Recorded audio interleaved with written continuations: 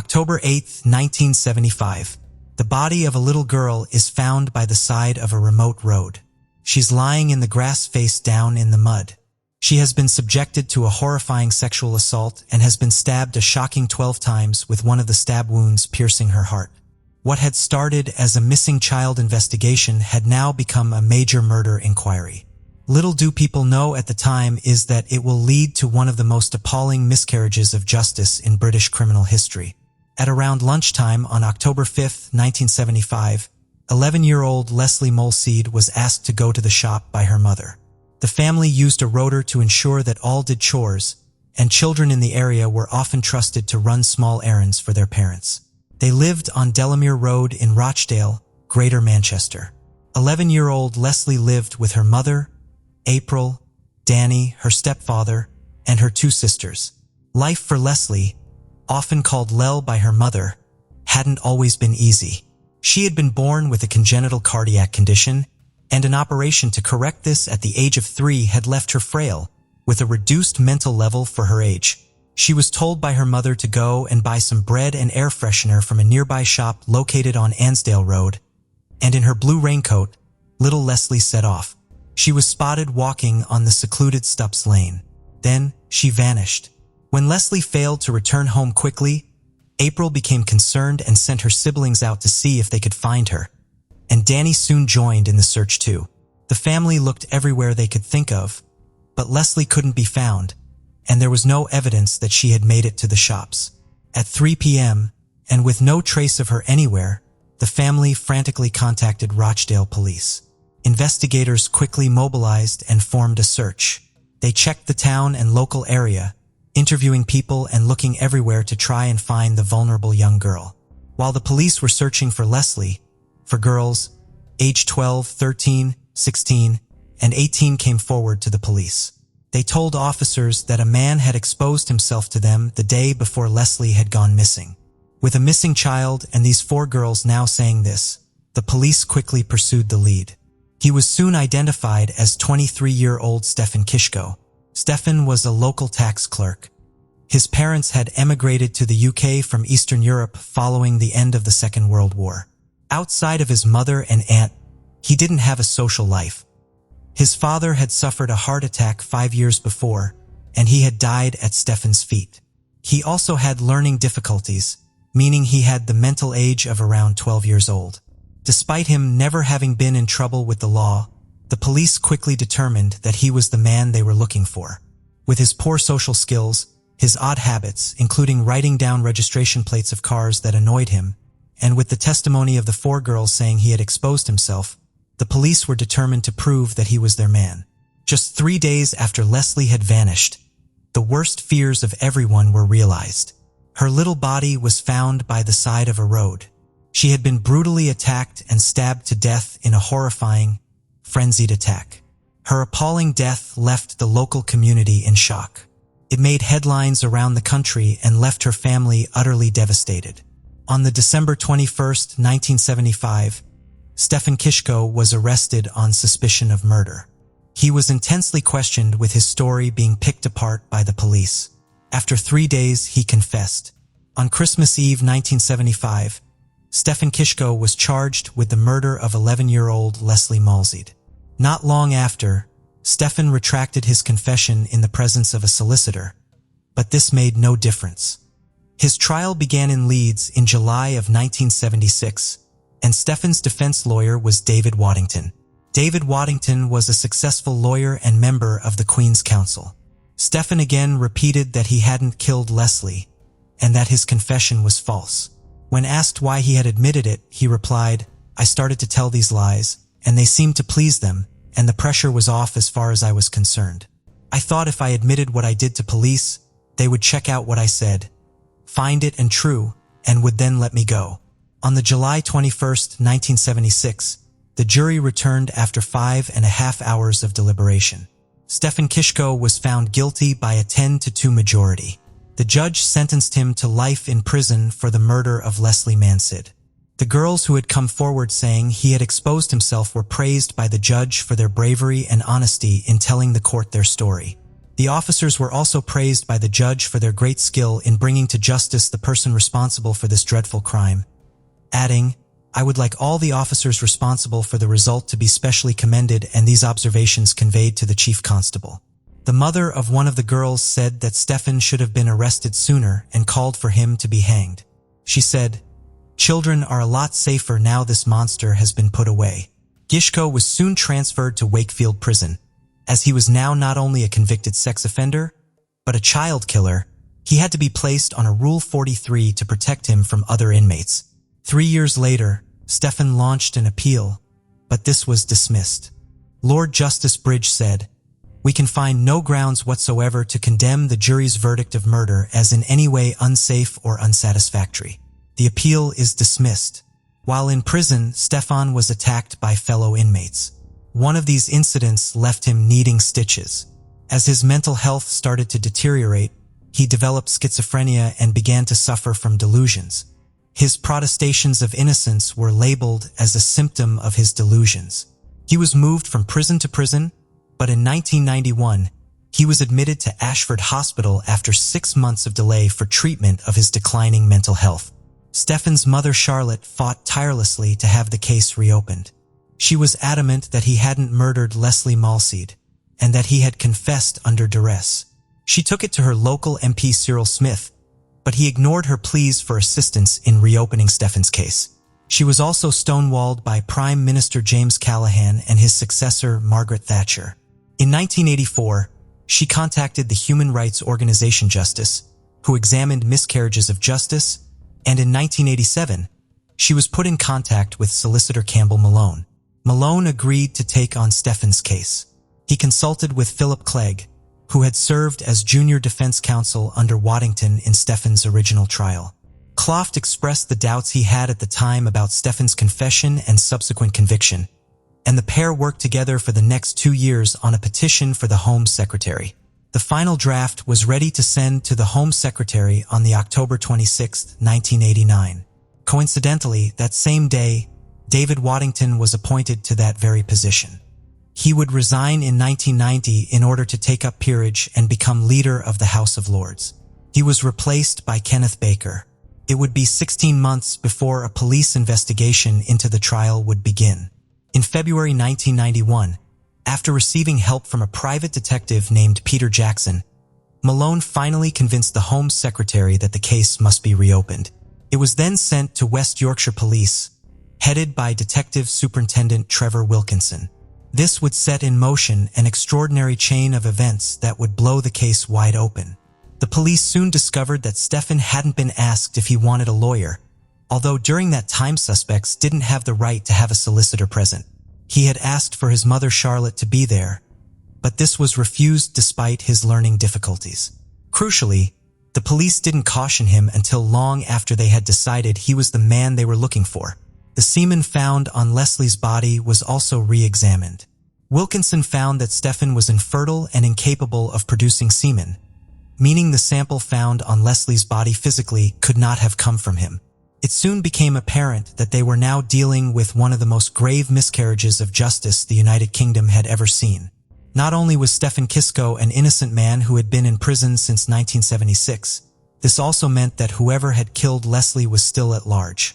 The evidence of the semen had been suppressed by the police and never disclosed to either the defense team nor the jury. They also found that a witness has seen Stefan visiting the grave of his father on the day Lesley had been murdered, and the witness couldn't understand why they hadn't been called to testify. The errors in the investigation just kept on coming. A few months before the murder, Stefan had broken his ankle. This, coupled with the fact he was overweight, meant it would have been incredibly difficult for him to scale the slope where Lesley had been found. This evidence was also not shown to the court. The catalog of errors made by his legal counsel were also in the firing line when it became apparent how badly they had handled his defense. On the first morning of the trial, the Crown delivered thousands of pages of additional unused material. This is where the defense counsel made a huge mistake. They didn't ask for an adjournment to examine them. Instead, they let the trial continue. They used the defense of diminished responsibility, a defense that Stefan hadn't agreed to. They said that he had murdered Lesley after receiving testosterone to treat hypogonadism, and this might have made him behave strangely. The endocrinologist who was treating Stefan vehemently disagreed with this argument, saying the treatment would not have led to that kind of behavior, much less make him inclined to kill. His endocrinologist was never called to testify to this effect. The 4 girls who said that Stefan had exposed himself to them were now aged 27, 28, 31, and 33. They also had something to say. They admitted they had made up the allegation against Stefan, and that he hadn't committed indecent exposure. They said they had done it for a laugh and that, at the time, it was funny. One of them was interviewed by police on Valentine's Day, 1991. She said she wished she hadn't said anything, and that she didn't think at the time it would go that far. She said she had gone along with what one of the other girls had said. Another one of the girls said they had seen someone urinating in public, but it wasn't Stefan. She also refused to apologize. One of them was a friend of Lesley's older sister, and she expressed the most remorse. She hadn't been called to testify along with the other 3, but said that if she had, she would have told the truth and not committed perjury like the others had. 2 of the girls received a formal caution by police for the criminal offense they had committed. In August 1991, the new findings were presented to the Home Secretary, Kenneth Baker. He immediately handed it over to the Court of Appeal. The judicial investigation began on February 17, 1992. After hearing the plethora of new evidence that proved the wrong man had been convicted, Lord Chief Justice Lane said, "It has been shown that this man cannot produce sperm. This man consequently cannot have been the murderer." And with that, Stefan Kishko was declared an innocent man, and his immediate release from custody was demanded. Anthony Beaumont Dark, a conservative MP, said, "This must be the worst miscarriage of justice of all time. It brings shame on everyone involved in the case." This brought fresh heartbreak for the family of Lesley Molseed.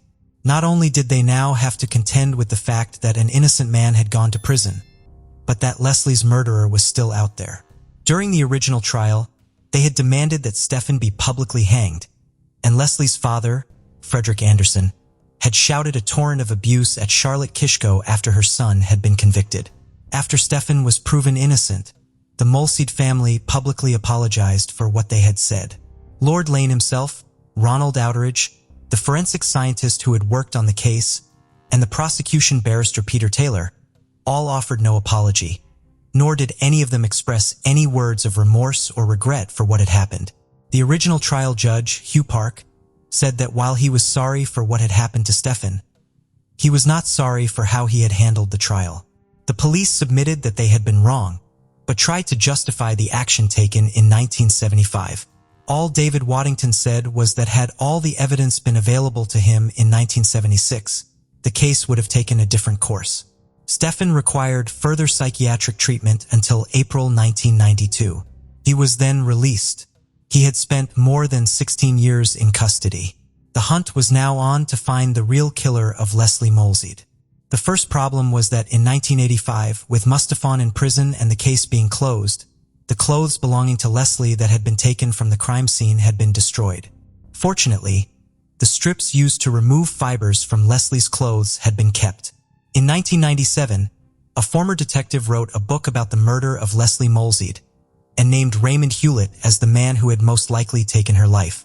Hewlett has served with the Scots Guards before becoming a fairground worker. It was after this that he committed a string of appalling sexual assaults.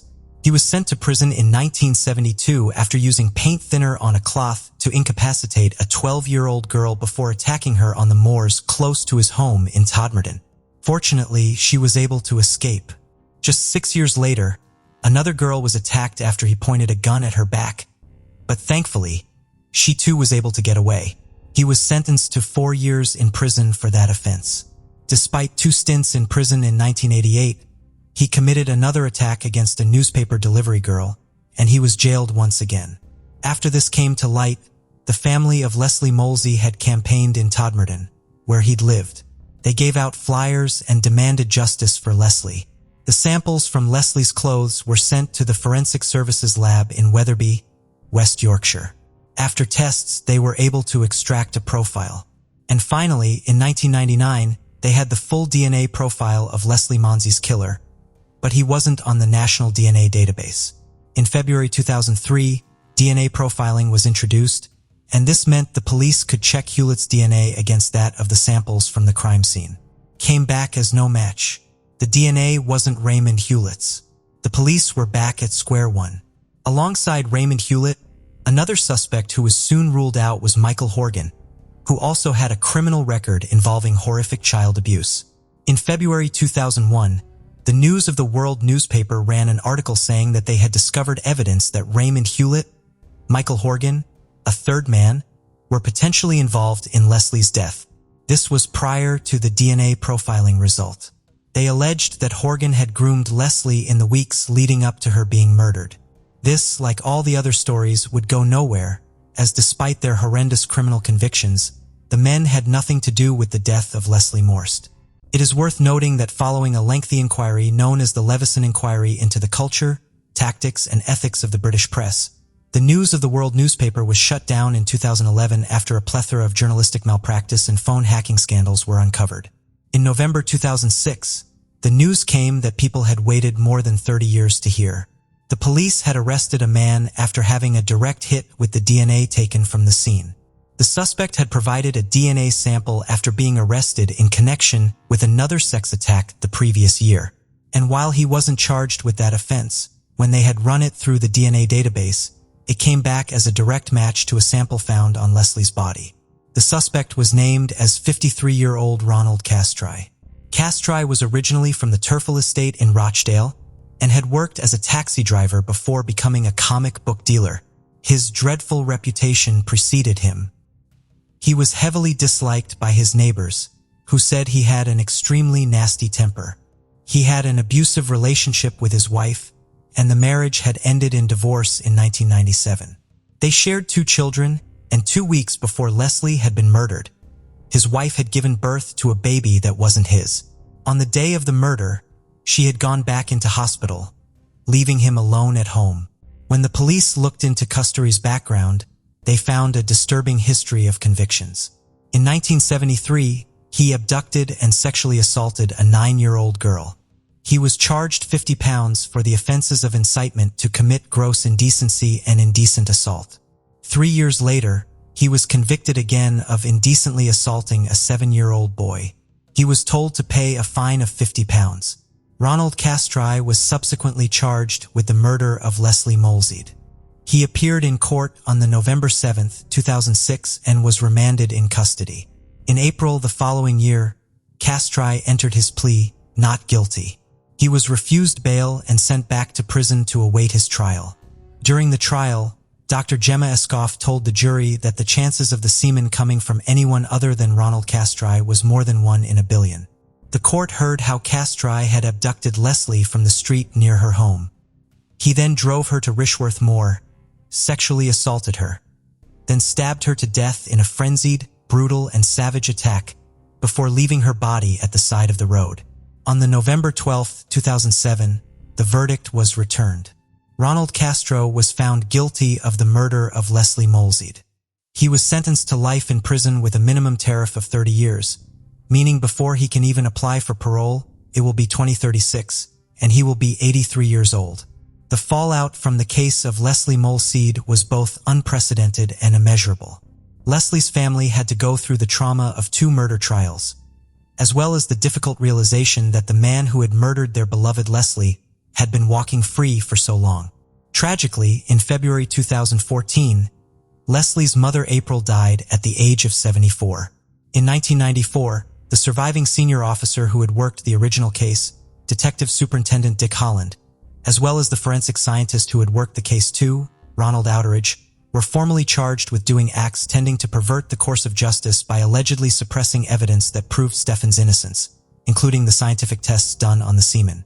In May the following year, the case was challenged by defense barristers who argued that the passage of time had made a fair trial impossible, and that the case was an abusive process. The presiding magistrate agreed, and the case was not put to a jury.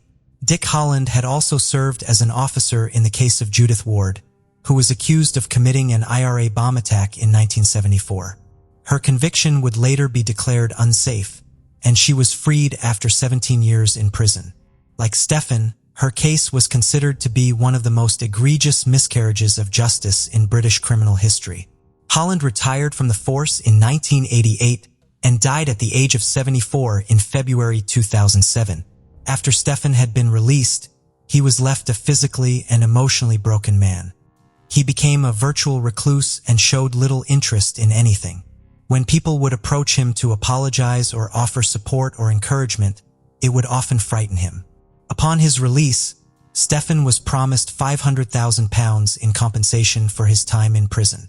He received an interim payment, but never the full amount. As on the December 23, 1993, less than 2 years after being released from prison, Stefan Kisko suffered a massive heart attack and died at the age of 41. For months later, his mother Charlotte, who had fought tirelessly for her son, died at the age of 70. The pair were buried together in Rochdale Cemetery. While in prison, Stefan wrote to a family friend saying, "I am in prison for a crime I have not committed. I am missing my mother very much. I hope there will be a happy ending." In 1992, following Stefan's release, the two families who had been torn apart by the murder of Lesley, the Molseeds and the Kishkos, met in person to begin the healing process. Lesley's father, Frederick Anderson, said, "I wasn't sure whether she would accept me into her home. I said some horrible things about Charlotte at the trial, for which I cannot apologize enough."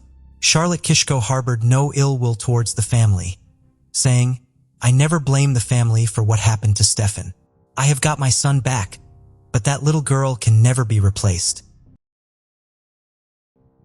Jessica Gutierrez was born on December 3, 1981 in South Carolina. She was the youngest in her family, with 2 sisters and a brother. Shortly after her birth, Jessica's parents divorced, leaving her mom Debbie to raise 4 children on her own. They all lived in a small town called Edmond near the state capital. It was hard for Debbie to provide for all the children without any support, but despite this, the family were pretty close-knit. When Debbie was working, the older kids looked after Jessica, and when she had free time, Debbie tried to come up with something fun to do for all of them. On June 5, 1986, their family was spending a typical summer day. Jessica, who was 4 at the time, was playing in the yard with her siblings while their mom finished up some jobs around the house. In the evening, they all had dinner together, and Debbie put the children to bed. Jessica usually slept with her mom on the same bed since she was the youngest, but on that particular day, her brother had an earache, so Debbie decided to let him sleep with her. As a result, Jessica went to sleep with her older sisters. The eldest slept on a separate bed, and the other lay with Jessica. The next morning, Debbie woke up around 9 a.m. 6-year-old Rebecca, who slept in the same bed as Jessica, went into her mother's room and asked her to make cereal for breakfast. Debbie got out of bed, left her room, and immediately noticed that something was wrong. The front door, which she always locked before going to bed, was wide open, and their dog, who usually stayed outside, was running around the house. There was also a curtain rod laying under the back window, and the protective screen had been removed from it. Debbie went into the girls' room, but Jessica was nowhere to be found. She also noticed some papers scattered on the floor. When she asked her older daughters where their sister was, Rebecca replied, "She's gone. A man with a beard and a magic hat took her." Thinking her 6-year-old daughter was just joking, the mother went to look for Jessica. She thought maybe her daughter had gone out to play in the yard, but she wasn't there. Debbie searched the entire house, hoping Jessica was just playing hide and seek. But pretty soon, she realized that Jessica was not in the house. So the mother ran back to the girls' room and began demanding Rebecca to tell where her sister was. The girl kept repeating the same thing about the man in the magic hat, and Debbie started to lose her temper. She began shouting and asking why Rebecca hadn't screamed for help if someone was taking her younger sister from the house. After that, Rebecca finally told more details of what had happened. According to her, she woke up in the middle of the night and saw a man with a beard and in a wizard hat next to their bed. He gently picked up Jessica, who was still sleeping, and left the room with her. Rebecca, who was only 6, didn't fully understand what was happening. She was scared and covered her head with a blanket, thinking it was just a weird dream. After lying like that for a while, she fell asleep and didn't even think to tell her mom what had happened in the morning. Realizing that Rebecca was likely telling the truth, Debbie immediately called the police. Officers searched the entire house and came to the conclusion that she could indeed have been abducted. Most likely, the perpetrator entered the house through the living room window by removing the protective screen. Upon closer inspection of the area, they discovered a fingerprint on the exterior of the glass and handed its image to experts. Next to the window, the police found a pack of cigarettes and several cigarette butts. Understanding that they were likely dealing with a kidnapping, investigators installed a recording device on Debbie's phone. This was done in case the kidnapper would call with a ransom demand. The police listened to Rebecca's account, and she told them the same story about the man in a wizard hat. This time, she added that he had unplugged the fan and nightlight before approaching their bed. The girl hadn't seen the kidnapper's face, so her description didn't offer any help to the investigators. They focused on Debbie and brought her to the station, where they asked her to recount all the events of the previous day in the utmost detail. During the conversation, she mentioned that she had a strong guess who might have taken her daughter. Just a few days before, she had ended a relationship with a man she had been dating for several months. According to Debbie, he was quite aggressive and controlling, and he also drank pretty often. The man wasn't happy with Debbie's decision to end their relationship, so she thought he might have decided to take revenge by taking her daughter. She called him from the police station, but he denied any involvement in Jessica's disappearance. The police decided to investigate him further, but found no evidence crime. They also checked Jessica's father, but he had long been living out of state and just couldn't have abducted his daughter. Meanwhile, experts ran the fingerprints found on the window through the FBI database, but there were no matches. The police decided to focus on search efforts and began combing the area around Jessica's house. It was located on the outskirts, with endless fields stretching for many miles around it. Police searched abandoned buildings, forests, streams, and rivers, as well as any other places where Jessica could potentially be. The next day, the FBI joined the investigation, but they still couldn't find any traces of the missing girl. Police started distributing flyers not only in nearby towns, but throughout the entire state. The sheriff sent an airplane to survey the area from the air. The search continued for several days, and during this time, Debbie was restless. With 3 children to care for, she was unable to go out and search for her daughter. The police rarely spoke with her, only responding when she reached out to them herself. On Saturday, 2 days after Jessica's disappearance, Debbie decided to call the sheriff and ask whether they would continue the search over the weekend. She was understandably beside herself with grief. Sheriff responded that he had been searching for her daughter all night and warned that if she persisted in accusing him, he would call off his team and they would all simply forget about this case. Since Debbie's phone still recorded everything, she saved this recording. The woman continued to believe that the police were not doing enough to find her daughter, so she was losing more and more hope of finding Jessica alive with each passing day. This went on for several months, until there was a rather unexpected twist in the case. 10 weeks after Jessica's disappearance, the police faced a series of crimes. A local man had broken into someone's house, but the owner used a weapon to scare him off. Then, this man stole a van and drove to North Carolina, where he broke into a home of a sleeping woman and assaulted her. Shortly after this incident, the man was arrested and his fingerprints were entered into the database. Once they were there, investigators got a full match.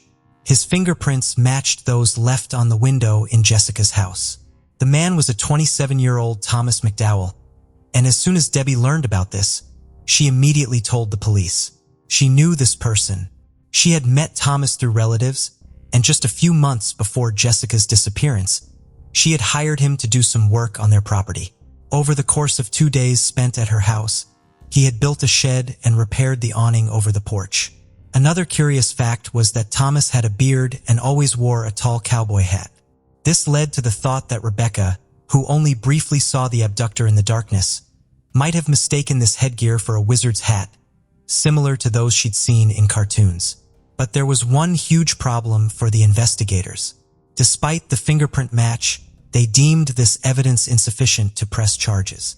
They still didn't have Jessica's body, so they couldn't be 100% sure she was not alive.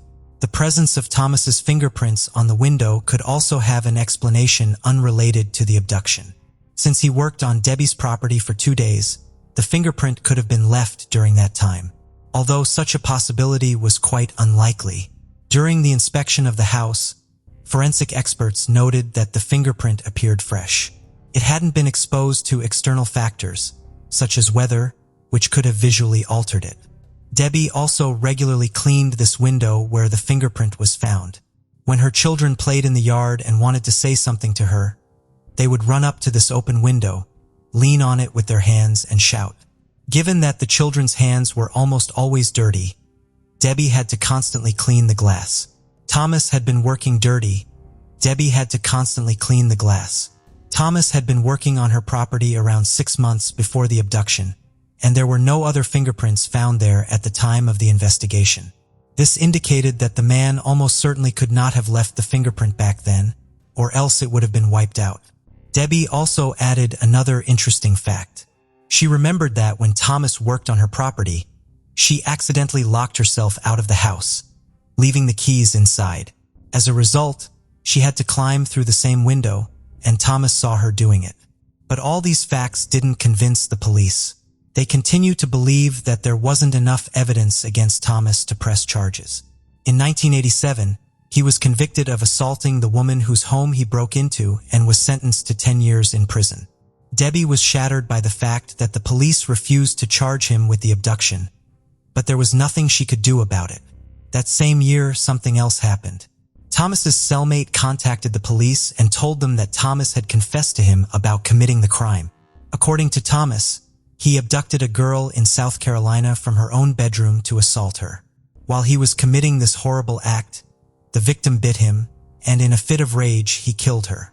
Thomas dismembered the remains, took them to a field, and left them there. Investigators in Jessica's case went to prison to speak with him, and Thomas didn't even bother to deny it. Nevertheless, he said he was willing to confess if they provide him with full immunity. The authorities obviously couldn't agree to such terms, so the police once again came up empty-handed. Learning that Thomas had escaped punishment, his cellmate wrote a letter to Debbie and told her this story. Once again, she was shocked by the fact that Thomas was allowed to evade justice, but there was nothing she could do about it. Frustrated by the police's lack of action, Debbie decided to conduct her own investigation. At one point, she located an abandoned car that had previously belonged to Thomas and inspected it.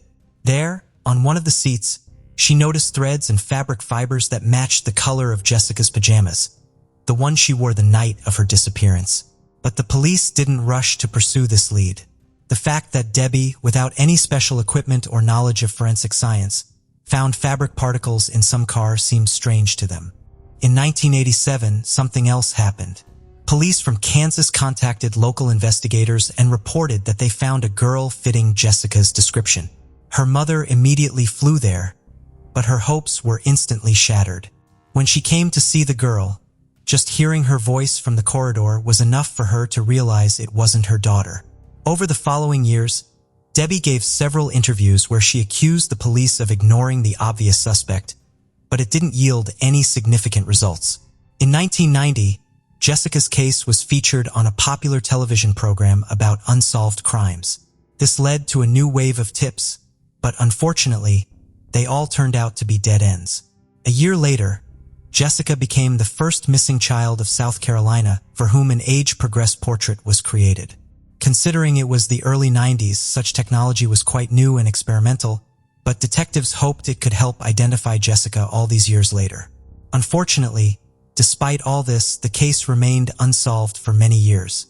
In February 2007, 21 years after Jessica's disappearance, her mother once again publicly accused the local police department of inaction.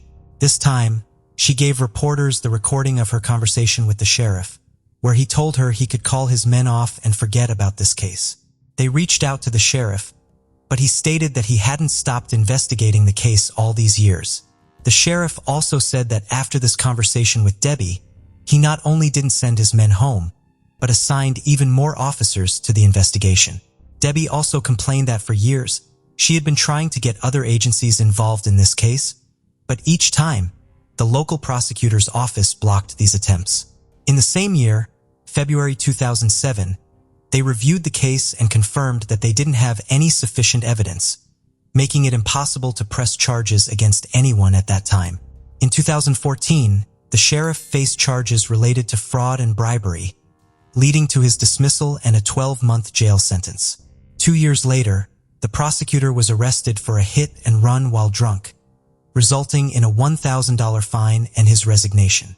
In 2021, after 35 years since Jessica's disappearance, the new sheriff named Jay Kuhn reopened the investigation with the FBI's help. 50 agents were assigned to this case, revisiting all available evidence and seeking new leads. Eventually, they not only concluded that there is enough evidence against Thomas McDowell, but also discovered new indirect pieces of evidence linking him to the crime. His relatives and friends revealed that the man drastically changed his appearance after Jessica's disappearance, shaving his beard and long hair and ditching his favorite cowboy hat. They also said that he smoked the same brand of cigarettes found near Jessica's home. Unfortunately, experts couldn't find any traces of DNA on these pieces of evidence, probably due to the fact that they'd been tested multiple times in the past, which might have wiped out any biological traces. While all these factors added to suspicion against Thomas, the key evidence remained his fingerprint and the testimony of his former cellmate. Eventually, detectives believed that they had enough evidence to bring the case to trial. And in January 2022, Thomas was finally arrested. At 62 years old, Thomas refused to admit guilt, and preparation for the trial stretched for several years. It began only in January 2024, and Thomas's lawyers attempted to challenge the existing evidence.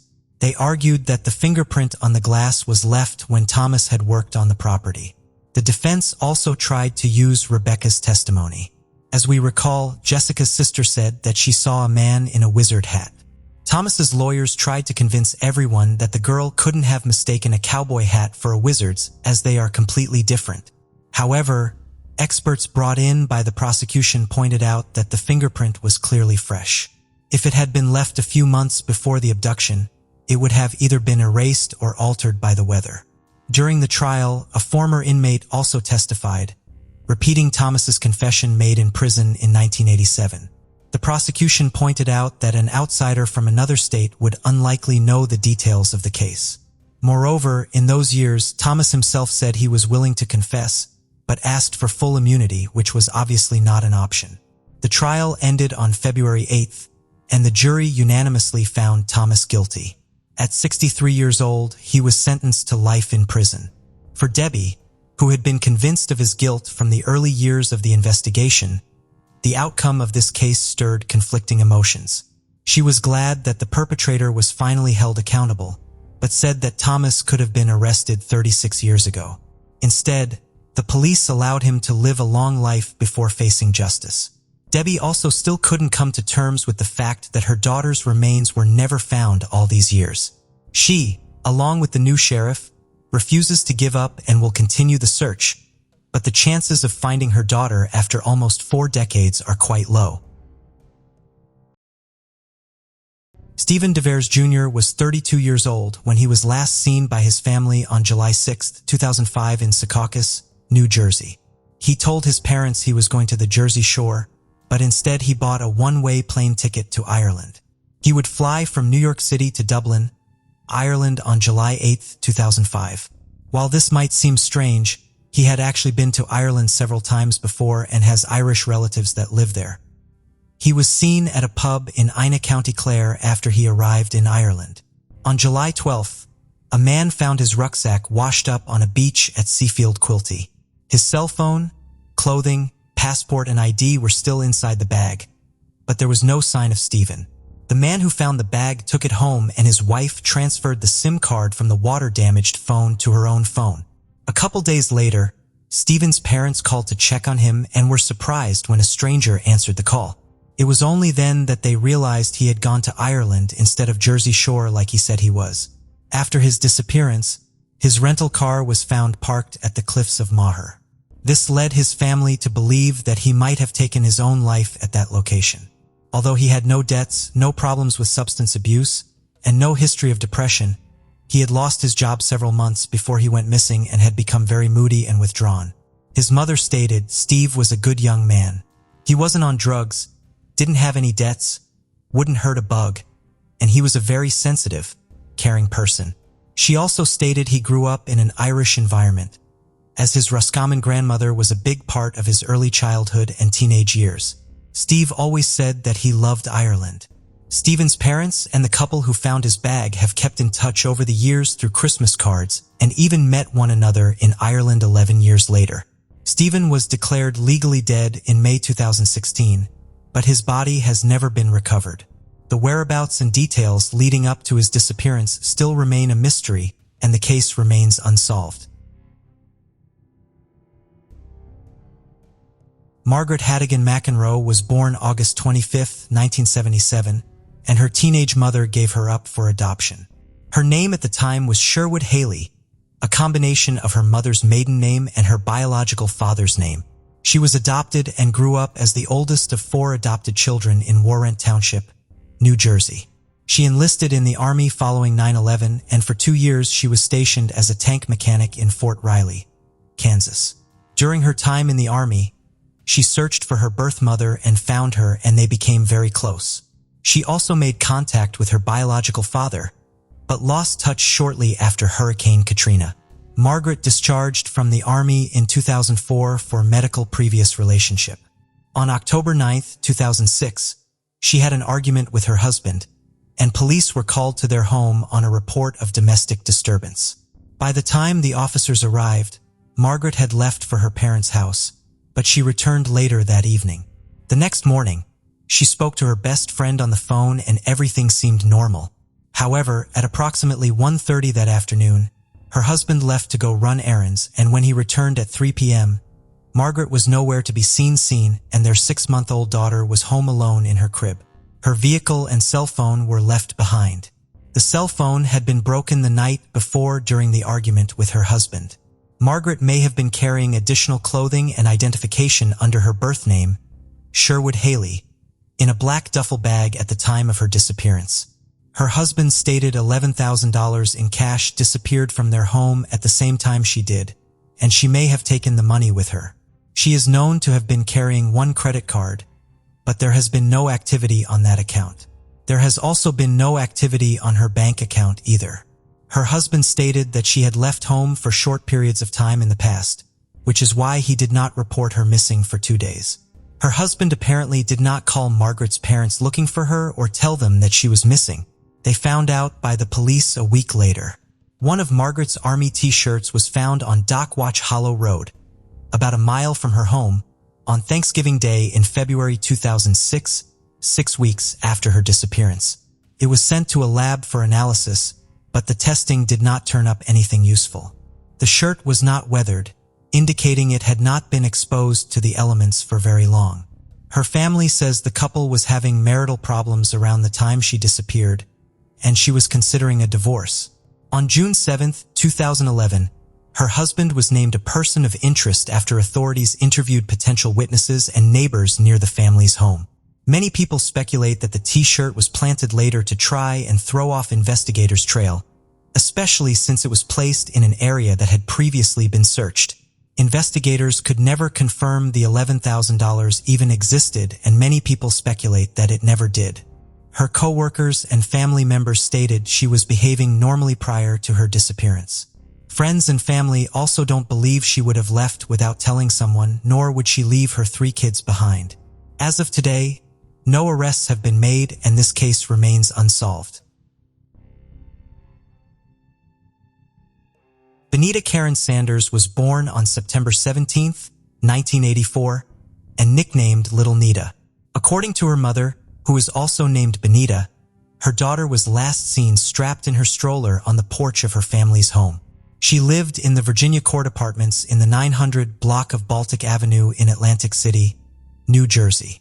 At 6 p.m. on September 14, 1986, Vanetta stated that Little Nita was eating a popsicle and her other children were playing outside at the time. Bonita claimed that she looked outside at approximately 7 p.m. and discovered Little Nita had disappeared from her stroller. Bonita claimed that she searched Baltic Avenue and the surrounding streets for her daughter, but she could not locate her. She would report Nita missing around 8:30 p.m. Investigators looked at both of Nita's parents in her disappearance. Her father, Abdul Salam, was quickly ruled out as a suspect. Although he had been seeking to gain custody of his daughter, he was in prison at the time of her disappearance for robbery. He and Bonita were together for 8 years, and Bonita had 4 children during this time, 2 of whom were Salam's, but she and Salam never legally married. Salam has stated he never believed Bonita's account of their daughter's disappearance. Bonita allegedly abandoned Nita at birth in 1984 by walking out of an Atlantic City hospital and leaving her behind. However, she was not charged in that case, but she did face charges when she gave birth to a son in October 1986, 1 month after Nita was last seen. In October of 1986, Bonita gave birth to a baby boy at the Atlantic City Medical Center, where she had checked in under the alias Laura Smith. She was discharged from the hospital on October 7, 1986, and left with her newborn son.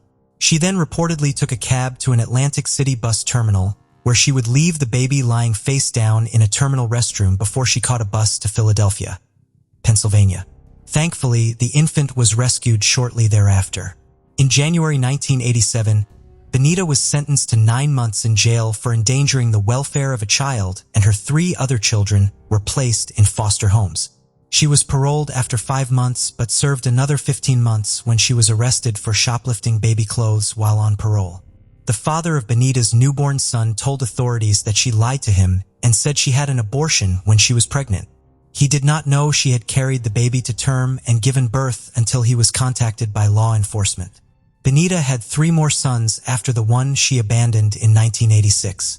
The prosecutor in Bonita's case told the court that she was uncooperative during the investigation into little Nita's disappearance. He stated that she provided false leads and also lied to authorities. But Nita evidently never inquired as to the status of her daughter's case. Salon believes that his daughter was not abducted and has asked investigators to search the yard behind the Virginia court apartments for human remains. Authorities utilized cadaver-sniffing dogs earlier in the case but could not locate any evidence in the area. Salam also stated that New Jersey's Division of Youth and Family Services was supposed to check on little Nita's well-being prior to her disappearance at his request. However, when they arrived at the residence, no one was home. By the time they prepared for a second attempt to see Nita, she had already vanished. Investigators believe that Nita possibly choked to death on the popsicle stick she was holding on the day of her disappearance and was buried somewhere off the family's property. However, there is no evidence to support this theory. In February 2009, authorities began searching a wooded area in Pleasantville, New Jersey for her remains. Reportedly, Bonita's best friend went to police and said Bonita had buried her daughter there. However, nothing was recovered at the search site. A forensic anthropologist noted that given Nita's age and the time that has passed since her disappearance, it's possible that even if her body had been there at one time, there would be no trace of it now. Bonita Karen Sanders was just 3 days shy of turning 2 when she disappeared. No one has ever been arrested in her disappearance, and as of today, this case remains unsolved. 5-year-old Dulce Maria Alves went missing on September 16, 2019 from Bridgestone City Park in Bridgestone, New Jersey. Her mother, Noma Alves Perez, along with her sister, had taken Dulce and her 3-year-old little brother, Manuel, to the park that day to play. On the way to the park, they stopped at a convenience store and bought ice cream for a snack. They arrived at the park shortly after 4 p.m. and the 2 children ran to go play on the swing. Noma and her sister remained in the car while Dulce and Manuel played on the playground about 30 yards away. She was checking a scratch-off lottery ticket while her 8-year-old sister was doing homework. About 20 minutes later, Manuel ran up to the car crying. His ice cream was lying on the ground, and when she asked him where Dulce was, he pointed at the spot where he last saw her. The coconut water ice she had with her was also missing. After calling her brother, who lived nearby, she then called the police at 4:51 p.m. Within minutes, police arrived to the park and started gathering clues and interviewing what few immediate witnesses they could find. investigators would start a large search for the child and conduct interviews. After interviewing witnesses at the park, police got a description of a suspect described as light-skinned, possibly Hispanic, about 5'6" 5'8", with a thin build, had acne on his chin and was wearing a black shirt, red pants, and orange sneakers, possibly Nike brand. He put Dulce in a red van with a sliding door and tinted windows and left the park with her. A day after Dulce was kidnapped, an Amber Alert was issued looking for a man in a red van. According to authorities, nothing has ever been found and no red van has ever been located that could be connected to her disappearance. Over time, they have conducted thousands of interviews and processed thousands of hours of video frame by frame in hopes of finding any important clues in the case. At the time she went missing, she and Manuel didn't live with their mother, but lived with their grandparents instead. Noma, who was pregnant, lived in a room at a residence nearby. She was only 14 years old when Dulce was born, and she shared joint custody of her and Manuel with her parents.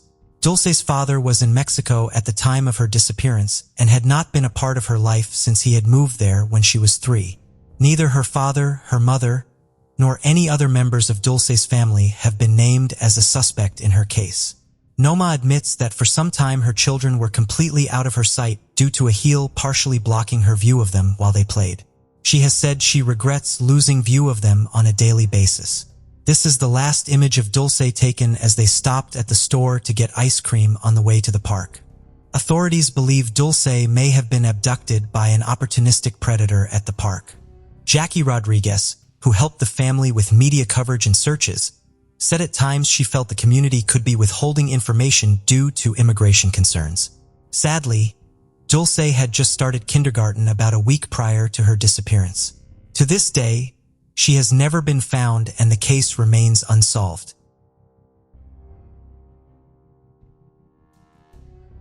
Margaret Ellen Fox was born on February 4, 1960. She enjoyed riding horses and graduated from St. Paul's School in Burlington, New Jersey in 1974 and lived with her siblings and parents at 224 Penn Street. A few weeks after completing 8th grade at 14 years old, Margaret and her 11-year-old cousin, Lynn Park, placed ads in the paper advertising babysitting services. Soon after, on June 19, 1974, a man who called himself John Marshall called Lynn and explained that he was interested. He told her he had a backyard swimming pool and a swing set at his home in Mount Holly. Lynn's parents would not allow her to go to the Marshall's home, so she gave her cousin Margaret his contact information. John said he would pay her $40 a week to babysit his 5-year-old son. Although he postponed meeting with her several times, he finally committed to a meeting date. He said that either he or his wife would be in a red Volkswagen. However, he called again and told Margaret's dad, who answered the phone that time, that he had to reschedule due to the death of his mother-in-law. Judging by the man's voice, her dad thought he was around 35 to 45 years old. Margaret's trip to Mount Holly was postponed once again until Monday, June 24th. Strangely, he never supplied his address to Margaret or her parents. On June 24th, she planned to take a bus to Mill and Main Streets in Mount Holly, which was 8 miles from her home, to have an interview with the man about the babysitting job. One of her siblings went to the bus stop with her and witnessed her getting on the bus. She left home with her purse, a bathing suit for swimming in the Marshall's pool, and her Huckleberry Hound eyeglass case. One passenger remembered sitting behind Margaret on the bus and briefly chatted with her. Witnesses reported seeing her near Mill and High Streets after she got off the bus in Mount Holly. Margaret had been told to call home as soon as she arrived at the man's home, but that call never came. She was supposed to get a ride back home from either John or his wife, but when she didn't show up at 2:30 p.m., her parents became very worried. John had given Margaret a telephone number to reach him, and the number was traced to a phone booth in front of a Route 38 supermarket in Lumberton, New Jersey. Investigators at the time did not believe a legitimate person seeking a babysitter would have given a payphone as their callback number. In the hours after Margaret was reported missing, police started recording all phone calls placed to her home. One was from a man who has never been identified, who demanded $10,000 for Margaret's safe return. He stated, $10,000 might be a lot of bread, but your daughter's life is the buttered topping. A note arrived about a day after this, and the man gave specific instructions as to how the money should be given. He said the money should be put in a box with blue wrapping. This is also the same color as her blouse she was wearing. He also said Margaret was okay and that we only tore her blouse and broke her glasses. Her parents quickly withdrew the money but received no instructions on how to deliver it, and 2 days later, on June 30th, a second letter arrived that said $10,000 was a lot of bread, but your daughter's life was the buttered topping, noting the past tense. According to the FBI, the letter indicated that the ransom exchange was off because the parents had goofed in making the arrangements. It ended with "so long again," and the S, L, and A were highlighted. SLA were the initials of the Seminese Liberation Army, a terrorist organization famous for kidnapping Patty Hearst earlier that same year. They were not known to be active in New Jersey, but were in the news around the time of her disappearance. Investigators doubted the SLA's involvement in Margaret's disappearance. Police believe either the kidnapper or a prankster mentioned SLA because the group was frequently in the news. After the second letter arrived, there was no further communication, and it was never determined if the call and the letters were legit or a hoax. FBI examiners took fingerprints from the note and compared them to local collections of prints, but to no avail. Newer generations of investigators hoped to locate the prints and put them in the national database for comparison, but at some point they went missing along with Margaret's dental records. It's possible the note was a hoax, but they haven't ruled anything out. A detective canvassed Mount Holly's downtown area, showing Margaret's photo to approximately 200 people. Fellow officers also attempted to work every angle of the case and found their first suspect, an employee at the A&P supermarket named John Marshall. Marshall was eventually cleared after his alibi checked out and he passed a polygraph exam. Some investigators remain suspicious since polygraph testing isn't always conclusive. However, others believe the true criminal wouldn't have given his real name. Margaret has never been heard from again, and John Marshall has never been identified. Several other parents in the area complained that someone had attempted to lure their daughters with fake job offers. Also, several women reported being accosted by a man in a red Volkswagen. A man driving a car matching that description had attempted to pick up a girl in Mount Holly in May. A sketch of the man was later released in August. A sex offender who had owned a red Volkswagen at the time and lived close to where Margaret was last seen was questioned and cleared 4 years later. In 1976, a man confessed to her kidnapping, but it later turned out to be a hoax because he had been confined to a hospital the day she disappeared. Her parents are now deceased, but her siblings are still alive and some still live in the Burlington area. No arrests have ever been made in her disappearance, and as of today, this case remains unsolved. The case of Amanda Cawley and Lindy Dobbins. On the morning of August 27, 2015, 36-year-old Amanda Cawley returned home to find her house in chaos. Someone had broken into it while she was away. Her house was in disarray, with boxes knocked over, trash cans emptied, and many items broken or damaged, with glass strewn everywhere. Amanda panicked and checked her phone, which had many missed calls and messages from her ex-husband that she didn't want to reply to. At 5:30 a.m., she called her boyfriend and the police for help. She had recently started dating a man named Lamar. At that time, Lamar was driving his pickup truck down a route that led to her house. Meanwhile, the police were on their way to the scene. One officer arrived to assess the danger of the situation. He was to talk to Amanda and assess the damage to her property. The police assessed the situation and left after Amanda chose not to file a formal complaint. Before the police left her home around 9 a.m. that morning, someone came to Amanda's aid. The first person to visit was Lindy Dobbins, Amanda's best friend. At 39 and a mother of 3, Lindy had taken the morning off work to be with Amanda and support her. Lindy was a kind person who always helped others in difficult situations. After a while, their mutual friend Rachel Hendricks joined them. She had dropped her kids off at school and decided to support Amanda since she had some free time. By this time, Lamar was already at Amanda's house. The four of them gathered at Amanda's house, watching the chaos and discussing what had happened while considering their next steps. Amanda was still in shock from the incident and realized that she needed to consult a lawyer before reporting her ex-husband, who she believed was responsible. Eventually, Amanda's ex-husband called her again. This time, she chose to answer, leading to a 14-minute conversation. While they were in the living room, they suddenly heard the sound of shattering glass. A few minutes later, a police officer stopped Lamar on the street. He was running frantically, not paying attention to where he was going, trying to escape Amanda's house. According to him, he left the living room as soon as the shooting started, went down to the laundry room, and then fled through the garage, which was partially open. Lamar reported that unexpectedly, gunfire erupted at Amanda's house. He informed the police officer that he thought the shots were fired from outside the house. He did not observe anyone inside being hit by bullets. He was unable to give the police specific details. Lamar is certain that the attacker is targeting him, leading him to believe that the women inside the house are alive. The situation was dire. Minutes after Lamar left the house, the other women tried to escape. Rachel ran through the living room and through the broken glass front door. She spotted the neighbor's house next door and quickly ran over to hide. After escaping, Rachel called 911 to report that she had escaped but had injured her arm. She suspected that an armed attack had occurred at her friend's house and knew exactly who was likely responsible.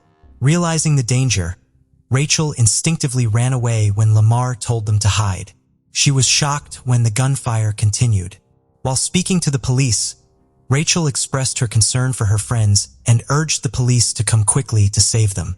In the next few minutes, 2 more calls came into the police station, one from Amanda and one from her friend, Lindy. However, during the calls, they only screamed while the gunshots echoed in the background. The police immediately went to Amanda Colley's house to rescue her. Gunshot wounds to Lindy's arms and legs showed that she was trying to defend herself from her attacker. Unfortunately, her efforts were futile. The attacker had fired a full magazine at her, indicating a clear intention to kill. Lindy was discovered at the end of a long corridor, lying in a pool of blood. It seems she tried to escape but was killed before she could get away.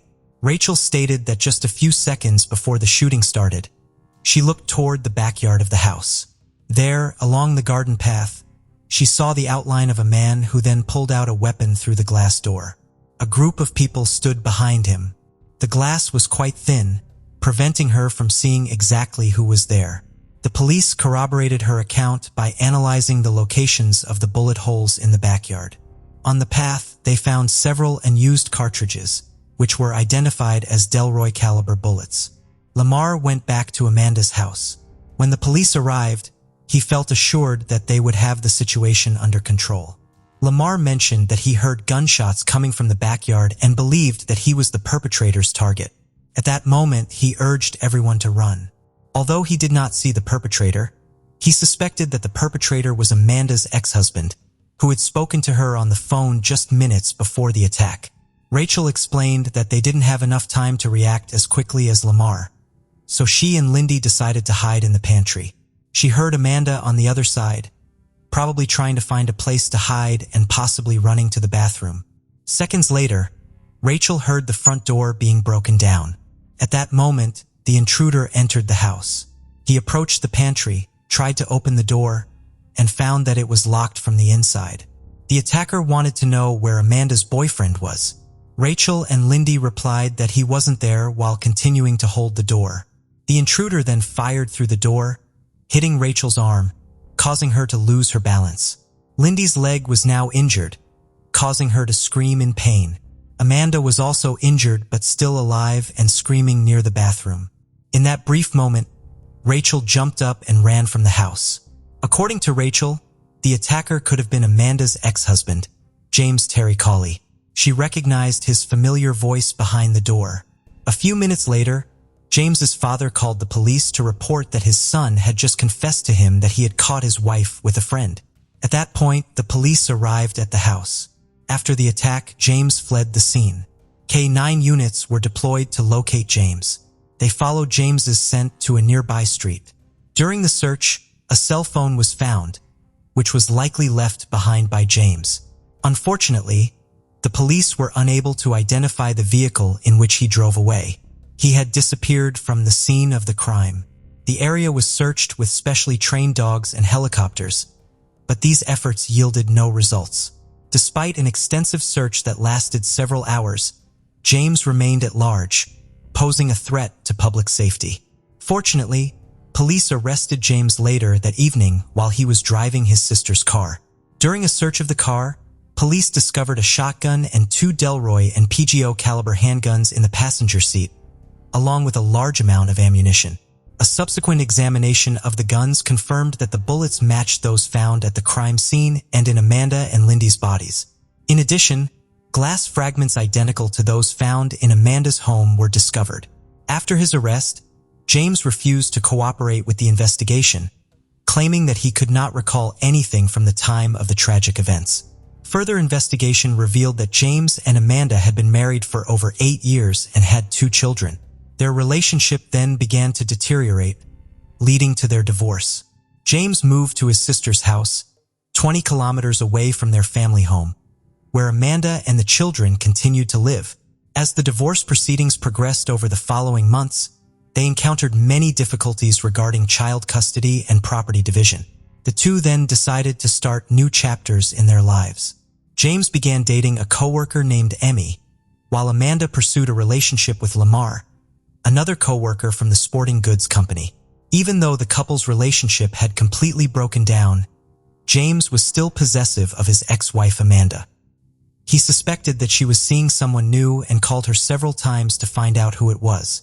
Amanda did not share the truth because she feared it would lead to serious problems.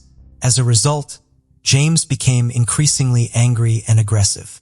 He called her frequently, becoming so intrusive that Amanda felt compelled to go to court to get a restraining order to protect herself. The weekend before the attack, Amanda's neighbor and close friend took a photo of a man mowing the lawn in front of Amanda's house. The man was identified as her new boyfriend, Lamar. When James found out, he tried to contact Amanda, insulting her and demanding to know who she was seeing. Amanda lied, claiming that the man in the photo was just a landscaper. James was going crazy because Amanda had found someone new. Early on the morning of August 27th, he planned a terrible act. Surveillance cameras from nearby homes did not capture the moment James, her ex-husband, entered Amanda's house. This was not surprising since he had lived there for a long time and was familiar with the areas not covered by the cameras. He approached the house undetected from the backyard, just as he had intended. The James entered the house around 3 a.m., but found it empty. Frustrated, he started to create chaos, throwing items around and dumping trash from the kitchen bins. He broke the TV and damaged several costly appliances. This destruction seemed aimed at upsetting Amanda. As he caused this damage, he was also getting ready for the terrible actions that were to come. James was looking for evidence that Amanda was having an affair with another man. Eventually, he discovered something that confirmed his suspicions and made him even angrier. At 4:00 a.m., he went to Mike's house, who lived across the street. James knocked loudly, shouted and swore while discussing Amanda in an angry tone. Mike showed James everything he had found in Amanda's house, including some intimate toys that James had never seen before with his ex-wife. Mike knew that James had been given a restraining order prohibiting him from having access to his home or his ex-wife. However, James had violated the order. This could have resulted in a court hearing and possible arrest. Mike tried to calm James down by offering him a drink and suggesting that he go home and rest to avoid making any more impulsive decisions. Unfortunately, James ignored this advice and decided to go to court to resolve the issues related to his first restraining order violation. On the way, he called his father to tell him about the damage he had done to Amanda's home. His father reprimanded him and urged him not to be stupid again. James was arrested and charged with 2 counts of premeditated murder, 2 counts of attempted murder, robbery, and aggravated stalking for violating a court order. James maintained his innocence, claiming amnesia, and was taken to the county jail to await a hearing. The prosecution needed to prove that James attacked Amanda, her friends, and Lamar. Although there was no direct evidence linking him to the crimes, there were multiple witnesses present who confirmed that he was the perpetrator. Police pieced together James' movements on the day of the attack. James arrived at Mike's house around 4:00 a.m. and stayed with Mike until 4:45 a.m. After leaving, James went to his sister's house, where he lived with his sister and father, about 15 minutes from James's old home. After returning to his sister's house, he retrieved a gun and ammunition before committing the crime. Prosecutors alleged that the motive for the attack was a photo he had taken of Lamar at Amanda's house. Police searched James's cell phone and computer. They learned that at approximately 5:00 a.m., he began texting Amanda. He had tried to call her just 1 minute before the first gunshots and had called Amanda 22 times before that. Up until that point, Amanda had tried to avoid answering his calls, but after seeing the state of her house, she decided to pick up the phone. During the call, she accused James of robbing and vandalizing her house. Amanda had asked James to leave her alone. It was clear that she had done everything she could to avoid contact with James. She even suggested that she would keep quiet about his vandalizing her house if he would finally leave her life. The defense team is determined to fight the charges. They argue that James was prescribed medication to treat anxiety and depression, which was supposed to help him, but when taken together, caused unpredictable side effects. This reaction was made worse the night before the attack, especially after he had consumed beer and strong drinks. On the evening of August 26th, after returning home, he took another medication that was supposed to help him sleep. He fell asleep but woke up a few hours later. The defense argued that the combination of the drugs he had taken and the alcohol had contributed to his uncontrollable behavior. However, James had plenty of time before the incident. The effects of these substances should have diminished, and he even attended the trial that morning without arousing any suspicion. After leaving the courthouse, he began calling and texting Amanda. Before arriving at his wife's house, he filled up his car with gas. The prosecutor's office believes this is a sign that he was preparing to flee the state, suggesting that he had planned ahead. During a search of the car, police found a shotgun, 2 handguns, and a large amount of ammunition of various calibers. These items were scattered throughout the vehicle, indicating that they had been hastily discarded. Police also found the same drugs that the defense had mentioned. The attorneys prepared expert witnesses in pharmacology and psychiatry to demonstrate that the combination of drugs James was taking could impair his ability to think rationally and make decisions. According to the attorneys, this impairment ruled out premeditated culpability, suggesting that James's actions could have been a spontaneous outburst of aggression beyond his control. The pharmacologist stated that the combination of these drugs was likely to cause amnesia. Therefore, James may not actually remember the incident. During police questioning, Mike provided detailed evidence of James coming to his house that morning. James was a bit strange. Mike knew that James was trying to cope with Amanda's new relationship after their divorce. Mike could not understand why James still wanted to possess her even though they were divorced. James became obsessed and sent pictures of Amanda's new boyfriend to her, which led to a tragic outcome. Police carefully examined text messages exchanged between James and Mike. It appeared that Mike was telling the truth. James harbored resentment, not only toward his ex-wife, but also toward her friends. He specifically blamed Amanda's best friend, Lindy, for turning Amanda against him, which fueled his hatred for her. Evidence showed that James had collected a weapon just before leaving the house, the prosecutor's office said. Police also noted that James' father had tried to intervene and stop him from doing so, but his efforts were unsuccessful. The key witness for the defense was James' sister, Rhonda, who lived with him at the time. However, she was on vacation in Italy during the attack and returned 2 weeks later. Rhonda disputed the prosecutor's assertion that James was planning the attack. She believed that the 2 guns found in the car were there by chance, as she had been carrying them for a while. The defense argued that this indicated the attack was impulsive and unintentional. In contrast, the prosecution thought Rhonda was merely trying to defend younger brother, with whom she had always had a close relationship. The prosecution pointed out inconsistencies in Rhonda's testimony, especially regarding the type of handgun she reported having in the car. This raised the jury's suspicions. James faced the possibility of the death penalty for the assault. James's defense team aimed to reduce the severity of the sentence. The only sure way to spare James's life was to contest the premeditated murder charges, which could have carried a sentence of life in prison without parole. However, the prosecution was determined not to negotiate and refused to offer a plea deal. They argued that James, who had taken 2 lives and seriously injured 2 others, deserved the death penalty. The defense argued that James had no intention of harming Amanda or her friends. However, when he arrived at Amanda's home, an incident occurred that angered him. It is believed that there was an argument between the men, which may have caused James to start shooting. However, surviving witnesses, Rachel and Lamar, claimed that no conversation occurred and that no one provoked him. On the other hand, the prosecution argued strongly that James did not arrive at the home by accident. Instead, he returned to his sister's home to get weapons and ammunition for the murder, suggesting that his actions were premeditated. The key piece of evidence in the case was a phone call between James and Amanda that took place shortly before the shooting began.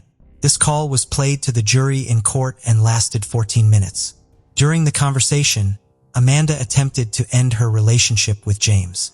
She cried and begged him, trying to intimidate him by mentioning the restraining order and threatening to call the police if he continued to stalk her. It was clear that she had been enduring his harassment for a long time, but he paid no attention to her suffering. After both sides presented their arguments, the jury began deliberating their verdict. 2 hours later, they reached a unanimous decision, finding James Terry Calley, 38, guilty on all 7 counts, including burglary. However, the case was not over. 2 weeks later, the same jury reconvened to decide whether James should receive the death penalty. The defense team remained hopeful. They wanted to prove that the combination of drugs he had been taking could have caused side effects such as memory loss. Experts, including a forensic psychiatrist and a pharmacist, supported this claim, arguing that James suffered from parasomnias, which meant he could not have been aware and could not remember the events that had occurred. Psychiatrists claim that people with parasomnias can walk, drive, and perform deliberate actions. However, the prosecutor's office has disputed these claims by presenting court records showing that James had been in court the morning before the attack. He had interacted with several people and there was no unusual behavior. James appeared calm, with no signs of slowing down, confusion, or depression, common signs of people with parasomnias. The prosecution successfully convinced the jury of James's guilt for causing the deaths of Amanda and Lindy. The jury unanimously decided that he should receive the death penalty. A third hearing then took place where the court gave the defense one last chance to present any compelling evidence that might lead to a reduction in the death sentence. During this hearing, James took the stand for himself for the first time, describing the incident as a terrible accident. However, his argument lacked credibility. The defense attorneys also failed to present any substantial evidence, leading to James Terry Calley's death sentence being upheld. He is currently in prison awaiting execution by lethal injection. Giovanni Maria Versace was born on December 2, 1946 in Italy. He grew up with his brother, Santo, sister, Donatella, and his parents, Francesca and Antonio. He and his siblings were particularly close, made even more so when they tragically lost their older sister, Tina. Gianni adored his mother. She was a talented dressmaker, and he became immersed in her creative world from a young age. He made his first dress aged just 9 years old, a striking blue one-shoulder gown. He didn't know it at the time, but this very dress would be worn by Diana, the Princess of Wales, 40 years later. He worked as an apprentice in his mother's sewing business and threw himself into the world of design, color, and art. He was heavily influenced by Greek history and mythology, as well as artists like Andy Warhol and Roy Lichtenstein. His ideas about fashion were unique and filled with bold prints and exciting statements. Age 26, he moved to one of the fashion capitals of the world, Milan, to work in design and immerse himself in fashion. He became the designer for several well-established fashion houses. People loved his work and creative flair, and he was encouraged to work on his own collections for women. He presented these at the Palazzo della Permanente Art Museum and put together his first fashion show just months later. In 1978, he opened up his first boutique at the age of 32, and the sky was the limit for him. After this, he began building the empire that would ultimately become the internationally recognized Versace fashion brand.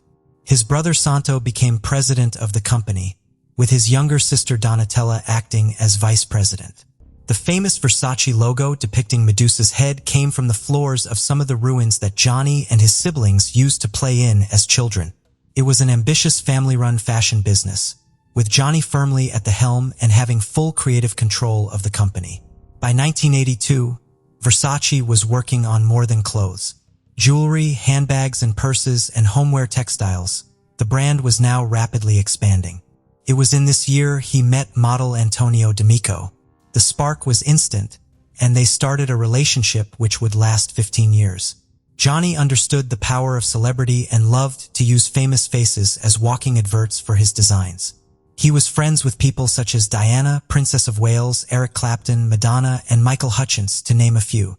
He is credited as having discovered models like Naomi Campbell and Linda Evangelista, consistently working with them on ad campaigns as well as on the runway. He adored theater and spent a lot of his career making costumes for various performers and shows, working with everything from operas and ballets to clothing for music videos. Gianni embraced all aspects of fashion and never limited himself to any one area. He designed clothing for Michael Jackson and Paul McCartney's 1983 hit song Say, Say, Say, and worked with Elton John to create the costumes for his 1992 world tour. He was recognized as being someone who brought together the worlds of fashion and music in a whole new way. On October 21, 1990, Gianni was working in San Francisco, having designed some costumes for the opera, when he bumped into a man named Andrew Cunanan, whom Gianni seemed to recognize from somewhere. The exact events of this meeting remain unclear, but witnesses claim there was a definite encounter between the pair. His sister Donatella disputes this and denies they ever met. What was certain is that Cunanan developed a dangerous obsession with the fashion designer, one which would ultimately lead to the death of Gianni Versace. In 1993, Versace was diagnosed with a rare form of ear cancer. While he battled the cancer successfully, it had taken a physical toll, and he started to delegate some of the business responsibilities. Despite this, in the mid-90s, he was still at the top of his career. Iconic Versace designs such as Elizabeth Hurley's safety pin dress, Princess Diana's purple gala gown, and Naomi Campbell's Andy Warhol pop art statement piece put the Versace brand at the top of the fashion industry. Gianni purchased a villa for just under $3 million, and a year later, he bought the adjoining hotel to extend the sprawling property. 6 a.m., a hot summer's day on July 15, 1997. Always the early riser, Gianni woke up to begin his day. He made several business calls to Milan, then set off on a morning walk around Miami Beach. Usually surrounded by a large entourage, on this particular day, he walked alone. He made a stop to buy some papers and a copy of Vogue and grabbed a takeout coffee. Around 8:45 a.m., he was back home and was looking for his house keys in his pocket when a dark-haired man in shorts and a baseball cap came rushing up to him. A single shot was fired, and Gianni Versace fell on the steps of his home. A second shot was fired at him as he lay on the floor, and the shooter quickly ran away from the scene, being chased by one of Gianni's neighbors. But the shooter was fast, and he sped off into the busy morning rush of Miami Beach. The ambulance quickly arrived, and he was rushed to the Jackson Memorial Hospital. But tragically, just after 9:20 a.m., Gianni Versace was pronounced dead. A manhunt was now on for the shooter, and it didn't take long for the police to identify him. It was Andrew Cunanan, a man the FBI had actually been searching for months already. Cunanan was a serial killer who adopted different looks and names to carry out a string of brutal murders across a 3-month period. He had moved to the Miami Beach area a couple of months before, with his next victim in mind.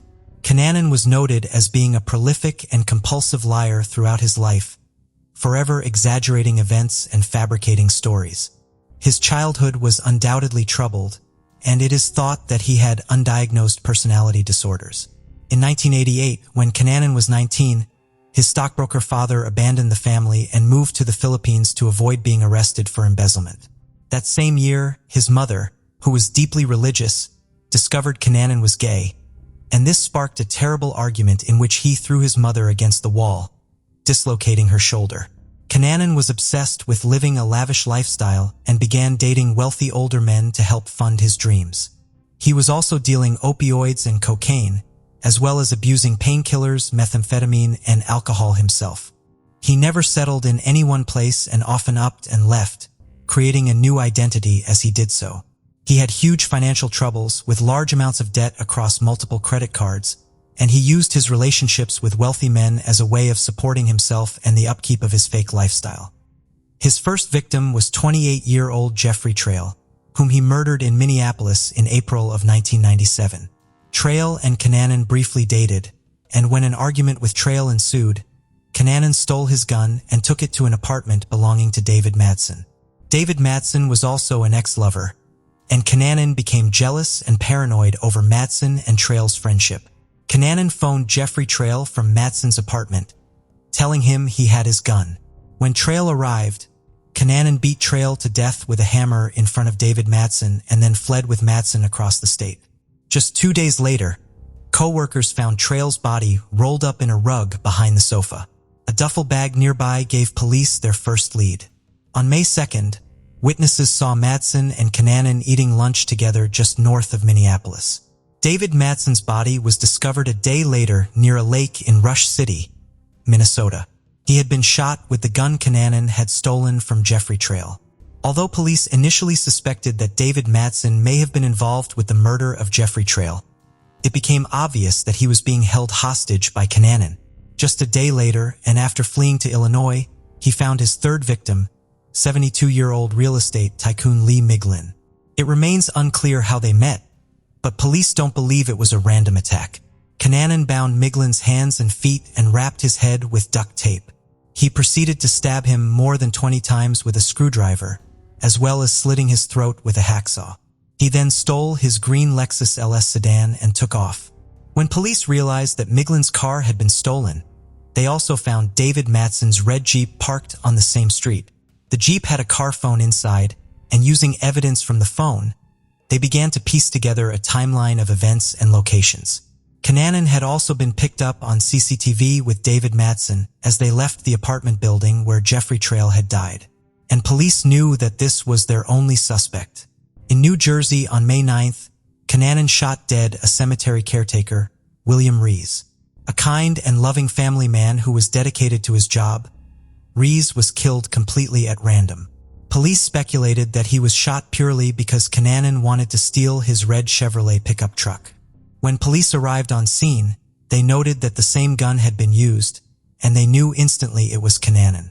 On May 12th, he checked into the Normandy Plaza Hotel in Miami Beach, paying a month in advance in cash. Living in Miami until July, he remained undetected and unnoticed. With the police having no luck in locating him, Andrew Cunanan was added to the FBI's 10 most wanted fugitives list. He had killed 4 people in 12 days, and there seemed no end to his rampage. Posters of his many looks and names were printed and put up everywhere. Cunanan was so confident he wouldn't get caught. He pawned a gold chain he had stolen from one of his victims in a nearby shop. He filled out the form with his real name and current address, even showing his ID and leaving a thumbprint on the document. As required by law, a copy of this document was given to the police. But for whatever reason, nobody picked up on this, and his name quite literally went to the bottom of the pile. On July 14th, Cunanan left the hotel. He spent a night on the town visiting local bars and even told someone on the dance floor that he was a serial killer, playing it off as a joke. Early morning July 15th, he headed to Gianni Versace's residence, armed with the same gun he had stolen, and waited for the fashion icon to emerge. He fled to hide out on a houseboat about 2 miles away from Gianni's house. When the police discovered William Rees' truck in a parking garage near Versace's house, it was filled with Cunanan's clothes and newspaper articles of the murders he had committed. It was clear that he relished the notoriety. Police suspected he was in the houseboat for several days.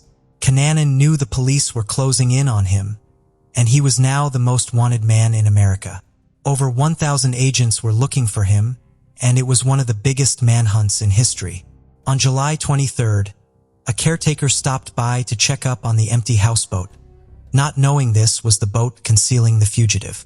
When he found him inside, He ran and phoned the police immediately. He heard a gunshot from inside and reported to police that he had found Cunanan and a shot had been fired. A SWAT team responded within minutes and waited outside, watching the boat for almost 2 hours. The media were out in force as well, filming the events live as they unfolded. There was no reaction from Cunanan, so the SWAT team threw tear gas onto the boat and stormed it. They found Cunanan's body on the bed upstairs in the master bedroom. He had shot himself. He left no suicide note and no explanation for anything he had done. Andrew Cunanan's rampage was a vicious and brutal one, and the residents of Miami breathed a sigh of relief when it was all over. Cunanan left a trail of destruction behind him, and the police will never know the full extent of the events that took place over the previous months, possibly even dating back earlier. His father Modesto was eventually tracked down to his hideout in the Philippines but had nothing to say.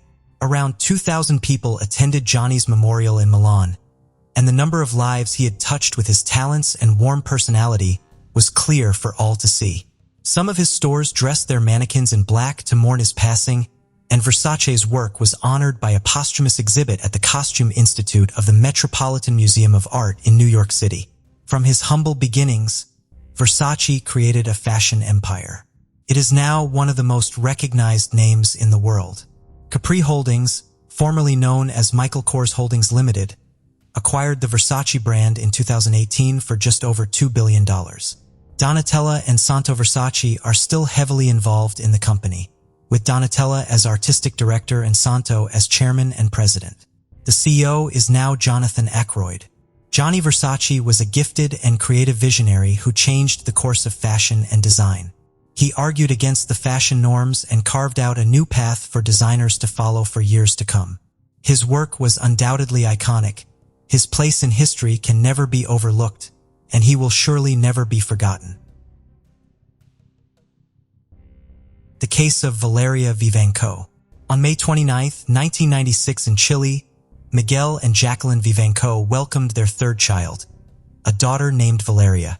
She had 2 older brothers, Daniel and Michelangelo. The family lived a modest life, supported mainly by Miguel's job at a transport company, while Jacqueline looked after the home and children. Valyria stood out from an early age for her courage and caring nature. In February 2014, Valyria's family went through a breakup when her parents decided to divorce. Despite this, they remained close to their children, especially their youngest daughter, Valyria. Her strong desire to help others and her courage inspired her to choose a career that suited her. After graduating from high school, she enrolled in the police academy and graduated in February 2016. The following year, she started working at the Metropolitan Homicide Bureau. Valyria was passionate about her work and dedicated herself to serving, always ready to serve. Her courage and dedication earned her the respect of her colleagues, and she was recognized for successfully solving many cases. Notably, on July 21, 2020, she prevented a robbery at a jewelry store and helped take down 2 dangerous criminals. At that time, Valyria lived with her brother and mother in Kikura Township, where she worked as an assistant inspector. In February 2021, Valyria was preparing to celebrate her 25th birthday, and on May 29th, her mother threw a big party at her home to mark the occasion. All of Valyria's relatives, friends, and colleagues attended, except for her father, who was not present at the celebration. The following morning in Santa Tomas de la Pina, a search operation began to monitor all traffic entering and leaving the town. This was prompted by the murder of a 20-year-old woman, making it crucial to locate the killer. Information suggested that he might have fled in a Kia. A team consisting of Valyria, Deputy Police Officer Pony, Inspector Marie Jura, and Detective Leonel Canales tracked the suspect's movements. Police Officer Felipe Era, in a patrol car, skillfully blocked the suspect's path. Valyria and Leonel stepped out of their car when suddenly a shot rang out, hitting Valyria. Despite immediate medical attention and resuscitation efforts at the hospital, Valyria died 2 hours later. Her colleagues informed her family of the tragedy when they arrived at the hospital. The area where the incident occurred was cordoned off, and outsiders were asked to leave. Police were monitoring the scene and arrested 2 suspects, Miguel Colobra, 19, and his 17-year-old accomplice, who cannot be named due to their age. Valyria's funeral was held in a solemn manner at her workplace. A procession led by her colleagues carried her coffin from the police station to the cemetery. Crowds gathered to say goodbye as the hearse drove away. High-ranking officials attended, including Interior Minister Rodrigo Delgado and Deputy Minister Juan Francisco Gali. A 3-day mourning period was declared at both the police station where Valyria worked and the academy where she studied. Hector Espinoza, head of the Homicide Investigation Department, presented a Chilean flag to Valyria's parents, who displayed it in their home alongside a photo of their daughter. Valyria's death shocked the nation and led to a murder investigation. Police focused on 2 suspects who were tried in June 2021. During the trial, it emerged that Valyria was not wearing a bulletproof vest that morning and was driving an unmarked car, which made her vulnerable. The attackers shot at Valyria while trying to flee. After the trial, the main suspects were detained for 6 months as the investigation continued. In August 2021, when 3 police officers were suddenly fired, concerns arose about their possible involvement in Valyria's death. On August 2nd, at the request of the district attorney, Valyria's parents attended a meeting where Inspector Juan Carlos Scarra publicly apologized to them on behalf of the police. Valyria was killed by a bullet from a colleague's pistol, causing outrage among Valyria's family. On August 4th, representatives of the prosecutor's office revealed the findings of the Homicide Investigation Unit. They indicated that a bullet was fired from the police pistol. The 3 police officers who accompanied Valyria that morning may have been involved in her death. In fact, about 2 to 3 hours after Valyria's death, the police arrested 2 suspects, Miguel Calobra and his 17-year-old accomplice. Miguel admitted to his relatives that he did not shoot Valyria. His mother even filed a statement with the prosecutor's office declaring her son innocent and asking for verification of the facts. On July 29, 2021, the prosecutor received a report from the forensic laboratory. This report revealed that the pistol and bullets that killed Valyria belonged to her associates in that operation. Additionally, on June 17th, experts from the Bureau launched an investigation into 3 police officers who were present with Valyria at the time. Police officer Jose Guerra reported that gunpowder residue was found on Leonel Contreras' hands. This information reached department management but was not used in the investigation for unclear reasons. With these findings, the prosecutor's office filed an administrative lawsuit against 3 of Valyria's colleagues. They were subsequently suspended from the police force on August 9th. The 3 police officers and 2 detained suspects were present at trial. Valyria's relatives were also invited. Felipe Era spoke first, explaining that just before the gunshots, he was in a position where he saw Valyria. She was the first to get out of the car but turned back to get her keys and weapon. At that moment, a shot rang out, and the criminal's car sped away while Valyria lay on the ground. Then Maria spoke up. The entire group got out of the patrol car. Maria herself reached the corner and heard gunshots. She turned around and saw Valyria lying on the ground. Leonel also spoke up, saying that he got out of the car from the back seat.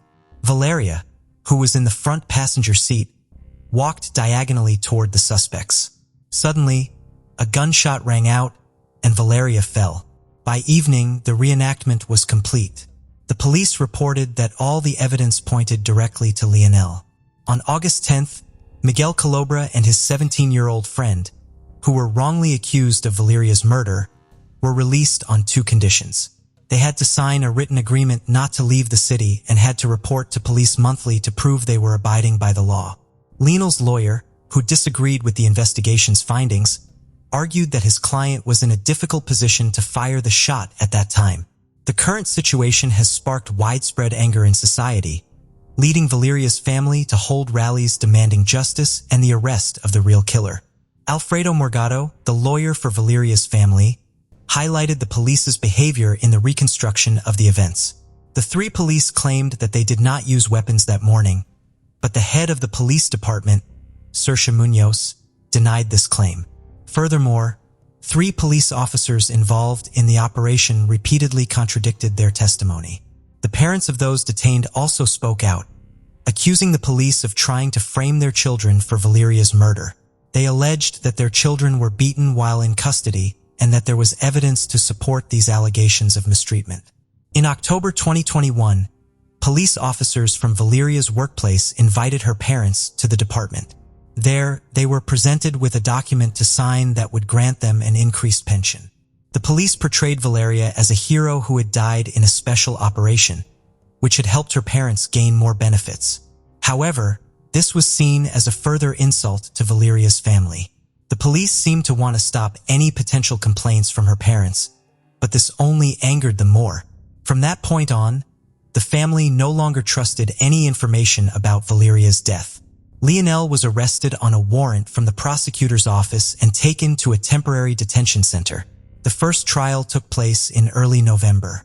The prosecutor presented a report and autopsy results that showed that Lionel was the shooter that morning. While trying to stop Valyria's bleeding, Lionel attempted to hide his pistol. Lionel's defense argued that he did not see the shooter and believed he was also injured. They claimed that Lionel could not have fired the shot due to the position he was standing in and the trajectory of the bullet that hit Valyria. The prosecution argued that Lionel had planned to kill his co-worker Valyria, claiming it was intentional and not an accident. The judge deemed Lionel a threat to society and ordered him to be held for 6 months until his next hearing. Meanwhile, Valyria's family was satisfied with Lionel's detention but had lost faith in the police. So Valyria's family chose to conduct their own investigation. Daniel and Michelangelo reviewed the case for new evidence and traveled to Santa Tomas to search for surveillance cameras that might reveal footage of the real shooter. At the same time, Lionel's lawyers also conducted their own investigation. On January 7, 2022, it was suggested that Felipe Era was the most likely suspect in Valyria's death. That morning, Felipe was in a patrol car, and he opened fire while he was in the driver's seat. His pistol was identical to the one used by the police officers. In addition, Felipe washed his hands thoroughly before the gunpowder residue analysis and later gave inconsistent testimony. He initially claimed that he heard a gunshot and saw Valyria fall, saying that he came to her aid. He later changed his testimony, saying that he heard a gunshot and saw Lionel helping Valyria. During his reenactment of the event, Felipe claimed that Valyria had returned to the car to get her gun and keys to chase the criminals. Over the next few months, he continued to change his story, remaining vague on the details. The details the lawyer provided could undermine any investigative efforts by the prosecutor's office. Valyria's family expressed doubts about the competence of the police, and the idea that Felipe could have committed the crime began to seem plausible. Evidence gathered by Michelangelo and Daniel supported this theory. The judge soon considered the reports. However, Felipe Era was listed as a witness in the case, although he had also been dismissed from the police, while Lionel remained the sole defendant. In July 2022, the court extended Lionel's detention. Shortly thereafter, in a second hearing, the defense continued to insist that Felipe Era was the killer, while the prosecution focused on Lionel Contreras. Valyria's family and their lawyers launched their own investigation, leading prosecutors to request that the investigation be continued and new evidence be added to the case. Meanwhile, the prosecutor called Felipe Era to testify. He claimed that he had not washed his hands before analyzing the gunpowder residue and that Valyria's blood was on his fingers and sleeve when he assisted her. He also claimed that he had kept the gun with him since 2018 and had never exchanged the weapon with anyone. The trial is set to begin in March 2023, and prosecutors are asking for a minimum sentence of 15 years in prison for Lionel. Although Lionel is prohibited from speaking to the press, he violated this rule in May by inviting media representatives to his pretrial detention facility. He has publicly proclaimed his innocence, claiming that Felipe Era shot Valyria in the back. A preliminary hearing was held on May 16, 2023, but did not result in any significant changes in the case. Lionel was cautioned for speaking to journalists. The next hearing was held on September 2nd. The prosecutor's office maintained its position. The prosecutor presented the following points. The patrol car driver prevented the criminals from escaping. At that time, 3 policemen got out of the car to persuade the criminals to surrender. Lionel used a weapon without a valid reason. The defense attorneys aimed to acquit Lionel based on a key argument. The prosecution lacked clear evidence proving that Lionel was the shooter. They claimed that the gun and gunpowder fell into his hands purely by accident when he was trying to assist Valyria. The court carefully considered the arguments from both sides and reached its decision on November 17th. Lionel Contreras was found guilty of involuntary manslaughter. He was sentenced to 15 years in prison. Valyria's relatives were disappointed with the outcome and believed the sentence was lenient compared to the crime he committed. While Lionel faces punishment, Valyria's family still has many unanswered questions, such as the motive behind the crime and why the prosecutor's office did not investigate these motives. One of the city's squares has been named in honor of Valyria Vivenko. Every year on the anniversary of her death, a memorial event is held where flowers are laid in her memory. The crime has highlighted widespread corruption in the police force, leading to the dismissal of 16 officers from the investigative agency. Valyria's family believes that she solved challenging cases that made her a burden to many, including those in the police department. She died tragically under mysterious circumstances, and the reasons behind her death may never be revealed. Even if her family uncovers new evidence, it is unlikely that the investigation will be reopened or that there will be a trial. Comedy legend and Saturday Night Live star Philip Edward Hartman started life in Ontario, Canada. Born on September 24, 1948, he came from a big family and began using comedy as a way of getting attention. His family moved to the United States when he was 10 years old, and when Phil started school, he quickly became popular among his peers. Always joking and making people laugh, it was clear, although he didn't know it, that performing was in his future. He went to California State University and majored in graphic design, as well as undertaking a public speaking course. He loved the outdoor life and spent lots of time fishing and surfing. He was incredibly creative and went on to design several album covers for well-known bands. In the 1960s, he spent time on the road with many bands and artists. He was immersed in the rock and roll lifestyle, and this further fueled his creative spark. At the beginning of 1970, he met and married his first wife, Gretchen Lewis.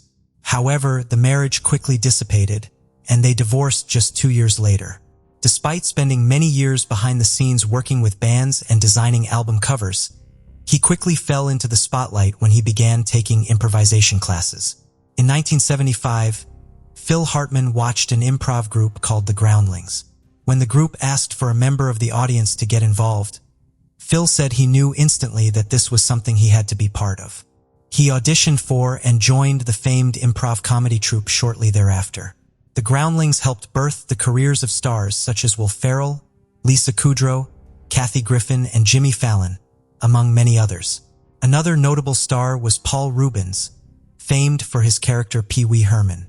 Phil Hartman helped develop this character with Reubens, as they were working on the Pee Wee Herman show for a long time until the pair parted ways after a falling out. After this, his career began to take off even more, and he was appearing in various pilots, films, and commercials. His second wife, Lisa Jarvis, said that while Phil's characters were part of himself, they were also like his armor. She said that although he was an entertainer, creative and passionate, at the same time, he was incredibly hard to reach emotionally and withdrew very quickly. A few years after their relationship ended in 1985, Phil met Bryn Omdahl on a blind date. Bryn, originally named Vicky Jo, was stunning and funny, and the chemistry between her and Phil was instant. After modeling for years in her hometown, Bryn made the journey to Los Angeles with the hope of being in show business. She was described as very ambitious and eager to prove herself. It was here that she changed her name from Vicky Jo to Bryn. Before Phil and Bryn met, she had also spent time in rehab for cocaine and quaalude abuse. Drugs were an ongoing problem, which would mark and impact their relationship throughout its time. Friends would say that when they were good, they were great, but the frequent arguments and volatility between the pair were clear for all to see. In 1986, Phil Hartman made an incredible leap in his career. He was asked to audition for Saturday Night Live. For comedians and comedic actors, SNL was where it was happening, and becoming a cast member was a highly sought-after and coveted job. Onlookers hung on his every word during his audition, and it came as no surprise when he was offered a spot. His impressions of people such as Bill Clinton and Frank Sinatra became iconic, and the audience and cast adored him. His good friend and fellow SNL writer Dana Kaufman described him as a generous and supportive performer who always wanted to make the rest of the cast look as good as possible. SNL put Phil Hartman and his amazing comedic capabilities firmly in the public eye, and he soon became a fan favorite. He won an Emmy for his contributions to the Saturday Night Live writing team. He was also nicknamed Glue by fellow performers for his ability to hold the show together and help out the other performers where needed. Despite their issues, Bryn and Phil married in 1987 and quickly became quite the Hollywood power couple. At the end of Phil Hartman's second season of Saturday Night Live, he and Bryn welcomed their first child, a son named Sean. Upon hearing the joyful news, Phil's ex-wife Lisa Jarvis sent a letter to the family offering to help look after the baby should they ever need it. She said she received an abusive death threat back from Bryn. Phil took to being a father quickly, and his baby boy Sean was his pride and joy. The family began splitting their time between New York and Los Angeles, and he and Bryn had a second baby, a little girl named Bergen. Phil and Bryn seemed to have it all, but friends of the star said it was clear that the cracks in the relationship were very apparent. People who knew the couple said that Phil didn't like confrontation and struggled to open up emotionally, whereas Bryn was very vocal but often chose the worst times to start the conversations. Bryn began to show up to the Saturday Night Live set more frequently, and cast and crew members often saw heated arguments between the two. During a table read-through for a new episode of the show, Bryn turned up to the set and began sitting on various men's laps and flirting with different people. Although Phil didn't seem to pay much attention in a bid to keep the peace, the other cast members were left feeling uncomfortable. People felt this was an attempt by Bryn to get attention from Phil, as she was feeling lonely and insecure in the marriage. As well as prescription drugs, Bryn had relapsed and started drinking and using cocaine again. Although this was noticed by members of the SNL cast, it wasn't uncommon at the time. Alcohol and drugs were a frequent feature among many a dressing room, with some stars as famous for their drug-taking as their comedy. Friends also said that Bryn had become resentful of Phil's career and wanted her own shot at being in the limelight. Phil argued that he was the breadwinner for the family and everything he did was for them. Phil also told friends that he would often have to restrain Bryn when she became physical during fights. As well as his work on SNL, Phil accepted various roles on The Simpsons, further cementing his place in pop culture. In 1995, after 8 seasons on Saturday Night Live, Phil Hartman decided to step away from the show. He is still regarded as one of the finest comedic talents to ever appear on SNL, and fellow cast and crew members said there was a definite void when he left. He was working hard on a pilot for his show entitled The Phil Show, in which he would make sure Bryn got a leading role. However, the pilot never made it to air, and Bryn was reportedly devastated at not being able to work with her husband on this project. Instead, Phil signed up to be part of a new sitcom called News Radio, working alongside many famous faces. He was earning around $50,000 an episode and was at the height of his career. He, Bryn, and their 2 children moved permanently to a $1,400,000 mansion in Encino, California, for Phil to focus on the sitcom and his family. Despite his professional accolades, he couldn't escape his personal turmoil in his marriage, and the explosive arguments continued. On Mother's Day 1997, Bryn came home late, reportedly drunk and high on cocaine. Phil was horrified and said if this behavior continued, he would have to divorce her and take the children. He said if she didn't check into rehab, the marriage was over. Bryn checked into rehab in Arizona the following day but left after less than a week, claiming she didn't need to be there. After a 4th season of News Radio was commissioned, Phil decided to take a summer break to spend more time with his family and work on his marriage. Phil and Bryn Hartman also reached their 11-year anniversary on May 27, 1998. Despite their marital issues, they always aimed to have a weekly date night while their children spent time with a nanny. On May 27th, their day began with the couple talking about what they would do for their weekly date. According to sources, Phil had gotten his days confused and forgotten about the date night, which sparked yet another argument. Phil left the family home to go shopping and get some space, and Bryn decided she was going to head out too. Leaving the children with the nanny, she started getting ready for an evening out with a friend. Sometime around 7:30 p.m., Bryn Hartman went to meet her friend Christine Zander for dinner and drinks, telling the nanny she would be home to see the children off to bed. Christine Zander was a producer and writer, and friends of Bryn speculated she may have been hoping for Christine to create a part for her in an upcoming project. Her friend Christine said she did seem in good spirits and in a positive frame of mind. Around 9:30 p.m., Phil arrived at home and let the nanny go. He put the children to bed and headed to bed himself. Around 9:45, Bryn asked Christine if she wanted to carry on drinking in another bar, but Christine couldn't stay out any later. While Christine went to the bathroom, she said that Bryn made a phone call, which she was worried may have been to score drugs. They said their goodbyes and went their separate ways.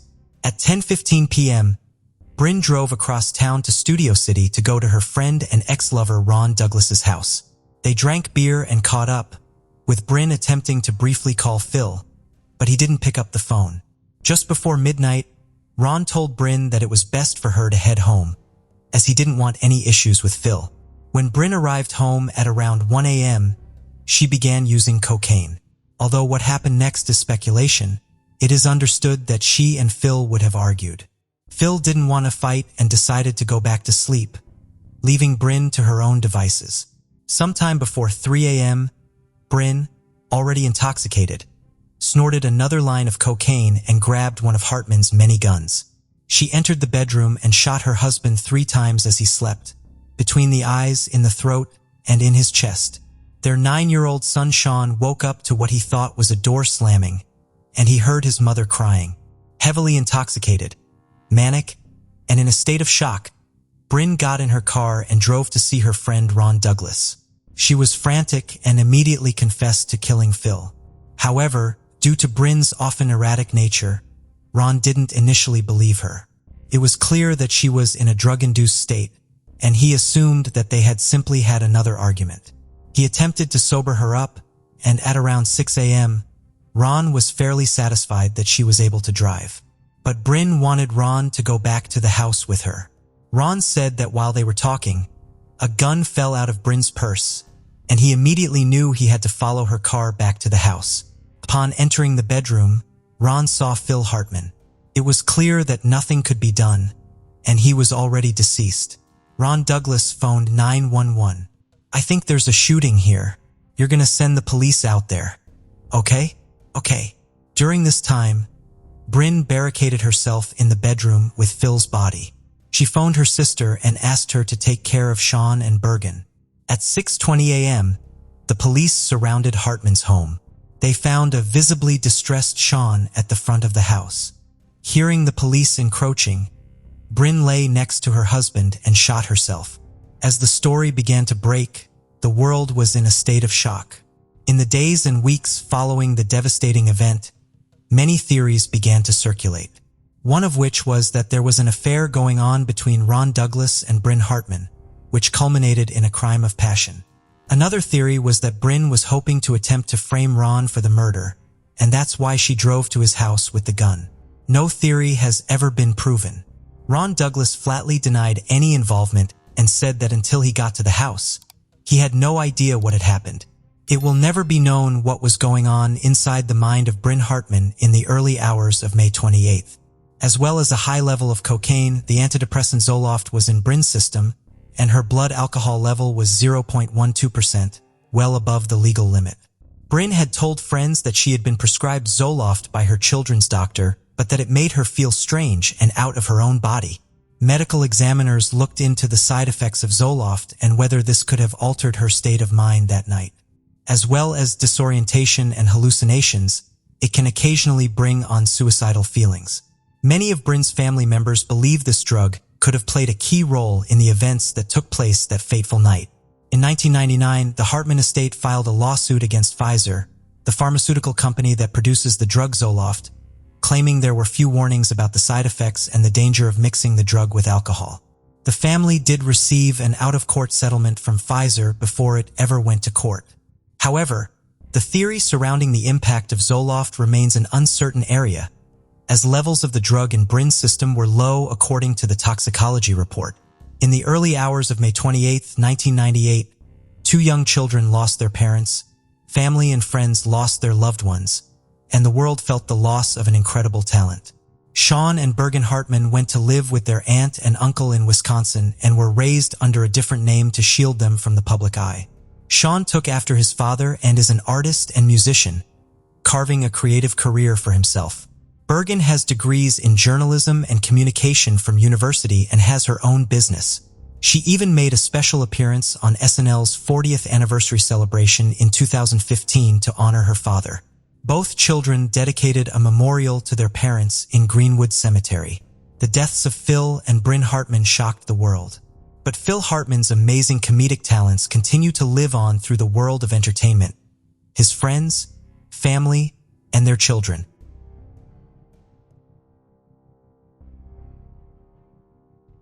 The case of Ramsay Scrivo. In January 2014, Donna Scrivo lived in the charming town of St. Clair Shores, Michigan, with her eldest son, Ramsay. He grew up in an environment of strict control from his mother, which often led to problems. Ramsay, born in 1981, had a younger brother who both boys attended a Catholic school, and their parents had high aspirations for them. In 1999, Ramsay graduated from college and began working at an accounting firm. However, by the February, he was fired, which was the beginning of a series of job losses. Ramsay then tried to join the family business.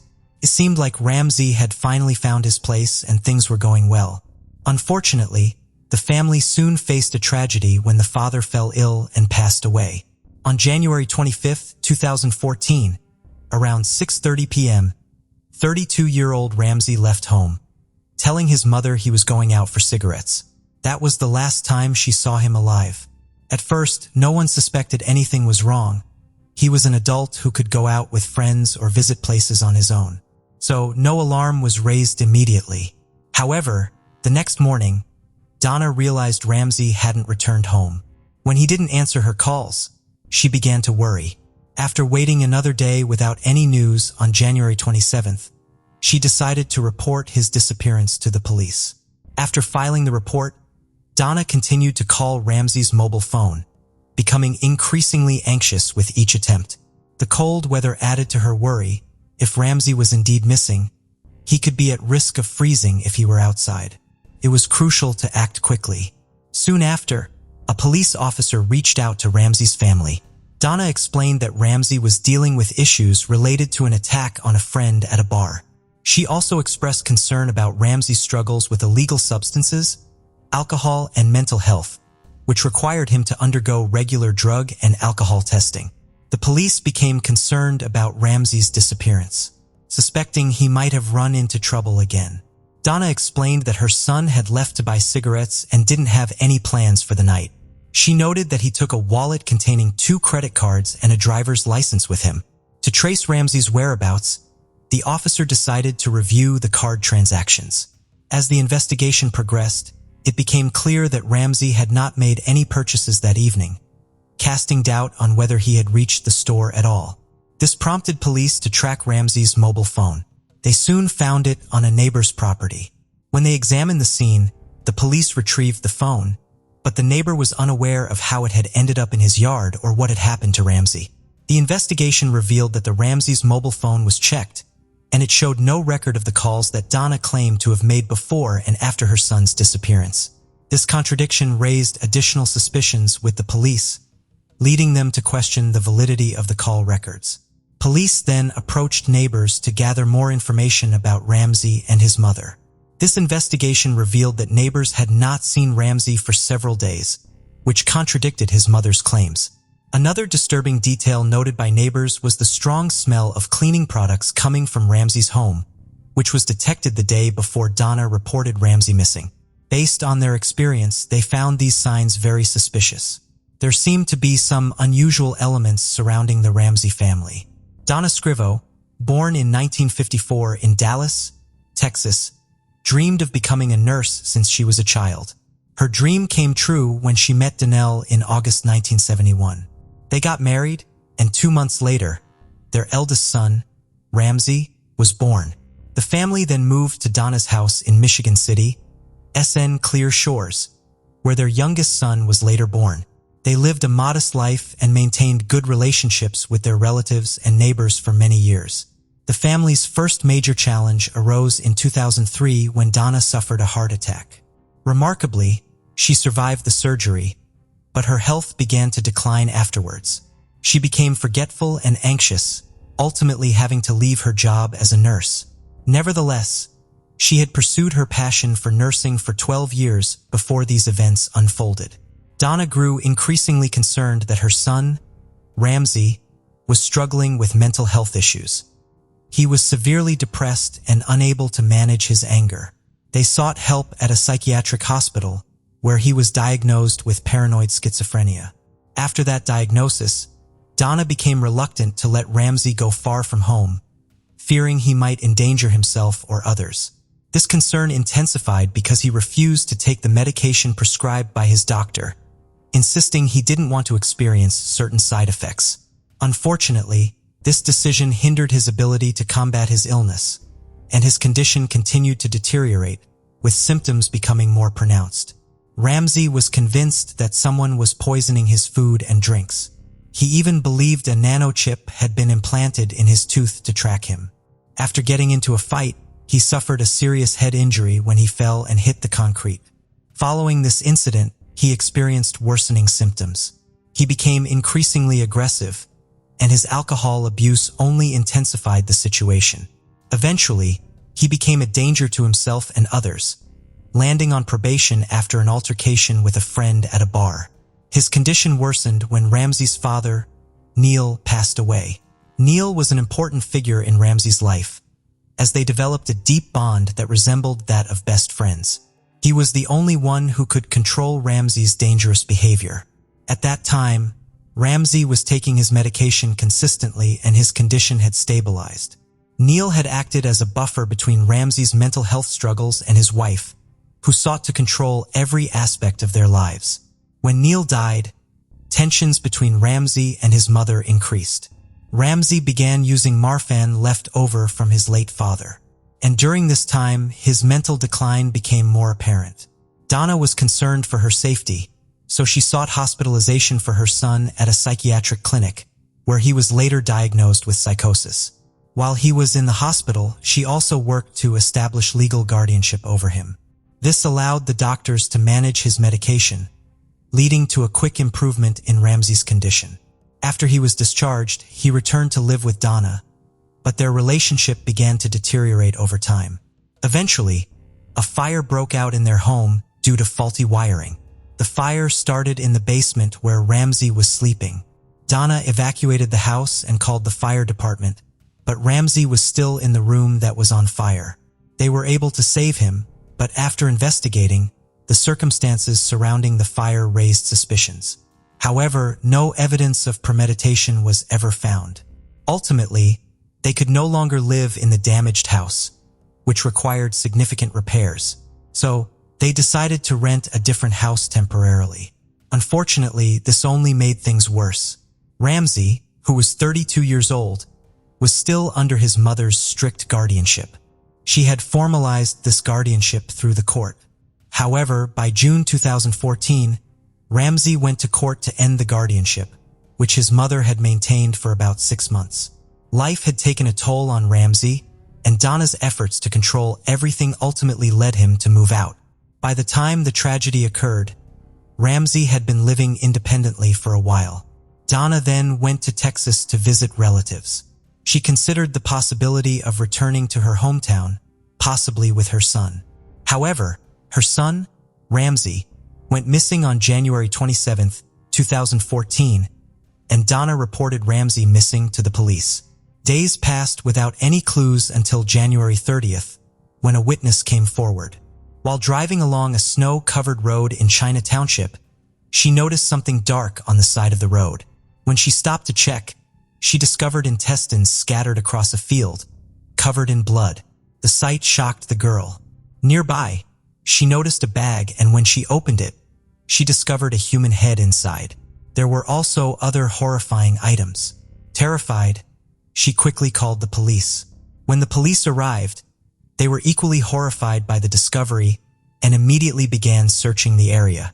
In addition to the head and intestines they later found the torso, but no other remains were found. Both the head and torso were mutilated, and the victim was unrecognizable. While the police were working to identify the body they had discovered, they received a tip from a local resident the very next morning. In one of the city's trash cans, several suspicious items were found packed in garbage bags, including burnt clothing and an ID card. At that point, the police had no idea who the victim was, and the items they found were in such poor condition due to fire damage that they could not read the documents. It was clear that the deceased was a man. But even before the lab tests could begin, reports of other disturbing discoveries began to emerge in the city. More human remains were found, along with a bloody electric saw and 4 blades used to dismember the victim. In a trash bin, there were also clothes and a Coca-Cola bottle. By this point, the forensic expert had completed the analysis and autopsy of the body, including collecting fingerprints for comparison with existing databases. Eventually, it was confirmed that the deceased was 32-year-old Ramsay Scrivo, whose disappearance had recently been reported by Donna. The cause of death was established as strangulation.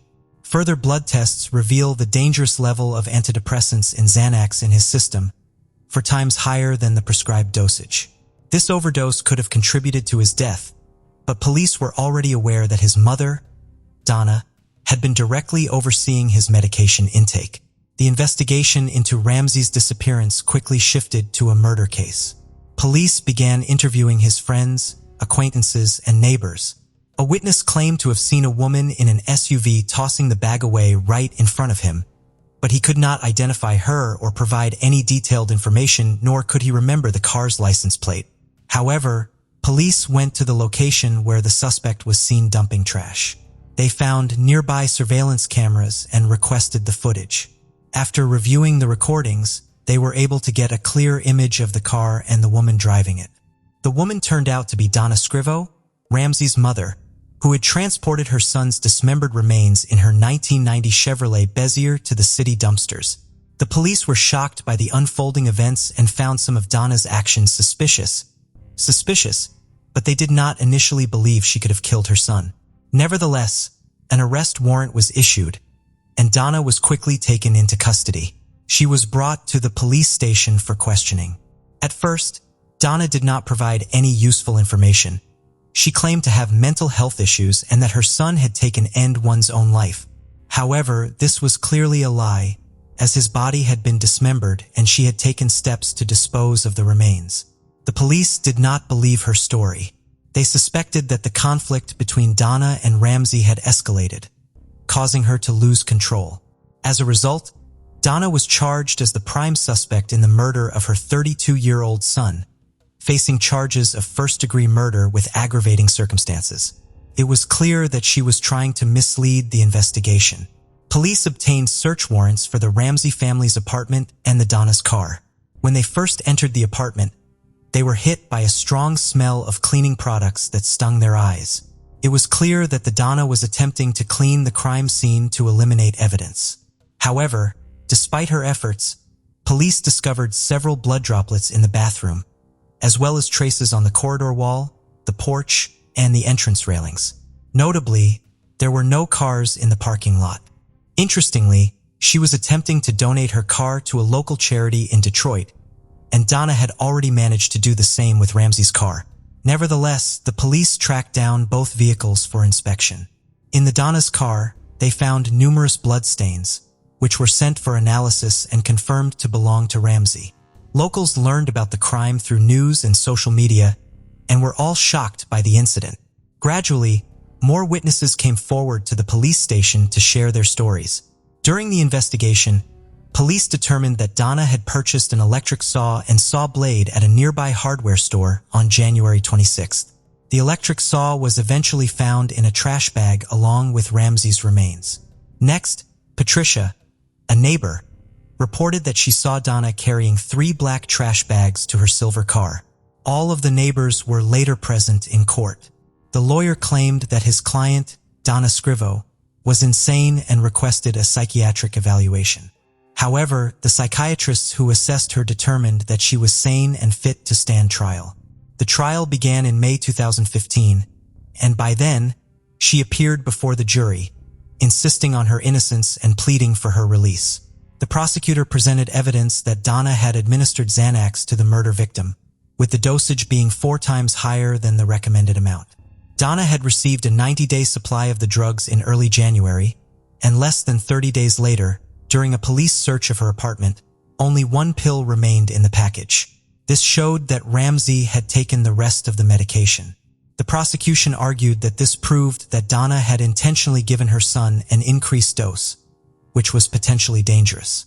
After Ramsay's death, his biological mother, Donna, made the decision to dispose of his body. In a horrific act, she dismembered him in her bathroom and placed the remains in garbage bags. To avoid being caught, she took out several bags each day, discarding them in different trash bins. However, she disagreed with the prosecution's testimony and decided to present her own testimony before the jury. According to Donna, on January 25th, a masked man broke into their apartment, likely intending to kill her son. At the time, she was in the basement doing laundry and did not hear anything unusual or see the intruder. When she came out of the basement, she found the front door open. Hearing noises from Ramsay's room, she went upstairs and discovered her son dead, tied up next to his bed, with a strong man with a menacing appearance standing nearby. The intruder did not harm her. Instead, he commanded her to dispose of the body. Feeling she had no choice, she complied. The criminal stayed with her for the next 5 days, closely watching her as she followed his orders. Donna reported that she cleaned the room and dealt with the remains under his watchful eye, and he only left after confirming that she had completed his instructions. During this time, Donna stated that she was handcuffed to a bed and that the intruder seldom let her go, even when there were things to do. Although she was confined, she claimed she didn't contact the police because she was scared, a claim many found unbelievable. This raised several questions about her story. Why did the supposed attacker not kill her? Why did he stay in her home for 5 days while controlling her? Critics questioned why she didn't try to escape when the intruder was distracted, leading some to speculate that he might not have been real or that her story was made up. As the trial progressed, the jury had to decide whether Donna's fears were genuine or if she was fabricating her story after her arrest. Throughout the lengthy legal process, she frequently mentioned the mysterious masked man who allegedly held her captive, despite the increasing evidence against her. The investigation ultimately did not find any DNA or direct links to a possible criminal regarding her son's remains, nor was there any of her blood or fingerprints on the dismembered body. Donna's defense team worked hard to prove her innocent, highlighting the absence of direct evidence linking her to Ramsay's body. As the trial progressed, it grew increasingly controversial, and the jury went to deliberate on the presented evidence. On June 23, 2015, after thorough deliberation, the jury found 61-year-old Donna Scrivo guilty of first-degree murder with aggravating factors. She received a life sentence without the possibility of parole. To this day, Donna is in a Michigan state prison. She has consistently maintained her innocence, but all of her appeals have been denied.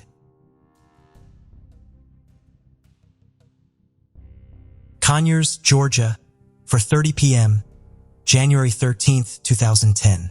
A police officer was doing his usual rounds in his patrol car when a 16-year-old girl, Tasmia Whitehead, came running over to the car in floods of tears.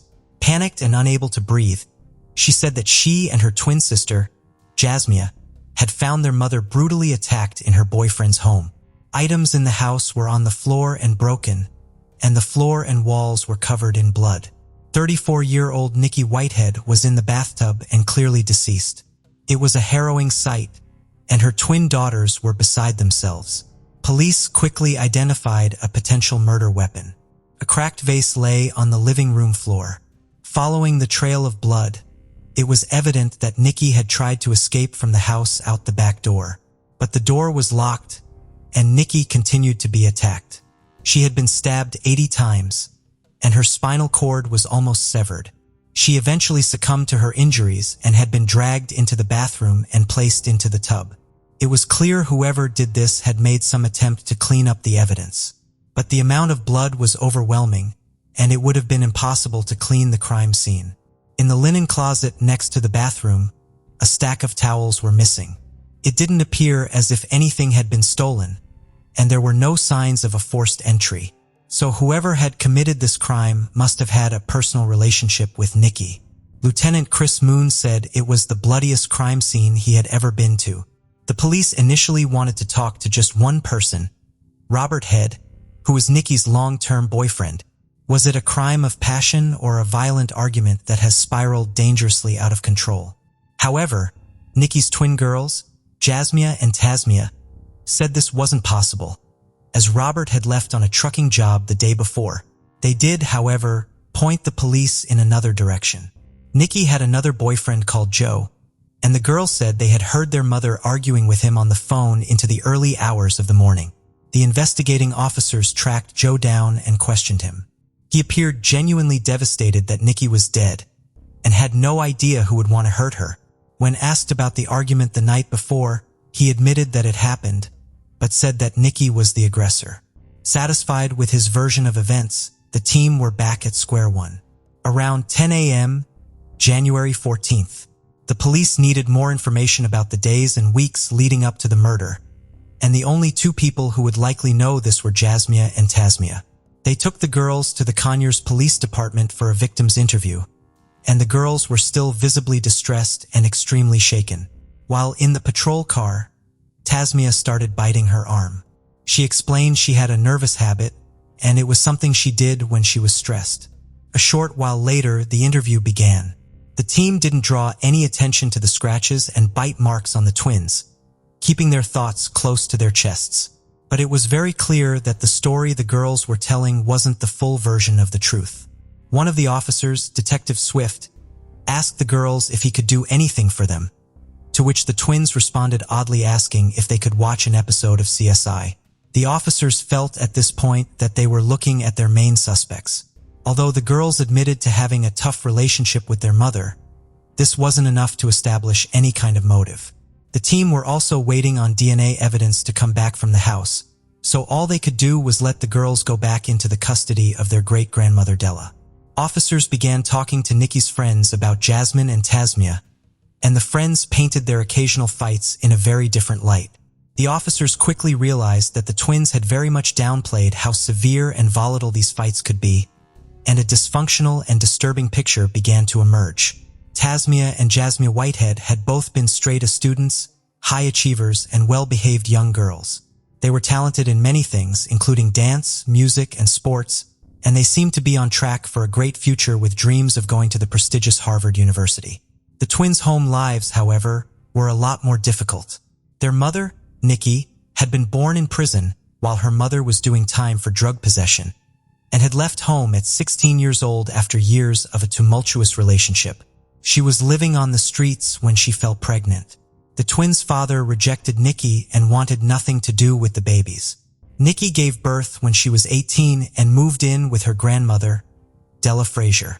The relationship between her and the twins was strained from the beginning, with her grandmother Della essentially raising them.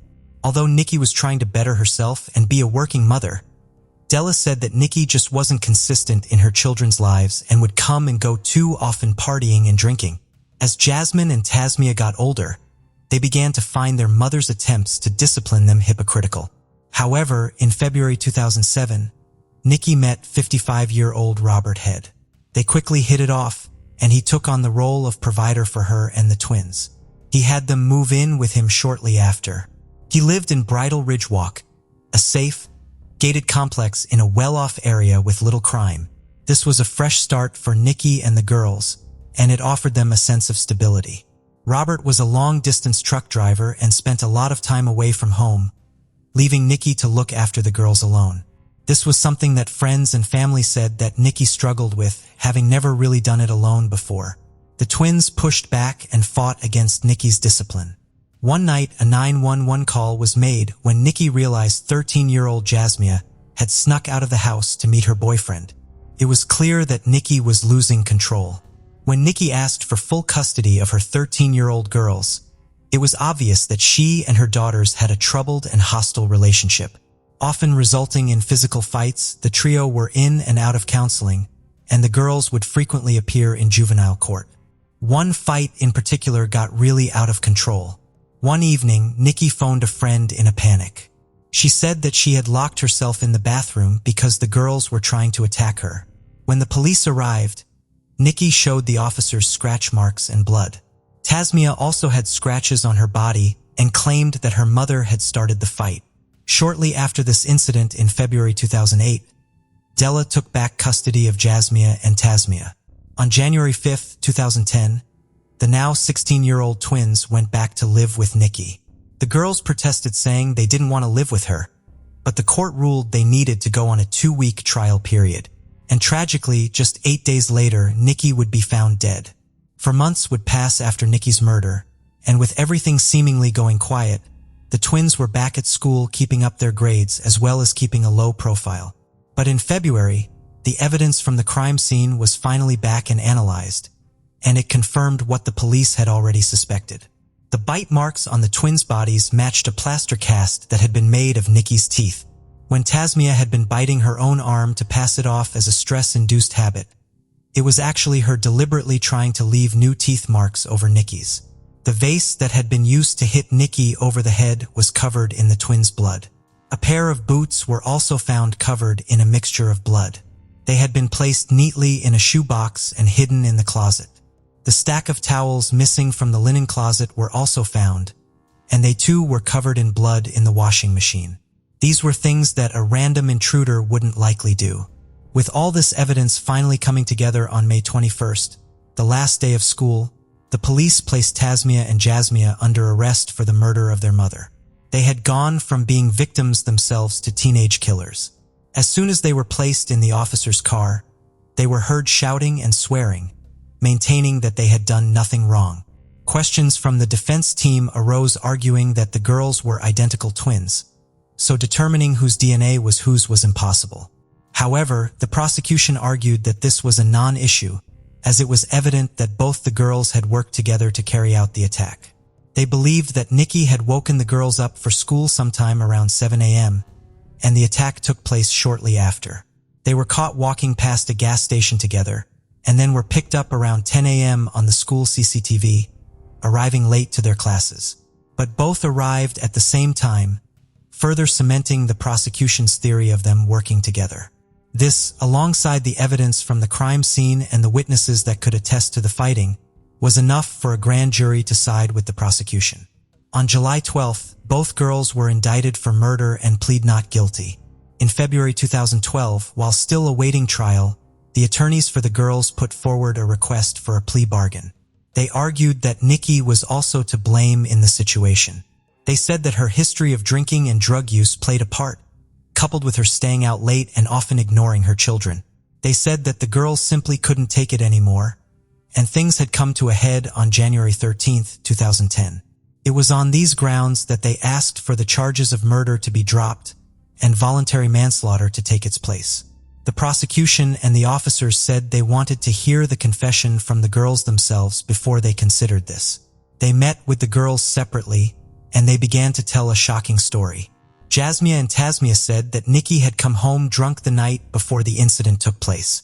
She began hurling abuse at them, which carried on into the morning. When the girls came down for breakfast, things started to unravel. On January 9, 2014, almost exactly 4 years since Nikki had been killed, Tasmia appeared in Rockdale County Court to enter a plea of guilty to voluntary manslaughter. 1 month later, Tasmia followed suit. They were both sentenced to 30 years for the crime, and their attorneys said that this sentence allowed the girls some sort of future. Jasmine graduated high school in prison and served as class valedictorian. Her great-grandmother Della Frazier was there to watch her graduate. Nikki Whitehead was met with a terrible end at the hands of her daughters, and no one will ever truly know what happened inside that house on January 13, 2010. But the events that took place were undoubtedly avoidable and horrifying. They shocked even the most tenured of officers. The girls were incarcerated at separate prisons within the Georgia Department of Corrections. Tasmia is serving her sentence in Pulaski State Prison and Jasmia at Arundel State Prison. They were eligible for parole in February 2017, which they did not receive. If they do not receive parole at any point, they will be scheduled for release in 2040. They will be 47 years old. The case of Suzanne von Richtophen. The von Richtophen family is very wealthy and resides in the suburbs of São Paulo. Their mansion, located in the Brooklyn neighborhood, is valued at around $480,000. The home features multiple living rooms and bedrooms, as well as swimming pools, an office, and a large library. The entrance is defined by large gates, while the entire property is surrounded by a high brick fence. This fence is decorated with unique ornamental stones and plants to ensure privacy. The villa is owned by Manfred von Richtophen, a German engineer and director of Dulce, a large company that oversees highways and roads in the São Paulo area. His wife, Mauricia, is a local psychiatrist. They met while Manfred was studying civil engineering at the University of São Paulo, and they reportedly fell in love at first sight. Mauricia is known for her sociable and friendly demeanor, while Manfred is recognized for his quiet and gentle personality. They married and welcomed their first child, a girl named Suzanne, in 1983. For years later, they had a son named Andreas.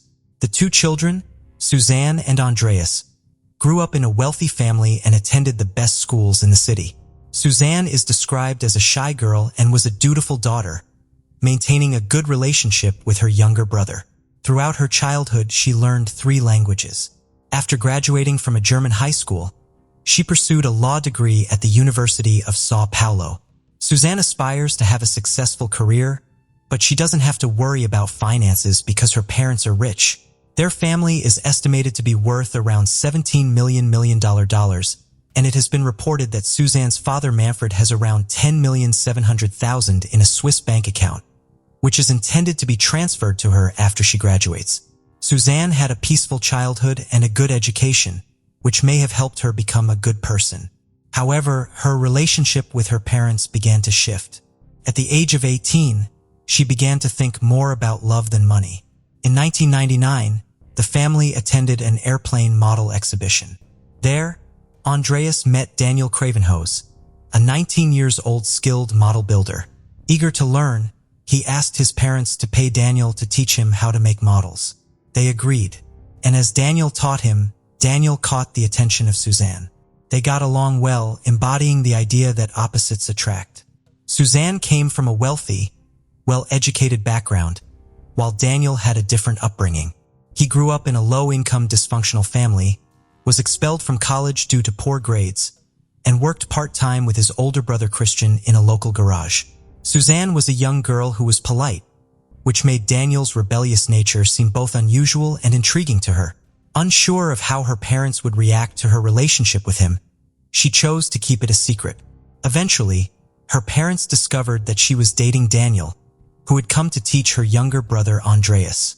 Initially, her parents were unconcerned and even allowed their meetings because Daniel presented himself as a law student who enjoyed building model airplanes.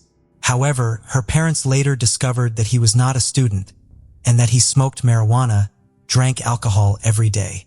Like all parents, Manfred and Mauricia wanted the best for their daughter. As hardworking and wealthy individuals, they were unwilling to accept that Suzanne was involved with someone like Daniel. Meanwhile, Andreas, who loved his older sister very much and considered Daniel a good friend, became their ally. He often concealed their meetings while they enjoyed time together in hotels or at Daniel's house. Andreas devised elaborate excuses to protect his older sister Suzanne from their parents, but she eventually invited Daniel to live secretly in their home. They spent the entire month by the pool, singing and experimenting with various illegal drugs. When the parents returned home, they discovered how their daughter, Suzanne, had spent her time while they were away. In the following weeks, the family experienced many arguments and conflicts, which only made Suzanne more determined. One day, she boldly declared that her father, Manfred, should buy an apartment for her and Daniel so they could live together happily. Naturally, her father refused. He told her she could do as she pleased, but only if she used her own money. Manfred also warned her that he would cut off her allowance. However, she then continued her secret meetings with Daniel. In the early morning hours of November 1st, 2002, the neighborhood around the Richtophen family home was shaken by screams. Suzanne and Andreas make a horrifying discovery. Their parents Manfred and Mauricia have died. Police arrived at the scene and found their bodies in the master bedroom. They were attacked while they slept, and evidence suggests a variety of murder methods. Manfred and Mauricia were so badly injured that they were unrecognizable. Mauricia's neck showed signs of strangulation, and a garbage bag was found over her head. It appeared that the family had been robbed, as money had been taken from a nearby suitcase and from other hiding places in the house. When the officers conducted a thorough inspection of the property, they uncovered several inconsistencies. For example, the alarm system did not alert the guard at that time. Upon further examination, it was revealed that the alarm had been turned off, indicating that the perpetrators likely knew the code. Additionally, the house appeared unusually tidy for a robbery crime scene. The documents and papers were scattered evenly rather than having been hastily thrown around. Furthermore, there were no signs of forced entry, no electronic equipment was stolen, and some rooms remained completely intact. The circumstances surrounding the case remain unclear, leading to various theories. The media focused particularly on Suzanne and Andreas. In the face of her parents' deaths, Suzanne was surprisingly calm. In interviews with the police, Suzanne and Andreas stated that they were not at home on the evening of October 31st, 2002. That day, at 9 p.m., she took Andreas out of the house and went to a cafe without informing their parents.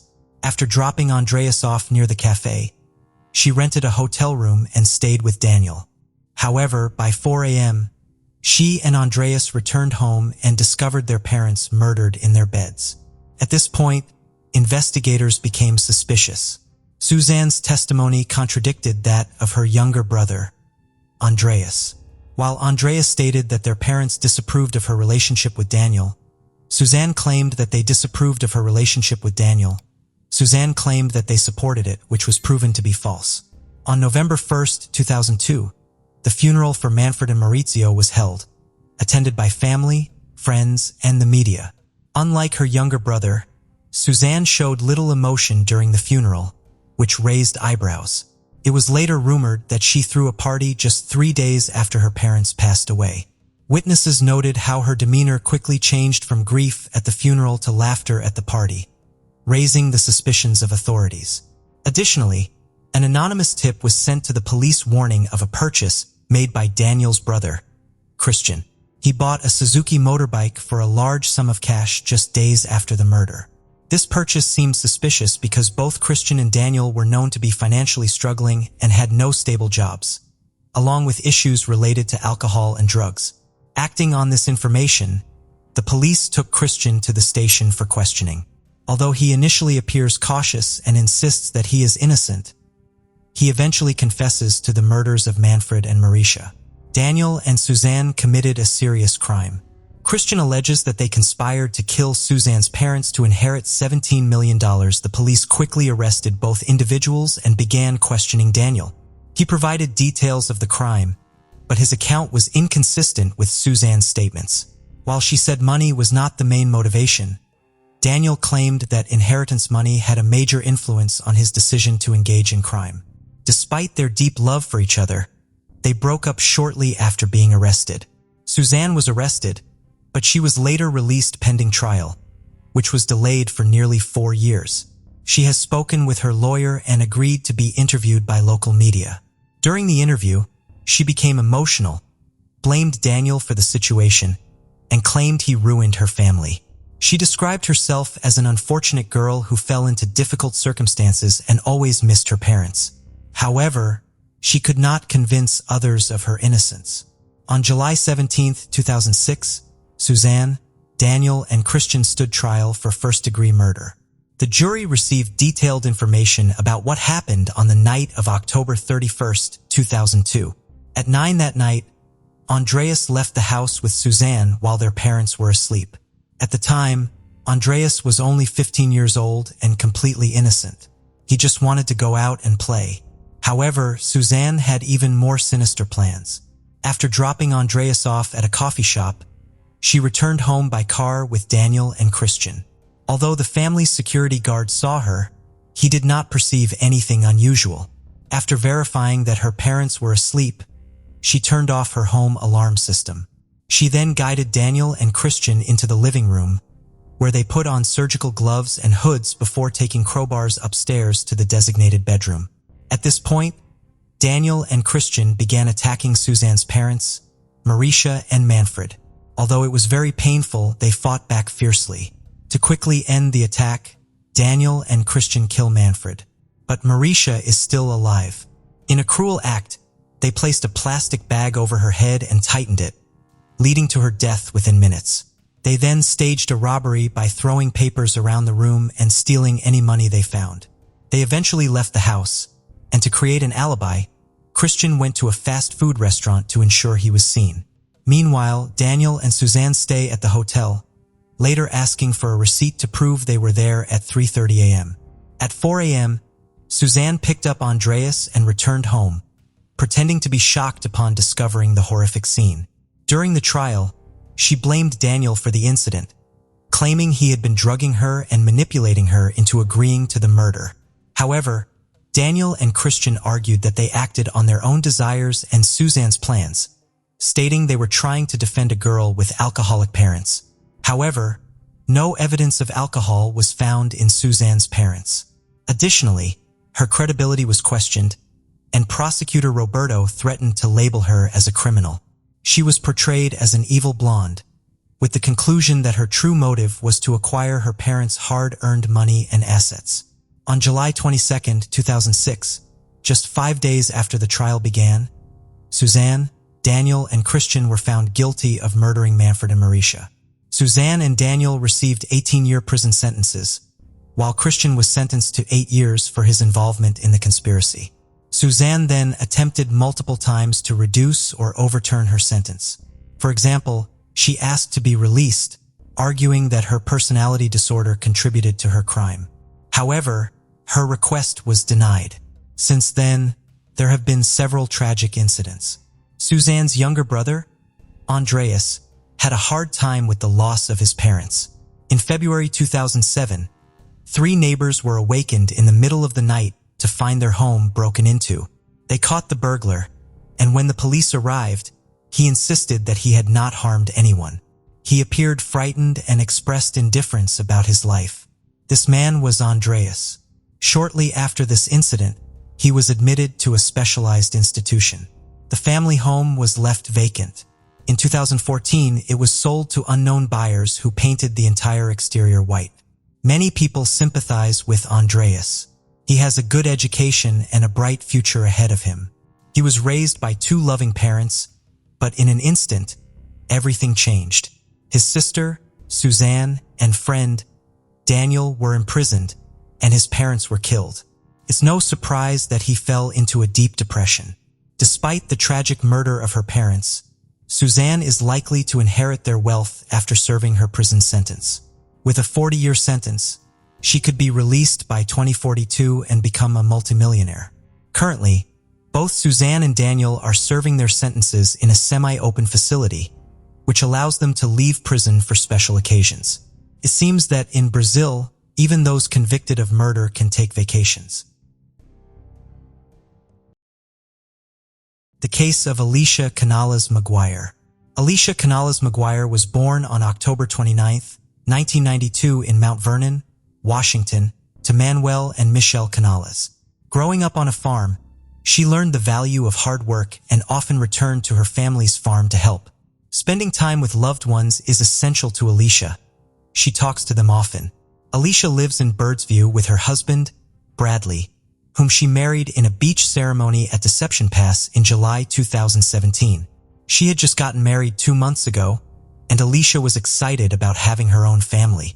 Her sister, Amanda Canales, who has 3 children, was about to go on a business trip to New York and asked Alicia to babysit while she was away. Alicia happily agreed because she loved her nieces and nephews. Alicia had been taking care of her grandchildren with an in-house nanny. When the nanny heard the gunshots, she rushed to check. She found Alicia dead at the door. The nanny immediately called 911, asking for help. When the police arrived, they began searching the house to make sure the perpetrator was no longer inside. The police verified that only the nanny and Amanda's children were present. After the children were safely removed from the house, the police began collecting evidence. A car was parked in front of the house near where Alicia was shot, with shell casings nearby, indicating that the shooter had been next to the car, near the front door. Several bullets were lodged in the door frame, and Alicia's body was lying face down outside the door. The crime did not appear to be a robbery, as the house was undisturbed and there were no signs of forced entry. This led the police to wonder who might have wanted to kill Alicia and why. However, police attention was diverted when they learned that the house belonged to Alicia's sister, Amanda. They began to consider the possibility of mistaken identity, suspecting that Amanda might have been the intended target. But Amanda was in New York at the time of the shooting. The nanny, who was in the house when the shooting occurred, was questioned by police. They asked her if she had seen the shooter or knew anyone who might have wanted to harm Alicia. The nanny reported that she was upstairs when she heard the gunshots. When she ran downstairs, she found Alicia lying face down and unconscious on the floor. Unfortunately, the nanny did not see the shooter. Alicia's acquaintances told the police that Alicia seemed to get along well with her husband, Bradley. However, she gave the police a crucial clue when she mentioned that Alicia's sister, Amanda, was having problems with her ex-husband, Kevin Lewis. After reviewing reports from the local sheriff's office, the police discovered that they had been called to Amanda and Kevin's address several times before, all in connection with domestic disputes. The police found this information particularly interesting and decided to investigate further. Before dawn, they visited Kevin at his home in another part of Everett. When they knocked on the door, Kevin opened it, looking as if he had just woken up. During the conversation, the officers asked Kevin if he knew where Amanda was, and he replied that she should be home. The police questioned Kevin about his whereabouts the night before. He claimed to have gone home, saying that his sister and mother would confirm his alibi. He did not ask why the police were there. When they told him that there had been a shooting in the house where his children lived, he showed no emotion, which was unusual for a father. He should have asked if his children were okay, but he did not. When the police told him that Amanda was away on business, Kevin appeared genuinely surprised, exclaiming, "Really?" and ending the conversation. As they left, the police discovered surveillance cameras at 2 nearby homes that could help corroborate Kevin's story. After reviewing the footage, the police discovered a car parked near Kevin's driveway about 40 minutes before the attack on Alicia. The footage showed someone resembling Kevin walking out the front door, getting into the car, and driving away, contradicting Kevin's claim that he had been home all night. The recording was not clear enough to confirm the identity of the person as Kevin. To gather more information, the police reviewed footage from another camera, which gave them a closer look at the car but did not help identify it. All they could see was that it was a light-colored car. They fast-forwarded the footage and saw the car return about 20 minutes later. However, they now noticed a crucial detail. The right front tire of this car was different from the other 3. The 3 tires were light-colored, while the right front tire was dark. The car stopped near Kevin's house, and the same person seen in the first footage got out of the car and walked back to the house. Whoever this man was, he had entered the house about 20 minutes before the 911 call about a shooting started coming in. The car then drove away and never returned. It was a 15-minute drive from Kevin's house to Amanda's, meaning the car had enough time to get to Amanda's house, or it may not have been involved in the shooting. Amanda first learned of her younger sister Alicia's death when her father called her, just hours after the tragedy. Amanda was in New York at the time, away from her family. Alicia's death was especially devastating, as she had recently married and was looking forward to starting a family of her own. When police questioned Amanda about potential suspects, she immediately pointed to her ex-husband Kevin as the likely culprit. During their 8 years together, Amanda endured physical abuse, leaving her bruised. Even after their divorce in June 2017, Kevin's behavior did not change. He continued to threaten Amanda, causing her to fear for her safety. Following a court ruling in August 2017, Amanda was awarded full custody of their 3 young children. The court ordered Kevin to pay $800 a month. This marked a new beginning for Amanda as she rebuilt her life in Everett, Washington. Surrounded by the love and support of her family, Amanda overcame the challenges of being a single mother. Kevin threatened Amanda, saying he would kill her. As a former soldier, he had been trained. Amanda believed she was the target of the attack, but her younger sister died. She even obtained a restraining order against Kevin, but he violated the order several times. Kevin frequently loitered outside her home, peering through windows and instilling fear in Amanda and her 3 children. Although he ignored the restraining order, he was never charged by the police. In one particularly disturbing incident just weeks before her sister was murdered, Amanda was brutally beaten as she got out of her car. She was returning home late at night and had parked in the driveway next to her house. She didn't see the attacker's face because the attack happened so suddenly, but she was certain Kevin was the culprit. Kevin Lewis, 30, was initially the prime suspect in the death of Alicia Maguire. Police believed he was targeting his ex-wife. However, Kevin did not know Amanda was in New York, nor did he know Alicia was babysitting Amanda's children while she was away. Police found discrepancies. If the person in the video was indeed Kevin, he would have been home during the entire time of the shooting. Furthermore, his sister and mother had provided Kevin with a solid alibi. Therefore, the police continued to investigate and look into what happened. Upon returning to Amanda's home, the police re-examined the crime scene. Ballistics experts determined that Alicia was shot with the door partially open. The shooter fired at least 7 shots from outside the house, then fired inside. Evidence at the crime scene showed that the shooter fired multiple shots while standing next to the garage, then moved toward the door and fired again from inside. Alicia's autopsy revealed that she died from multiple gunshot wounds to the head and torso, with a total of 5 shots hitting her. 2 of the shots caused gunpowder wounds, suggesting they were fired at close range. Although the medical examiner was unable to determine the exact order of the shots, it is believed that the 2 head wounds may have been the final shots. Forensic analysis confirmed that all 7 shell casings found at the scene came from the same type of gun. The wounds to Alicia's head were consistent with shots fired at close range. The shell casings found at the crime scene also caught the attention of police because the type of shell casing was uncommon. It was a Russian-made shell casing under the brand name Talamo. Since this was not a common brand, police hoped to identify the seller or buyer of the bullets. After investigating, they discovered that a Walmart store near the crime scene had sold the bullets. A Walmart representative informed police that a man had purchased the bullets and that they had surveillance footage of the transaction. After reviewing the footage, which was recorded on September 18th, 2 days before Alicia died, police thought the buyer might be Kevin. However, they were wrong, as the man in the footage was not Kevin. The buyer paid with a credit card, allowing police to obtain his name. After investigating this new lead, police found no connection between the man and Kevin, Alicia, Amanda, or the nanny. Therefore, police needed to find new evidence to move the case forward. Amanda says that at first their relationship was good, but eventually he became violent and started hitting her. The relationship ended in a messy divorce, with a restraining order and full custody of the children awarded to Amanda. Amanda was devastated to learn that it was Alicia who died in the shooting. Believing it was a case of mistaken identity, she believed the bullets were meant for her and told the police that Kevin was the attacker.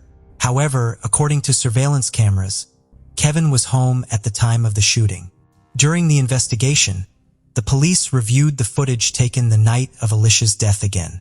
Now they noticed something they had not noticed before. This low-quality recording showed Kevin leaving the house, walking to the car, and getting into the back seat behind the driver. But why wasn't he in the front passenger seat? In search of an answer, the police concluded that someone else was in the front passenger seat. So, when the car pulled up in front of Kevin's house, there were probably 2 people in the car. Police had no evidence that Kevin was involved in Alicia's death, but they collected evidence of Kevin's attacks on his ex-wife Amanda and arrested him in November 2018. He was sentenced to 3 years in prison, and Alicia's case remained unsolved after more than a year. A breakthrough in her case came in 2019 when a woman contacted the police station with crucial information. The woman reported that she had attended a party near Spokane, where she met a girl who claimed to be involved in a murder. This girl, Angelica, bragged about being hired to commit a crime on York Road, the same location where Alicia was shot and killed. Even though Spokane is a 5-hour drive from Everett, police decided to follow up on the lead. According to the woman, Angelica mentioned that she and her boyfriend were involved in the case, saying that the victim died from a gunshot wound to the head, fired from a corner. They were hired by the children's father. Furthermore, Angelica said that they had taken the life of the wrong person. It was a case of mistaken identity. The police have never released details about this case. Only the police and family members knew that Alicia was shot in the head. Considering that Angelica knew many details about the crime, the police were interested in this information. During the search for Angelica, the police discovered that her real name was Alexis Hale. On her social media profile, they found photos of her holding a 9mm pistol, which could be the murder weapon. In addition, some videos show a man in the background, identified as her boyfriend, Jaden Feltz. A video posted by Alexis on the night of Alicia's death shows her filming through the windshield of a car, analyzing traffic signs. Police were able to pinpoint the exact location of the car, about a 10-minute drive from Kevin's house. A few days after Alicia's death, police discovered a video of Jaden bragging about a large sum of money. Further investigation led them to a social media post by Jaden, where they found 5 comments, one of which was from his aunt. When they looked at her profile, they realized she was also Kevin's mother. Turned out Jaden was Kevin's cousin. Police now had enough evidence to make an arrest. The first person to be handcuffed was Alexis Hale. She screamed and said the police couldn't arrest her because she was only 17. She knew why she was being arrested and asked for a lawyer. Around the same time, police arrested Jaden in another part of town.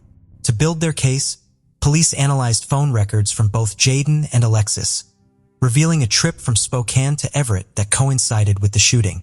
Alexis did not tell police anything. Kevin is in prison, serving a 3-year sentence for assaulting Amanda.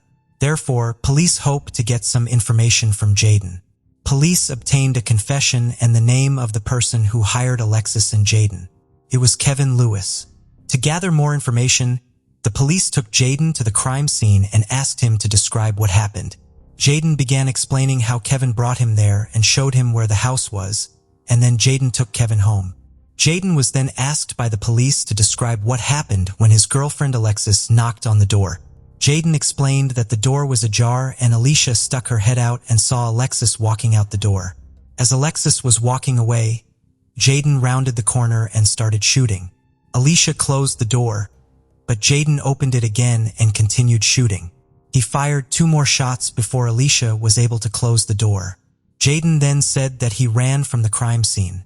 Kevin Lewis was arrested on charges of aggravated murder with a firearm, conspiracy to commit murder, and solicitation of murder in connection with the death of Alicia Maguire in 2017, while he was serving time for assaulting his ex-wife Amanda. The 2 people involved in the case are Jaden Feltz and Alexis Hale. Jaden, then 20, pleaded guilty to first-degree intentional homicide in July 2020 and was sentenced to 31 years in prison. Alexis, then 18, also pleaded guilty and received a 15-year sentence. During his trial, Jaden said that he committed the crime for money and street cred. Jaden used the money Kevin paid him to get tattoos and buy a pair of Timberland boots and a Ferragamo belt.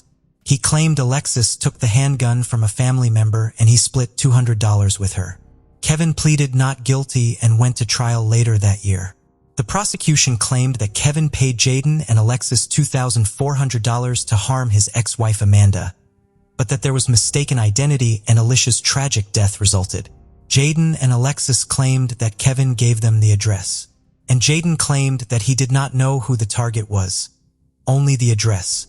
Jaden received the payment after dropping Kevin off at his home. Jaden and his girlfriend Alexis then returned to the location Kevin had indicated. They got out of the car and approached the house, with Jaden stopping near the garage and Alexis knocking on the front door. When Alicia answered, Alexis left and Jaden continued to fire until he ran out of ammunition. Jaden initially fired from his position near the garage and then went up to the front porch to fire the remaining shots. He pointed the gun at the house, aiming at Alicia's neck and head area. They then drove away but quickly returned, concerned that they might have left a glove at the scene. However, when they saw a police car, they turned around and left the area, using GPS directions to drive back to Spokane. The defense argued that Kevin never actually used the word kill when speaking to Jaden and said that Kevin only said to get the target off the road. However, the prosecution countered that Kevin had a history of violence and had threatened Amanda. In November 2021, Kevin Lewis was convicted of first-degree murder after a 6-week trial, with the jury reaching a verdict in less than 3.5 hours. He was sentenced to life in prison without parole in January 2022. As part of his sentence, Kevin was also banned from contacting his ex-wife and children for the rest of his life.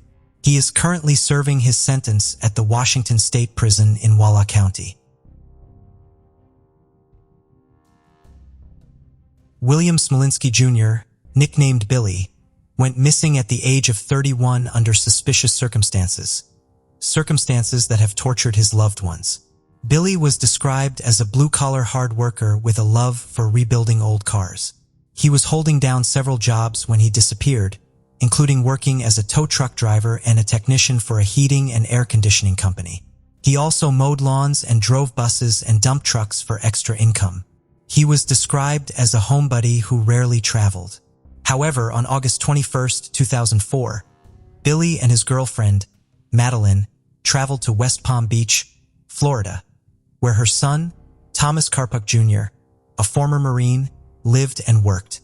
His girlfriend, Madeline, was 16 years older than Billy. Sometime during the weekend, Billy allegedly found Madeline talking to another man on the phone in the bathroom. Later on the beach, he tried to take her phone, and she screamed for the police. It turns out the other man was a married town councilman by the name of Chris Sorensen, who lived in Woodbridge, Connecticut. Sorensen was also the owner of the school bus company that Madeline worked for and Billy had previously worked for. After the incident, the couple returned to Connecticut late at night on August 22nd. On Monday, Billy met with his sister Paula and stated that he was through with Madeline. However, in the early morning hours of August 24th, Billy put a ladder to Madeline's apartment and climbed to her second-floor window.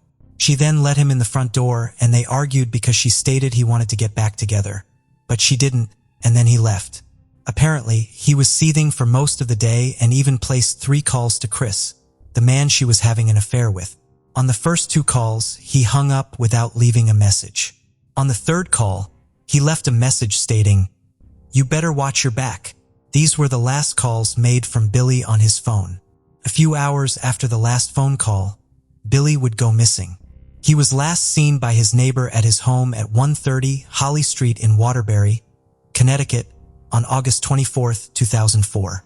Billy's neighbor, Roy, claimed that Billy came to his house on August 24th between 3:30 and 3:45 p.m. and told him about the breakup with Madeline and said that he was going up north for a few days to look at a car and allegedly asked him to care for his German Shepherd, Harley, while he was gone. Roy stated that the next day he went to let Harley out and feed him, but the house key was not where Billy said it would be. Roy then called Billy's ex-girlfriend, Mary Ellen, who said she knew something was wrong immediately. Billy and Mary Ellen had adopted Harley together as a puppy from a breeder during their 8-year relationship. And any time that Billy needed him looked after, Mary Ellen was always the one to do so because they still shared time with him and remained close friends. They had an understanding that if one was unavailable to take care of him, the other would do so, and it had apparently worked out that way for a long period of time. Strangely, she said he would have never left Harley unattended or in the care of a neighbor, leading many people to disbelieve Roy's story. Also, Billy did not notify any of his family or friends, whom he stayed in constant contact with, about his sudden trip up north. He also did not notify his boss, who claimed that Billy had never not shown up for work before, especially without notifying him. Mary Ellen then called Billy's sister Paula, and the word spread quickly through the Smolinsky family that something strange was going on with Billy. When Billy's sister arrived at his house, she thought it was odd where his truck was parked. She noted that it was parked at the bottom of the driveway, and he had never parked it there before. As family and friends convened at Billy's house, his truck was blocking the driveway.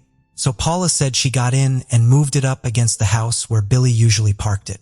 She said, I didn't think much about it at the time, but now I do. When his family attempted to report him missing, Billy's family was turned away and told to wait 3 days to see if he returned home because Billy had told his neighbor Roy that he was going out of town. Several days after he disappeared, his truck was broken into one night and papers were left in disarray. Upon an investigation, police found his wallet and keys tucked inside the front seat of the truck. Even though suspicion surrounded his neighbor, Roy, in February 2018, he passed away in a car accident and was never named a person of interest. A break in the case appeared to come in 2006 when a confidential informant told cops that back in February 2004, he was sitting in a Dunkin' Donuts with another man when the two of them spotted the missing posters the Smolinskys had tacked up throughout the valley. The informant said that the other man told him Sean Karpiuk, Madeline's son, killed Billy because Billy supposedly beat her up. The informant stated that Sean had supposedly choked Billy and killed him while in Madeline's apartment. Sean supposedly then called his friend Jason, and together they buried him at a job site that Sean was working at. He stated that they dug a hole and buried him under a spot where concrete was poured over the very next day. Sean had worked as a gravedigger and also at a landscaping company, but the cops never got a chance to question him because 5 months after Billy disappeared, he died of a heroin overdose. Several years after Sean died, his best friend, Chad Hansen, came forward multiple times and claimed that he had helped Sean bury Billy's remains, which were wrapped in carpet, and they covered it with lime. As a result of those multiple confessions, law enforcement began digging up locations in Seymour, Connecticut in February 2008, in Naugatuck State Forest in February 2010, and Oxford, Connecticut in 2011 looking for Billy's body. The Oxford search alone lasted 10 days and cost more than $100,000, but Billy was never found. Chad would later admit to purposely misleading police. In February 2011, he was charged with interfering with police and making a false statement. In January 2013, he pleaded guilty to one charge of making a false statement concerning injury or death and was sentenced to 4.5 years, but ended up only serving 2. Chad was also a known criminal and had 12 prior criminal convictions. Suspiciously, Madeline was seen ripping down Billy's missing flyers and was even videotaped doing so. This occurred on several occasions, sometimes with her friend Frances and sometimes with one of her sons. Madeline and her friend Frances would eventually follow Billy's mom as she hung up the missing posters and would immediately rip them down in front of her. For several months, the posters were removed every night, and Billy's family would repost them daily. Madeline also refused to take a polygraph test and was named a suspect at some point in the investigation, but was later ruled out. She also sued Billy's family, accusing them of harassment for posting missing person flyers and falsely accusing her of being involved in his disappearance. During one encounter while driving a Woodbridge school bus, Madeline followed Jan Smolinsky around town. Billy's mother, Jan, was sadly arrested for harassment for putting up Billy's missing posters by a school where Madeline worked as a bus driver. A judge decided in Madeline's favor and awarded her $52,666 in damages. However, the verdict is under appeal. Sadly, of Madeline's 5 children, 3 have died. Her only daughter, Crystal, died from suicide. Sean died from a heroin overdose in February 2005, and Tom, in February 2008, drowned in calm waters off eastern Long Island despite being a former Marine and an excellent swimmer. Another son was in prison at the time Billy disappeared. Madeline stated that Chad Hansen invented the story about Sean killing and burying Billy. She also stated, "I don't think he is lying. I know he is lying." She believes that Billy is a survivor who could be living in the woods somewhere and says that his family has ruined her life. Both Chad Hansen and Sean Karpiuk are considered persons of interest in Billy's disappearance. Witnesses told police Chad has bragged about killing Billy with Sean and has said that his body would never be found. Chad, a habitual drug user, was usually under the influence of heroin or crack cocaine at the time he allegedly made these statements. Billy's mother believes Chad may in fact be telling the truth about her son's alleged murder and about helping dispose of the body, but is only lying about its location. Billy had no history of drug use and no police record, and he only drank socially at the time he vanished. He deposited most of his last paycheck in the bank prior to his disappearance. and his bank accounts have never been accessed since then. Also, Billy's social security number has not been used since he went missing. Billy's truck was never fingerprinted even though his family requested it. When Jan contacted the television show America's Most Wanted about broadcasting news about Billy's disappearance, the show's producers contacted the Waterbury Police Department about the case and were told that investigators didn't suspect any foul play. Unable to run a segment without cooperation from local police and with no suspected foul play, Billy's story never made the national broadcast. 18 months after he disappeared, the police chief announced in an interview that foul play was a possibility. Thanks to the persistence of Billy's parents, in February 2009, federal legislation known as Billy's Law was introduced in Congress to help streamline the missing persons databases available to law enforcement. Billy's Law, also known as the Help Find the Missing Act, is intended to help ensure that other families won't experience the delays and frustration that the Smolinskys have gone through in the search for their missing son. So far, it is only implemented in 4 states: New York, New Jersey, Connecticut, and Tennessee, but it is being campaigned to become implemented in all 50 states. Billy has never been found, and as of today, his case remains unsolved.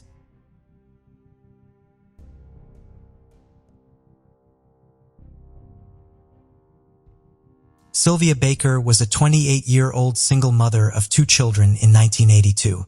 She worked at a food and beverage company and the Hartford Public Library and took courses in sociology and design at Greater Hartford Community College, now known as Capital Community College. On July 17, 1982, Sylvia's 8-year-old son, Kelsey, was watching TV and her 2-year-old daughter, Alina, was sleeping.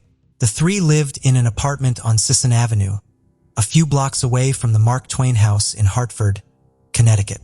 That Saturday afternoon, Sylvia told Kelsey she would be right back and went outside to take the garbage out. A little bit later, Kelsey went to the window and saw his mom outside talking with some neighbors. He didn't think much about it and returned to watching TV and eventually fell asleep. It would be the last time she would be seen alive. Witnesses reported that a blue van pulled up to the curb with several men and women inside. It appeared that Sylvia seemed to know them and approached the van and stepped in. The van then drove away. It is believed that Sylvia most likely got in the van willingly just to talk to the occupants and not to leave because she would not have left her children alone for any period of time.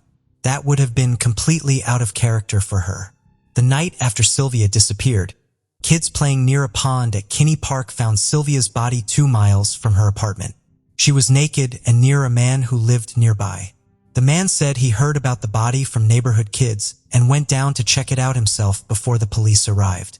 People began to question if one of her ex-boyfriends could be involved. Sylvia's mother, Ethel Logan, stated that her daughter had recently joined a strange new religion and said it was some kind of cult thing. She said that whatever happened with the group, Sylvia objected and tried to get out, but they wouldn't let her. The so-called cult Sylvia's mother referred to is Rastafarianism. However, investigators found this angle a dead end. Some of Sylvia's ex-boyfriends were interviewed, but her murder did not appear to be a crime of passion. The man who dropped his wallet was never mentioned in the press, and the police never followed up with him and apparently believed his story.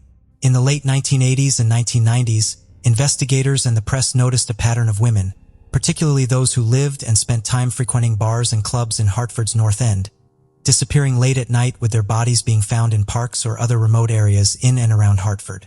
In the 1990s, a task force was formed to investigate these murders and others in other Connecticut towns as possibly related to a serial killer. At one time, there were as many as 17 murders that authorities thought could possibly be related, but several of those murders have since been found to be unconnected, while others may be related and not included. 6 years after Sylvia was killed, a 22-year-old Hartford resident, Patricia Thompson, was also found murdered, and Tamika Mayo of Hartford was last seen in the North End before her body was found in a secluded area of Rocky Hill. In 1991, 28-year-old Carla Terry, who lived near Kinney Park, was found dead at the Mark Twain Drive extension in Hartford. All 3 were assaulted, strangled to death, and then had their bodies moved. In 1987, 29-year-old Mary Shirley, who also spent time in Hartford's North End, was found dead behind a stone wall off Old Route. And though her body had deteriorated too much for a cause of death to be determined, her murder hasn't been ruled out as being connected. While the 1990 murder of 19-year-old Deidre Dancy has often been thought to be linked to these other murders, the MO of her killing was different. Alina and Kelsey moved in with their grandmother, and it was only as Alina grew up that the enormity of what had happened to her family became clear. Sadly, Alina has no memories of her mother. Several years ago, when Detective Andrew Jacobson began working on the cold case, he agreed with the original investigators that the Rastafarian angle didn't make sense and the ex-boyfriends were not the most likely culprits. But Jacobson believes that the man who owned the wallet is a person with information and that he wasn't forthcoming back in the 80s. The spot where the wallet was found is near the last area a vehicle could have traveled. From that point on, Sylvia's body would likely have had to be carried. Detective Jacobson stated, to get her body naked and bound to the edge of Kinney Park, it would be very difficult for one person to do it in the middle of the night by themselves, so there's at least 2 people involved, if not more. She also did not have scratches or abrasions, which means she most likely wasn't dragged. As Jacobson examined the man with the wallet further, he learned that a relative who lived with him was being looked at by other investigators, and that he is suspected in a series of sexual assaults. Both are part of a group of men Jacobson believes may be connected to Sylvia's death and other crimes. Another relative who lived with the man with the wallet also had a man that fit the description of the one Sylvia got into the last time she was seen alive. Jacobson is not ready to name the man with the wallet or any of the other men he suspects may know something about Sylvia's murder and other crimes. Although he finds this person to be a person of interest and very suspicious, he acknowledges he could be wrong. He continues to work on the case, but as of today, it remains unsolved.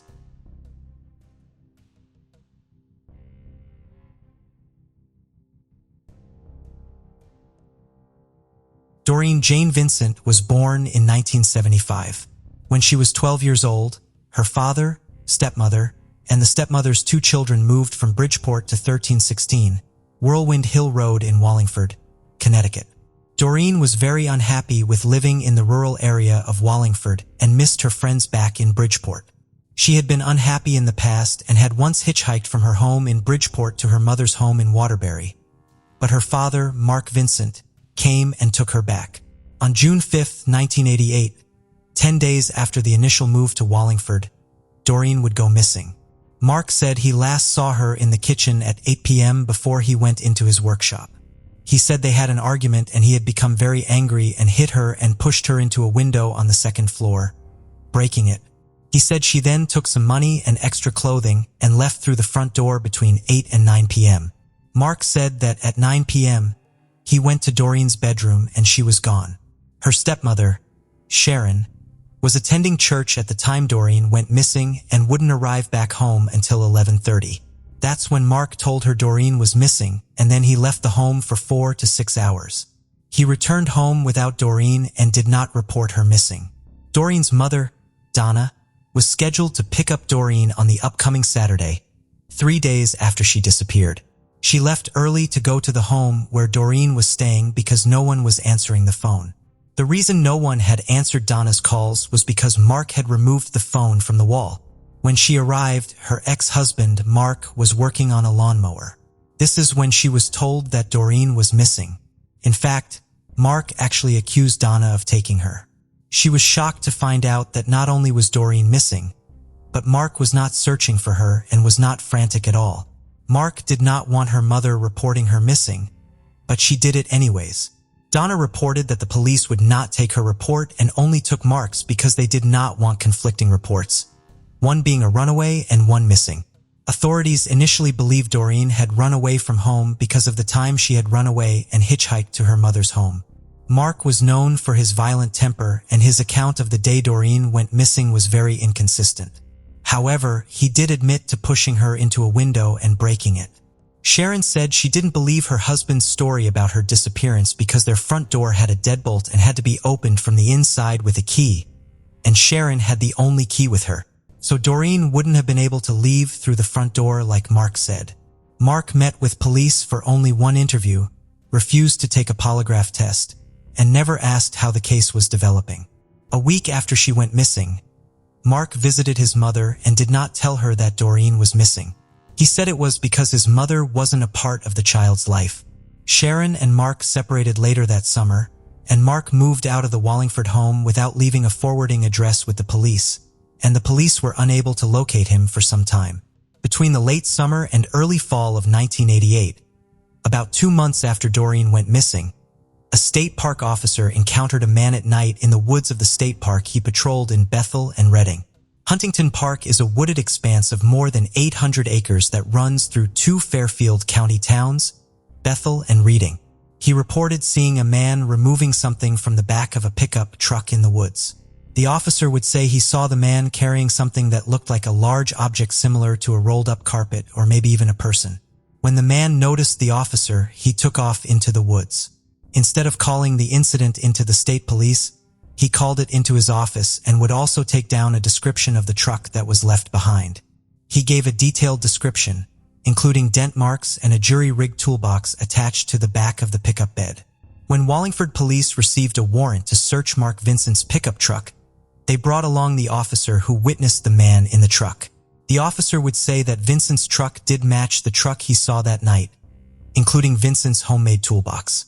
However, the officer could not identify the man in the woods as Mark. About a year after Doreen's disappearance, law enforcement searched Mark's mother's home in Bethel, Connecticut, where he had once lived, looking for evidence in Doreen's case. Suspiciously, they would find some items that Mark claimed Doreen had taken with her when she left. They also found a gun legally registered to Sharon and charged Mark with being a felon in possession of a firearm and was sentenced to 2 years in prison. Police have searched Huntington Park several times through the years since Doreen disappeared but came up with nothing. In the summer of 1999, a psychic named Colette and a medium named Steve walked through the park woods with family and police in an attempt to pick up a new lead on where Doreen might be buried. But, again, they had no luck. Doreen's father remarried and maintains his innocence. Her mother Donna still hopes that her daughter is alive, but knows that it is most likely impossible. And as of today, this case remains unsolved.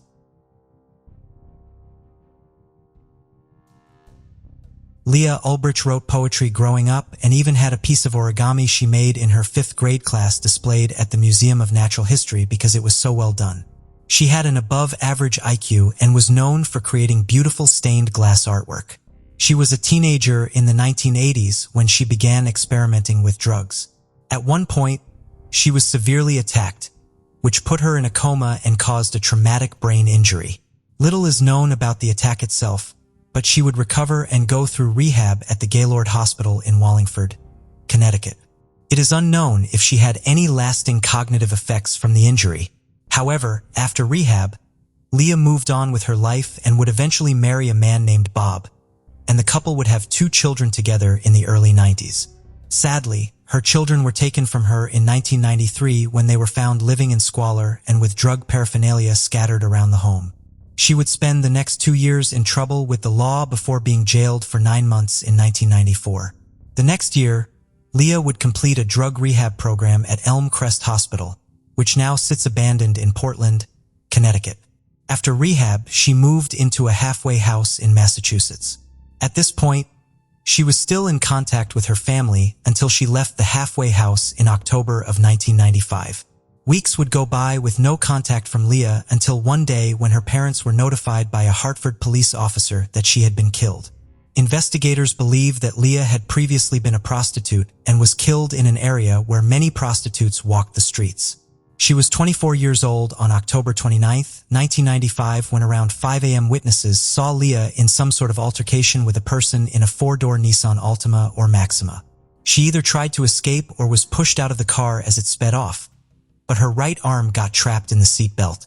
She was dragged to death beside the speeding car along a 4.5-mile route beginning in Hartford, Connecticut and ending in Wethersfield before her body finally came to a rest. A newspaper delivery driver witnessed the incident and attempted to follow the car, but it sped away at more than 60 miles per hour. A woman standing on a corner witnessed the vehicle speeding by a moment later with Leah still being dragged and screaming on the side of the car. The woman called police from a payphone and reported the incident. Officers looking for Leah found a trail of blood and pieces of her clothing that ran for miles to the storm drain where her body was discovered. Leah could only be identified at first by tattoos, including the name Ozzy and a pair of theater masks on her shoulder. Hartford detectives have meticulously pored over the evidence from the scene and kept enough of it that investigators were able to send some to labs for more DNA testing. A cord for an electronic device found with Leah's remains could contain traces of the suspect's DNA but has not been publicized. In February 2002, investigators tried to entice the woman who reported the incident from a payphone to come forward by offering a $50,000 reward for information in the case. This picture was taken of Leah with her children in mid-October 1995, and it was the last time her family saw her alive. Leah's father, Robert Baskin, has used his personal tragedy in speeches throughout Washington, D.C. and Connecticut to convey the message of the nonviolence advocacy group he once led and connect with teenagers from violent communities. Leah's children are now successful adults and say that all of the heartache has made them stronger, better people. Her family still seeks answers on what really happened that day, but as of today, the details remain a mystery and the case remains unsolved.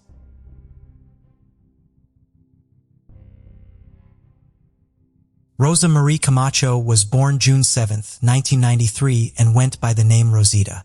She and her mother, Rosa Delgado, lived in Hartford, Connecticut. Rosa got pregnant with Rosita at the age of 16 by married local police officer named Julio Camacho that was 32 years old at the time.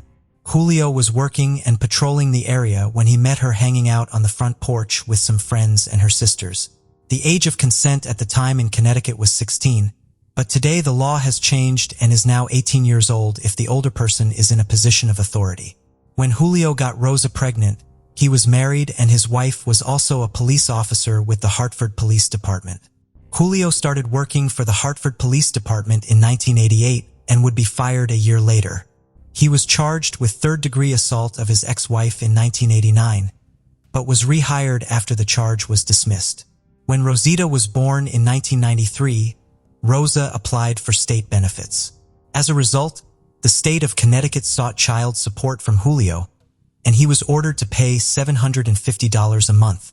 He was already paying child support for 3 other children by other relationships while also raising his second wife's children. On October 24, 1997, Rosa and her 4-year-old daughter Rosita left their residence at approximately 5 p.m. to walk to a local store together and buy groceries, including milk and diapers. She left her 5-month-old daughter at her home in the care of a sister when she left to go to the store. The store was in the 60 block of Madison Avenue, and to get there, they would have to walk past Julio's mother's home. A witness would say they saw Julio speaking to Rosa and their daughter on a street corner outside his mother's home. After going to the store, Rosa and Rosita never returned home and were reported missing the next day. It would be a month before the disappearance was announced to the media. Law enforcement stated that this was due to a language barrier between them and the family of the missing 4-year-old and her mother.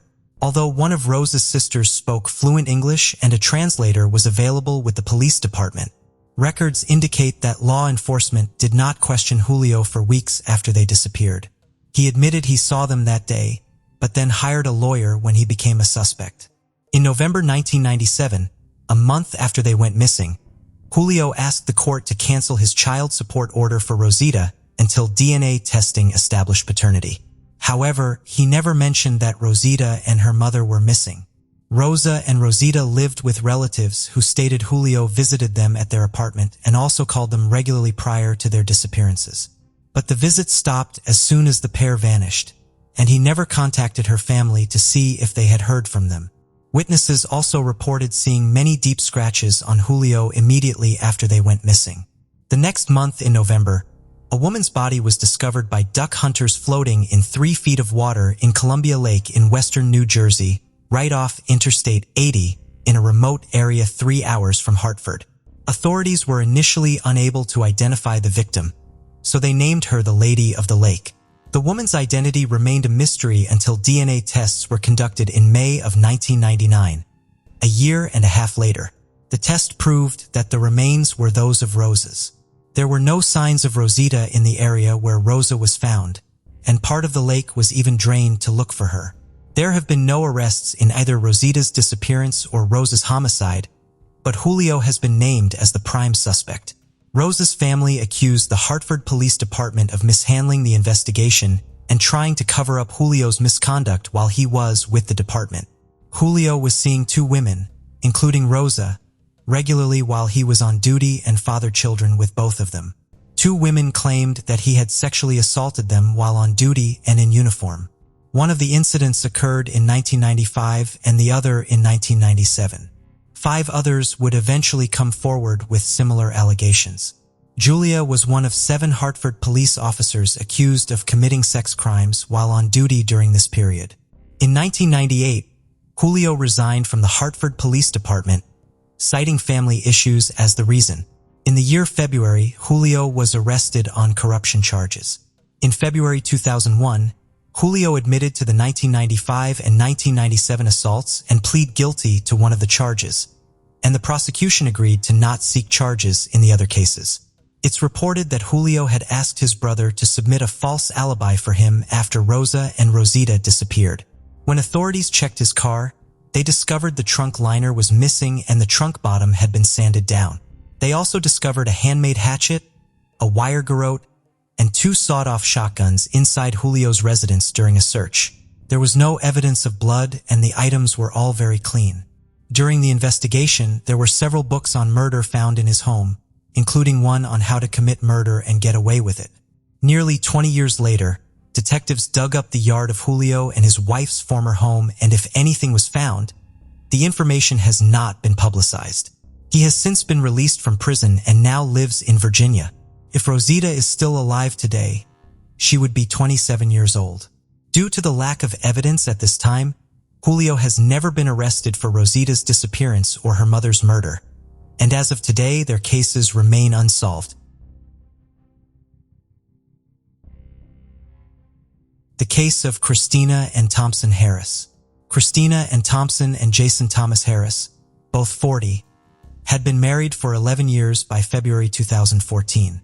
They got married in February 2003, after dating for about 5 years. In February 2009, Christina and Jason welcomed their first child, which brought significant changes to their lives. Despite the daily challenges and responsibilities, they were happy to be parents. Christina took care of the house and the children, while Jason worked at a plastics factory. As the children grew up, Christina was able to contribute financially to the family by working. However, in May 2014, she had to take maternity leave because she was expecting their second child in a few weeks. On September 29, 2014, Jason chatted with Christina while at work. Christina was suffering from a cold. She had a bad cough and was not sleeping well, but she reassured her husband that she was fine.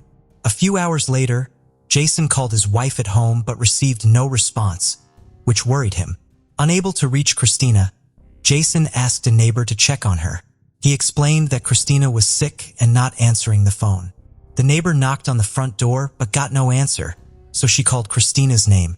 Receiving no response, she decided to try the door, found it unlocked, and entered the house. When she entered the bedroom, she found Christina lying on the bed and could not wake her. The neighbor called 911 and ran out of the house to call another neighbor, a nurse. The nurse checked Christina's pulse and confirmed that she had died. Thus, on September 29, 2014, for months after the birth of her second child, Christina was found dead at home. When the police arrived, Jason Harris was present. He told the police and paramedics that his wife had been sick but was alive when he left for work that morning. 2 days later, the medical examiner ruled that Christina died from an overdose of a controlled substance, a finding that shocked her family and friends. Most people who knew Christina, a mother of 2, including a newborn, believed that she had never used drugs. Christina's mother, Kathy, told police that her daughter was fine when she saw her the day before she died. Police were therefore skeptical of Jason Harris's claim that his wife had a cold. According to Kathy, Christina said her marriage to Jason was complicated. Jason was unhappy with the marriage but did not want a divorce because of concerns about child support and custody. Neighbors who discovered Christina's body also provided additional information to the police. Jason reportedly told them that the night before Christina died, he had prepared cereal with milk for her. Then Christina passed out and dropped the plate. Police realized that Christina's family and friends had a hard time accepting that she might be involved in drugs. Instead, police suspected that Jason Harris was involved in Christina's death. Christina's mother and sisters insisted that police test her breast milk. According to Kathy, the police ignored the request for 48 hours. However, thanks to the family's persistence, the police finally agreed to investigate. As a result, breast milk was used as evidence for the first time in Michigan history. As confirmed by Christina's family and friends, all drug tests at her workplace and at the hospital where she gave birth to her second child were negative. Her second child was only 4 months old when Christina died. Christina was breastfeeding, and Kathy confirmed that Christina was very careful about what she put into her body because she didn't want to affect her child.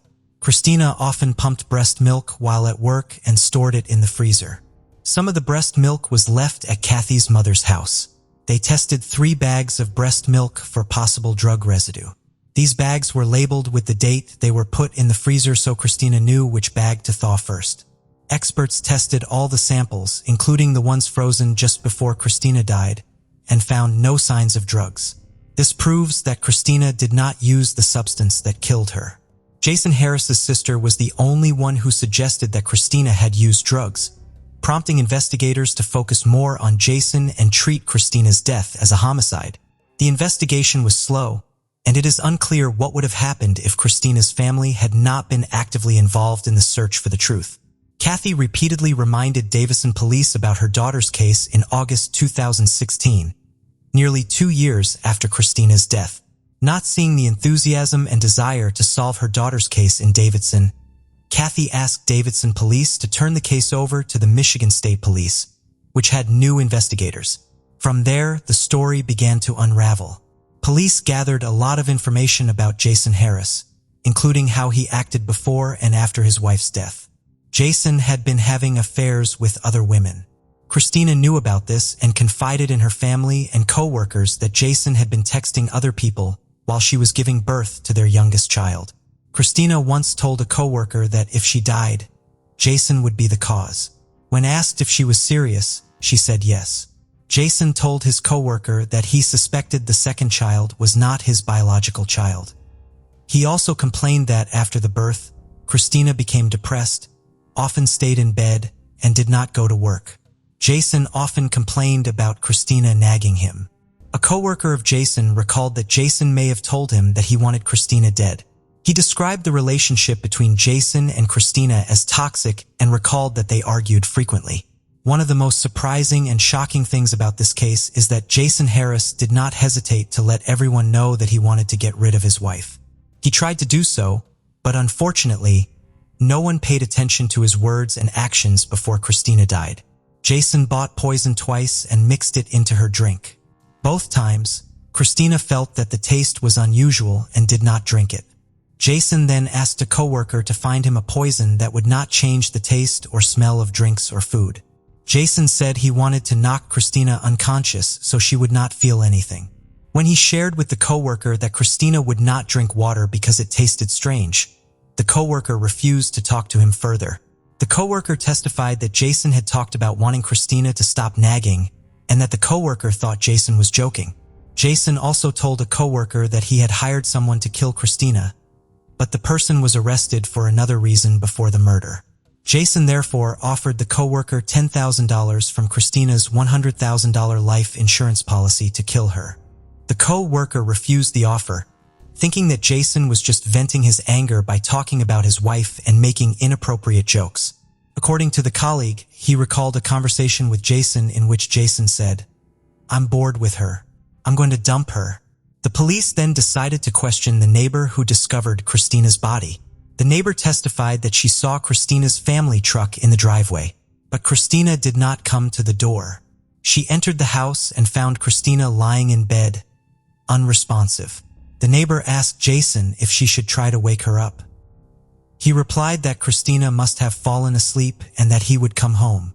The neighbor went back inside and removed the covers around Christina because she felt cold and had foam coming from her mouth and nose.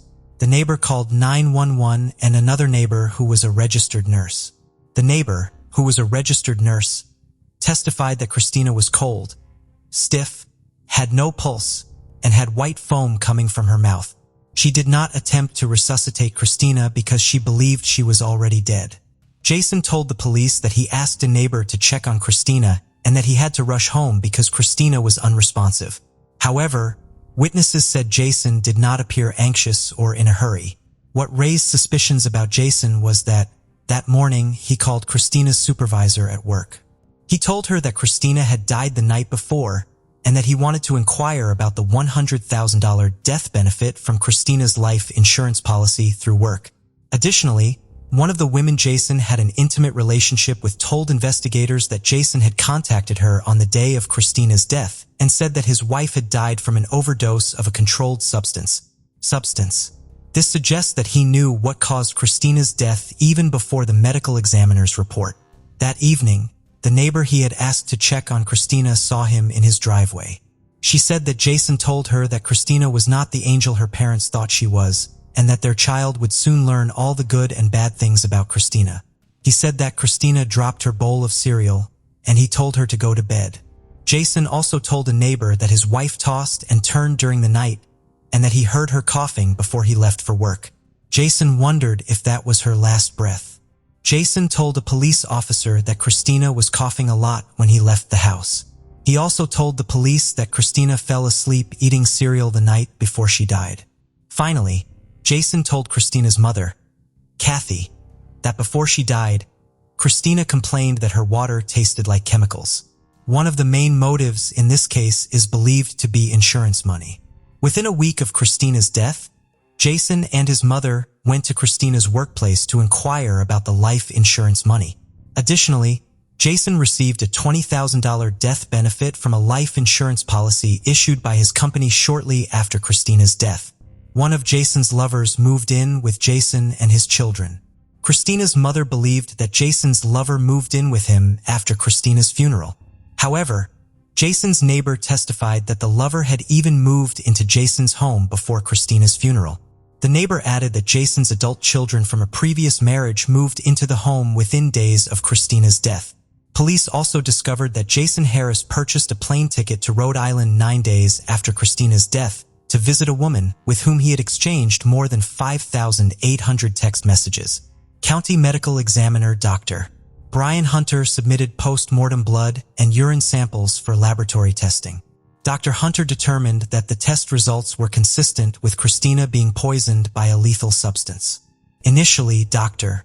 Hunter determined that her death was an accident. Because there were no injection marks on Christina's body and investigators did not find any powder residue or rolling papers next to the bed where Christina died.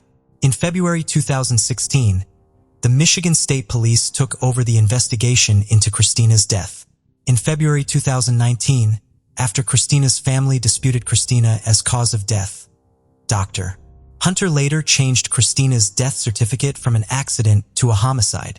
Police charged Jason with first-degree murder, solicitation of murder, and delivery of a controlled substance resulting in death. He was denied bail. Jason's attorney, Nicholas Robinson, said his client pleaded not guilty to the charges and wanted to fight them. When he was arrested, Jason had lost his job after testing positive for drugs. Kathy's efforts to ensure that law enforcement would punish the person responsible for her daughter's death were not overlooked.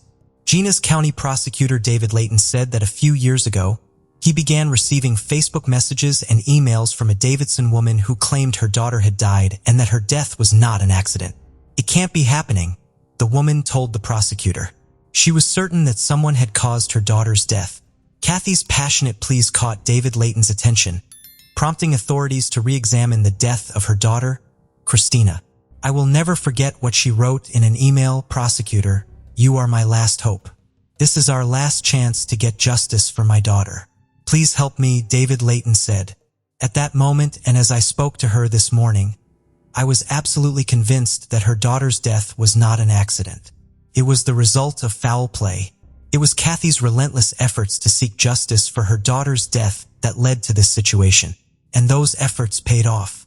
The trial began in 2020. The prosecution alleged that Jason put a controlled substance in his wife's cereal bowl to kill her.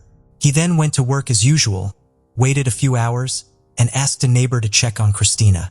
According to the prosecution, Jason wanted someone else to discover his wife's body in order to reduce suspicion against him. The direct evidence against Jason was overwhelming. Jason had a motive for killing Christina. He was having an affair with another woman, suspected she was cheating on him, believed the second child was not his, and was tired of her nagging. Jason did not want a divorce because he did not want to pay child support or lose custody of her. Before her death, Jason told a coworker that he wanted Christina dead. On the morning of her death, Jason called her company to inquire about a $100,000 life insurance policy, and in that call, he said Christina had died the night before. The jury heard clear evidence that Jason not only wanted Christina dead, but that he had tried to hire someone to kill her. He planned to do this and knew where to buy illegal drugs. In fact, he had purchased them on multiple occasions to give to Christina. At trial, multiple witnesses testified that Christina did not use drugs recreationally. Christina was very careful about what she consumed because she was breastfeeding. Furthermore, tests showed that her frozen breast milk contained no harmful substances. To support the theory that Jason had poisoned Christina's food, the prosecution presented toxicology reports. For example, Judge argued that Christina's death could have been caused by ingestion of some kind of poison. The prosecution ruled out injection because no traces of injection or needles were found at the scene. Judge also testified that inhalation was unlikely because no rolled-up dollar bills or snorting paper were found at the scene. The court gave Jason Harris a chance to speak, but he did not apologize or show remorse instead. He insisted that he was innocent. The judge said, "The jury did not believe your lies," ultimately exposing him as a selfish and deceitful murderer. On November 17, 2021, the jury found Jason Harris, 47, guilty on all charges. 3 weeks later, the court sentenced him to life in prison without parole. He has appealed the verdict, however. After the trial, prosecutor David Layton expressed his condolences to Christina's family and friends, emphasizing that this was a tragic case. Layton went on to say, "While this case has many unique and media-driven details, the most important thing is the family's loss. I hope this verdict helps them find comfort in knowing that justice has been served." Jason requested a new trial on the grounds that his defense attorney did not do a good job. He introduced evidence in the form of his attorney's testimony, showing that his defense attorney failed to seek an independent expert opinion on the prosecution's evidence and failed to consult with an independent toxicologist. Jason's defense attorney explained this decision as part of a trial strategy because he had thoroughly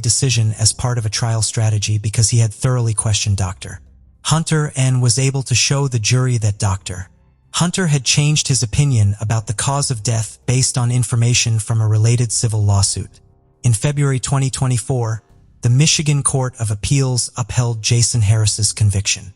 He remains in prison for life without the possibility of parole. Virginia Uden was 32 years old when she and her two sons, 10-year-old Reagan and 11-year-old Richard, were last seen in Wyoming. Virginia was divorced from Gerald Uden, and he was the boys' adopted father. On September 12, 1980, they were leaving Virginia's mother's home in the vicinity of the 700 block of North Federal Court in Riverton, Wyoming at approximately 1:30 p.m. Virginia had told her mom that she was taking the boys to meet Gerald in Pavilion, Wyoming, and then he was going to take the boys bird hunting.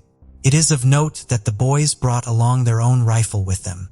The 1973 Ford Country Squire station wagon they were in that day, which Virginia had borrowed from her mother, was found abandoned and vandalized on October 4, 1980, nearly 1 month after she and her sons had disappeared. It was found in the rugged Dickinson Park area of the Wind River Mountains on the edge of Trout Creek Canyon about 20 miles west of Lander. It appeared as if someone had tried to push the car into the canyon, but it had become lodged between trees. It was then covered with branches that were cut from nearby pine trees. The car also had rags and papers stuffed into the car's gas tank. It appeared someone tried to set it on fire before attempting to push it off the canyon, but was unsuccessful. There was a large amount of blood, which was determined to be Virginia's blood type, found in the front, middle, and rear of the car. DNA testing was not available at this time, and they were only able to test the blood type. A Lander resident said he had seen the vehicle several times in the 2 weeks before law enforcement found it, but he didn't know of the investigation and said the vehicle was not covered in branches when he first noticed it. When Virginia, Reagan, and Richard disappeared, Gerald was remarried to a woman named Alice Louise Oden. Gerald and Alice suspiciously moved to Chadwick, Missouri after the three went missing. Years later, in September 2013, with evidence pointing towards Gerald, he was arrested and charged with their murders.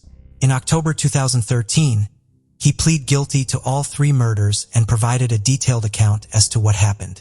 Gerald stated that he picked up Virginia, Richard, and Reagan from 123 Williams Road near Pavilion. He said they drove a short distance before all 4 got out of the vehicle.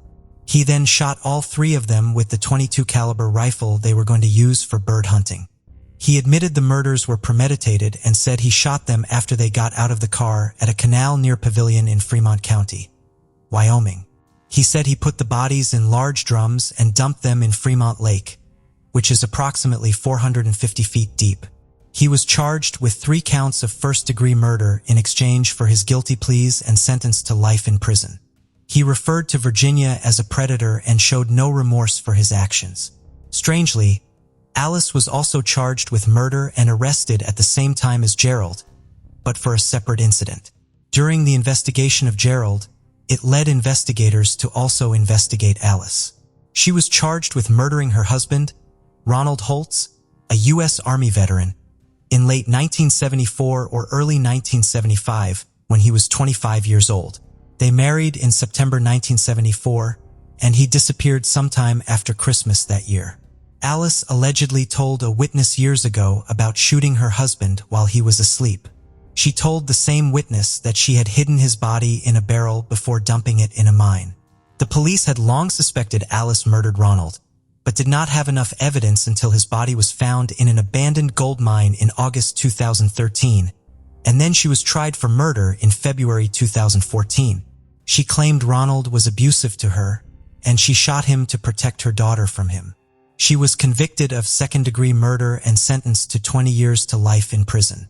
In February 2018, Fremont County and state officials dug behind the former home of Gerald under an old hog pen.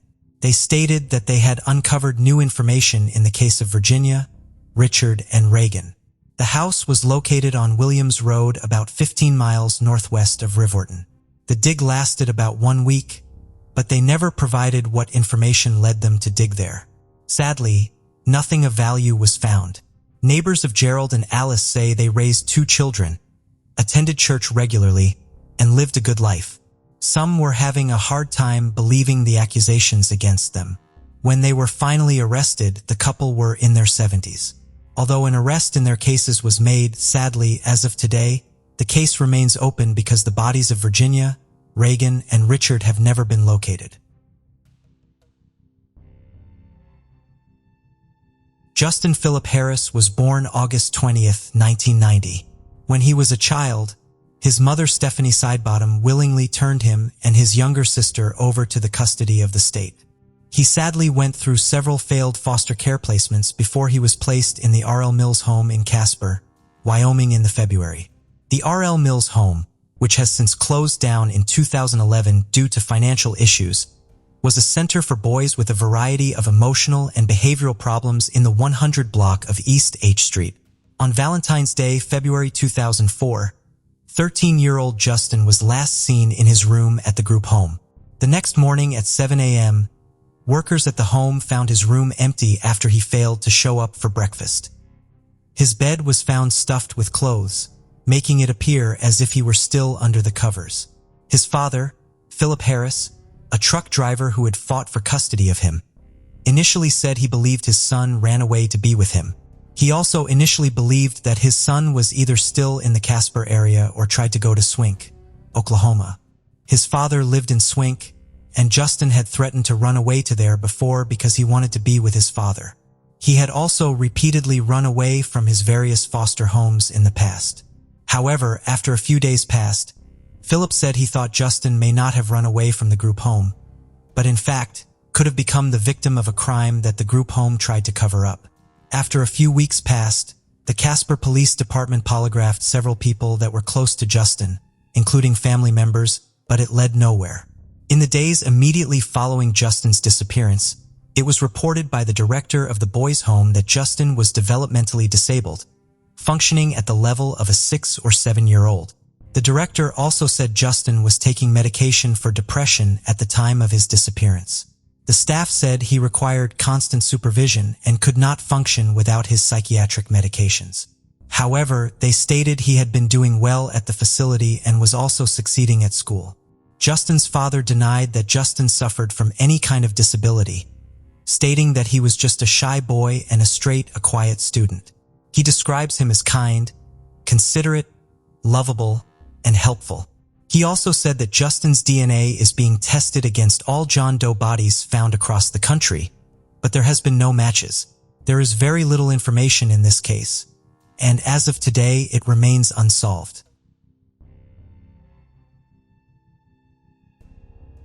Amy Bechtel was born in 1972 in Santa Barbara, California.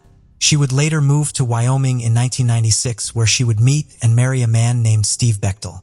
They both enjoyed the outdoors, with Steve spending time rock climbing and Amy being an avid runner, amateur photographer, and like Steve, enjoyed rock climbing. She would graduate from the University of Wyoming in 1995.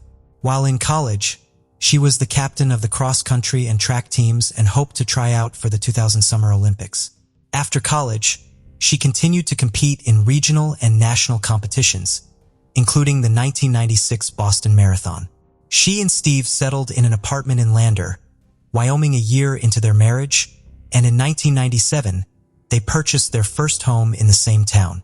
Around 9:30 a.m. on July 24, 1997, Amy left her apartment to run errands for their newly purchased home. But first, she would teach a children's weightlifting class at a local fitness center. She was then seen at Camera Connection at approximately 2:30 p.m. that afternoon. Employees at the store said she seemed to be in a hurry and looked at her watch several times. She then stopped at the Gallery 331, and the owner noted that Amy once again seemed in a hurry and was repeatedly looking at her watch.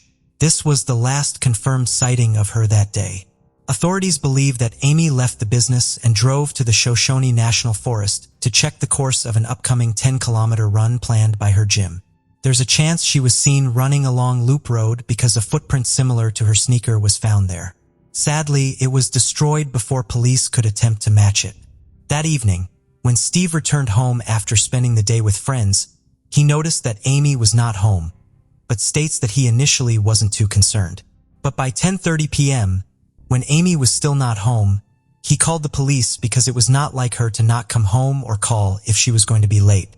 Steve and his neighbors would begin searching for Amy, and a few hours later at 1 a.m., the couple's neighbor located her white Toyota Tercel parked along Loop Road in the Wind River Mountains near Shoshone National Park, where she was known to go running. Her keys, sunglasses, and her to-do list for the day were inside the vehicle, but her wallet was missing. On July 26th, search and rescue teams using dogs, 2 private helicopters, and at least 100 volunteers searched the area. Investigators initially believed she may have fallen victim to the elements or possibly been attacked by a wild animal. It wasn't long into the investigation when investigators began to turn their focus towards Steve.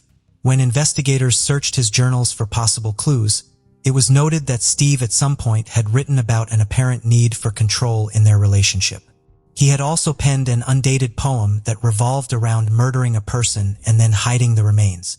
Suspiciously, he had a series of journals describing violence towards women and his wife. He would later claim that the journals consisted of song lyrics he had written for his band and that they were unrelated to Amy or her disappearance. In 1998, local police stated that Steve was no longer a central suspect in the case, although he had not cooperated with the police. Steve provided an alibi for the time of Amy's disappearance, which was corroborated by friends who agreed they had spent the afternoon with him rock climbing. Even with this information, His lawyer still advised him not to take a polygraph test. In late August 1997, the FBI requested satellite photos from NASA of the area on the day of Amy's disappearance, but the satellite images provided no information. In January 1998, pictures were requested from NASA from the Russian space station Mir, which was believed to have snapped a shot of the area the day Amy disappeared, but the weather had prevented any quality photos that day. A woman who was camping in the Shoshone National Park on the day Amy was last seen told authorities that she witnessed a truck similar to Steve's speeding through the park during the early evening hours. The woman stated that she saw an unidentified blonde-haired woman in the passenger seat.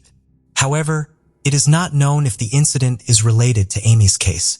Phone records showed that Steve made a call from his house at 4:43 p.m. around the same time the witness said she spotted his truck. The Bechtels' home was around a 45-minute drive from the mountain road where Steve's truck was allegedly spotted. Acquaintances of the couple gave conflicting statements about their relationship. Some described it as idyllic, while others stated that Steve was jealous and often belittled Amy, and that her demeanor changed whenever she was around him. Steve maintains his innocence and believes that authorities focused on him due to a lack of suspects and evidence in Amy's disappearance. He was interviewed only once by authorities and refused to speak with them further after he said the questions turned accusatory. Steve remarried several years after Amy vanished and still lives in the house that they purchased days before her disappearance. In June 2003, a Timex Ironman triathlon watch was discovered by a doctor hiking near the Popo Agie River and was turned in to police. It was noted to be similar to a watch Amy had owned at the time of her disappearance. However, law enforcement was unable to determine whether or not the watch belonged to her. One theory is that a possible suspect in Amy's case is Delwayne Eaton, who was presently the only inmate on Wyoming's death row. He was convicted of the 1988 rape and murder of an 18-year-old Lisa Marie Kimmel. Investigators believe Eaton may be the so-called Great Basin Killer, the serial killer whom they think was responsible for the murders of at least 9 women in Colorado, Wyoming, Utah, and Nevada between 1983 and 1997. His brother and sister-in-law claim he was camping in the same area and around the same time Amy went missing. Eaton allegedly attempted to kidnap a family experiencing car trouble a month after Amy went missing. Shannon Breeder, her husband Scott, and their 5-month-old baby Cody were traveling along Interstate 80 when their van broke down. Eaton stopped to offer help and asked Shannon to drive his green 85 Dodge van. When they got in the car, Eaton pulled a gun on the family and told Shannon to drive south into the desert. Instead of driving south, Shannon hit the gas and turned in a circle, which allowed Scott to jump out of one side of the van with the baby, and Shannon jumped out the other side. Scott grabbed Eaton and hit him in the head with the butt of Eaton's rifle. Eaton ended up getting stabbed with his own knife during the struggle and left the scene after the family sped away. Eaton only spent 99 days in jail for the crime and was given 1 to 2 years probation. After the kidnapping attempt, Eaton was convicted of the kidnapping, rape, and murder of Lisa Marie Kimmel in 1988 when she was driving along from Colorado to Montana. In February 2002, DNA evidence finally determined that Eaton abducted Lisa at a remote rest area and killed her. They also found Lisa's car that he had buried and used as a septic tank. He is now serving life in prison for her death, but has refused to discuss Amy's disappearance and has never been charged in any other cases besides Kimmel's. The police don't believe Eaton was involved in Amy's disappearance and believe Eaton's niece, who said unlike his brother and sister-in-law that he was actually visiting her in Colorado when Amy vanished. They instead continue to believe that Steve is the only viable person of interest in the case. In early 1998, Steve appeared on the Geraldo Rivera show with Amy's sisters, Casey and Jenny, who pleaded with him to provide information regarding her disappearance. Steve denied any involvement in his wife's disappearance during the program. Her family continues to search for her, and as of today, this case remains unsolved.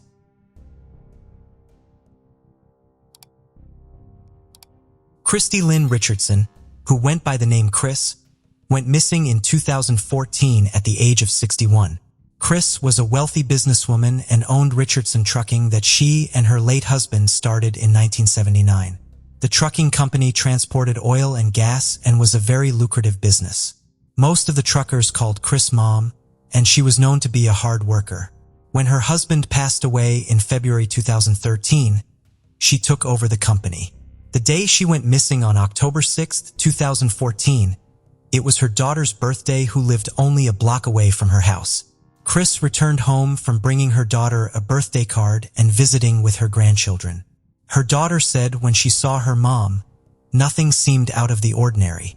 Chris was last seen by a neighbor getting her mail from her mailbox at her home at East 24th Street in Casper, Wyoming, and then she was seen pulling her car into the garage. The truckers were required to check in with Chris when arriving to their destinations. At 7:45 that evening, she took a routine call from one of her truck drivers. The next call that came in was around 11 p.m. that night, but it went unanswered. She was expected at work at 7:15 a.m. the next day, and when she didn't show, which was very unlike her, one of her employees tried calling her. When they didn't get an answer, they then called her daughter and son-in-law, who rushed to her home and noticed that her car was still in the garage. Her daughter said immediately she knew something was wrong with her mother. Upon searching the home, they found her purse on the kitchen counter with all of her personal documents in it, such as passport, driver's license, and birth certificate, along with several $100 in cash. Her cell phone was also located on the bed, which was strange because she always kept it with her due to her being on call at all times. It was then that her daughter called the Casper Police Department. None of her vehicles were taken from the home, but the garage door opener she normally kept in her purse was the only thing missing. Her bed sheets had traces of stains that looked like blood or urine. The results of the testing done on the stains has not been released to the public yet. Over the next several days, a large search was conducted, and at one point, a helicopter was sent to search parts of Casper Mountain. A warrant was received to search her office at 6850 West Yellowstone Highway, but it is not known if any clues to her disappearance was found. There is currently a $250,000 reward for anyone giving information leading to the conviction of the person or persons involved in her disappearance. There have been numerous theories touted in her disappearance, but as of today, the case remains unsolved. Catherine Major, a mother of two, was last seen at the upscale Four Seasons Resort in Teton Village, Wyoming on September 19, 2009. She had allegedly stolen a set of master keys from a maintenance worker who had been working in her room earlier in the week. She then used the keys to break into a spa cabinet at the resort and was caught on video stealing over $700 worth of items from a display cabinet in the spa. The staff of the hotel called the police to report the theft. Catherine admitted to the theft and agreed to pay for the items and leave, and the hotel decided not to press charges against her, but they did ask her to leave the resort property. She appeared embarrassed and went to her hotel room to start packing her belongings. When a police officer went to check on her in her room, 40 minutes later, she was gone. The glass door leading to the outside was open.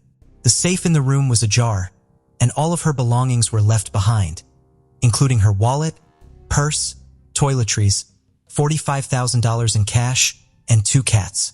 There was also pill bottles, syringes, wigs, gloves, and a rope located in the room. A book was found with the middle section cut out with a tape recorder inside. This led investigators to believe that she may have been having a bipolar episode. Catherine had left a note on the counter addressed to her mother reading, "Please take care of my cats. I have nothing." Her white Jaguar convertible was left in the Four Seasons parking garage. Dogs tracked her scent through the glass doors of her room across Granite Loop Road, north towards Obsidian Drive, down a hill towards Garnet Drive, and north towards a barn in open fields before they lost the trail. Her sister said that Catherine suffered from bipolar disorder and had attempted suicide multiple times in the past. A search was conducted, but nothing was found to indicate what happened to Catherine. Her family members and investigators now believe that Catherine is no longer alive. However, her body has never been located, and as of today, this case remains unsolved. The case of Carol Maltese. Carol Nicole Maltese was born on September 19, 1995, in a small province in Italy, to parents Fabio and Josephine. Her mother was of Italian descent, while her father had Dutch heritage. When Carol was just 4 years old, her parents divorced, and she remained with her mother. Her father moved back to the Netherlands, where he remarried and had more children. Despite her father's lack of support, Josephine chose to stay in Italy and raise Carol on her own. Carol and her mother lived in a small community called Sesto Kenda. Her mother worked multiple jobs to provide Carol with a good education and opportunities for a better life. As a result, Carol grew into a beautiful, kind, and sociable young woman with many friends and an easy rapport with others. She was an active schoolgirl who participated in sports, such as horseback riding, and regularly attended a dance studio. Carol was fluent in 3 languages, loved traveling across Europe, and was an avid reader who could engage in conversations on a wide range of topics. As Carol entered her teenage years, she had many admirers and enjoyed being the center of attention. After completing her secondary education, Carol enrolled in a technical university to study industrial design, arts, and fashion. During her freshman year, Carol discovered she was pregnant after developing a romantic relationship with a young man studying architecture and design. The pregnancy was unexpected, and both Carol and her father were unprepared. Despite the challenges, Carol decided to keep the baby. In February 2016, Carol, then 20 years old, gave birth to a son. The arrival of the baby significantly impacted her life. Due to financial constraints, she had to leave school to support themselves and their child. She relocated to Verona in search of better opportunities to provide for their family. Carol found employment as a sales consultant in a cosmetics and perfume retail chain when her son was 1 year old. Meanwhile, her boyfriend worked on projects from home and took care of their son. However, in mid-2019, Carol's life took another turn when she fell in love with Angelo. They began a passionate affair, secretly meeting in hotel rooms and exchanging messages at night. The affair lasted for about 6 months, during which they tried to spend as much time together as possible. But just before the new year, Carol's boyfriend discovered her infidelity and decided to end their relationship. Carol thought it was for the best that she was leaving, as she had already planned to move in with her new boyfriend. However, they faced a challenge. Angelo lived with his parents, and Carol couldn't join him with her child from a previous relationship. They decided to rent a place together, but their plans were disrupted, which left them jobless and unable to afford a home. Carol had to move into Angelo's parents' house and temporarily leave her 4-year-old son with his biological father. Carol struggled financially, but Angelo and his parents supported her as much as possible. She had to rely on them completely, unable to contribute to her son's care. To make matters worse, her mother was diagnosed with Parkinson's disease, which required expensive treatment. In desperation, Carol looked for ways to earn money from home to support her son and ailing mother. She turned to social media and created a YouTube channel, sharing her experiences of life in isolation. Although her content didn't attract much attention, her striking appearance drew comments, including some unwanted and inappropriate proposals. A subscriber suggested that Carol create an account on the adult content platform OnlyFans, citing her attractive appearance and potential for quick success. Taking this advice, Carol registered under the pseudonym Charlotte Angel and began posting intimate photos and videos. She quickly gained a large following and started earning a substantial income. As time went on, Carol's content became more explicit and bold and was appreciated by her fans. However, she keeps her work a secret from her boyfriend and relatives. This secrecy was short-lived because an acquaintance of hers discovered her account about 6 months later. Although Carol tried to justify her work as an art form that gave her financial security and personal fulfillment, her acquaintances did not accept it. Friends and acquaintances gradually distanced themselves from her, believing that her work was immoral and fearing that association with her would damage their reputations. Carol saw this reaction as prejudice and remained confident that she would achieve success and wealth as an adult film star. Carol's newfound popularity attracted the attention of adult film studios, and several directors approached her with offers to star in their productions.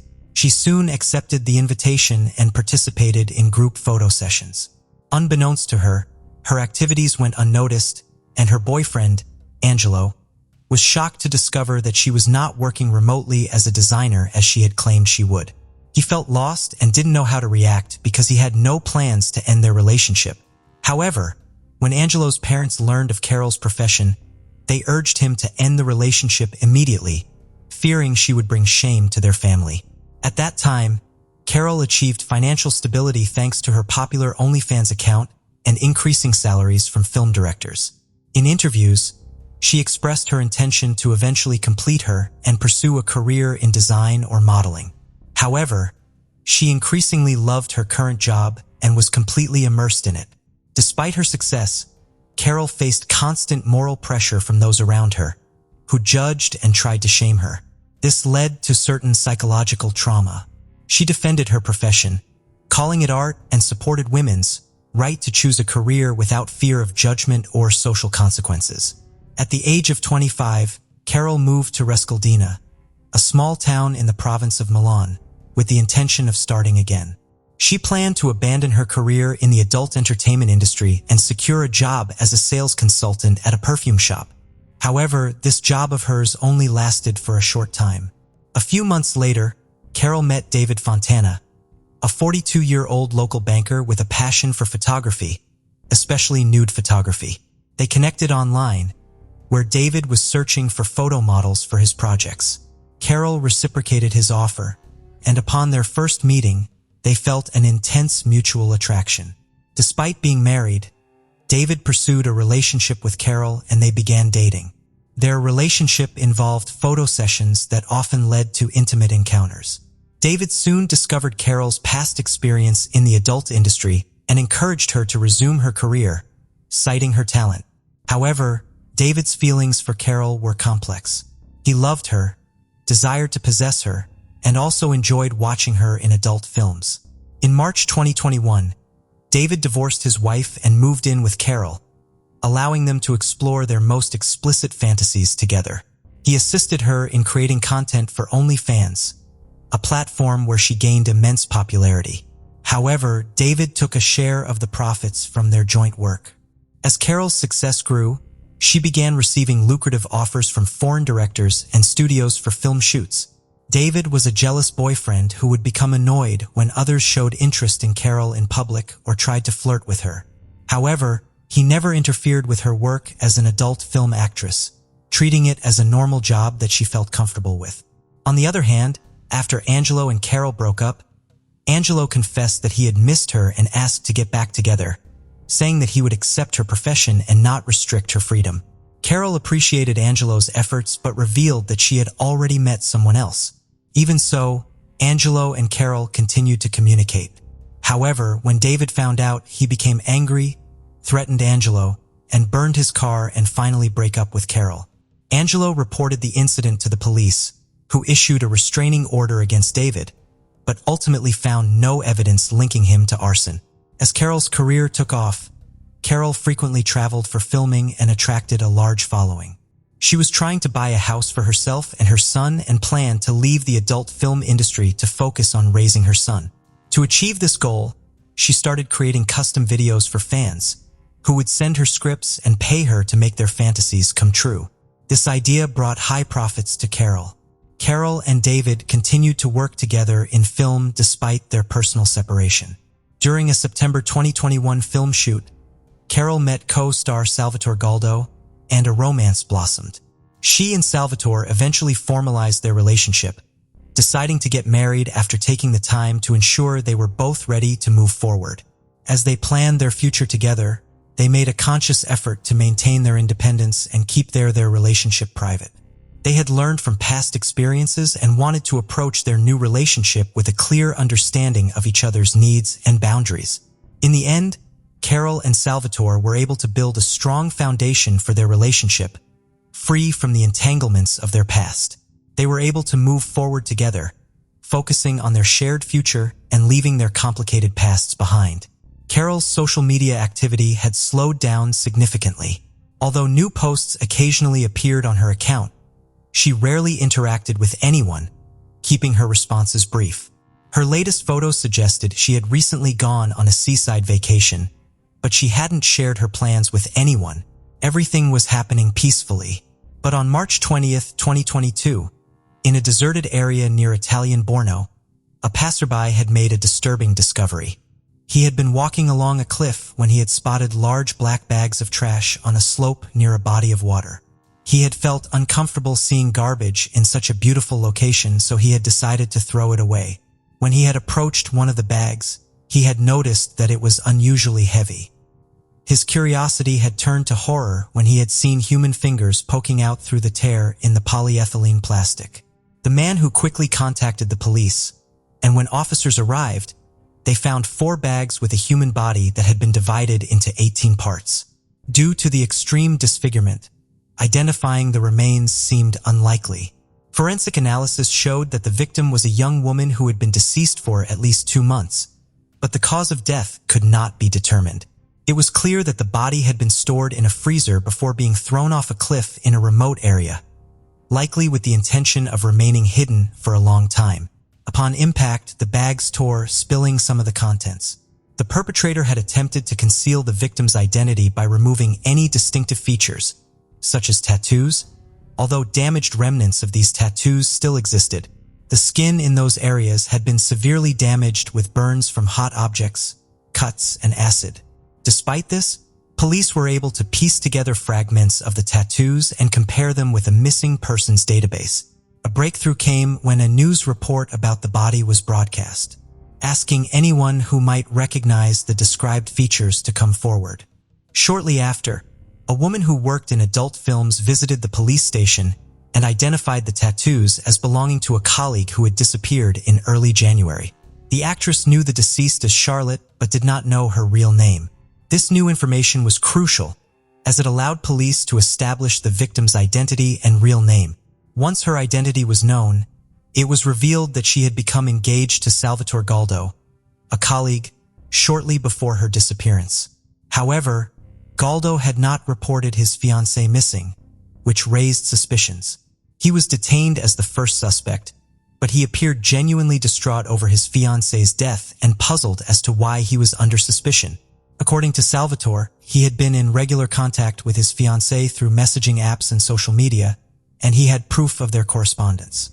He claimed that Carol had caught sick and was self-isolating, which is why he hadn't visited her. When asked why he hadn't called to check on her, he said he had spoken with David Fontana, who lived nearby and had promised to care for her. Although Salvatore's story was unclear and unconvincing, his testimony led police to a second suspect who needed to be questioned. However, before police could search for David, he appeared at the station to report a missing person. This was a surprising turn of events. David had not been following the news and did not expect the body to be found so quickly. When he learned that Carol's body had been discovered and identified, he became worried. But when Salvatore was arrested, David realized the police would likely find him, as he had communicated with Salvatore by phone and fabricated a story about taking care of Carol while she had sick. When questioned, David appeared nervous and gave conflicting accounts of his relationship with Carol. He claimed he and Carol were close, but they had not seen each other in months and she had suddenly stopped contacting him. After hours of questioning, David finally cracked under the pressure and began confessing that he had accidentally killed Carol, claiming it had happened in early January during a filming session for a client who had paid a large amount of money. The script had called for him to tie and gag Carol, put a bag over her head, and brutally beat and torture her with tools, including a hammer. David and Carol had agreed that David wouldn't hit her too hard, but she would act like she was in a lot of pain. However, David claimed he had accidentally delivered a hammer blow and fractured her skull. When he removed the bag, he saw that she was about to die, but instead of seeking medical help, he had decided to end her suffering with one last blow of the hammer.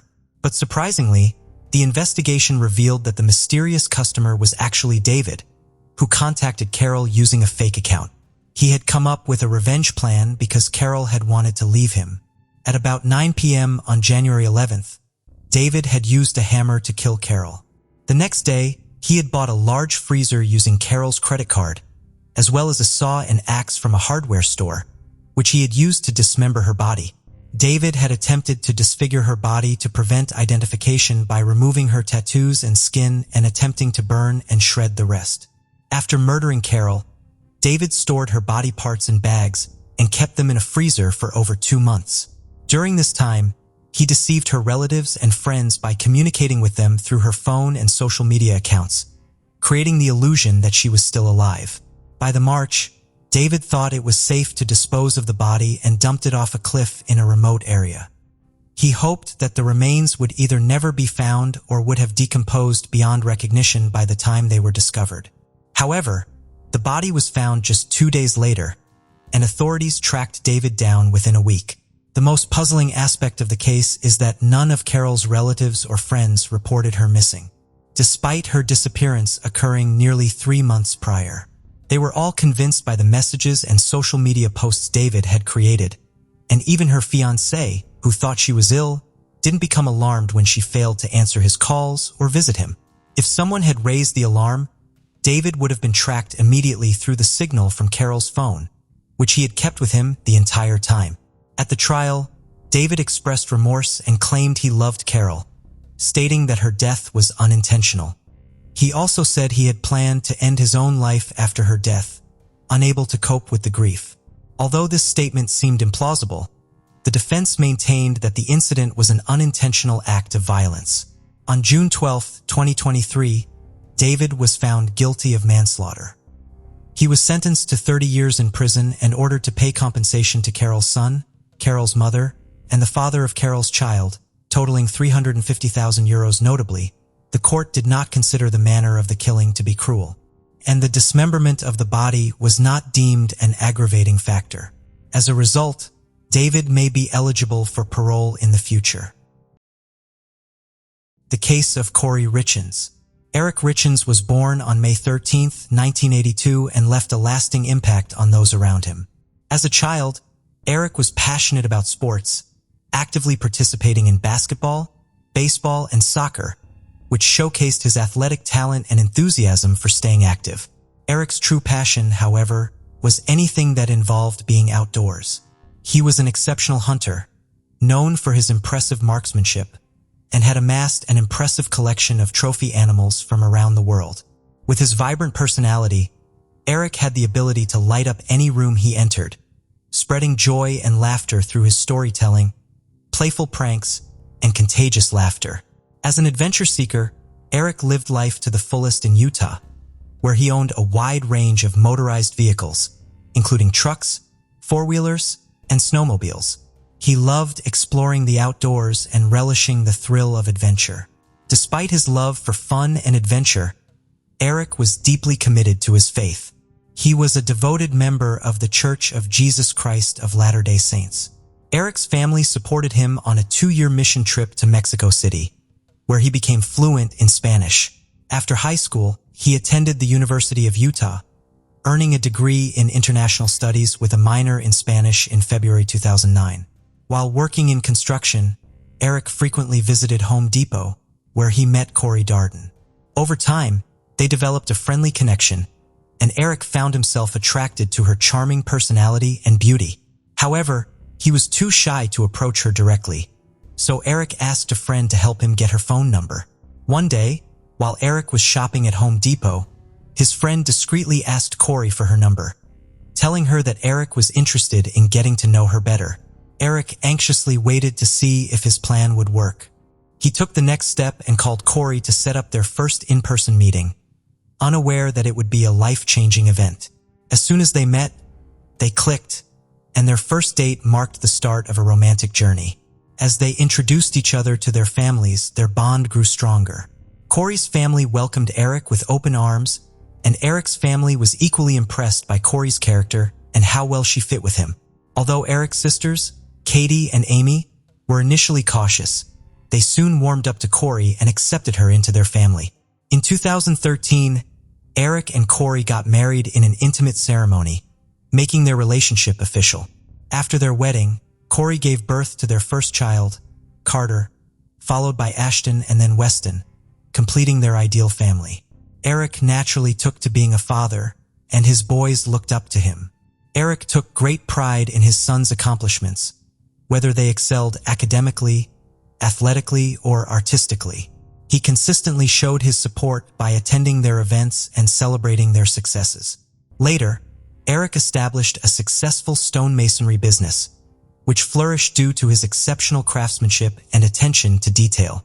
Clients sought him out for his expertise in creating beautiful stonework. The business provided Eric and his family with financial security. Additionally, Corey, who worked in real estate, contributed to the family's income. Her entrepreneurial spirit, coupled with her knowledge of the local market, made her a valuable asset. She would buy homes, renovate them, and sell them for a profit.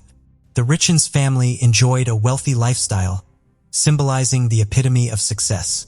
However, their seemingly perfect life came to a sudden end on March 4, 2020, when Corey called 911 to report that her husband Eric was unresponsive. When paramedics arrived, they determined that Eric had already passed away. Devastated, Corey called her mother Lisa, who rushed to be by her side. Corey's brothers, DJ and Ronnie, were present too, overcome with tears and shock. The three of them struggled to come to terms with Eric's passing. Corey recounted that the evening had begun on a happy note as they celebrated her latest real estate business milestone, the purchase of a luxurious mansion. Before retiring to bed, Corey had even prepared Eric's favorite drink, a Moscow Mule, mixing ginger beer with vodka. Corey went to bed around 9 p.m. but ended up sleeping in her 9-year-old son's room because he was having nightmares. Later, around 3 a.m., she returned to the bedroom she shared with Eric. When she touched him, she was alarmed to find him ice-cold and unresponsive. Despite trying to wake him, she couldn't rouse him and knew something was seriously wrong. As she waited for the paramedics to arrive, Corey remembered the dispatcher's instructions to perform CPR on Eric, which she claimed to have followed. The paramedics were baffled by Eric's cause of death, speculating that it might have been an aneurysm given his apparent good health and lack of known medical conditions. However, further investigation revealed that Eric had complained to Corey about chest pains the night before his death, which initially reinforced the aneurysm theory. But the autopsy results were shocking.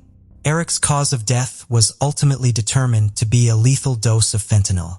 Fentanyl is a highly potent pain medication that can be extremely dangerous and even deadly when taken in excessive amounts. After Eric's death, a critical question remained. How did this substance end up in his system? From the start, Corey and her family quickly blamed Eric's recreational drug use as the reason fentanyl was present. Corey explained that Eric would take a THC-infused gummy every night to relax, as he preferred THC, the psychoactive ingredient in cannabis, to unwind. However, Corey, her mother, and brothers had concerns about the origin of these gummies, suspecting that Eric didn't always buy them from trustworthy sources and instead purchased them illegally. Eric's family strongly disagreed with these claims, believing there was more to the story, and urged investigators to explore other possibilities. Despite trying to move on, Corey faced significant challenges, according to her brother Ronnie, as the absence of their husband and father left a huge gap in their lives, leading their 3 sons to act out due to the uncertainty surrounding his death. Corey, grieving and seeking comfort for her children, turned to a creative outlet to cope with her emotions. She wrote and self-published a children's book on Amazon titled Are You With Me?, which aimed to help kids understand and deal with the loss of a loved one. The book tells the story of a young boy struggling to come to terms with his father's death through illustrations and narrative. In the book, Corey portrayed Eric, her late husband, as a protective angel always watching over their son. Her mother Lisa praised the book, saying it brought some comfort to Corey and her grandchildren as they navigated their emotions and rebuilt their lives. However, detectives investigating Eric's death soon uncovered evidence suggesting foul play. Just weeks after Corey appeared on local Utah news stations promoting her book and sharing her grief, she was arrested and charged with her husband's murder on May 8, 2023. The community was stunned by the arrest, and the tragic turn of events transformed what was initially a heartwarming story of a grieving wife and mother into an unbelievable tale of betrayal and tragedy. Corey is accused of murdering Eric by poisoning him. Eric's family believes Corey deliberately put a lethal dose of fentanyl in the Moscow Mule she made for him on the night he died. However, Corey's lawyer claims that no fentanyl was found in the glasses at their home. Corey denies any involvement in Eric's death, saying she had no reason to harm him. Her mother, Lisa, was shocked to hear about her daughter's alleged involvement and told investigators that the couple was happy and had no reason to kill each other. But as detectives dug deeper, they found that Corey and Eric's relationship was not as perfect as it seemed. The couple had disagreements, and Corey, who had given up her career to be a stay-at-home mom, wanted to be independent. She was also growing increasingly frustrated with Eric's frequent hunting trips. According to Lisa, Eric was unfaithful in his marriage, and he confided in her about the affair along with Corey. To address their marital issues, Eric and Corey sought counseling. However, Eric's family denies that he ever cheated on her. Eric genuinely loved his sons and wanted to save the marriage. Despite his efforts, Eric was preparing for a potential divorce. He set up a secret trust with his sister Katie, without revealing his intentions. The investigation uncovered that Eric had 6 life insurance policies worth $3 million. Furthermore, Corey forged Eric's signature on an additional $100,000 policy just 2 months before his death. It was also discovered that Corey allegedly stole money from Eric's personal accounts and misused business funds over several years. Contrary to her claims, Corey's house-flipping company was deeply in debt, with millions of dollars owed. According to the spokesperson, Corey urgently needed cash, and a prenuptial agreement signed before the marriage stated that she would not inherit the business assets if they were to divorce. However, if Eric were to pass away during their marriage, the assets would transfer to Corey. The spokesperson's claims were disputed by Corey's attorney, who maintained that the business was not in financial trouble. The attorney explained that the debt was a normal part of the house-flipping business, as it relied on lines of credit that would be repaid once the properties were sold. Corey's attorney clarified that the large debt figure mentioned was simply a result of regular business transactions. Corey's mother, Lisa, recalled that Eric had been supportive of Corey's business ventures, particularly when they bought the mansion where they were celebrating on the night of his death. In Yuba Valley, Utah, a 10-acre estate with a mansion had sat vacant since its construction in 2017. Despite being close to popular ski resorts and Deer Creek Reservoir, this prime location offered endless opportunities for outdoor recreation. Corey, with the help of investors, bought the mansion with plans to renovate and transform it into a recreational hub. Her goal was to sell the property at a significant profit. After consulting an accountant, Corey and Eric discovered that they could potentially make a $12 million profit from the sale of the property, a substantial return on the initial $3 million investment. However, there's a discrepancy in Eric's involvement. While he seemed to be on board with the purchase, his family claimed he was against it and had a heated argument with Corey about buying the mansion. Eric's family spokesperson claimed that Corey gave Eric a drink containing fentanyl on the night of his death, and they believe this was not Corey's first attempt to harm Eric. They alleged that in 2019, during a trip to Greece, Eric became violently ill after Corey gave him a drink. But Corey's brother Ronnie denied this, saying Eric was mistakenly given an alcoholic drink by a bartender while taking antibiotics. Eric's family also claimed that Corey tried to kill Eric again on Valentine's Day 2022, a month before his death, when she brought him a sandwich that caused him to break out in hives and struggle to breathe. After Eric's death, Corey's behavior was questioned, including an incident where she allegedly attacked her sister Amy when she tried to open a safe containing a large amount of cash. Corey claimed she was defending herself to retrieve important documents but was charged with assault and pleaded no contest in June 2023. Corey appeared in court for a 4-hour bail hearing, during which her attorney tried to convince the judge to release her on bail. Prosecutors presented 3 witnesses and evidence to argue that Corey had poisoned her husband. One of the witnesses, a cell phone expert, testified about Google searches found on Corey's phone, including queries about retrieving deleted iPhone messages, the FBI's ability to find deleted messages, and the lethal dose of fentanyl. However, Corey's attorney countered that these searches were conducted after her husband's death, as Corey sought answers to the accusations against her. The prosecution also questioned the lead detective about potential sources Corey might have used to obtain the drugs that killed Eric. According to the detective, a woman named Carmen Laba, who claimed to work as a cleaner for Corey's business and home, told investigators about a meeting that took place in early 2022.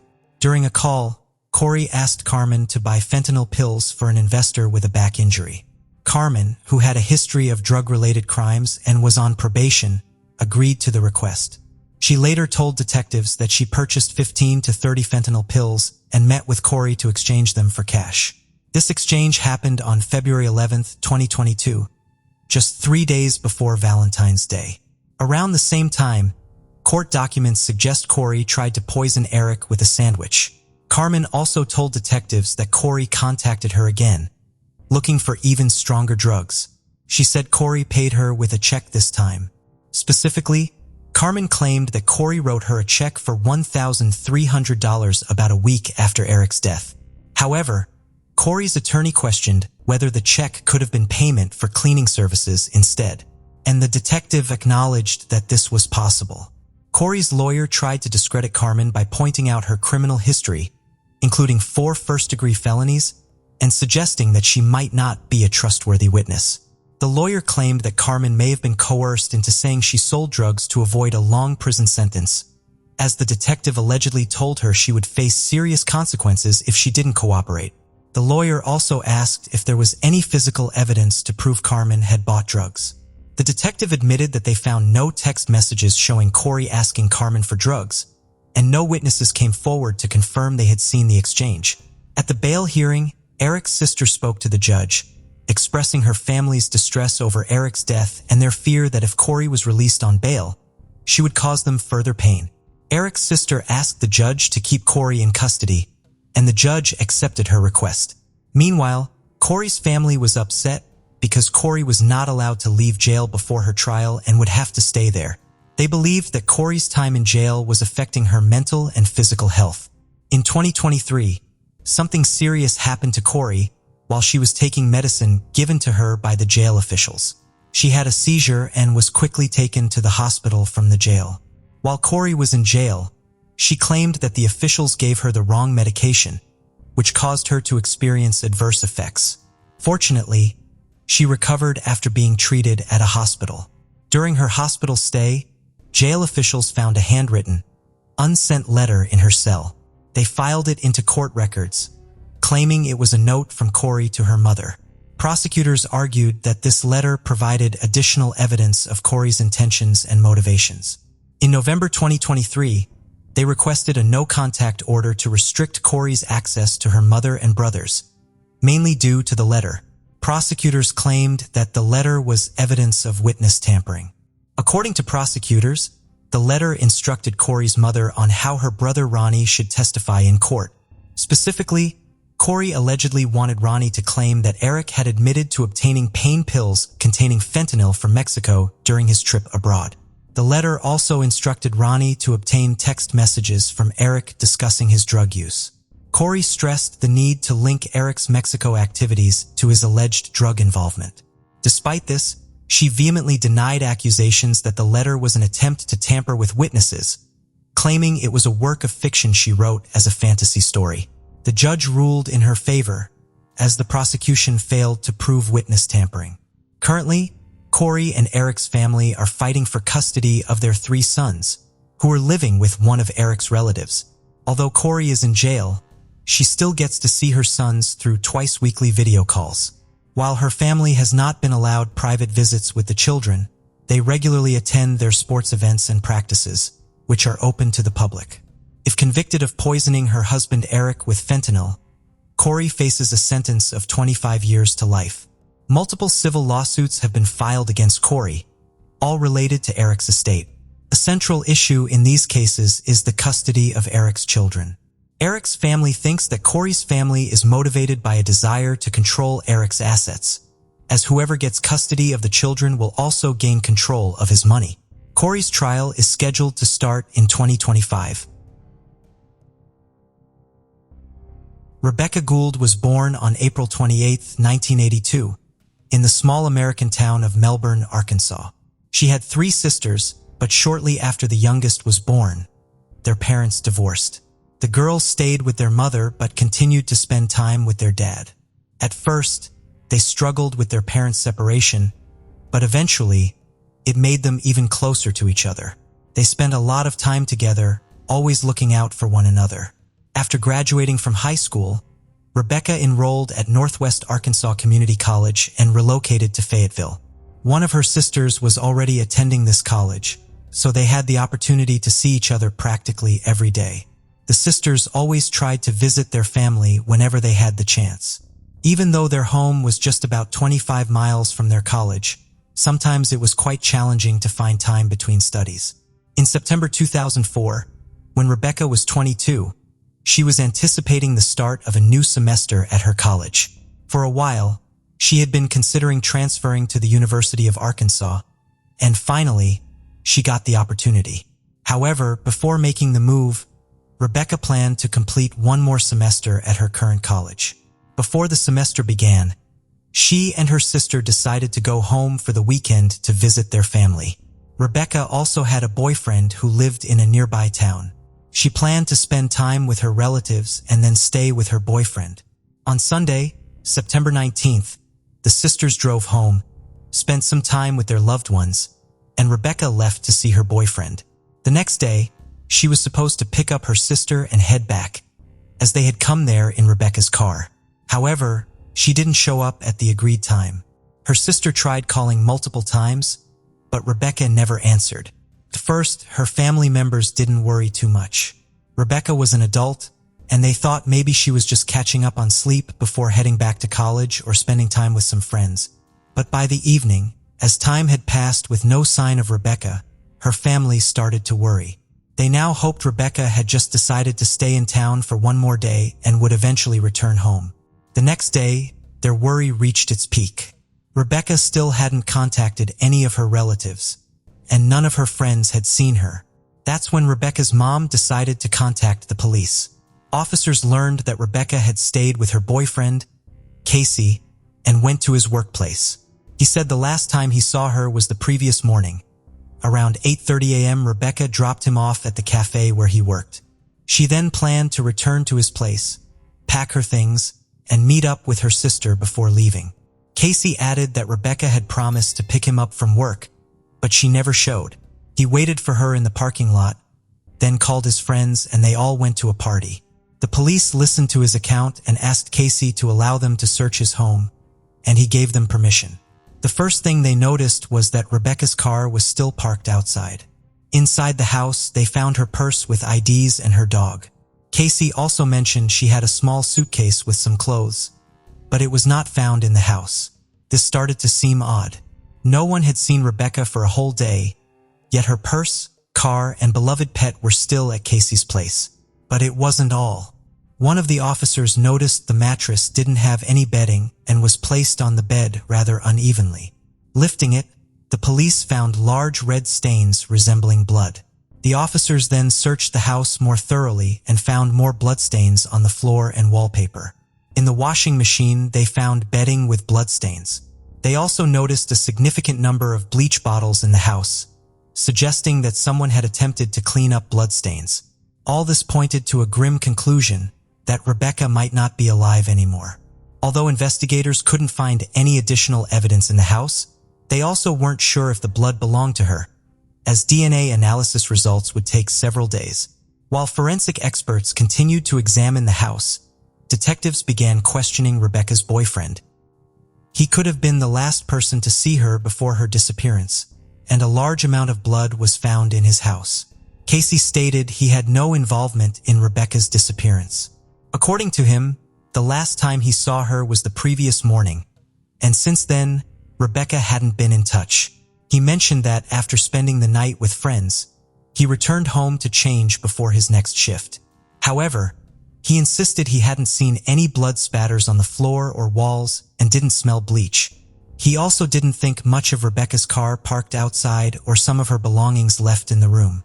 The police didn't rush to take his word for it, but at that point, they didn't have any substantial evidence to suspect him of murder. They decided to interview all his friends with whom Casey spent Monday night, and they confirmed that he was indeed with them until the morning. They provided him with an alibi, and the police continued to look for any other clues. They still had no idea what happened to Rebecca and when exactly she disappeared. All they knew was that she hadn't answered any calls since the morning of the previous day. During the conversation with investigators, Casey had suggested they should look into Rebecca's ex-boyfriend named Justin. The police tried to reach out to him, but he wasn't home and didn't answer any calls. This seemed suspicious. He disappeared at the same time as his ex-girlfriend. However, 2 days later, he got in touch and said he had been at a casino with his father. The police were able to confirm his alibi and he was indeed out of town. Soon, detectives got another lead. They had been trying to reconstruct the timeline of events on the day of her disappearance and found out Rebecca had stopped at a gas station near Casey's workplace. She bought herself a sandwich for breakfast and headed towards his house. Employees recognized her from a photo and confirmed she came there after 8:30 a.m., aligning with Casey's account. The police also found the same sandwich in his house, untouched. This indicated that Rebecca returned home, and shortly after that, something happened to her. Considering Casey was at work at this time, it once again raised doubts about his involvement. Soon, the police received the results of the blood analysis found in his house. It matched Rebecca's blood, and experts didn't find any samples of foreign DNA among it. Detectives continued their efforts to solve the case by interviewing all of Rebecca's relatives and friends. They considered that if Rebecca was indeed attacked, it could have been someone close to her with a personal motive. Police also scrutinized all of Casey's friends who might have visited his house, but all efforts yielded no results. This went on until September 27th. A week after her disappearance, investigators discovered Rebecca's body approximately 12 miles from her boyfriend's house. It lay at the base of an embankment near the highway. This area wasn't visible from the road, making it nearly impossible to stumble upon the body accidentally. They also noted that whoever left her there hadn't even tried to conceal or bury the body. Apparently, the perpetrator just drove there, dumped her, and left. Medical experts determined that Rebecca sustained multiple blows to the head with a heavy object, and her cause of death was strangulation. No defensive wounds were found on her body, indicating that the victim was completely caught off guard, possibly without even having time to realize what was happening.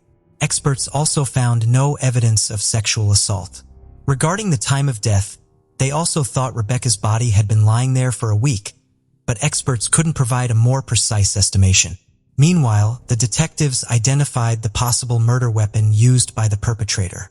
There was a piano in Casey's house missing one of its legs. They were quite heavy, and medical experts confirmed that their shape matched the head injury on the victim. Casey claimed the missing leg had been loose for a while, and in theory, it could have been easily ripped from its base. However, the police failed to find this leg either in the house or near the location where the body was found. Given the complete absence of evidence, detectives began searching for possible motives for this crime. They immediately ruled out a robbery gone wrong. Nothing was missing from the house except for the piano leg and Rebecca's suitcase. A sexual motive was also dismissed, leading investigators to believe that the killer simply wanted to murder her. Considering Rebecca was killed almost immediately after her return to Casey's house, police speculated that the perpetrator might have been aware of her schedule or had been following her, knowing her boyfriend would be at work that morning. It was also very likely that Rebecca knew the perpetrator. There were no signs of forced entry, suggesting she might have let them in herself. According to investigators, the killer spent several hours in the house attempting to clean up the blood with bleach. After that, they likely carried the body and loaded it into the car to drive it to the embankment. Despite all this, detectives had literally no evidence, so there was no progress in the investigation. They considered the possible involvement of hundreds of people, including acquaintances and relatives of both Rebecca and Casey. They also checked neighbors and even residents of nearby towns, but it led nowhere. Police received numerous tips, but none proved useful. In many cases, locals just voiced their suspicions against other people without backing them up with any real facts. This went on for several months until the case eventually went cold. Investigators continued to work on it, but they couldn't make any progress. In the following years, the case was reopened several times, passing on to new teams of detectives. But each time, it led nowhere. The problem lay not only in the complete absence of evidence, but also in the lack of understanding of the perpetrator's motive. Eventually, the mysterious nature of this case attracted attention from the true crime community. It became the subject of various TV shows and podcasts where people attempted to finally uncover the truth. One such individual was a journalist named George Jared, who had been following the case from the beginning. He even wrote a book about it and launched his own podcast. For many years, he had been trying to find out who killed Rebecca. One day, he met Jennifer Buchholz, a former counterintelligence officer in the U.S. Army, who was also interested in the case. They decided to join forces and created a Facebook group where they shared their thoughts on the investigation, discussing it with subscribers. In the first few months, they started noticing a subscriber named William Miller who caught their attention for two reasons. The first was that he lived in the Philippines. His interest in an unsolved crime in a small American town from the other side of the world seemed strange. Miller was also one of the most active subscribers, leaving numerous comments and even reaching out to the group admins via direct messages. He said he wanted to help solve the murder, shared his thoughts on some controversial and unclear moments, and put forth his own theories. He demonstrated a high level of awareness, not only with specific facts from the case but also with knowledge of the area where the crime occurred. Eventually, George and Jennifer began to consider his behavior quite suspicious. They decided to keep this thought to themselves so as not to scare him off and tried to extract more information. Soon, they discovered something else. One of the group members was an expert in genealogy, and she tried to understand Miller's connection to the case. With a simple analysis of his profile, she discovered a very unexpected fact. Miller turned out to be Casey's cousin. After this revelation, George and Jennifer decided to contact the detectives on Rebecca's case and share their concerns about his activity. Police reviewed the case files and realized that Miller's name had been there from the beginning. It turned out he had visited the town around the time of the murder. In February 2004, Miller was already questioned, saying he came from Texas to help another relative. He mentioned visiting Casey twice, 2 days before Rebecca's disappearance and the next day. The second time, he didn't even enter the house. Rebecca spotted him through the window and informed Casey that someone was standing there. He went outside, spoke with his cousin for about 15 minutes, and Miller left. Back then, he didn't raise any suspicions, but now detectives were taking a keen interest in him. Digging deeper, they found out that Miller had been a suspect in several cases. In February 2002, he faced charges of assaulting a minor and later for attacking his ex-wife after breaking into her home. However, he didn't face any punishment in either of these cases. Later, he moved to the Philippines, got married, had kids, and worked on offshore oil rigs. Police wanted to talk to him again, but without him being in the US, it was practically impossible. They also couldn't contact him, so they had to wait for him to return home. This happened only in 2020. Customs informed detectives that Miller came back to the US and returned to Oregon, where his mother lived. Detectives called her, but she claimed not to have seen her son for a long time, even though they knew he was in town. Realizing she was lying, detectives decided to go there and bring him in for questioning. Considering there was no evidence against him, the police needed a plan. If Miller had any connection to the murder, they desperately needed to obtain his confession. So the detectives decided to play it smart. Detective Mike McNeil, who led the investigation, started the interrogation casually, stating they were just re-interviewing everyone involved in the case. Miller replied that he was willing to cooperate and had nothing to hide. The detective asked if he would be okay with taking a polygraph test upon his return to Arkansas. Miller agreed, and then the detective pretended to call the local police chief, asking if there were any polygraph specialists in town by chance. Hearing this, Miller became visibly nervous and tried to change the subject. Meanwhile, the detective pretended to talk on the phone and said that a polygraph specialist would arrive at the station in half an hour. What Miller didn't know was that the specialist was already waiting in the next room. Despite the fact that the polygraph is a pretty controversial tool and its results can't be accepted in court, the detectives had other goals. This unexpected turn of events could catch the suspect off guard and ultimately lead to a confession. Miller asked if polygraph results were admissible in court, and the detective vaguely said they could be in certain scenarios but didn't specify how unlikely that was. Miller continued to get nervous but agreed to the test, which he failed. The polygraph operator concluded that he had lied about all key questions, including involvement in Rebecca's murder. Detective McNeil continued pressing him and told Miller that experts once again analyzed all the available evidence and found Rebecca's DNA and samples collected from his car. They had searched his vehicle back in 2004 but found nothing and hadn't even taken any samples for further examination. So there was no Rebecca's DNA found in his car, and the detective deliberately misled Miller. By law, police have the right to use such tactics during interrogation to get a confession. Sometimes, criminals indeed decide to confess, and this was Detective McNeil's only hope. Upon hearing about Rebecca's DNA in his car, Miller fell silent. The detective kept saying they had all the evidence and Miller could only make things easier for himself by confessing. And it worked. Miller suddenly said that he didn't kill Rebecca but stumbled upon her body.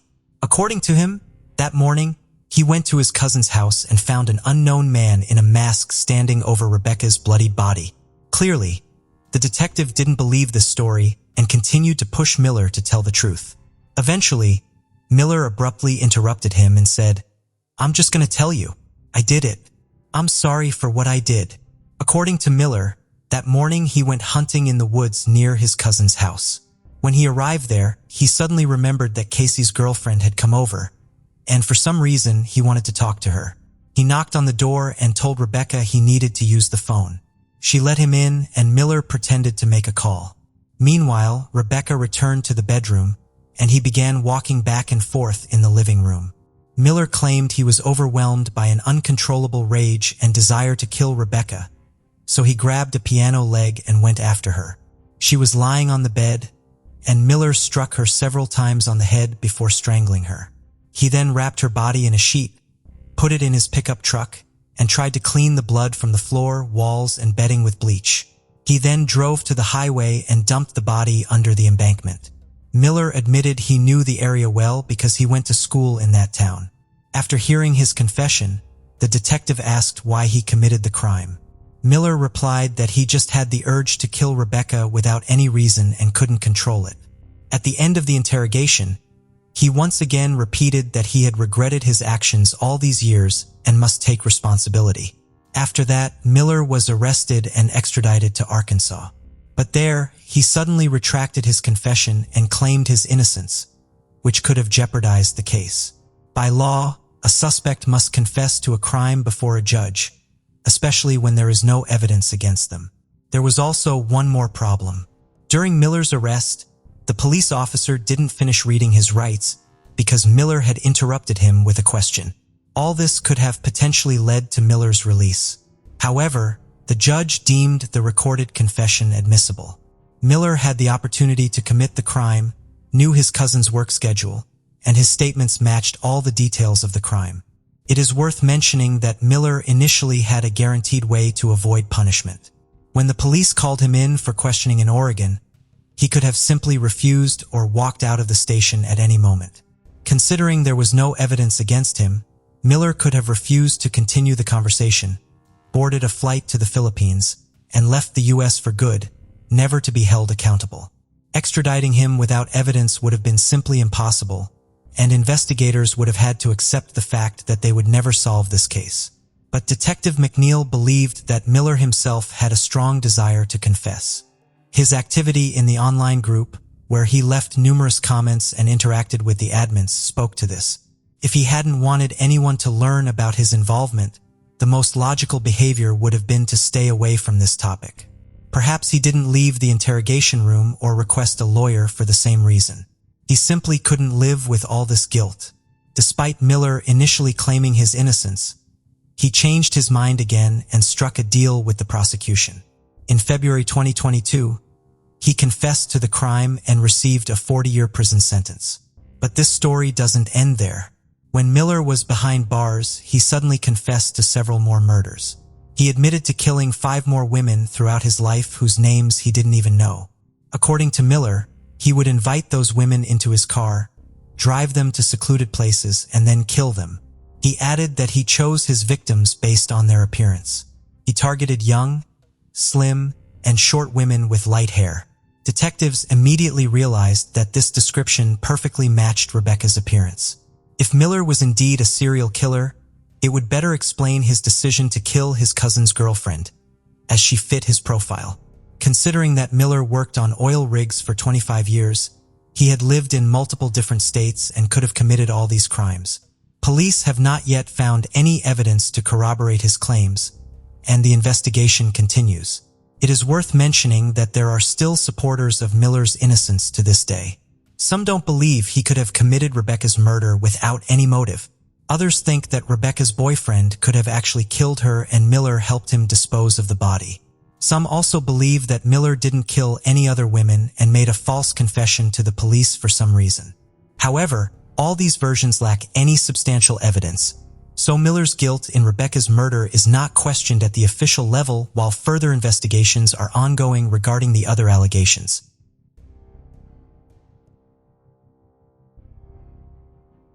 The case of Christina Colin Croft. Christina Rose Colin Croft was born on November 11, 1983, in a coastal town in southern New Jersey, to Stuart Croft and Diane Carlin. She had a natural flair for being in front of the camera, which would eventually shape her career path. After graduating from high school in Linwood in February, Christina worked as a waitress in southern New Jersey and later at the Borgata Hotel Casino and Spa in Atlantic City for several years. However, her ultimate dream was to become a model, and her determination paid off. She eventually found success in the modeling industry. In her promotional material, Christina revealed that she enjoyed participating in photo shoots featuring high-end lingerie and swimwear. According to Eva Waltz, a friend she met on a 3-day Maxim magazine shoot, Christina was a charming and beautiful woman with a great sense of humor. With dark hair and blue eyes, she embodied the essence of a fashion model. Christina had always dreamed of being on the cover of Playboy. In February 2003, while working as a waitress at the Borgata Casino, she met Alex Sutelli. They started dating soon after, and Alex became her supportive partner, never opposing her career choices. After a long-term relationship, they got engaged. The couple stayed together until Christina's death. Christina achieved her goal of becoming Cyber Girl of the Month for May 2009 and was invited to the Playboy Mansion. She attended parties at the mansion, gaining entry into the glamorous world. This success marked the peak of her career, and her ambitions soared, especially after meeting Hugh Hefner, whose attention was hard to capture. However, despite this, Christina failed to become a Playboy magazine model. Thousands of girls send their photos to the magazine, but only one is chosen. At 26, Christina was considered too old for the magazine, which typically features younger models. This setback affected her confidence, but she continued modeling. Her extensive portfolio included work with Redken, Maxim, Victoria's Secret, Vanity Fair, and many others. To further her career, Christina moved to New York with her boyfriend Alex. However, not all brands were willing to work with her due to her explicit photo shoot. Christina's career began to decline after her appearance in Playboy, ultimately coming to an end. Overcoming this challenging period in her life was undoubtedly tough, but she always had Alex's support. Known for her elegant appearance, captivating beauty, and scandalous behavior, Christina made headlines in 2016 for causing a scene at the Smith, a restaurant in New York. According to law enforcement sources and court documents, Christina Carlin Croft, 34, and her male companion got into an argument with the manager, Sergei Anakin, on March 6th over their bill. The man refused to pay, and the manager intervened. Witnesses claim Christina was drunk and falsely accused the manager of pushing her, but surveillance footage proved otherwise. She allegedly struck someone in the neck around 10 p.m., causing redness and significant pain. Christina was charged with misdemeanor assault, attempted assault, and harassment. However, the DA offered her a deal, and the charges were dropped on the condition that she remains trouble-free for 6 months. Christina has always had a fondness for Philadelphia, particularly Ardmore, which she considered a safe haven. With this in mind, Alex purchased an apartment in Ardmore in 2018 and relocated to Pennsylvania with her. However, Christina soon discovered that Ardmore wasn't as safe as she had thought. On August 18, 2018, she contacted the police to report a robbery. Earlier that evening, Christina had spent time at a bar in Philadelphia, but her memories of the night were hazy. The next thing she recalled was waking up the following morning feeling groggy and suspecting that someone had drugged her with illegal substances. She had no recollection of how she got home or if anyone had accompanied her. At the time, Alex was away on a business trip. Feeling uneasy and anxious, Christina repeatedly expressed her concerns about her safety. During the investigation, police obtained CCTV footage showing a car arriving at Christina's apartment around 3 a.m. Unconscious in the back seat, Christina was being driven by a thief who stole her keys, entered her home, and plundered over $50,000 worth of valuables, including jewelry, designer bags, pillows, sunglasses, a credit card, and personal documents. The thief remained in the apartment for about an hour and a half before returning to the car, helping Christina inside, and then leaving her in the hallway. They placed the keys back in her purse and drove away. The police swiftly identified the perpetrator using a credit card statement. The driver was Andre Melton, a man with a prior criminal record. He was driving a rented 2018 Kia Sorento with Virginia license plates. Witnesses reported seeing the same car near Christina's house on August 17th, which was confirmed by police using specialized license plate recognition software. While the police were still searching for Andre Melton to recover Christina's stolen items, a far more serious crime took place. Just 4 days later, on August 22, 2018, Alex Shea called the police, asking them to check on his girlfriend, Christina Carlingcraft, as he was unable to contact her and was on his way home. Christina wasn't answering her calls or texts. Upon arriving home, Alex found the apartment door locked from the inside. He then checked the security system, revealing that someone had opened the front door and the balcony door during the night. The police were called to the address and had to force entry by breaking down the front door, which was locked from the inside. Upon entering the apartment, they were immediately met with signs of a crime scene, including visible blood. A body lay on the bed, covered with a blanket. Lifting the blanket, they found a woman who had been severely beaten. Unfortunately, it was Christina Carlingcraft, and she was already dead. Her body showed signs of blows all over, and her nose was broken. There was also a strangulation mark around her neck. It was later discovered that Christina had been strangled with her own sweatpants. When the detectives identified the victim, they had to break the devastating news to Alex, who was waiting outside. His beloved Christina was dead. This shocking revelation sparked immediate suspicion, as the people closest to the victim are often implicated in such cases. The police did not dismiss the possibility that Alex might be the perpetrator. Alex and Christina had a long history together, and anything could have transpired between them. It was Alex who had contacted the police station, expressing concern for Christina's safety, only for her to be found dead soon after. These events seemed too coincidental. It was possible that Alex had orchestrated the scenario to divert suspicion away from himself. The investigators requested that Alex accompany them to the police station to answer some questions. He agreed without hesitation. During the questioning, Alex explained that he had an urgent work commitment in New York on August 21st and had planned to return. The following night, August 22nd, at 2:30 a.m., he called Christina to bid her good night, but she didn't answer. Given her habitual wakefulness at this hour, Alex grew anxious. He made several more calls, but Christina remained unresponsive. After reviewing the security system, he discovered suspicious activity in the apartment that night, prompting him to relinquish his business and rush back to Ardmore. After hearing Alex's story, the police no longer believed he was responsible for Christina's murder. His alibi checked out, and he couldn't have been in two places at once. They cleared him as a suspect, but the question remained, who killed Christina? Who would want her dead? The investigators looked into Christina's report of a robbery 4 days before her murder, suspecting a connection between the two crimes. This led them to Andre Melton, the thief who stole from Christina's apartment. Maybe he returned to steal again, but his plan was foiled when Christina caught him. Perhaps he discovered she had reported him to the police and decided to take revenge. On August 22nd, the day Christina's body was found, the police obtained an arrest warrant for Andre Melton. When they went to his address, however, they discovered he was no longer there. Despite his absence, they did find some of Christina's belongings still at the location. The police also managed to obtain surveillance footage from the night of the crime, which showed Christina leaving her apartment, then returning a few hours later with an unknown man. The footage was recorded at 3:08 a.m., and surprisingly, the man was not Andre Melton.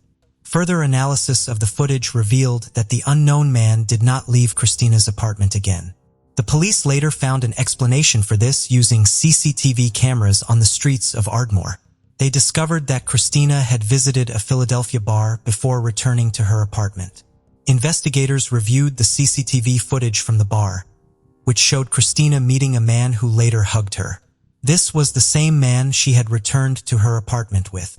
After leaving the bar, Christina and her new friend were involved in an altercation. In the days that followed, detectives worked to reconstruct Christina's movements on the day she died, gathering data to piece together the events leading up to the crime. The police quickly ruled out Melton as a suspect, as he was not with Christina on the day of her death. However, it remained unclear whether her death was connected to the earlier robbery or simply a coincidence. On August 25th, the police received a new lead. Andrew Sanford, the taxi driver who had driven Christina and her companion that night, came forward. According to Sanford, Christina and the man had hailed him down rather than using the taxi app and had negotiated the fare. Sanford reported that the couple seemed affectionate and did not arouse his suspicion. When they arrived at their destination, Christina got out and directed Sanford where to go. It turned out that she didn't have any cash and offered to leave her credit card, but Sanford declined. Her friend then offered him $100 to wait for 10 to 15 minutes while they went inside. Sanford left 20 later, as neither Christina nor her companion had returned. The couple, Christina and Alex, entered their second-floor apartment around 3 a.m. About an hour later, at 4 a.m., Christina made a call to her cousin, but she didn't speak. Instead, her cousin heard a man's voice in the background, warning Christina not to call the police. The call abruptly ended before the cousin could gather more information. It remains unclear why the cousin didn't call 911 after hearing this. The police were able to piece together the crime's timeline, thanks to the door sensors in the apartment, which recorded exact times for each door opening.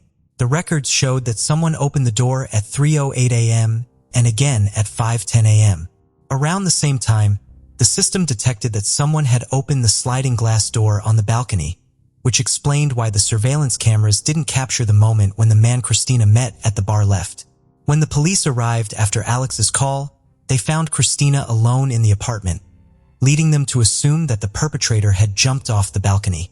Police sought public's help through media, releasing surveillance images of two men, Andre Melton, and the one at Christina's apartment the night she died. In a surprising turn of events, Andre Melton, whose whereabouts were still unknown to the detectives, contacted the police himself. He confessed to stealing valuables from Christina, but vehemently denied any involvement in her murder. The police were perplexed by this unexpected call, as they were still unable to establish a definitive link between the theft and Christina's death. It was possible that this was all part of a strategy devised by the two suspects. It seemed that Melton's intention was not to surrender to the authorities, but to proclaim his innocence in Christina's murder. On August 26th, the police station received an anonymous call from a man who claimed to know one of the suspects featured in the released pictures. He shared a room with the suspect at a psychiatric clinic in Philadelphia. The caller revealed that the suspect had previously chased a woman in Love Park, Philadelphia, and followed her into the local family court building, where he molested her and became aggressive, shouting and causing destruction. The incident led to a 2-hour stay in a psychiatric hospital. Costing $70, however, the suspect was admitted without being identified, as no one wanted to deal with him. The police were left with a mystery on their hands. The caller then provided even more critical information, stating that the suspect bragged about recently strangling a woman, taking great pleasure and satisfaction from the act.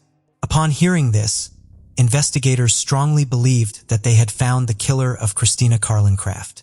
The police station received another call from a man who claimed to be a relative of the suspect from Philadelphia. He identified the man in the photo as Jonathan Wesley Harris, who had previously served a prison sentence for robbery. Harris was released from prison on July 15th, just 5 weeks before Christina's death. After conducting a thorough background check, investigators concluded that Andre Melton and Jonathan Harris had no connection and had never crossed paths before. Therefore, the police ruled out any possibility of a link between the two crimes. Furthermore, the police gained access to Harris's phone records, which revealed that he had sent several messages on August 22nd. One of the texts mentioned that he had met an attractive woman and was planning to visit her apartment on August 28th. With this new evidence, the police obtained an arrest warrant for Jonathan Harris and deemed it crucial to apprehend him as soon as possible, as they were unsure of his next move. However, tracking Harris down proved to be a challenge, as he had left no trace. Investigators finally got a break when they contacted Harris's sister on August 29, 2018, and learned that he had recently purchased a bus ticket to Pittsburgh. Unfortunately, they discovered that Harris was already on the bus when they spoke with his sister. The police realized they wouldn't be able to catch up with him, leaving the Pittsburgh police as their last hope. It was essential to be in the right place at the right time to apprehend Harris. The police investigating Christina's death reached out to the Pittsburgh Law Enforcement Agency for assistance. They provided the exact time of the bus's arrival in Pittsburgh and sent over a photo of Harris. The fugitive task force then set up an ambush, blocking all potential escape routes, ready to apprehend the suspect at a moment's notice. Shortly after, one of the employees spotted the bus approaching. They allowed Harris time to calmly disembark, avoiding any sudden moves that might provoke a reaction. About 10 minutes later, a policeman intercepted him. I saw his eyes scanning, searching for an escape route, but it was too late. According to a Pittsburgh police officer, when the officer asked Harris to identify himself, he provided a false name. He was subsequently arrested and taken into custody at the police station. Detectives from Philadelphia traveled to Pittsburgh to question Harris. They requested that he recount the events of the night he met Christina. Harris claimed to have seen her on multiple occasions at bars and nightclubs in Philadelphia. Christina Carlincraft was struggling to adjust to her new life in New York, which had drastically altered her daily routine and environment. As a result, she would frequently visit bars, cafes, and nightclubs, but she was always by herself, since Alex was constantly working, and she had not yet formed new friendships. It was common for men at these establishments to approach her, taking advantage of her solo status. Harris was one of those men. Harris claimed he was drunk and high on illegal drugs when he met Christina. They had a drink, then went to her place where they drank more and had consensual sex. Harris demanded $1,200, but Christina refused. Sparking a heated argument, Harris said she hit him with a wine bottle, so he hit her back, causing her to fall. When she tried to call the police, he strangled her with sweatpants until she passed out. Jonathan Harris's story had inconsistencies. A toxicology report on Christina's body found only alcohol, contradicting his claim of a single hit. When confronted, he admitted lying. Initially, Harris denied involvement, but later confessed to beating her, saying, "I panicked," and covering her because he didn't want to see her. When the trial began, Harris, despite having confessed to the crime, pleaded not guilty, like many other criminals, who later retract their confessions. However, the investigators had assembled a substantial amount of evidence, making it difficult for Harris and his lawyer to build a strong defense. They anticipated a sentence of 22 to 40 years for third-degree murder and attempted to avoid a life sentence. Nevertheless, the prosecutors presented overwhelming evidence that convinced the court that the crime was premeditated.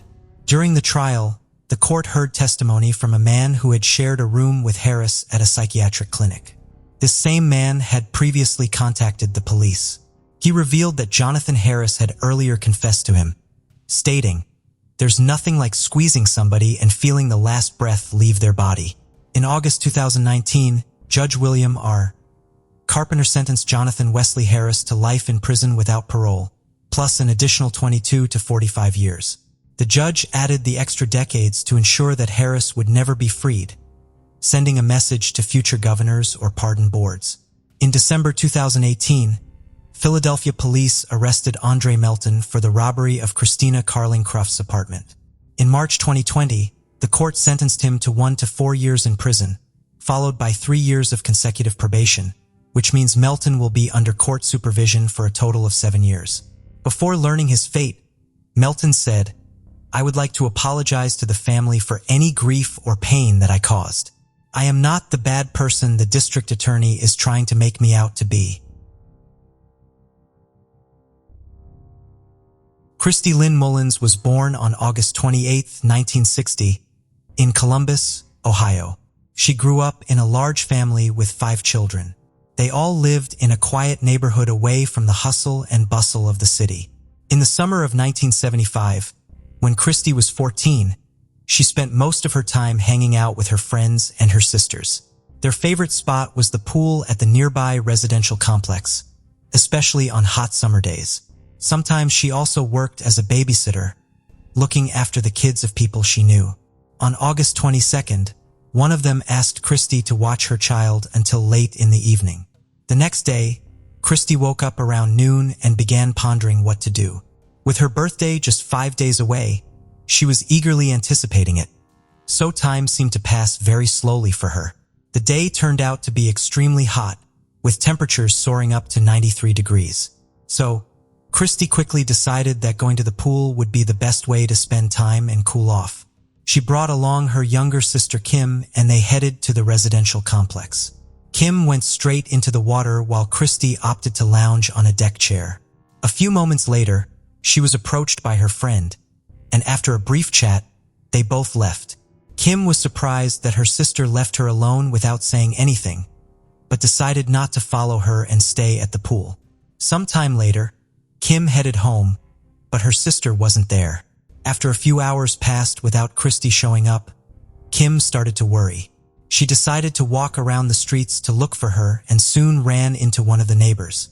He said that about an hour ago, the police had found a girl's body a few miles away, but couldn't identify her. Kim rushed home and told her parents about it, who immediately called the police, explaining that they couldn't find their daughter. They were instructed to come to the morgue, where officers showed them the body of the deceased girl. At first, the parents couldn't tell if it was their daughter because of the extensive bruises covering her face. But soon, the mother noticed a birthmark on the girl's leg and realized it was Christy. Once her identity was established, the police informed the shocked family about what had happened. Around 2:30 p.m., a man called 911 to report finding a human body in the wooded area behind the shopping center. He, along with his wife and son, went there to buy a toy for their daughter.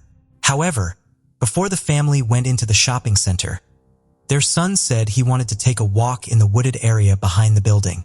There was a well-known trail among the trees that led to the river, and overall, the place was quite picturesque, so people often went there just for walks. His parents agreed, and they walked along this path into the depths of the forest. As the family was coming back, they noticed something strange happening a few yards off the trail. Upon closer inspection, they saw a man on the ground, leaning over someone and striking them with a piece of wood. The man saw them, got up and fled. The father approached the spot and discovered a girl on the ground, covered in blood.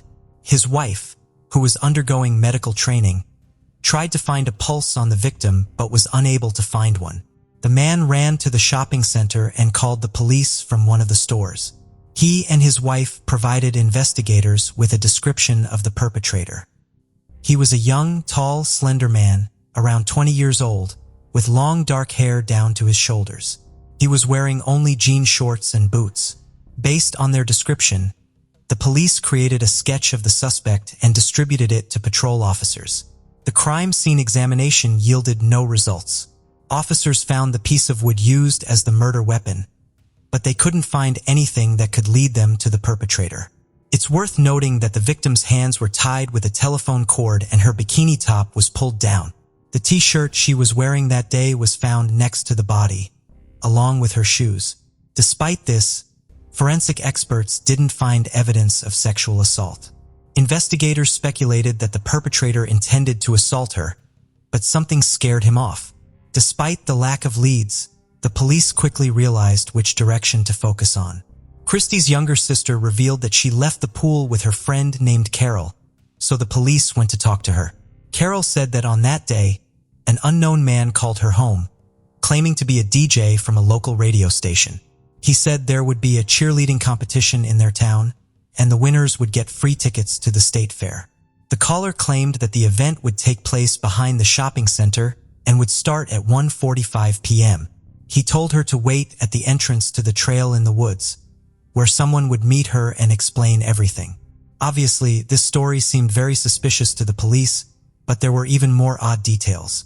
Carol claimed that initially, she decided to go to this event with her sister, but halfway there, they ran into Christy and her sister. After a brief chat, Carol invited Christy to go with her, so they left the sisters behind and headed towards the shopping center.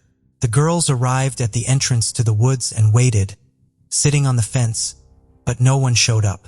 Sometime later, Carol said she would go to the shopping center to ask for the time. It took only a few minutes, but when she returned, Christy was no longer there. She waited for a while, but no one appeared, so eventually she left. The police found no evidence to support the claim of any cheerleading competitions in town. They assumed that the caller could have been the killer attempting to lure Carol into the woods, or it could have been some prank unrelated to the murder. Either way, they couldn't trace the call, making it impossible to identify the caller. Investigators also noticed a discrepancy in Carol's story. She said she met Christy and her sister on the street while walking to the shopping center. However, Kim insisted that they were at the pool and Carol came to them there. But that's not all. Late that same evening, Christy's mother encountered Carol, who lived just a few dozen yards from their home, and they had a rather strange conversation. Carol began apologizing to the woman and said that things weren't supposed to go this far. She added that she was supposed to be the target and that 2 people were involved in the murder. Shocked, Christy's mother tried to get more details, but Carol refused to continue the conversation and left. The woman reported this to the police and they spoke with Carol again, but she claimed she hadn't said anything like that and insisted on the truthfulness of her initial version. Later, she was questioned again with a polygraph, and the operator didn't detect any signs of deception in response to key questions. After this, investigators shifted their focus away from Carol and continued searching for other leads. In the following days, as news of the brutal murder spread throughout the city, local residents were gripped by widespread fear, realizing that a dangerous criminal was still at large. The situation was worsened by another fact. The police believed the killer was a local resident, as they knew about the trail behind the shopping center. Detectives deployed all their resources to find the culprit, and 3 days after Christy's murder, there was a long-awaited breakthrough in the case. Around 5 p.m., a police officer was patrolling the center streets of Columbus when he spotted a man who remarkably resembled the sketch of Christy's killer. The patrol officers immediately contacted the detectives, who quickly arrived at the scene. They asked the man to go with them to the station to answer a few questions, and he agreed. He turned out to be 25-year-old Jack Carman. Despite the fact that he voluntarily agreed to answer their questions, the police immediately faced a problem. The man had a significant intellectual disability. His IQ, according to various tests, was estimated to be around 50 points. Jack was under the care of a specialized medical institution and lived in an apartment provided by a non-profit organization where he worked. He couldn't read, write, and spoke poorly, but the detectives on Christy's case couldn't ignore the striking resemblance between him and the composite sketch. The interrogation proved to be very difficult. Most of the time, Jack answered the detectives' questions with a single word or just remained silent. They also began to doubt whether he was even fully capable of understanding and grasping the meaning of their questions. The interrogation stretched out for 6 hours, but eventually, the detectives began to make some progress. By asking the most simple and concrete questions possible, they were able to extract the long-awaited confession from Jack.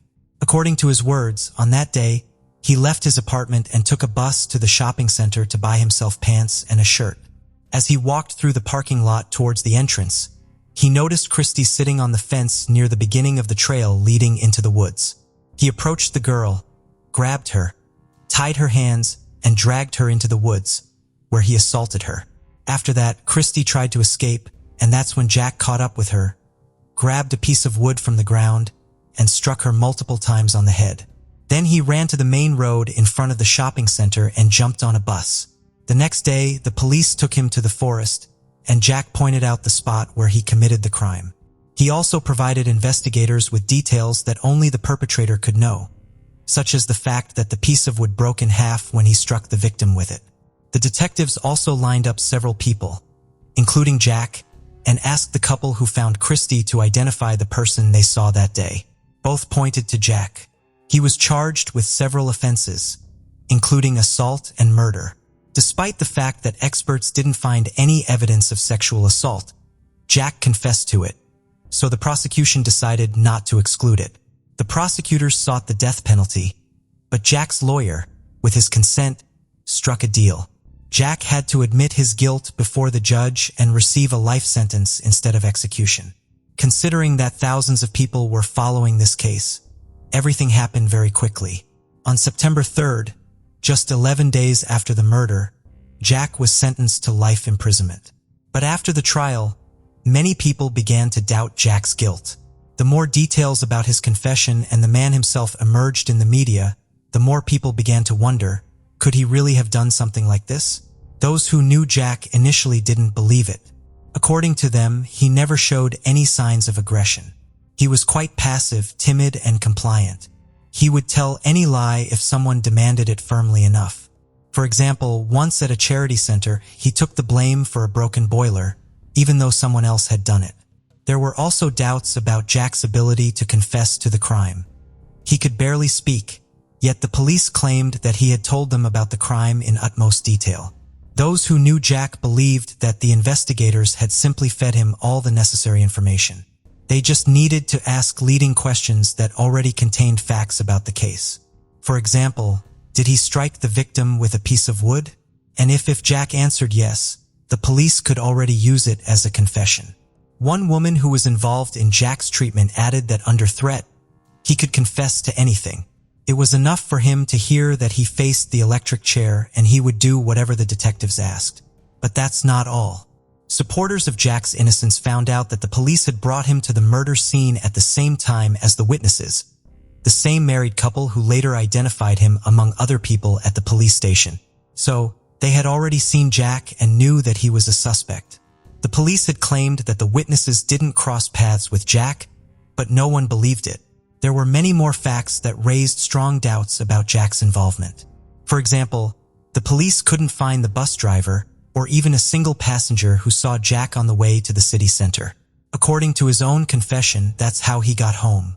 But the most significant factor was the testimony of several people in the charity organization building where Jack lived and worked. They claimed to have seen him around 1:30 p.m. If he was indeed there, he had absolutely no chance of taking a bus to the shopping center on the outskirts of the city and committing the murder by 1:50 p.m. Even if he had left immediately after being seen by the witnesses, the bus would take at least 40 minutes to cover that distance. All these facts made many people not just doubt Jack's guilt, but come to the conclusion that police had essentially coerced his confession. Even Christie's parents started to doubt that he was the real killer. On September 9th, just 6 days after the verdict, around 70 people gathered in front of the city hall to draw attention to the case and demand a thorough investigation. They formed a public committee with the goal of seeking justice. Thanks to this, Jack found a new lawyer who quickly filed for a case review. Several months later, a judge revoked Jack's confession and ordered a new trial. Now, the prosecution had to prove his guilt practically from scratch, which seemed like an almost impossible task. While preparations for the new trial were underway, Christie's father, Norman Mills, conducted his own investigation. From the beginning, he didn't believe the detectives, thinking they weren't doing enough to find his daughter's killer. Eventually, he decided not to rely on the police and started searching for answers himself. Soon after the murder, he and some neighbors went to the woods to inspect the area. There, they found jean shorts and blood-stained men's underwear. They handed these items over to the police, who had initially just overlooked them. However, it remained unknown whether these items were linked to the case or even tested. The new trial for Jack began only in 1977, 2 years after the murder. The defense had two tasks: first and foremost, to prove Jack's innocence, and also to try to identify a candidate for this role. whom they considered the most likely suspect, the man who found Christie's body with his wife. His name was Henry Newell, and at the time of the murder, he was 25 years old. By the start of the trial, Jack's lawyers had gathered an impressive list of reasons to suspect Henry for the murder, and during the trial, this list grew even longer. Initially, Henry drew attention because of his record. Starting from his teenage years, he had been arrested numerous times for various offenses, serving 3 prison terms. He had successfully escaped from jail twice before being caught and sent back. At the time of Jack's trial, he was serving his 4th sentence. This time, Henry had set his own house on fire to collect insurance money. The lawyers had also reviewed the evidence from Christie's case and found several very suspicious details. In his testimony, Henry said he found her body, ran up to it, and tossed aside a blood-stained piece of wood. He explained this by saying he was in a state of shock at the time, but such an action still seemed odd. Why would he pick up the murder weapon and throw it away from the body without any apparent reason? He also claimed he thought the girl was still alive, so he took off his shirt and pressed it to her face. This action also raised questions. Did he really try to stop the bleeding? Or did his shirt get bloody during the murder and he needed to justify it somehow? Jack's lawyers found a store employee in the mall where Henry ran to call the police. She said he wasn't wearing a shirt but had jean shorts on, although by the time the police arrived, he was already wearing different pants. The employee also claimed Henry had a fresh bruise on his face, as if someone had hit him. When asked why she didn't immediately tell the police about this, she said no one simply asked her. The officers themselves should have noticed this bruise, but they ignored it. Back then, Henry also agreed to take a polygraph test, but he ended up vomiting right on the machine, so the police didn't arrange a new test. Another witness was Henry's neighbor. He said that on the night of the murder, he spoke with Henry and noticed many fresh scratches on his hands. The man also mentioned seeing a telephone cord in Henry's garage of the same color and shape as the one used to tie the victim's hands. But that's not all. The neighbors stated that Henry once told him a very strange story. He claimed to know Carol, Christie's 14-year-old friend, and that they used to swim naked together in the pool. Considering he was 25 at the time, this story shocked everyone involved in the case. However, finding any direct evidence that this actually happened was simply impossible. Yet, it indicated that Henry was acquainted with Carol, who also had a direct connection to the case. His wife, Pam, also testified in court. She said everything had happened exactly as they told the police on the first day. They went to the mall and their son wanted to take a walk. They went to woods and found the body. Pam added that up until that point, Henry had been at home and only stepped out for a few minutes to chase away the neighborhood kids who had started throwing firecrackers into their yard. Carol also testified. She stated that she had never met Henry. She was also asked about what she had meant when she told the victim's mother that things shouldn't have escalated so far, but Carol once again claimed she didn't remember saying anything like that. Henry himself was also brought into the courtroom from prison. He repeated his story without any changes and insisted that he had nothing to do with the crime. One of the most significant moments of the trial was the display of the full recording of Jack's interrogation. After viewing it, it became apparent to everyone that Jack was simply coerced into confirming the detective's words that he had committed the murder. Jack barely spoke and apparently didn't fully understand what the police wanted from him. But that wasn't the most crucial moment of the trial. On the 5th day, another unexpected witness appeared, neither anticipated by the prosecution nor Jack's lawyers. It was Bobby, Henry's stepson, and his testimony truly shocked everyone following the case. The boy revealed that on that day, Henry did indeed leave the house to chase away kids throwing firecrackers in their yard. However, he was gone for more than just a few minutes, as his mother had claimed, but for over half an hour. When Henry returned home, his shirt and sandals were missing, and he had scratches on his arms and face. Henry called Pam into another room, where they had a conversation. After that, they came out and told Bobby that they were all going to the shopping center. Upon arriving, the parents immediately led him to the trail behind the shopping center. The boy claimed that he hadn't asked to go there for a walk, as his parents had initially stated. They entered the woods and almost immediately found Henry's sandals, one of which was torn. A little further, they saw Christie's body, and his mother instructed Bobby never to tell anyone about what he saw. The boy added that he only decided to tell the truth after having a conversation with his biological father, who had convinced him to do the right thing. His grandmother also testified in court and recounted one strange episode involving Henry. She, along with him and Pam, attended Christie's farewell ceremony. On the way back, the woman said what a tragedy it was, and Henry suddenly replied, "It will teach her to keep her mouth shut." Another witness was Henry's friend. He said that Henry once confessed to him that he killed Christie. He added that the killing was accidental, not planned. In the end, this trial left practically no doubt that Jack had no involvement in the crime, and eventually, all charges against him were dropped. But here's where it gets interesting. Despite the overwhelming evidence pointing to Henry's involvement, the prosecutor stated that he had no intention of pursuing a case against him. He also noted that the initial investigation was conducted in the best possible way. However, the prosecutor pointed out that the police either failed to notice or ignored a vast amount of clues and evidence available to them from day one. His response sparked a wave of public outrage. It reached such heights that 2 days later, the prosecutor had to backtrack and agree to reopen the investigation into Christie's case. But here was a serious problem. Investigators relied on the initial investigation, including the testimonies of Henry and Pam. In other words, the police still operated under the assumption that the couple stumbled upon Christie's body in the woods, with a long-haired, shirtless man looming over her. For this reason, investigators stated that they would be looking for new suspects resembling Jack. Of course, such an approach yielded no results. The investigation continued for several months, and eventually this case went cold. Christie's father never gave up on seeking justice. Once, he filed a civil lawsuit against Jack, but the reasons for such a move were not as simple as it might have seemed. The man didn't believe in Jack's involvement in the murder, but this legal process would have granted him access to the case files, giving him the opportunity to collect all the available information. Unfortunately, this also yielded no results. In February 2006, Christie's father passed away from cancer, never having closure in the case. For a long time, there was no progress in the investigation of Christie's murder until 2013, when former attorney John Aller took an interest in the case.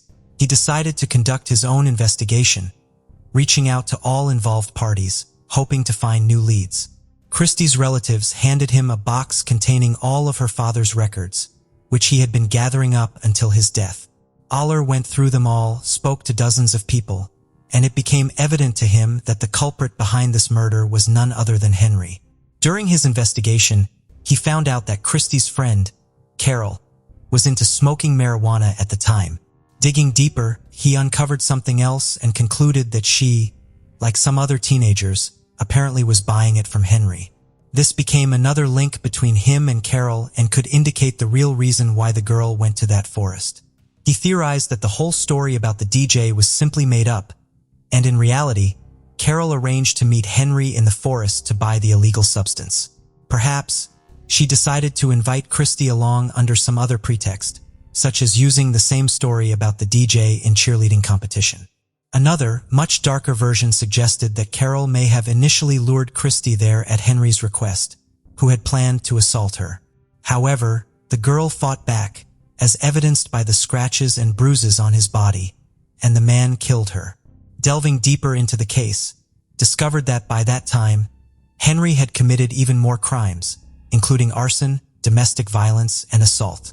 There was another incident linked to him, but he wasn't tried for it, the death of his wife, Pam. In 1982, she filed for divorce, and just a month later, she was found dead in their apartment where she still lived with Henry. The official cause of death was a sleeping pillow overdose, and the police found a note indicating that she did it herself. Pam's relatives didn't believe this version and suspected that Henry had tampered with the pills. The strangest part of this whole story was that no package of sleeping pills was found in the apartment, even though Pam obviously couldn't have disposed of it after taking such a large amount. That same year, 2013, when Aller took on the case, Henry passed away from cancer at the age of 63. Despite this, Aller continued his work and released a book containing all available information about Christie's murder. The release of the book sparked a new wave of interest in the case, and Christie's relatives, along with other people, began demanding to reopen the investigation. Several of Henry's relatives also reached out to Aller, stating that their entire family knew that he was the one who killed the girl, but kept silent. One of them recounted that a few months before her 16th birthday, Henry had given her a car as a gift. They went for a ride together, and at some point he asked her to stop, looked at her, and said that he had killed Christie, detailing the crime in full. The woman said she couldn't believe it. According to her, Henry had been drinking a lot, and she thought he had simply made up this story under the influence of alcohol. However, after reading Aller's book, everything fell into place for her. All of this led to the reopening of the murder investigation in May of 2014. For many months, detectives re-examined all the available evidence, interviewed dozens of people, and re-evaluated the leads. In his confession to his relative, Henry mentioned that he had assaulted Christie. At the time, medical experts found no evidence of that, but now, with modern technology, they examined Christie's clothing and found traces of semen. Unfortunately, the traces were so small that conducting DNA analysis was simply impossible. The investigation continued until the end of 2015, when detectives called a press conference. 40 years after the murder, they finally announced that they have no doubt that Henry was the one who committed it. However, since he was no longer alive, they couldn't take this case to court. It was officially declared solved, and the investigation was closed. Without Henry's confession, investigators couldn't be 100% sure of exactly what had happened, but they had a strong idea. Most likely, when Henry had left home that day, he went to the trail behind the shopping center. Perhaps Carol invited him there so she could buy weed, but that part cannot be confirmed. Once there, he saw Christie alone and decided to assault her. He tied her hands with a phone cord and took her further into the woods where she fought back.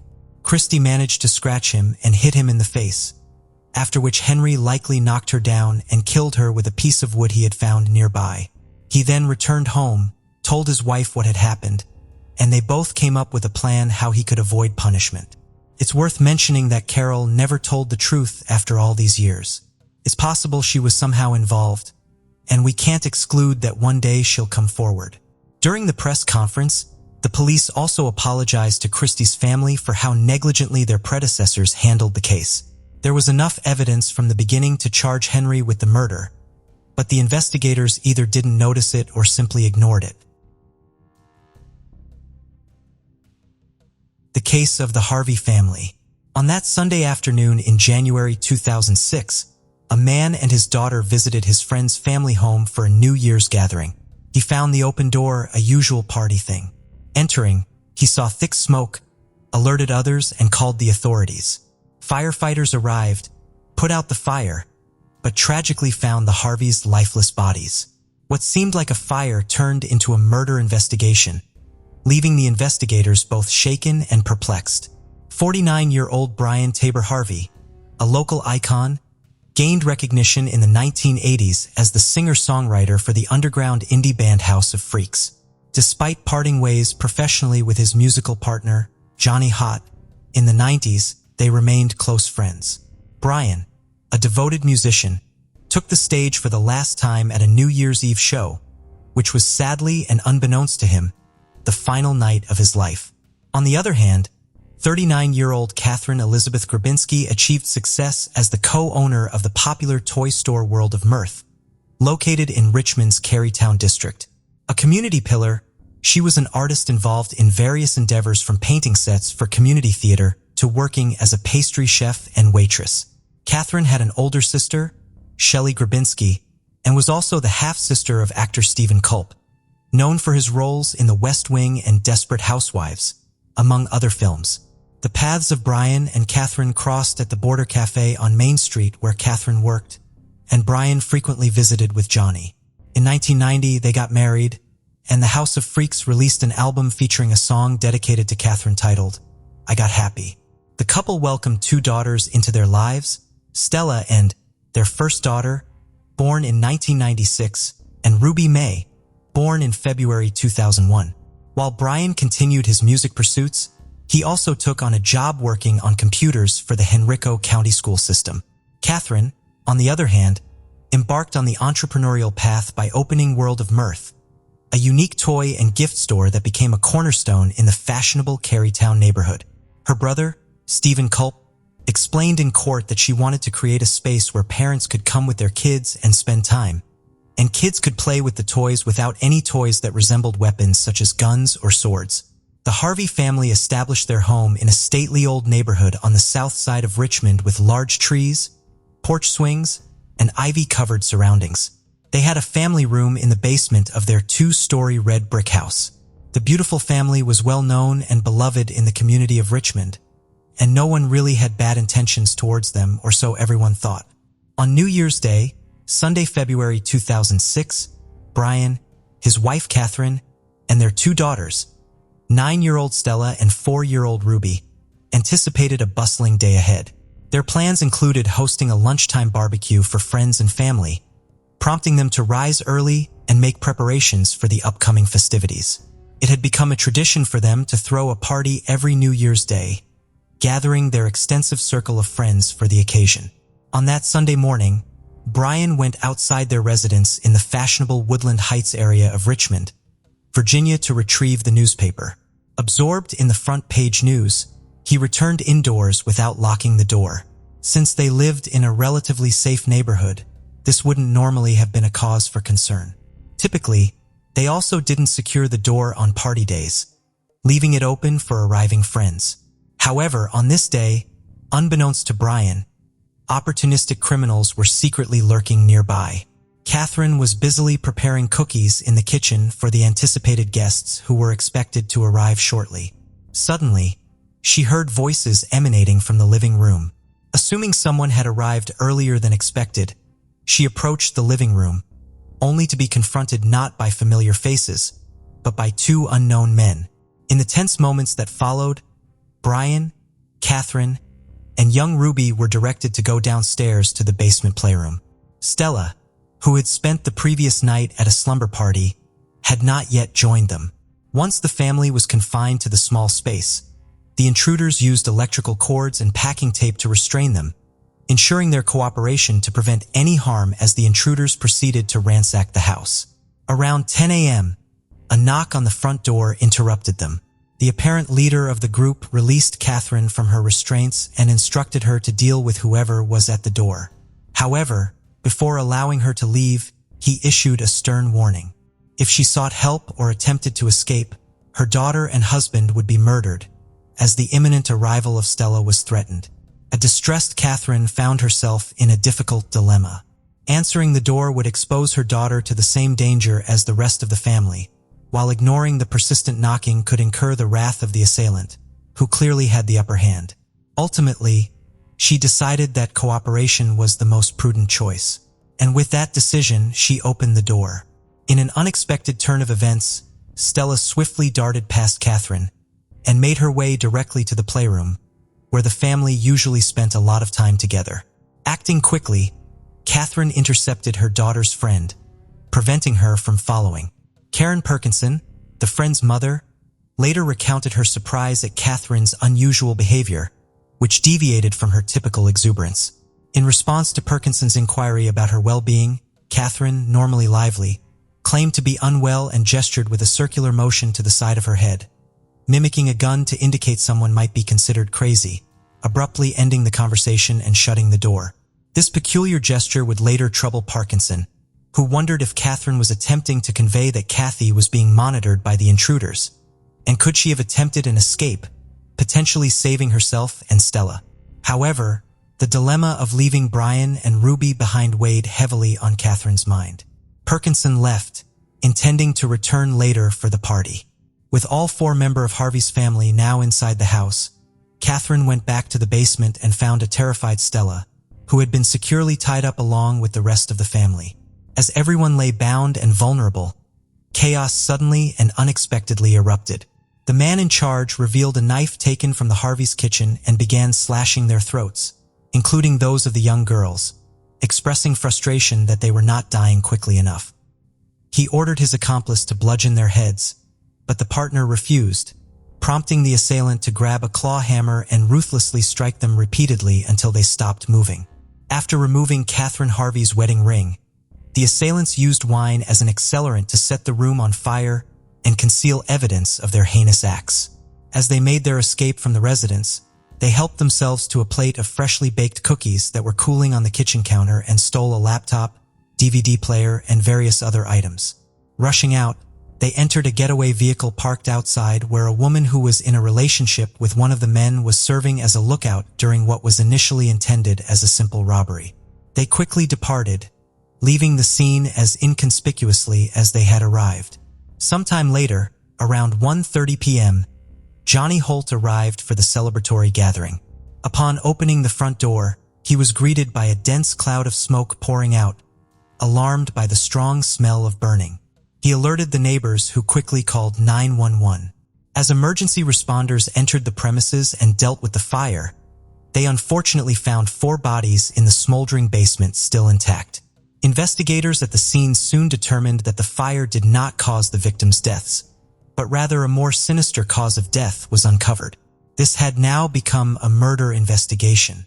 Police officers and paramedics, who were accustomed to witnessing the darkest aspects of humanity, were reportedly so distressed by the harrowing scene that some of them openly shed tears. The revelation that the parents had been forced to witness the brutal deaths of their children and vice versa was heartbreaking to imagine. Autopsies revealed that Brian and Catherine died from blunt force trauma to the head. Stella tragically succumbed to a combination of blunt force trauma and smoke inhalation, suggesting she was alive when the fire started despite her severe injuries. Ruby's death resulted from stab wounds to her neck and back.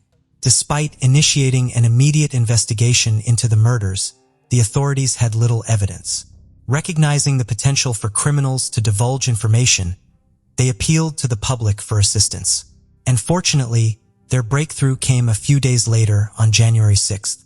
A woman named LaToya Pye contacted the police, requesting them to perform a welfare check on her friend, 21-year-old Ashley Brazil. Pye expressed her concerns as she believed that Ashley's boyfriend, 29-year-old Rye Joseph Dandridge, and his uncle, 29-year-old Ricky Jovan Gray, were involved in the murder of the Harvey family. Ricky, who was slightly younger than his nephew by a few months, was said to be the one in charge. The shocking revelation continued as Pye disclosed that the 2 men had stored evidence of their crimes at her residence. She revealed that Gray and Dandridge had recently visited at her home with a laptop that had an image of the Harveys as its wallpaper, and the Harvey case had by then received extensive coverage in the news, leaving no doubt that the laptop belonged to them. Additionally, LaToya provided detailed information about a plan devised by Ashley, Gray, and Dandridge to rob Ashley's parents. In this plan, Ashley was supposed to pretend to be a hostage, allowing Ricky and Gray to extort money from the Brazil Tuckers, which would make Ashley appear innocent even though she was aware of the entire plan and had been offered a role. LaToya declined, becoming suspicious of the trio. The uncle and nephew were the only ones that returned hours later, and when asked about Ashley's whereabouts, they cryptically replied, "Ashley has gone bye-bye." This statement heightened LaToya's concerns, prompting her to contact the police. It was this crucial information that investigators needed to start connecting the dots. Having confirmed LaToya's information, investigators proceeded to the residence where Ashley resided with her mother, 46-year-old Mary Basil Tucker, and stepfather, 55-year-old Purcell Tucker. To their horror, they encountered yet another gruesome scene. Upon entering the home, they discovered the lifeless bodies of all 3 victims who had been subjected to a brutal method similar to the Harvey family's fate. The victims were bound, gagged, and had their throats mercilessly slit. Duct tape wound tightly around their heads had inflicted additional suffering on Mary and Purcell, who both displayed deep neck lacerations. Purcell had a sock forcibly inserted into his throat, and Ashley tragically was found to have been suffocated with a plastic bag. The common cause of death for all 3 was determined to be suffocation and torture. Suspecting the presence of killers, law enforcement agencies from across the region collaborated in a joint effort to apprehend them before they could commit further atrocities. Harvey, Purcell, and Mary led quiet, peaceful lives without any known enemies. Purcell worked as a forklift operator, while Mary was employed by a housekeeping business. Their tranquil existence was shattered by the betrayal of their own daughter, which ultimately led to the tragic demise of an innocent couple who were simply trying to enjoy their retirement years. The investigators swiftly uncovered the crucial link between the Harvey and Tucker cases. Ashley was found wearing Brian Harvey's wedding band, the same one that was missing and taken from Catherine. With this revelation, urgent action was imperative to apprehend Gray and Dandridge before they could inflict further irreparable harm. They traced their movements back to their home state of Pennsylvania, and Gray and Dandridge were captured in Philadelphia on January 7th. In questioning, Dandridge asserted that the murders had been conceived by his uncle, and he had merely followed instructions. Faced with these incriminating accusations, Gray readily admitted to the killings of the Harveys and his involvement in those of Ashley and her parents. While these straightforward confessions were enough to leave anyone astounded, it became apparent that this was just the beginning. Gray provided gruesome, intricate details of both family massacres, emphasizing that their actions were driven solely by the need for money. During the Harvey family murders, unbeknownst to everyone, Gray was under the influence of PCP, a drug known for inducing auditory and visual hallucinations, as well as violent behavior. Throughout his confession, Gray maintained a chilling, emotionless stare, and his utter indifference towards the lives he took led investigators to believe they were face to face with the devil incarnate. It was also revealed that Gray was responsible for the murder of his wife, Trevor Terrell Gray, whose body was uncovered in a shallow grave on Brookside Avenue in Washington, Pennsylvania. The couple had been married for 6 months prior to her tragic murder and resided together in a house owned by Trevor's family along with Gray's nephew, Rye. According to Trevor's parents, the Grays frequently engaged in bitter arguments, and claw marks on Rye's forearm were even discovered on the day Trevor's body was found. Despite being interviewed by Washington police, neither Gray nor Dandridge were initially considered suspects. Trevor's mother, Manna Squires, alleged that law enforcement assumed Trevor had succumbed to a drug overdose, leading to a lackadaisical investigation into her death. Although Trevor's demise was deemed suspicious at the time, a homicide investigation was only initiated after Gray's confession in 2006. On December 31, 2005, a brutal assault unfolded where 26-year-old Ryan K.Y. was attacked by 2 men in front of his parents' Arlington home, who were later identified as Gray and Dandridge. The assault left Kai with severe beating and stab wounds to the chest, neck, and arms, resulting in a near-fatal assault that caused him to spend the following 2 weeks in a coma and permanently lose the use of his right arm. On February 9, 2006, Ricky Gray faced 5 charges of capital murder, while Ray Dandridge was indicted on 3 counts of murder for his involvement in the Baskerville Tucker killings. Despite their earlier admissions, both men pleaded not guilty. After a 6-month trial, the jury found Gray guilty on all counts, leading to a life sentence for the murders of Brian and Catherine Harvey. In response to the brutal taking of Stella and Ruby's lives, the court deemed nothing less than a death sentence appropriate. In September 2006, following his uncle's conviction, and after learning the verdict in his case, Dandridge opted for a plea deal to evade the death penalty. He received a life sentence without the possibility of parole. In December 2006, Ricky Gray faced charges from Chesterfield County for the murder of Cheryl Warner, a 37-year-old legal secretary and mother of 3. Warner was discovered shot and hanged by an electrical cord in the basement of her Burning Beaver residence. Gray entered a not guilty plea. However, on June 4, 2008, the charge was suspended due to conflicting evidence. Over the subsequent 9 years, Gray's legal team pursued numerous appeals, primarily arguing that their clients suffered from diminished capacity due to an abusive childhood. The case reached the Supreme Court, where it was summarily rejected in 2016. In November 2016, Gray was scheduled to be executed on January 18, 2017. On January 18, 2017, with all of his appeals exhausted, Ricky Gray was executed by lethal injection at Greensville Correctional Center. Ray Dandridge remains incarcerated at Sussex State Prison.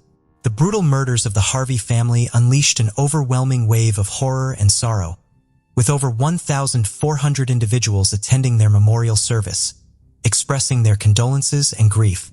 Flowers and dolls piled up and formed a poignant tribute along the curb outside the red brick house. Children placed candles, which maintained their glow for weeks. A neighbor reflected on the community's collective mourning, stating that they kept those candles lit for weeks. Catherine's brother, Culp, testified about the profound impact of the murders, describing them as a lightning bolt to the heart that felt bottomless. He further expressed his pain in thinking about the Harvey family's last hours. In Richmond's Forest Hill Park, an entrance to a footbridge is adorned with a granite monument, a poignant dedication to the Harvey family. This family, who had previously enjoyed many joyful moments at the site, saw their lives abruptly and tragically cut short. A bronze plaque depicting their radiant smiles serves as a commemoration of happier days before the unfathomable evil infiltrated their lives, devastating everything in its wake. It is a sad and unfortunate tale, and our thoughts are with the victims whose lives were tragically cut short and the loved ones they left behind. The case of Alan Wade. High school sweethearts James Reggie Sooner and Carol Alford hailed from Charleston, South Carolina. They grew up together, same school, same grade, knowing each other since childhood. Over time, their friendship evolved into something deeper. By 1959, at 15 years old, they were dating. Friends often remarked on how harmonious and beautiful James and Carol seemed together. They captured these moments in photos. Young and happy, with dreams of a long and joyful life ahead. It was their first deep connection. The pair became almost inseparable, both in school and out. They seriously thought about marriage once they turned 18, a decision supported by their parents. But life had other plans. In 1962, just after graduating high school, James was drafted into military service. He and Carol decided to delay their wedding until his return and promised to exchange letters regularly. Time moved on, and the separation became lengthy. By the mid-60s, James found himself deployed to Vietnam, a hot spot, and all contact was lost thereafter. Carol had no word if her beloved was even alive. She faced significant challenges in her life, starting when he stopped writing to her. She chose to further her education while simultaneously securing employment at the Charleston Air Force Base. Eventually, Carol married, but this first marriage ended quickly without any children. In 1975, she entered into a second marriage with Richard Alford, and in 1977, they had a daughter named Rhonda. Unfortunately, the second marriage also proved unsuccessful due to Richard's excessive drinking and physical abuse. By the mid-1980s, Carol could no longer endure the ongoing abuse. She took her daughter and filed for divorce. However, Richard continued to harass and pursue her relentlessly. In 1987, his behavior reached a critical point. Richard purchased a handgun, consumed a large amount of alcohol, and went to confront Carol. On that fateful day, Richard rang Carol's doorbell. She unsuspectingly opened the door while Rhonda was in the room behind her. Despite his daughter's presence, Richard drew his gun and shot Carol multiple times in front of Rhonda. He then left the scene, drove to a deserted area, and committed suicide by shooting himself. Carol was fortunate to survive due to neighbors hearing the gunshots and Rhonda's desperate cries for help. They promptly called for an ambulance and alerted the police. Carol was in critical condition after losing significant blood. She underwent numerous complex surgeries and blood transfusions over several days before beginning her recovery. Although she gradually regained strength, she became permanently blind in her right eye and disabled for life. Toward the late 1990s, Carol's health deteriorated seriously once more. She experienced severe weight loss along with persistent pain and weakness, which prompted a thorough medical examination at the hospital. Despite enduring these substantial physical and emotional hardships throughout her life, Carol's resilience shone through as she navigated each challenge thrown her way. In 1987, Carol received a distressing diagnosis of liver cancer. During her treatment, she was inadvertently infected with the hepatitis C virus, which went undetected and untreated. The virus silently damaged her liver over the years, ultimately leading to cancer. However, due to appropriate treatment and supportive therapy, Carol's condition was stabilized. She was required to take her prescribed medications daily for the rest of her life and undergo regular medical checkups to make necessary adjustments to her treatment plan. Carol faced additional challenges after losing her job at the Air Force Base due to severe gunshot wounds. With the added burden of cancer, she was no longer able to perform physically demanding tasks or remain on her feet for extended periods. Consequently, she took a position as a call center operator for a cable TV company in Charleston, her hometown. On the other hand, James experienced his own set of hardships in Vietnam. He was severely wounded during the war and almost lost his leg, requiring a prolonged hospital stay. His name was mistakenly included in lists of the deceased, leading even his relatives to believe he had died. Fortunately, he survived and eventually returned home years later. By that time, he had lost contact with Carol. She had moved residences, married, and believed that James had perished in the conflict. Although James later married, severe injuries from the war led to diabetes and several chronic conditions, which prevented him from becoming a father. His marriage ended after a few years, leaving him living alone since then. He found employment as a laborer on the local railroad, but expected no further pleasant surprises from life. In fall 2000, while Carol was performing her duties at the call center, answering phones and providing customer advice, she encountered another caller whose voice sounded unnervingly familiar. This voice elicited an emotional response within her that she could not ignore. Carol immediately recognized her first high school love, but she was hesitant to act on it because she believed James was dead. She answered all the customers' questions and then suddenly turned to him, saying his full name. Silence hung in the air for a moment. The man timidly asked how she knew his name. Carol began to cry and responded that she was the girl he had dated in high school, the girl he once wanted to marry. For the next few moments, they both cried into the phone, unable to find words. They soon discovered that they still lived in their hometown and agreed to meet the next evening. Meeting again after 38 years, according to Rhonda's recollection, her mother came home from work that day looking excited like a schoolgirl and talking nonstop about James. The next day, Carol prepared diligently for the date, trying on dresses, doing her hair and makeup. She realized that she was no longer the young beauty James remembered, but wanted to look her best and win back his heart. Their reunion was exciting. They hadn't seen each other in 38 years.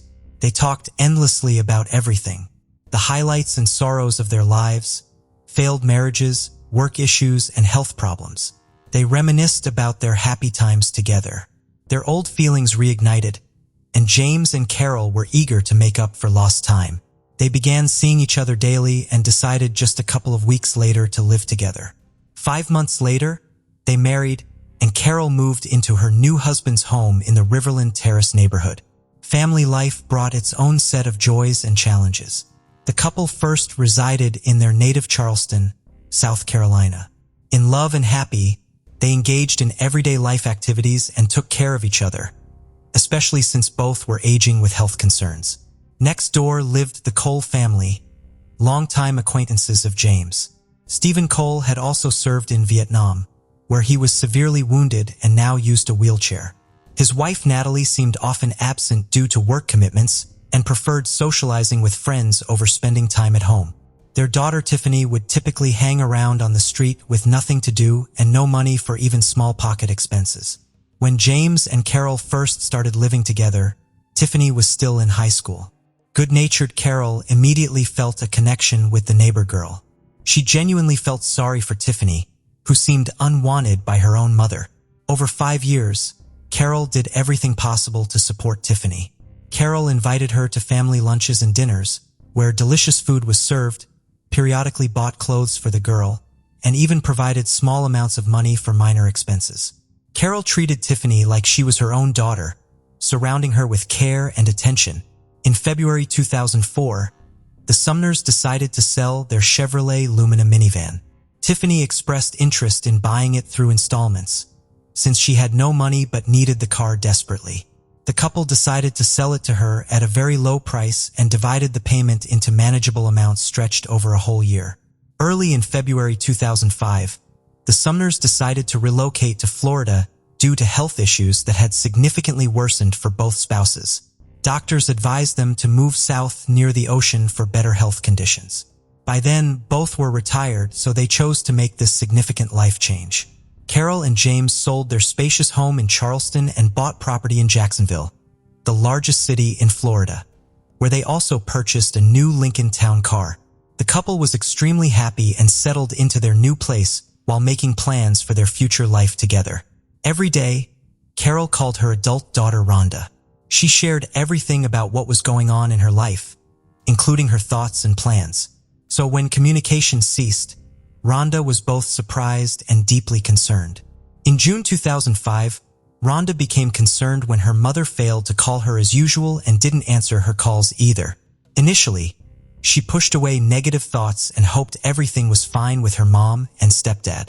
She thought they might get in touch soon. However, the following day brought no change. Rhonda called both her mother's and James's cell phones every half hour, but they were now unreachable and voicemail messages went unanswered. On the third day, Rhonda decided it was time to take action. She chose to drive to another state to personally check if her mother and stepfather were all right. She started early in the morning for a 5-hour drive to reach the Sumners' home. Upon arrival, the first thing she noticed was that their car was missing, which seemed unusual. Approaching the front door, she found it slightly open. Inside, the house was eerily quiet, despite a light being on in one of the rooms while sunlight streamed outside. Rhonda called out loudly for her mother and James, but heard nothing in response. Entering the kitchen next, she saw a table set for two with food that appeared untouched for at least 3 days. It looked like they were about to have dinner but abruptly left it unfinished. The house itself was in disarray. Things were scattered around randomly, and some doors and cupboards were open, as if someone had frantically searched through them. Rhonda's concern grew when she spotted crucial medications on a bedside table in their bedroom. Her mother's cancer pills, taken 3 times daily, and James's insulin, administered hourly, remained there untouched along with completely dead phones. Given these observations, medications left behind, and no cell phone usage, it became clear that her mother and stepfather couldn't have gone far or been away for long without these essentials. Understanding the gravity of the situation, Rhonda immediately contacted the police to report their disappearance under what seemed like strange circumstances. The couple's vehicle was promptly included on the wanted list. All bank cards belonging to Carol and James were blocked the same day. The initial days of the search yielded no significant results. It was impossible to locate either the Sumners themselves or any witnesses. However, on June 12th, several events transpired simultaneously, enabling the police to pick up the trail of the criminals. Firstly, a man phoned one of the banks, identified himself as Mr. James Sooner, and complained about his card being blocked, making it impossible for him to withdraw cash. Upon verifying the card information, the bank employee immediately suspected something amiss. The employee suggested that Mr. Sooner personally visit the nearest bank branch to resolve the issue, but the man abruptly hung up. A few minutes later, from the same number, yet directed at another bank, a woman identifying herself as Mrs. Carol Sooner called and reported a similar problem with her card being blocked. When she was asked to visit the bank in person, she categorically refused, citing health reasons and emphasizing her immediate need for access to her funds. Naturally, this request was denied. The information regarding these calls and recordings of them was immediately handed over to law enforcement. The same day at the station, these recordings were played for Rhonda, who confidently stated that neither voice belonged to her mother nor stepfather. This was evident from the outset, as both individuals were in their 60s, while the voices sounded much younger. Police promptly hypothesized that these imposters were directly connected to the disappearance of the Sumners.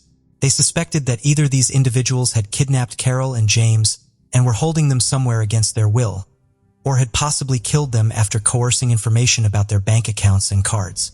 A few days later, the missing couple's car was discovered, abandoned on a deserted road in a wooded area.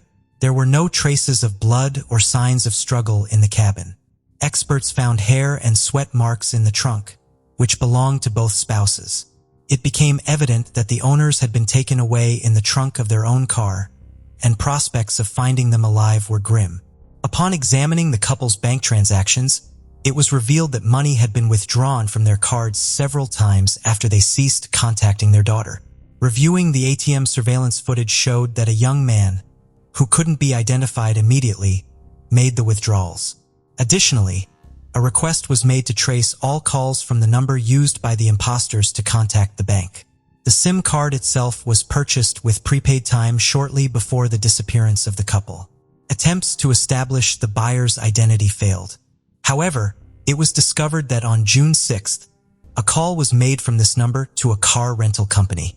It turned out that a guest at one of the hotels rented a Mazda RX-8 under the name Tiffany Cole. This same car was subsequently driven by an unidentified young man who withdrew money from ATMs using cards belonging to the missing individuals. He withdrew $1,000 from one card and nearly $3,000 from another. Thanks to built-in location trackers in rental cars, investigators determined that this Mazda RX-8 had parked at a hotel in Charleston. A CAPTCHA team was promptly dispatched and forcefully entered the room where these individuals were staying. Note, CAPTCHA is likely a mistake. Perhaps you meant SWAT or a similar tactical unit. The room was strewn with packages and receipts from various stores, including clothes, gadgets, video games, cosmetics, perfumes, and expensive alcohol. Inside were three individuals: 23-year-old Tiffany Cole, her 24-year-old boyfriend Michael Jackson, and 19-year-old Alan Lindell Wade. The young men appeared surprised and confused as police placed handcuffs on their wrists. All three individuals were taken to the police station and placed in separate rooms for questioning. Initially, they pretended not to understand the accusations against them or simply remained silent. A search of their room uncovered several items belonging to the Sumners, including their bank cards, a laptop, some of Carol's jewelry, James's expensive coin collection, keys to their Lincoln Town car, and pawnshop receipts in the name of Cole. It was discovered that part of the stolen jewelry had been pawned by Tiffany and the money spent with friends. After several hours of interrogation, and upon being presented with irrefutable evidence found in the hotel room, Tiffany was the first to speak. She sobbed as she revealed that she and her friends had robbed the elderly couple, but insisted they did nothing further to them. They then fled and started spending other people's money. Tiffany also admitted that there was another accomplice, a 19-year-old named Bruce Kent Nixon, who was paid $300 for his help. They never saw him again after that. Indeed, Bruce had agreed to participate in the crime for a promised payment. Afterward, he spent all the money on illegal substances. Finding him wasn't difficult, as he lived in Charleston and had not attempted to flee or hide. He was arrested at his parents' house.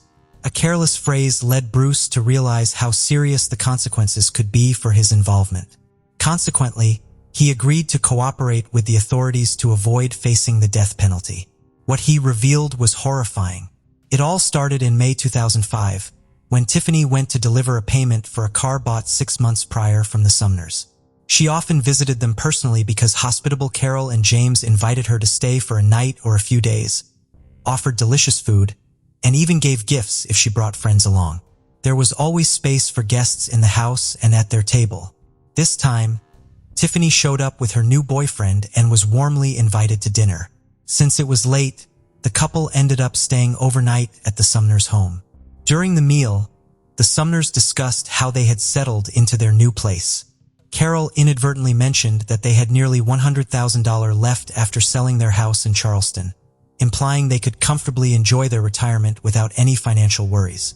With this revelation, Carol unwittingly sealed her and her husband's fate.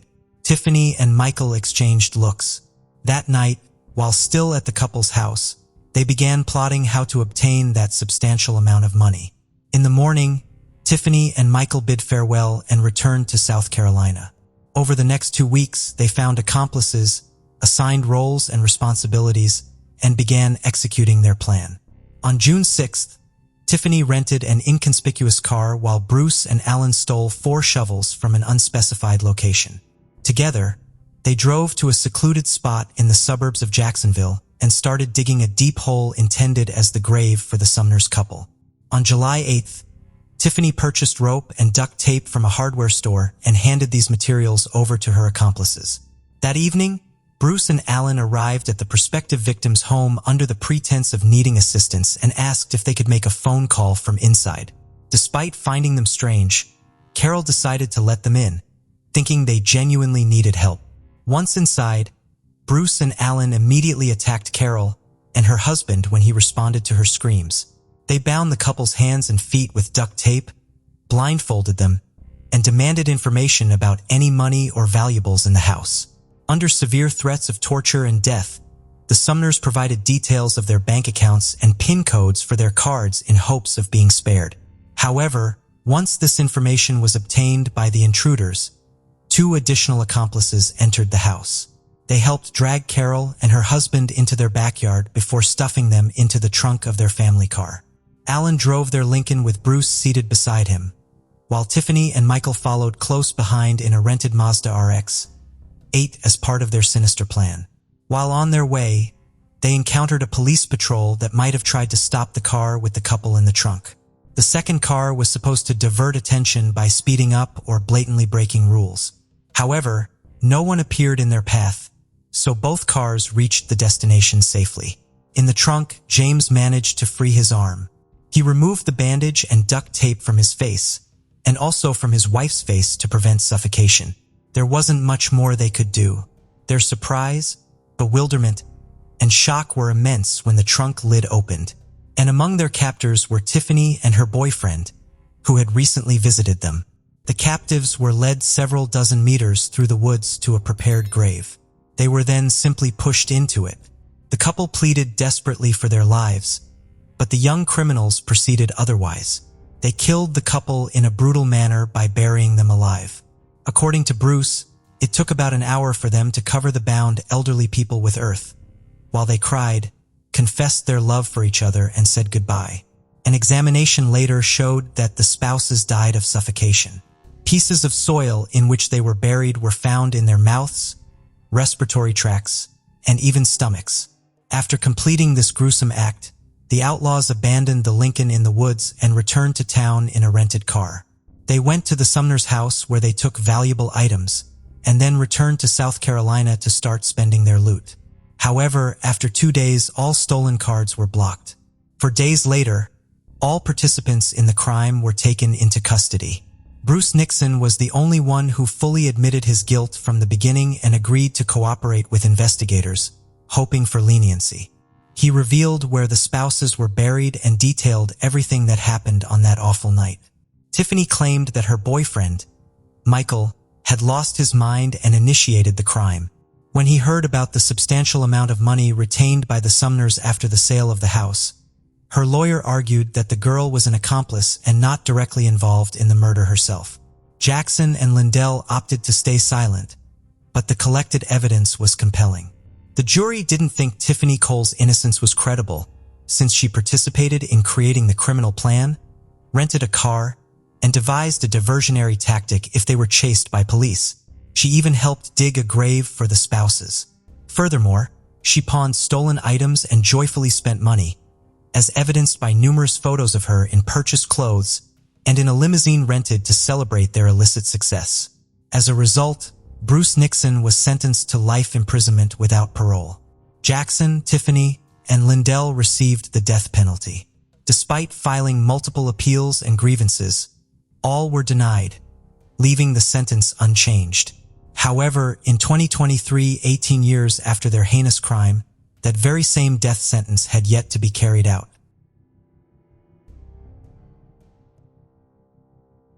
"51-year-old Lisa Lindstone lived in Dallas, Texas, in 2010.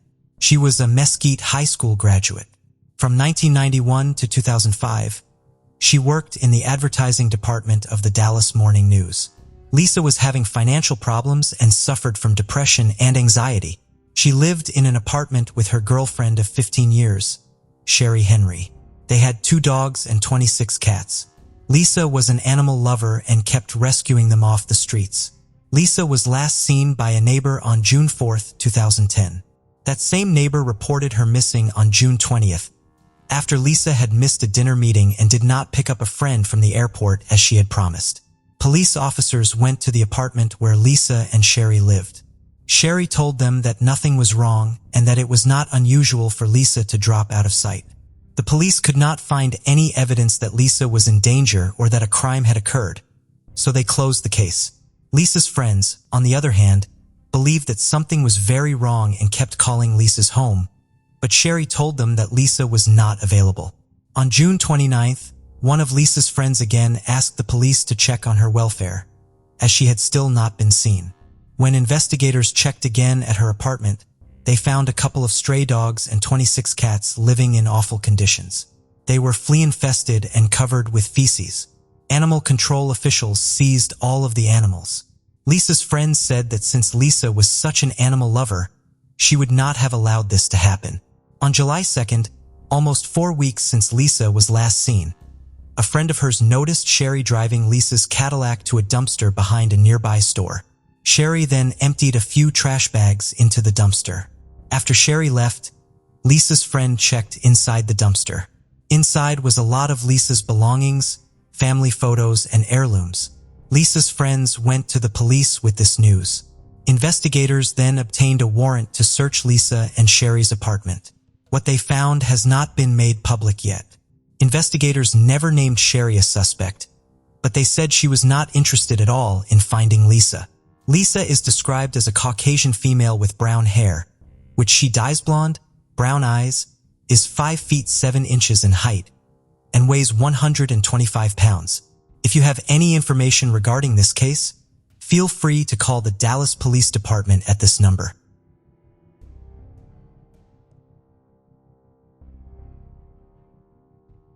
Vera Holland was born on April 8, 1949, in London, England.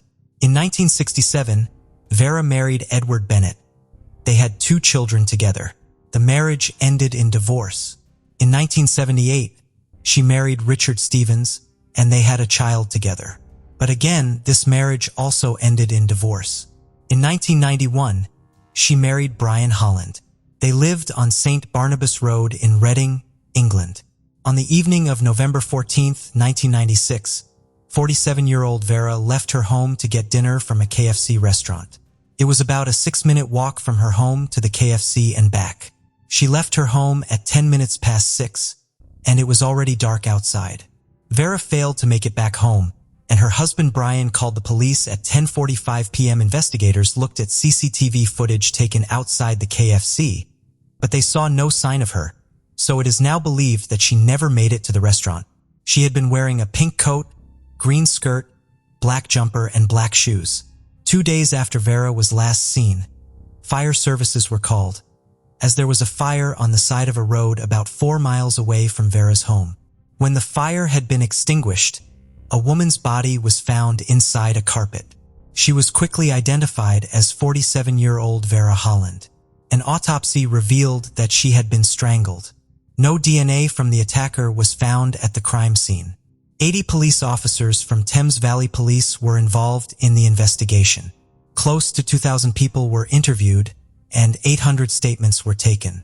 There were also over 100,000 pamphlets sent out to local people asking for any information regarding the case. Investigators canvassed the area Vera would have had to walk through to get to the KFC, but no evidence was found. A female police officer, dressed in clothing like Vera's on the night she disappeared, reenacted the walk she would have made, hoping it would jog someone's memory. Some witnesses came forward with reports of suspicious cars or people they saw in the area, but none of these leads ever led anywhere. Investigators also tried to get more information about the carpet, hoping it would lead them to the attacker, but it did not. The carpet was a section of bedroom-quality carpet and was beige. It had 2 furniture-sized indentations and 2 radiator pipe holes on opposite sides. Soil and weeds had started to grow out of the carpet, so it was believed that the carpet had been stored outside for quite a while. Investigators also believed that Vera's body had been left inside the carpet for more than a day before she was found. On December 17, 1996, about 4 weeks after Vera's life was taken, her second husband Richard and his wife were arrested in connection to the case. They were held for a few hours and then released again. In January 1997, Vera's husband Brian was arrested, but also let go after a few hours. It is not known why anyone was arrested. On June 20th, 1997, Vera Holland's funeral was held at Caversham Crematorium in Reading. There have not really been any more developments in the case. In November 2016, Vera's children made an appeal to investigators to look for answers. In January 2017, investigators announced that new witnesses had come forward, and they are still trying to get this cold case solved. But that is all we know at this point.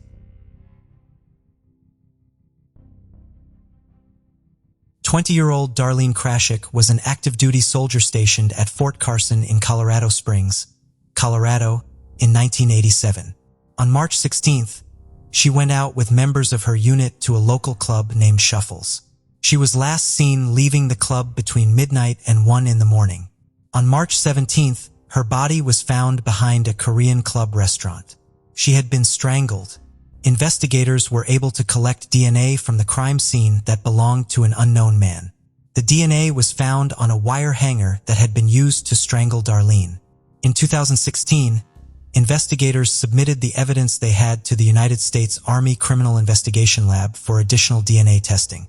They were able to narrow down predictive traits for the suspect, including eye color, hair color, skin color, and face shape. 2 composite sketches were made showing what the suspect may have looked like at 25 years old and at 55 years old. In 2019, investigators made use of genetic genealogy. They submitted the DNA they had to ancestry sites such as 23andMe and Ancestry.com. Forensic scientists found people in Wisconsin and Texas who had similar DNA to the samples found at the crime scene. Eventually, they believed that 58-year-old Michael White had taken Darlene's life. They found that back in 1987, he lived just a few miles from the crime scene and was also a soldier at Fort Carson. Photos of Michael also matched the composite sketch. Investigators had to make sure that he was indeed the man they were looking for before they arrested him. They followed him from his house to his work. They then watched him drink from a fast food cup. Investigators obtained the cup, and after further DNA testing, it was confirmed that his DNA matched the DNA found at the crime scene. It was announced in June of 2019 by investigators that he had been arrested. In 2021, he was sentenced to life in prison without a chance of parole. 8-year-old Joshua Randall Harmon and his family lived in Roswell in 1988. He was described as an amazing young boy who had an uncanny relationship with nature and with God. Joshua was a student at Gimpo Bridge Elementary School in Alpharetta, Georgia, and loved ice cream and playing outside with his friends. On May 15th, Joshua was reported missing by his parents when he did not make it home for dinner. One article said that he ran outside because there was an ice cream vendor outside the apartment complex, and another article said that he had been playing outside with his friends and never made it back home for dinner. A neighbor came forward and said that Joshua stopped by their home around 7 p.m. that night to see if their son wanted to come outside and play. The neighbor said no, as they were about to eat dinner. Joshua then told the neighbor that he would wait in the woods behind the apartment complex for his friend to come play with him. This was the last sighting of Joshua alive. For the next 48 hours, extensive searches were conducted for Joshua. Sadly, his body was discovered in the woods nearby. Investigators determined that he had been strangled. It appeared as if he had also been assaulted. The crime deeply shocked the community. Over 250 people attended the funeral. Roswell investigators, alongside the Georgia Bureau of Investigation, investigated the case extensively and collected evidence. But the case went cold.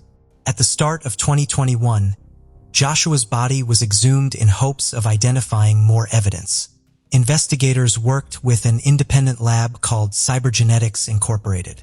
They were able to collect DNA belonging to an unknown man from Joshua's body.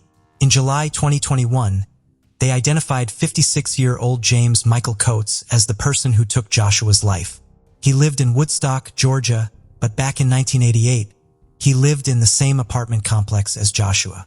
On July 21, 2021, James was arrested during a traffic stop while in the back of an Uber. He is currently in a Fulton County jail. On July 22nd, investigators held a press conference to announce that an arrest had been made. Joshua's aunt, Marlene Carlisle, said that Joshua's mom, Sherry, passed away in October 2020. Sherry never gave up while she was still alive and made sure that investigators kept working the case. Investigators said that James had spent about 20 years in prison for an unrelated crime, but did not specify what he did.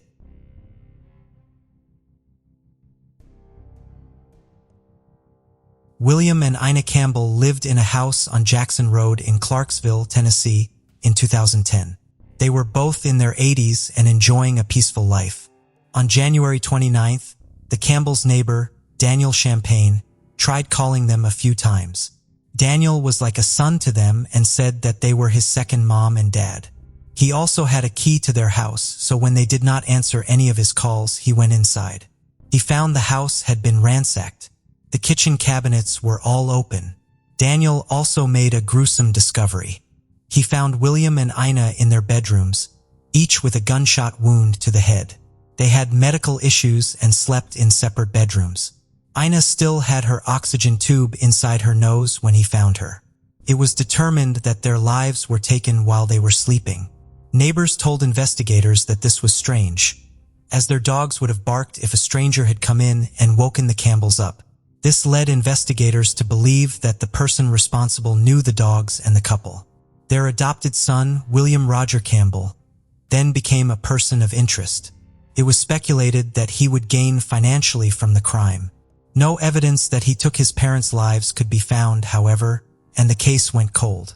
William Roger Campbell was arrested at his home in connection with the case and taken to Clarksville. He is now in a Montgomery County jail. Investigators have not given a reason why he was arrested, but you have to believe that his appearance does not help his case. Detective Keenan Carlton had this to say: "These were innocent victims. These were people who were beloved by their community. They lived in their neighborhood for a number of years. Their neighbors loved them and are all happy to see some resolution." Keenan gave credit to detectives who worked the case a decade ago for laying the groundwork in the investigation, and said that a recent review of the case allowed detectives to put a final piece of the puzzle together and arrest Campbell.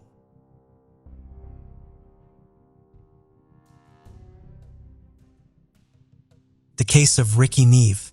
After 28 years, DNA from the clothes worn by 6-year-old Ricky Neve on the day of his tragic death matched with James Watson, who was a teenager at the time and had managed to evade justice for so long. Despite his mother's harsh way of raising her children, she seemed burdened with remorse and guilt for her actions, driving her to seek justice for her son's murder. Ricky's sisters were also determined to unravel the mystery and bring the killer to justice. But what truly happened in the household where Ricky and his sisters were raised, and what events occurred on the day of Ricky's murder, allowing the perpetrator to escape the law's grasp for so long? Ricky Lee Harvey, also known as Ricky Neve, was born on March 4, 1988 in the city of Peterborough, located in the county of Cambridgeshire in England, to Trevor Harvey and Ruth and Greg. Ruth's life had been marked by turmoil from an early age, with her being placed in foster care at the mere age of 2. Her younger brother, who was born blind, had already been placed in foster care at the tender age of 1. She endured a challenging journey through various foster homes before returning to her parents' care, forever changed by the abuse and insults she suffered while she was under foster care.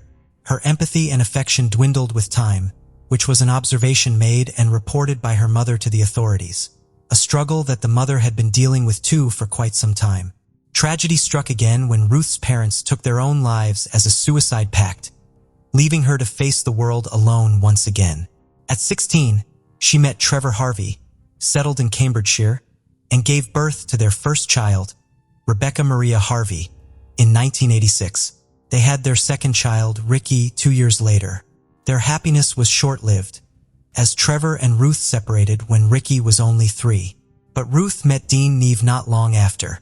They married and welcomed their first daughter into the world and named her Rochelle Neve. The family later moved into the Welland estate in Peterborough in 1992. Ruth decided to change Ricky's surname to match her new husband's, and he was now known as Ricky Neve. Sometime later, they welcomed another daughter and named her Sheridan Neve. They lived in Red Mile Walk, which was a part of the Welland estate that was well known for its association with crime and drug use. Unfortunately, the family's new home was riddled with challenges. As Dean Neve was a notorious drug dealer, and Ruth had succumbed to addiction. She would even spend a lot on drugs, to the point of neglecting her children's basic needs. Ricky and his sisters often wandered the estate without proper care, food, or clothing, drawing concern from neighbors who bravely reported the situation to social services. Ricky was the one who took care of his siblings when they were starved, as he would nick something from the shops and bring it to feed his siblings.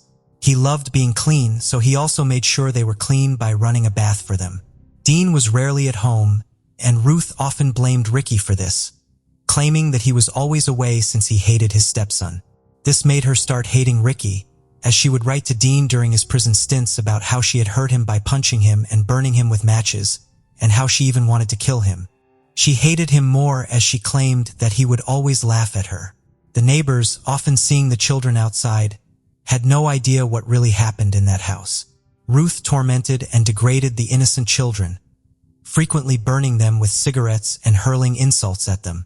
At one point, she even wrote "idiot" on their foreheads and forbade them from removing it. She would force them to stand for long periods of time while she smacked them on the head.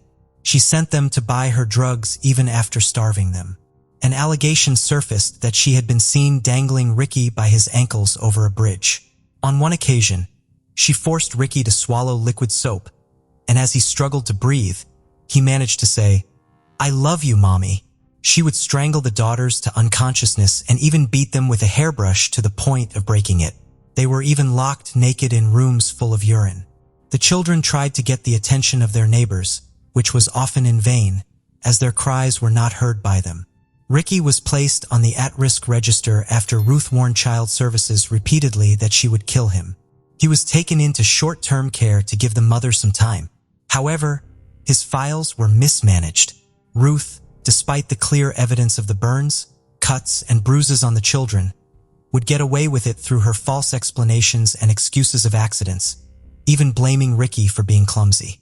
After 28 years, DNA from the clothes worn by 6-year-old Ricky Neve on the day he died tragically matched that of James Watson, the teenage killer who had managed to evade justice for a long time.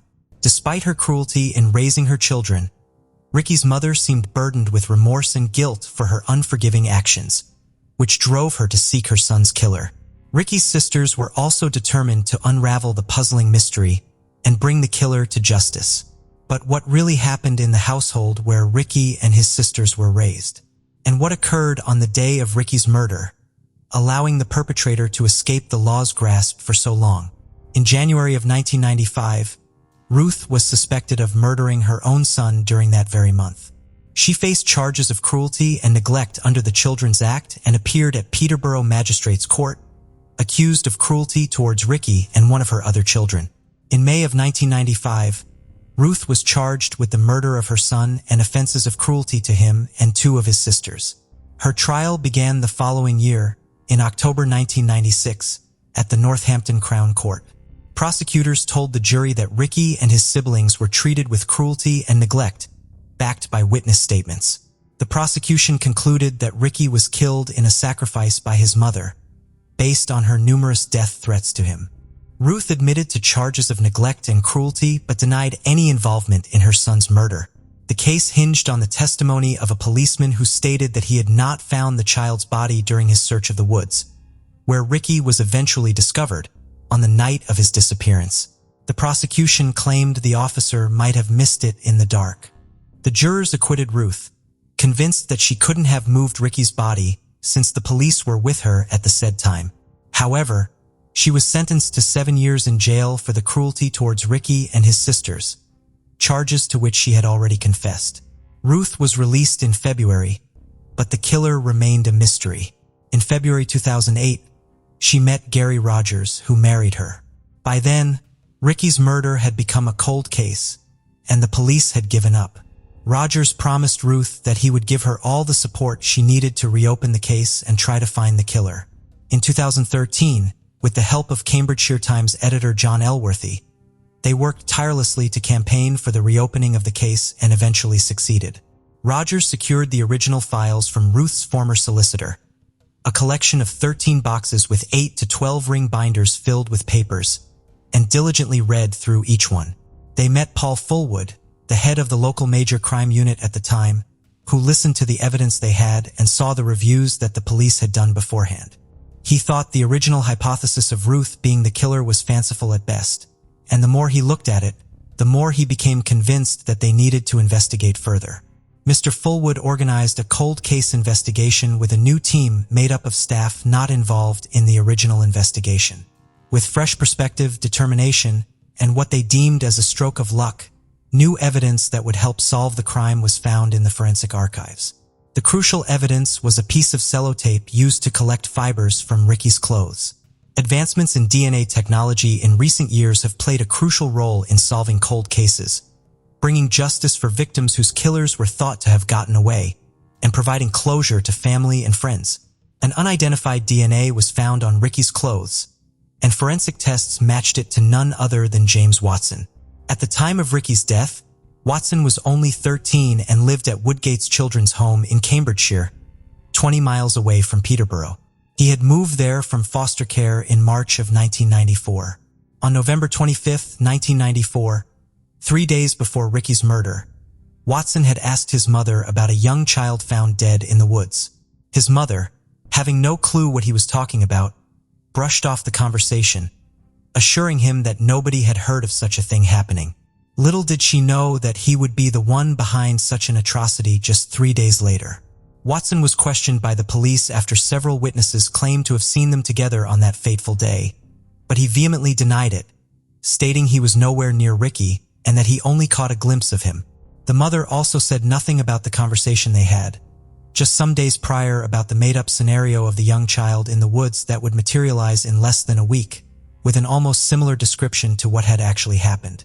The police did not further challenge him, perhaps due to ignorance or their preference for the idea of Ruth being the killer and not some disturbed teenager. They probably didn't know he was disturbed until later. Watson was, of course, searched for and arrested in April 2016 in connection with Ricky's murder. By then, he was already a serial offender with a criminal record that included stealing cars and an arson attack at a British transport police station back in February 2008. Questioned by the new investigation team about his DNA ending up on Ricky's clothes, Watson changed the story he had initially given to the police. He now said that he might have lifted Ricky to help him see over a fence. This statement started getting him into further trouble. The police tested his claim and found footage from 1994 showing the estate being redeveloped. They discovered that the fence was not built when Ricky Neve was still there, as it was constructed after he was already murdered.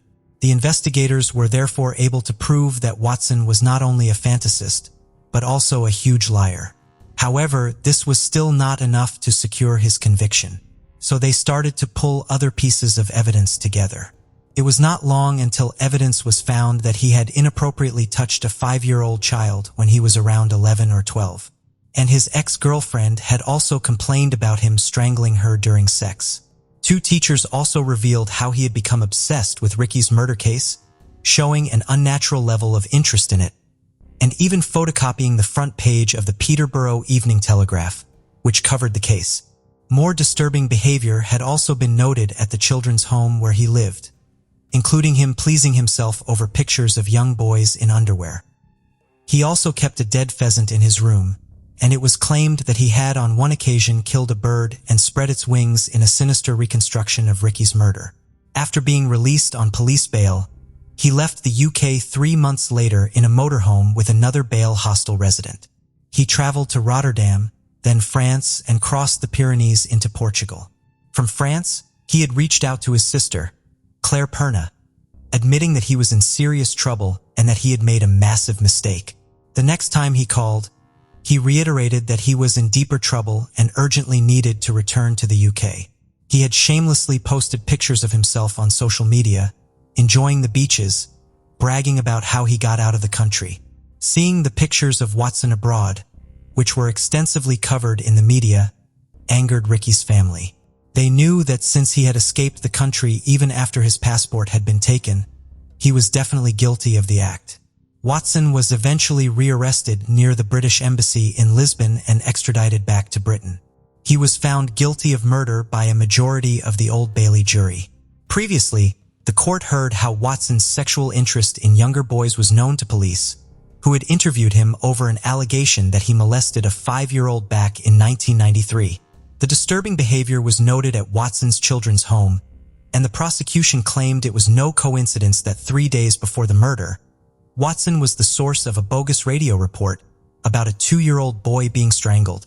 Immediately after Ricky's murder in identical circumstances, Watson obsessed over newspaper of the killing, copying front-page stories at school. The jurors heard that key evidence in the case against Watson included Ricky's last meal of Weetabix, taken in the morning, which fixed his time of death at around noon, when he was seen playing with Watson. It meant that Ricky was killed shortly after heading to the woods with Watson, where he used to play. Watson's legal team had accused Ricky's mother, but she denied any involvement. Ricky's muddy clock shoes also indicated his walk into the woods was a one-way trip and not a case of being murdered by the mother and the body being dragged into the forest, therefore ruling out that accusation. After a trial at London's Old Bailey that took place from January 18th to April 21st, 2022, James Watson, at the age of 41, was found guilty of Ricky Neve's murder. On June 24th, 2022, he was sentenced to life in prison with a minimum term of 15 years by Mrs. Justice McGowan. The judge considered Watson's age at the time of Ricky's death as a significant factor in determining the sentence. In June 2023, Watson was granted permission to appeal his conviction. His lawyer argued before the Court of Appeal that Watson was not able to get a fair trial because too much of the evidence from which the killer's DNA could have been recovered was lost or destroyed in the intervening years. This case could have been solved much earlier if the official police records of 6 reported sexual assaults on children in the Welland estate in the 3-year period before Ricky's murder had been thoroughly investigated. If the reports had been followed up, the allegation on his record of touching a 5-year-old could have been a crucial lead to the police in finding the perpetrator. These failures in the investigation add to the list of the many shortcomings in this case. The verdict was a triumph for Ricky's sisters, who had never thought they would see justice for their beloved brother. With the killer finally caught, the family found a sense of closure, allowing them to move forward with their lives while cherishing the memory of the little boy Ricky, was back in 1994. Ricky Neve will forever be remembered as a loving and caring brother and a brave and kind-hearted boy. Despite facing challenges at a young age, he showed remarkable courage and love and always protected his sisters. He deserved a life brimming with joy, but tragically, he endured cruelty, neglect, and the ultimate horror of murder. If he had been given the love and affection he deserved, this heart-wrenching tragedy might never have occurred in the first place.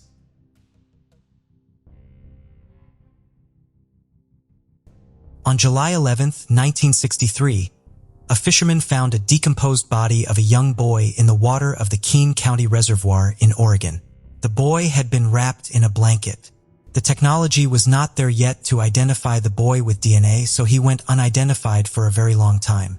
In 2009, the National Center for Missing and Exploited Children created a composite image to try and generate new leads.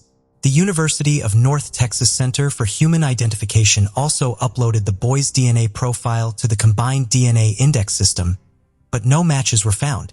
Recently, investigators turned to genetic genealogy. As most of you know by now, it is a process where an unknown suspect's DNA left at a crime scene can be identified, using his or her family members who voluntarily submitted their DNA samples to a public DNA database. This allowed investigators to create a much larger family tree compared with using Cody's. Genetic genealogy is not only great for catching criminals, but also identifying unknown victims. Parabon Nanolabs were asked to help identify the boy. Using genetic genealogy, they found a man who they believed was the sibling of the young boy. The man said he had a younger brother with disabilities, named Stevie Crawford, who lived in Oregon in the early 1960s. Stevie had mysteriously vanished from their family of little explanation. Investigators found Stephen Alexander Crawford, who was born on October 2nd, 1960. The man gave them his DNA sample. After some more testing, it was confirmed that the young boy is indeed Stevie Crawford. How he passed away is not known, but investigators have said his secretive burial and lack of family information is something they are investigating.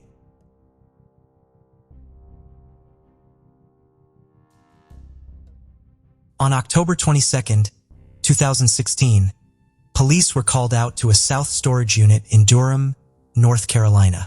The person told officers that they were busy cleaning out the unit after the owner passed away and found a plastic storage container with bones inside. After the remains were collected, they were sent to the medical examiner's office. It was then confirmed that it was human remains. It belonged to a female. DNA was extracted and eventually submitted into a national DNA database. No matches were made, however, and the person's identity remained a mystery. In 2018, investigators sent a skull to the FBI to perform facial reconstruction. A composite image was made after Jane Doe. The image was made public, but investigators got no viable leads and the case remained cold. In 2020, investigators made another effort. They sent a case to the Violent Criminal Apprehension Program. They also asked Offram Lab in Texas to see about conducting more advanced forensic DNA testing. While working on a different case, investigators learned that a woman named Melissa Poitras, who was 28 years old in 2005, had been missing for many years after leaving North Dakota. They learned that she was known to frequent Durham area. Investigators contacted her family and obtained DNA samples. A company called DNA Solutions were then able to confirm that Melissa and Poitras was indeed the Jane Doe they were trying to identify. Investigators said that they do not know how she passed away, but it is believed that someone took her life. Investigators do not say if the person owned the storage is involved at all. Melissa's family raised nearly $10,000 on GoFundMe to give her a proper memorial. Anyone with information can call the Durham Police Department at its number, or they can leave an anonymous tip by calling Crime Stoppers.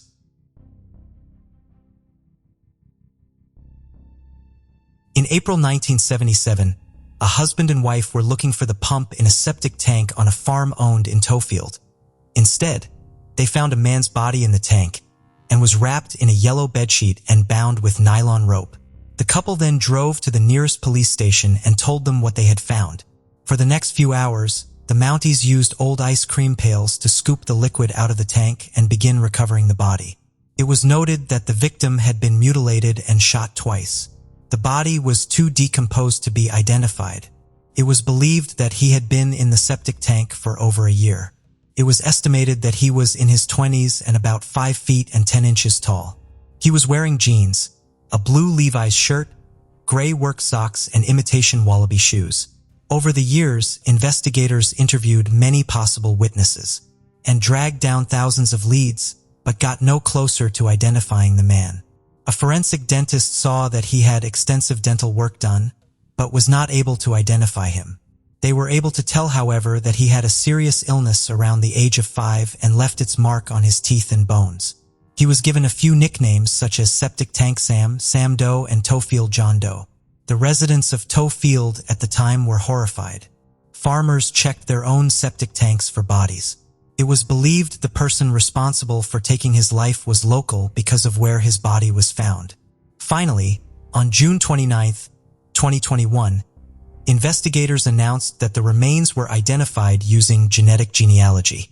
Offroom Incorporated, a private lab in Woodlands, Texas, was able to identify him as Gordon Edwin Sanderson.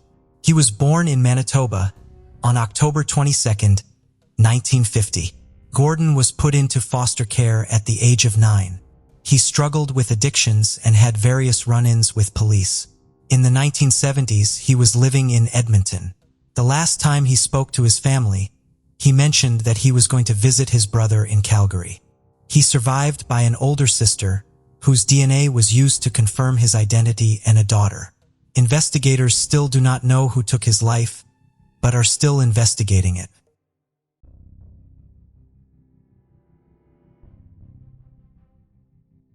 52-year-old Daniel Mason Woolley lived in Clayton, Idaho in 1980. It is an extremely small town with a population of just 7 people. At 10 p.m. on September 22, 1980, Daniel was drinking at a sports club bar. A fight broke out between Daniel and a man named Walter James Mason.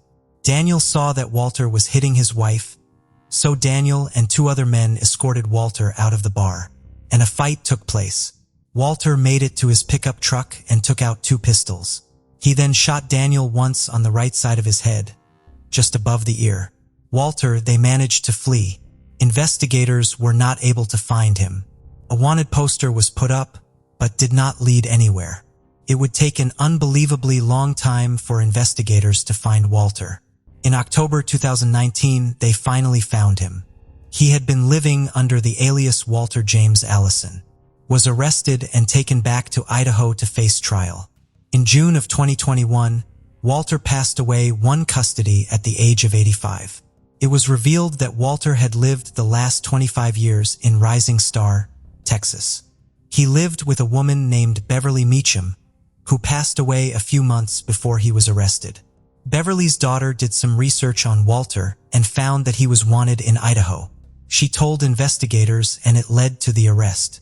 Daniel's son, Brett, had just to say, "After nearly 40 years of running free, the man who took my father's life passed away last night. I hope the devil has time for him. This has been a long chapter." 20-year-old Michelle Louise Wyatt lived in San Diego, California in 1980. She was attending Grossmont Community College and was a cashier at Safeway in Mission Hills. Michelle lived in a condo complex at Kerrigan Court in Santee, San Diego with her roommate. On October 9, 1980, her roommate made a startling discovery. Michelle's body was found on a living room floor. She had been assaulted and strangled using a telephone cord. Investigators made a timeline of events. Michelle's boyfriend left her condominium and locked the front door in the early morning on October 9th. Soon after he left, witnesses heard screaming coming from where Michelle lived, but nobody called 911. 2 separate DNA profiles were taken from Michelle's body. One belonged to a boyfriend and the other from an unknown man. Michelle's boyfriend was then eliminated as a suspect. Detectives interviewed numerous people but were unable to identify the unknown man, and the case went cold. In 2001, the unknown suspect's DNA profile was entered in a combined DNA index system. No matches could be made over. In September 2020, investigators made use of genetic genealogy to help identify the suspect. Finally, in August of 2021, it was announced that John Patrick Hogan is the man that took Michelle's life. He was 18 years old at the time of the crime. He was born in Arizona in 1961. In his 70s, he moved to San Diego and attended Santana High School. He lived less than a mile away from Michelle. John also had friends who lived in Michelle's complex. In 1979, he joined the Air Force.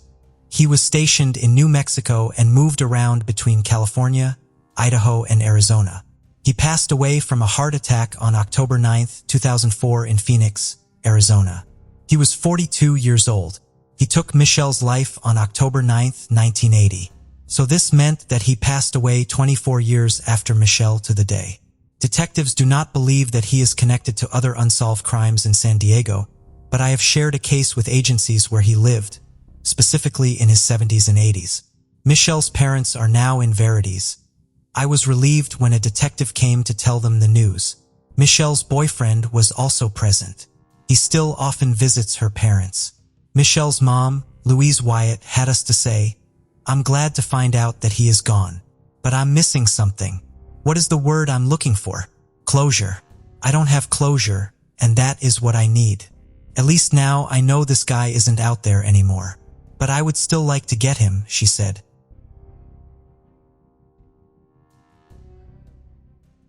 "42-year-old Judy Nesbitt lived in Irvine, California in 1980 with her husband and 4 children.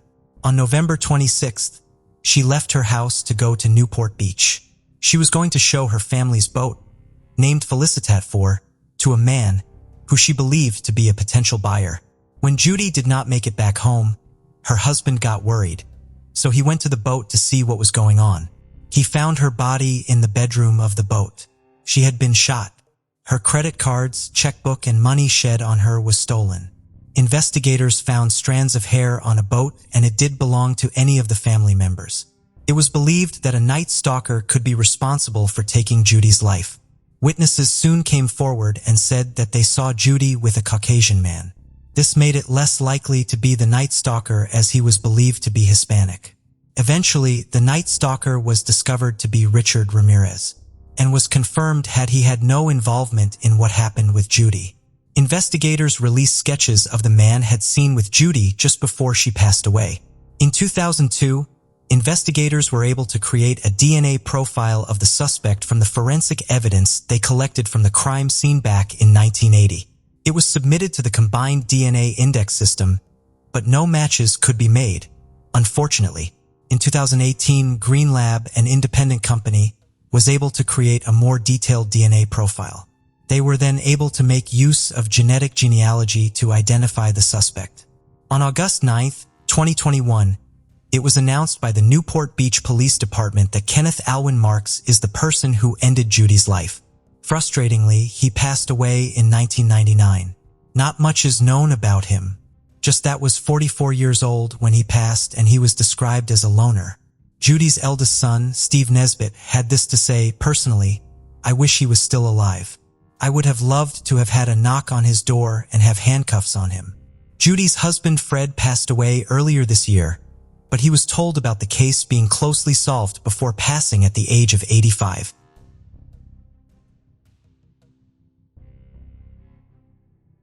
On June 1, 2011, the Waller family's life took a turn. A woman named Jackie contacted her sister Cheryl, informing her that she was going to pick up her children from her Exos band Clay. Jackie planned to return home later that day. However, she never came back, nor did she make any further contact. Worried and unable to reach Jackie, Cheryl became increasingly anxious. By around 7 p.m., Cheryl decided to drive to the police station. Here, she made a startling statement. Cheryl claimed that Clay Waller had killed her sister. The police officers found this accusation shocking, since Jackie had only called a few hours earlier, and there hadn't been any immediate cause for concern or reason to believe she was in danger at that time. Despite the unusual nature of Cheryl's assertion, it eventually became apparent that her instincts were correct. Jackie was indeed entangled in a troubling situation. So what exactly happened to Jackie? And why was Cheryl so convinced her sister had been murdered by her ex-husband even before Jackie was declared missing? Jackie was known for being sweet, kind, and caring. When she met Clay, there was an instant connection between them. Clay had a speech impediment that had subjected him to ridicule by others. This made him feel awkward and uncomfortable in social situations. However, unlike others, Jackie didn't ridicule him. Instead, she defended him and ensured he wasn't hurt by people's unkind remarks. Jackie's nature was all about protecting the vulnerable, fighting injustice, and helping everyone around her. It wasn't long before their bond grew stronger and they got married. At the time of their marriage, both were about 30 years old and aspired to have a large family. They bought a small house in Sanguine View, Missouri, where Jackie began creating a family nest. She had a successful career. Unfortunately, the same couldn't be said about Clay.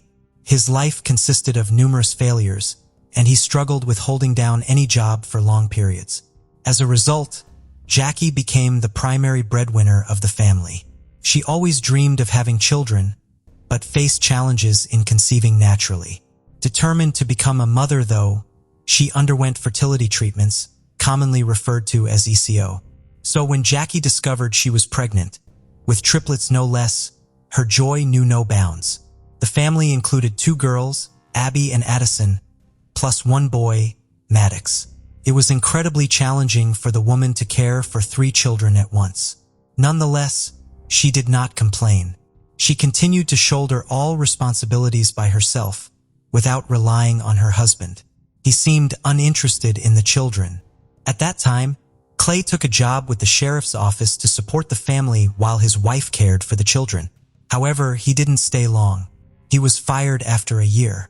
Only Jackie's parents and sister provided assistance with the children, allowing her some respite. When Clay lost his job, Jackie took on work to support the entire family. Even after their children were born, Clay did not change his behavior and showed little interest in either his family or work. Occasionally, he engaged in part-time work that didn't bring in the expected income. Clay seemed comfortable living off his wife's hard work. She worked 40 hours a week and managed the household simultaneously. Jackie's career progressed rapidly. She soon secured a management position at an insurance company branch.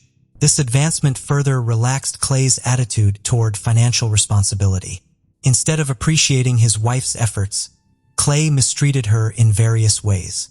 He insulted her frequently, called her worthless, and demeaned her value by stating no one wanted her. His infidelities and abusive actions caused significant distress. Jackie's parents and sister were deeply troubled by Clay's behavior and urged her to divorce him. However, Jackie was reluctant to take such a drastic step at that time and tried to salvage their marriage. Every day brought diminishing hope that their relationship could be saved. Over the next few years, financial difficulties compounded their problems because Clay was not working while Jackie's salary could no longer cover all expenses for their large family. Mounting mortgage debts led to their house being foreclosed upon. The woman decided it was time to move in with sister, seizing upon the opportunity. Her husband then relocated to a friend's place. At this point, their children were a bit older. Jackie faced the tough yet necessary choice to file for divorce. She believed she and her kids deserved a better life. When Jackie brought this up with her husband, Clay seemed calm initially. However, he soon changed his stance and refused the divorce. His threats started subtly, but gradually escalated into direct threats against her life. He warned that divorcing him would be like signing a death warrant for herself and their children.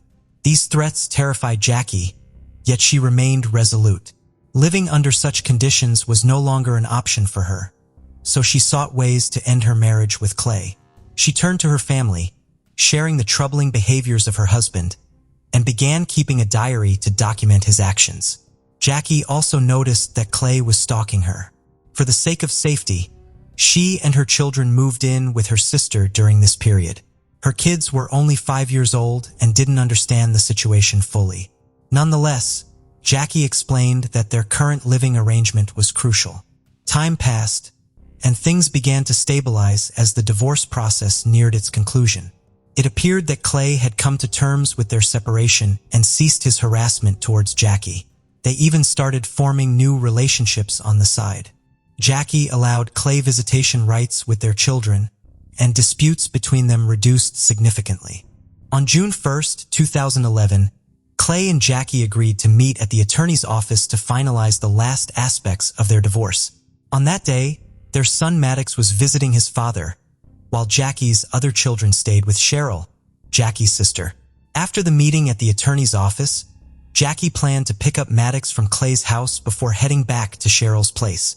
Leaving the office, Jackie telephoned her sister Cheryl to report that everything had gone smoothly and mentioned she was on her way to collect Maddox from Clay's residence before returning home. That conversation would be their last. Jackie gradually lost touch.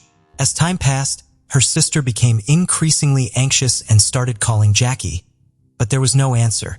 She then tried calling Clay, but he didn't respond either. Cheryl began to suspect that Clay had done something to Jackie. She sent him a text message. "If I don't hear from Jackie in 5 minutes, I'm going to the police." Almost immediately, Clay called back asking what was wrong. Cheryl responded firmly, stating that she believed he knew exactly what was happening. Clay asserted he didn't know where Jackie was and mentioned he would instruct her to call Cheryl when he saw her. However, Cheryl wasn't convinced. She took her sister's children to their parents at a house and filed a police report personally. Despite initial skepticism about Clay's involvement in Jackie's disappearance, the detectives took her concerns seriously. They didn't make her wait for 24 hours before investigating further. Instead, they pried to contact Jackie's ex-husband for any leads on her whereabouts. When questioned, 41-year-old Clay informed them that he had lunch with Jackie. They subsequently went to the attorney's office to discuss some aspects of their divorce, and then drove together to his house for further discussions. He claimed that after chatting for a while, he left for the store. Upon his return, Jackie's car was gone. He assumed she had departed. Clay added that his son Maddox was in Illinois with his new girlfriend at the time, and insisted Jackie was aware of it. According to him, Jackie wasn't there for her son, but merely to talk about other matters with Clay. However, Cheryl found his statements implausible and inconsistent with what she knew. Jackie made it known that her visit to Clay's house was solely for seeing her son. She had no intention of discussing anything else with him, especially given that she wouldn't have allowed her son to be far away with another woman. Noting these discrepancies, Cheryl managed to convince the investigators that Clay's account lacked credibility and suggested he might be concealing crucial information about Jackie's disappearance. In light of this new perspective provided by Cheryl, investigators were now treating the case more urgently, as both the missing person and her car remained unaccounted for. A comprehensive search was launched for Jackie a few hours after her disappearance. Investigators her Honda Pilot on an interstate highway with a flat tire, but there were no signs of an accident. The tire appeared punctured intentionally, making the scene look staged. The car was open and empty, with a few bloodstains on the back seat, but no other clues indicating her whereabouts. These disturbing details hinted at a possible attack and kidnapping. The search effort for Jackie was concentrated in the vicinity where her car was found. Numerous volunteers, including police officers, rescue squads with dogs, and family members, participated in the search. They came from various parts of the region, responding to requests from Jackie's relatives. Despite the unbearable heat, many were willing to help locate her. Jackie's family announced a reward of $3,500 for information about her whereabouts. Despite their efforts, including extensive searches and public appeals for assistance, the search yielded no results for several days.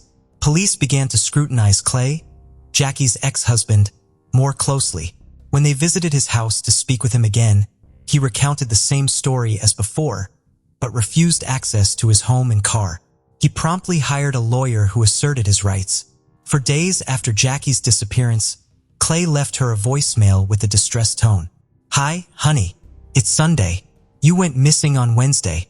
Please call me if you get this message. I don't know where you are, and I miss you very much." Detectives later obtained a search warrant and returned to Clay's residence for a thorough inspection.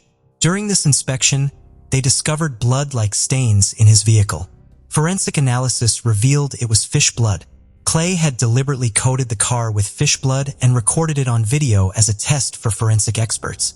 In addition to examining the vehicle, investigators noted conspicuous details in Clay's house. A section of carpet had been removed from the floor, leaving an obvious mark. Tiny drops of blood were also found on the walls of the hallway leading to the basement. These findings raised further questions about Clay's involvement and intentions regarding Jackie's disappearance. Traces of furniture rearrangement were evident, signaling that something unusual was happening in the house. Forensics examined under the floorboards and discovered a bloody carpet.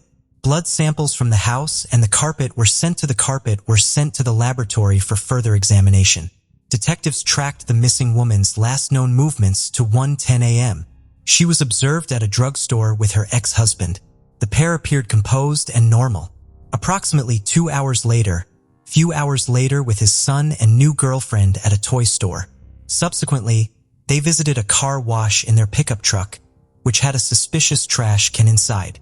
By then, Clay had changed clothes and meticulously washed both the car and the boat. This increased suspicion around him, establishing him as the prime suspect. Investigators released photos of Clay's pickup truck and boat, requesting eyewitnesses who may have seen them. A young couple reported seeing Clay near Devil's Island on the Mississippi River in response to this request. Detectives confirmed this information through an analysis of Clay's cell phone billing records, prompting them to focus search efforts in that area. Despite numerous searches over the large terrain, nothing surfaced directly linking to the missing woman. The forensic results soon arrived, indicating that the drops of blood found in Clay's house indeed belonged to Jackie. The police then operated under the assumption that Jackie was deceased. Detectives called Clay in for questioning and attempted to procure a confession from him regarding Jackie's murder. However, Clay denied all, stating that the bloodstains were remnants of an old domestic incident in his kitchen. Without physical remains or definitive proof of death, investigators lacked grounds to arrest or charge him. Despite releasing him from custody, authorities kept Clay under close surveillance and continued their investigation. Being an ex-deputy sheriff himself, Clay knew they were monitoring him closely and engaged in deceptive maneuvers to elude detection. effectively playing cat and mouse with law enforcement officials. He'd go to deserted vacant lots to mislead the investigation while the entire neighborhood stood by and participated in the search for the missing mother of 3. Clay continued to bully and taunt them. He would drive past the search party or Jackie's family, insult them, give them the middle finger, and shout that they were wasting their time and wouldn't find anything. His defiant behavior raised more suspicions and questions. Meanwhile, the missing woman's sister Cheryl fought in court for custody of the triplets. She feared the children would go to a father who was a danger. His erratic behavior backfired on him, and Cheryl got custody. This enraged him, and he began threatening his ex-wife's sister with violence, including writing about it on social media. The woman recorded these threats and contacted police. Detectives seized the opportunity and arrested Clay nearly 5 months after Jackie's disappearance. He was charged with threats to life, which he accepted, but claimed he wrote out of anger and despair at losing custody of his beloved children. Clay insisted he didn't plan anything bad against Cheryl. He viewed himself as a victim in this situation. While investigating this incident with his sister, police found out he had other charges pending against him, stealing $50,000 from a previous employer, as well as stalking a man. Detectives pressed his former co-worker, hoping Clay would confess to killing his ex-wife and lead them to her body, but it was futile. Clayton continued to deny all charges regarding Jackie's disappearance. Instead of confessing to the crime, he started claiming confidently that he knew who was behind his ex-wife's death, a man named Harry. But detectives had already checked this lead thoroughly. Harry had an ironclad alibi that eliminated him from suspicion. All evidence pointed only to Clay, yet he kept denying it. He ended up going to prison for 5 years for threatening Cheryl. While the police locked him up in jail, they continued to investigate Jackie's disappearance. The search for the missing woman continued on Devil's Island, but never yielded any results. Eventually, about 2 years after Jackie's disappearance, the cops gathered a lot of circumstantial evidence, video camera footage, blood in his house, and more. They decided to charge Clay with his ex-wife's murder, even without her body. It was a risky and desperate move because if they lost, the prosecutor's office would not be able to charge him a second time. However, the prosecutor was determined. After consulting with his accomplices, Clay concluded that it would be best for them to make a deal with the prosecution to reduce the sentence. To do so, the defendant offered to plead guilty to the murder and provide the location of the body. Jackie's family agreed to this deal because it was important to give her a decent burial. Clay led police officers to his ex-wife's body. It was in a secluded spot on a remote sandbar on the Illinois side of the Mississippi River. At first, he couldn't remember exactly which tree he had buried her under, but then admitted that he had placed a bag of fertilizer on top of her body. One of the policemen, who was an active gardener, explained that large quantities of fertilizer killed trees. They looked around and found 3 dead trees that were of interest to them. They excavated there, and under one of the trees, they did find Jackie's body wearing the same clothes she had last been seen in. The woman was identified from dental records as Jackie Waller. Finally, Jackie's loved ones recognized that she was definitely dead and found her body. Then they were able to commit her to the ground. The woman's funeral was held on her parents' golden wedding day. Cheryl told their children that their mom was gone and she had been killed by their father. This event was a great shock to the children because they lost both their mother and father at once. The children developed a deep aversion to Clay and refused to communicate with him henceforth. As part of the agreement, Clay had to officially confess to the murder of his ex-wife and provide specific details. He explained that the initial thoughts of murder began to surface about a year before the tragic event when Jackie announced their separation. Despite this, he tried to suppress those dark thoughts as Jackie was the mother of his children. However, he couldn't bear the idea of her taking his children away. He warned Jackie that such actions would have dire consequences for her, but she didn't heed his warning, which he considered her fault. The night prior to the murder, Clay traveled to a secluded area on Devil's Island to dig a grave for Jackie. According to him, their divorce proceedings were generally progressing smoothly. On that particular day, after a visit to their lawyer, they had a conversation in which she suggested they engage in intimacy one last time. They then went back to his home where they talked in the kitchen. While looking for a snack in the refrigerator, Clay accidentally raised his head, hitting Jackie and causing her nose to bleed. This incident angered her. She stormed out into the hallway, where she smeared blood on the walls and started yelling at him that he would never see his children again. At this point, Clay lost control and attacked her. He hit her in the face with his hand and then strangled her. Subsequently, he took Jackie's body out in a dumpster and buried it in the pre-dug grave. Afterward, he meticulously cleaned out both the car and house, took a shower, changed clothes as if nothing happened, and then went on to meet his new girlfriend and son at a toy store. Throughout this process, Clay claimed that everything was driven by impulse and emotion. He did not originally intend to kill Jackie. This contradicted his earlier statement, claiming he had dug the grave the day before. However, if Clay did not plan to kill the woman, why would he have dug the grave beforehand? It appeared to be premeditated murder. The medical examiner found multiple skull fractures on the deceased, indicating blunt force rather than a simple beating with fists. No one believed his story.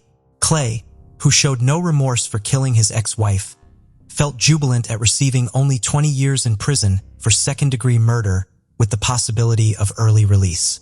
The prosecutor, however, had another strategy. Clay's testimony about digging the grave buried him further. He had dug the hole in Illinois while the murder occurred in Missouri. These actions fell under the federal law against domestic violence across state lines, and their violation allowed an additional 35 years to be added to his sentence. Clay Waller will be eligible for parole after serving 85% of his 55-year sentence. It turned out that Clay was unaware of such a law and did not foresee the consequences of his confession. Yet his atrocities continued. Demonstrating further callousness, he wrote a book detailing Jackie's murder to profit from the tragedy. Cheryl, Jackie's sister, along with her husband, continues to raise Jackie's children with support from their elderly parents. The children have grown up remembering their mother as an exceptional person who remains forever in their hearts. They still harbor anger toward their father and deeply miss their mom.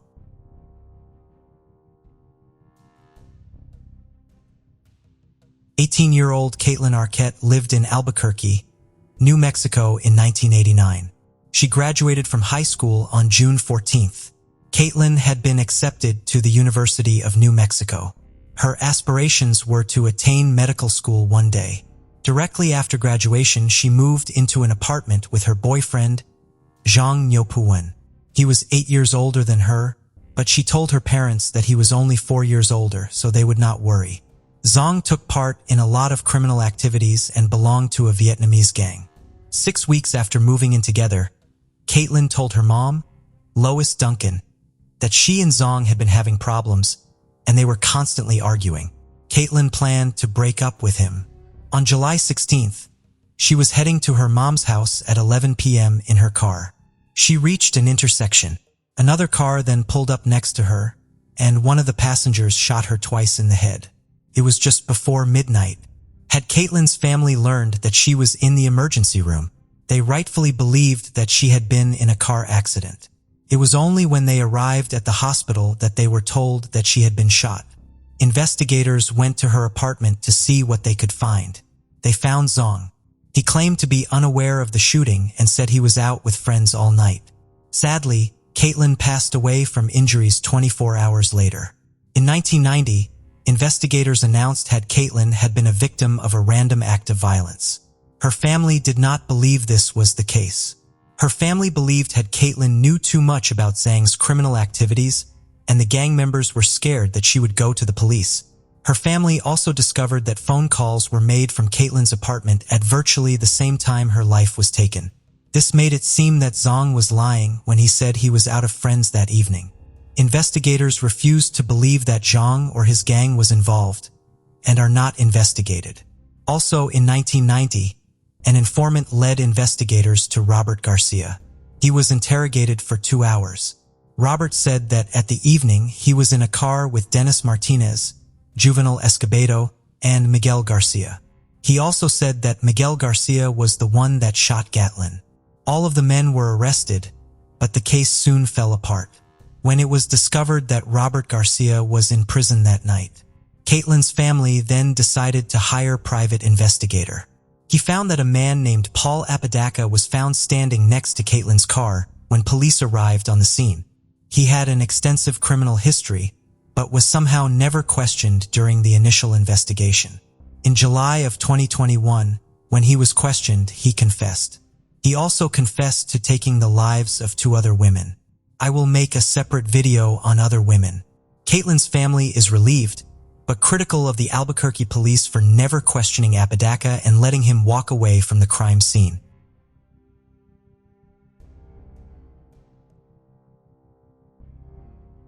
In August of 1992, a swimmer found the body of a baby in a Catawba River in York County, South Carolina.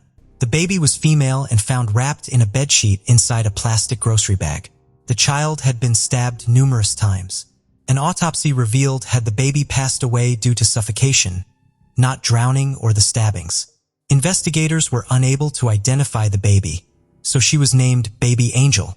It was determined as she was only a few hours old when her life was taken.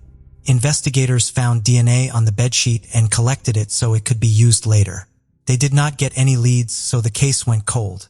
In October 2020, detectives re-examined the case and submitted the DNA from the bedsheet to the York County Forensic Lab for testing. The results came back and showed that the DNA belonged to 48-year-old Stacy Michelle Costner-Rabin. She is the mom of Baby Angel. In August of 2021, Stacy was arrested at her home in Rock Hill, South Carolina. She was not very happy, as you can see. She did not deny that the baby was hers. Investigators have not been able to find the child's father and aren't certain that he is still alive. York County Sheriff Kevin Dulce had us to say, "I am very thankful for the hard work of our detectives and DNA analysts. Their dedication has led to the closure of a case that has haunted our community for years."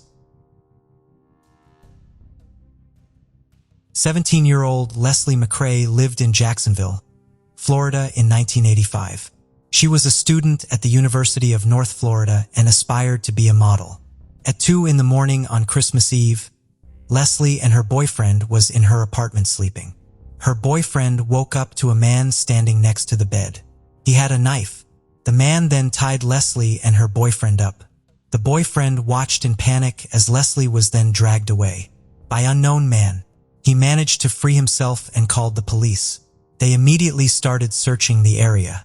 Sadly, her body was found a few hours later along the side of a road. She had severe injuries to her head and chest. Investigators from a Jacksonville sheriff's office then collected evidence from the crime scene. This included DNA evidence that could be used later to help identify the unknown man. Investigators asked the public for anyone to come forward with useful information. They also had interviews with criminals in the area who have committed similar crimes. It led nowhere and the case went cold. A DNA profile for the suspect was created and submitted to Cody's, but no matches could be made. In 2019, Lesley's family reached out to the Jacksonville Sheriff's Office to look into the case again, so they did. Recently, in April of 2020, investigators again submitted the DNA profile and found that it matched the prisoner in a Michigan corrections database. The prisoner is 59-year-old David Nelson Austin, is serving a life sentence for unrelated crimes. Investigators found that he did live in Jacksonville at the time of the crime. After some more DNA testing, it was confirmed that he is responsible. A press conference was held on August 20th, 2021, where it was announced that David has been indicted. Investigators are now working on getting David extradited from Michigan to Florida to face the charges against him.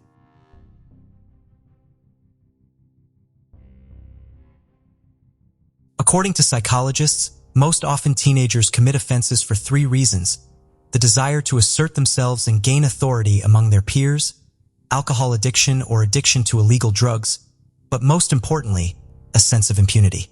Even for the most serious crimes, minors often receive minimal punishment because their young age is taken into account. In our story today, a schoolgirl named Mackenzie Sharilla became the perpetrator of a terrible tragedy that took 2 lives at once. However, the girl herself did not feel remorse for her crime and at the trial stated that she could do almost anything while staying alive. but she does not consider herself cool. Mackenzie repeatedly changed her testimony, writing off everything on a lapse in memory and apparently, until the last moment was confident that she would get away with it. But the verdict of the judge literally dumbfounded the young criminal and her mother so desperately defending her daughter. But let's get to the bottom of this. Who is Mackenzie Sherilla? Mackenzie Sherilla was born in August 2004 in the quiet town of Strongsville, Ohio, and was the third child in the family. Her parents, John Sherilla and Madeline Stevens, tried to bring up their heirs in love and care to give them a good education and encourage all endeavors. The youngest daughter was a family favorite. She was forgiven many pranks from childhood, and even serious misdemeanors often got away with it. Mackenzie grew up capricious, demanding, and selfish girl. She was used to the fact that parents always do as she requires and was also confident in her own impunity no matter what she did. Classmates and teachers of the girl noted that in childhood she was quite a nice and open child. But with age, her character and behavior began to deteriorate. The girl threw real tantrums. If something went wrong, she easily lost her temper, behaved impudently and impatiently, swore, and could even get into a fight. Mackenzie did not consider anyone's opinion but her own. Her words should always be the last, and she put her own interests above all else. In adolescence, the character of the girl became simply unbearable, but her parents did not see anything terrible in this, believing that her daughter has a transitional age and she should be treated with understanding and patience. However, bad character was far from the worst of all the troubles. In high school, Mackenzie was addicted to alcohol as well as sometimes dabbled in illegal drugs, but she got away with it. Often, the girl's actions were reckless and carried a direct threat not only to her, but also to the people around her. Parents still did not notice or simply did not want to notice the obvious problem. Like many of her peers, Mackenzie was a big fan of social media and literally never let her smartphone out of her hands. She often posted provocative pictures of herself smoking or drinking alcohol on her account, and she left equally provocative comments on them. Mackenzie's friends were just like her. Together, they vandalized, organized pogroms, fights, sometimes stole, and several times came to the attention of the police. However, the young people were treated only with warnings and educational talks, which strengthened their belief in their own impunity. Dominique Rousseau, a young man named Dominic Rousseau, was also a native of Strongsville.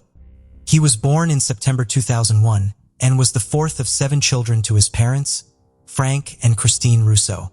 The boy was raised with 3 brothers and 3 sisters with whom he was always very close. Dominic studied well in school, from childhood years actively engaged in sports and tried to lead a healthy lifestyle. Despite the fact that he grew up in a large family, neither he himself nor any of his brothers or sisters was not deprived of parental love, attention, and care. Spouses Frank and Christine were moderately strict with their children, but at the same time promoted their all-round development. Dominic always had a lot of friends. He was used to being in the center of attention and became the soul of any company. The young man had a bright and quite attractive appearance, was trim and interesting, so he also had a lot of admirers from a young age.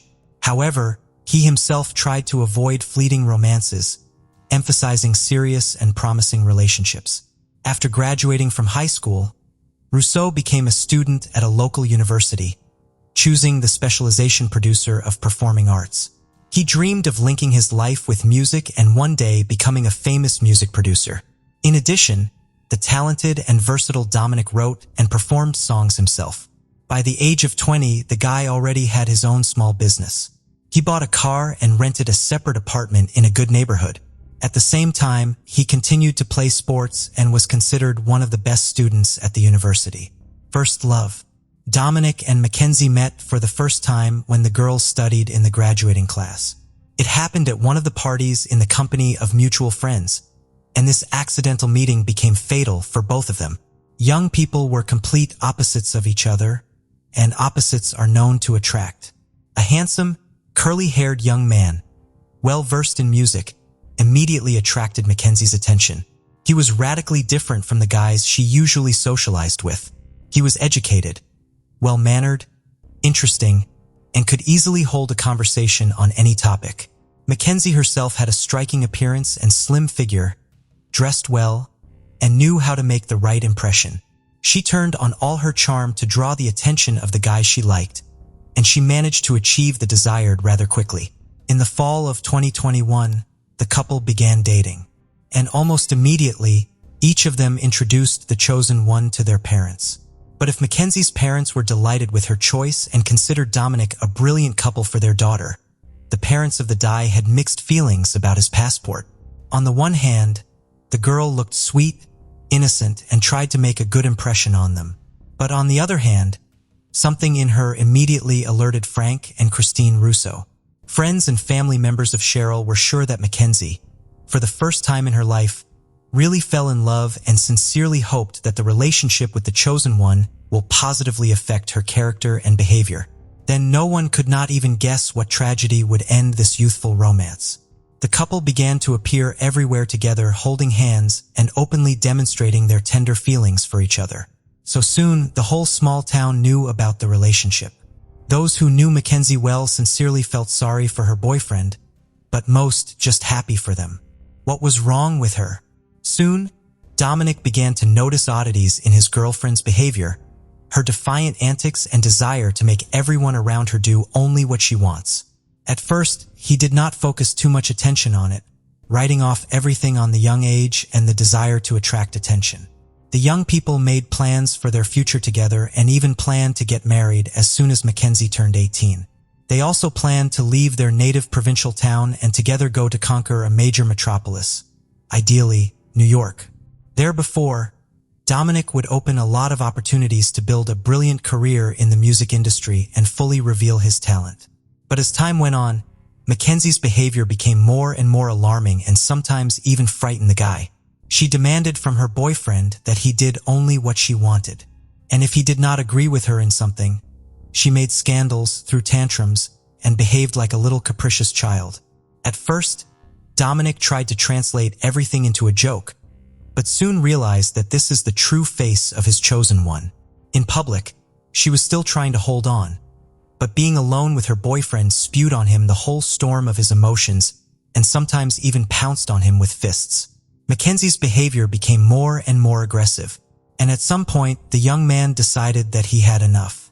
He suggested that she take a pause in the relationship and sort out her feelings.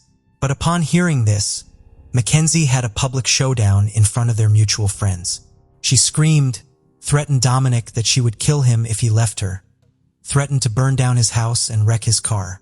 But by doing so, she only made him feel more confident that he was doing the right thing by ending this toxic and unrewarding relationship, obsessive stalking. Mackenzie had no intention of letting her boyfriend go, and at first, she acted as if nothing had happened.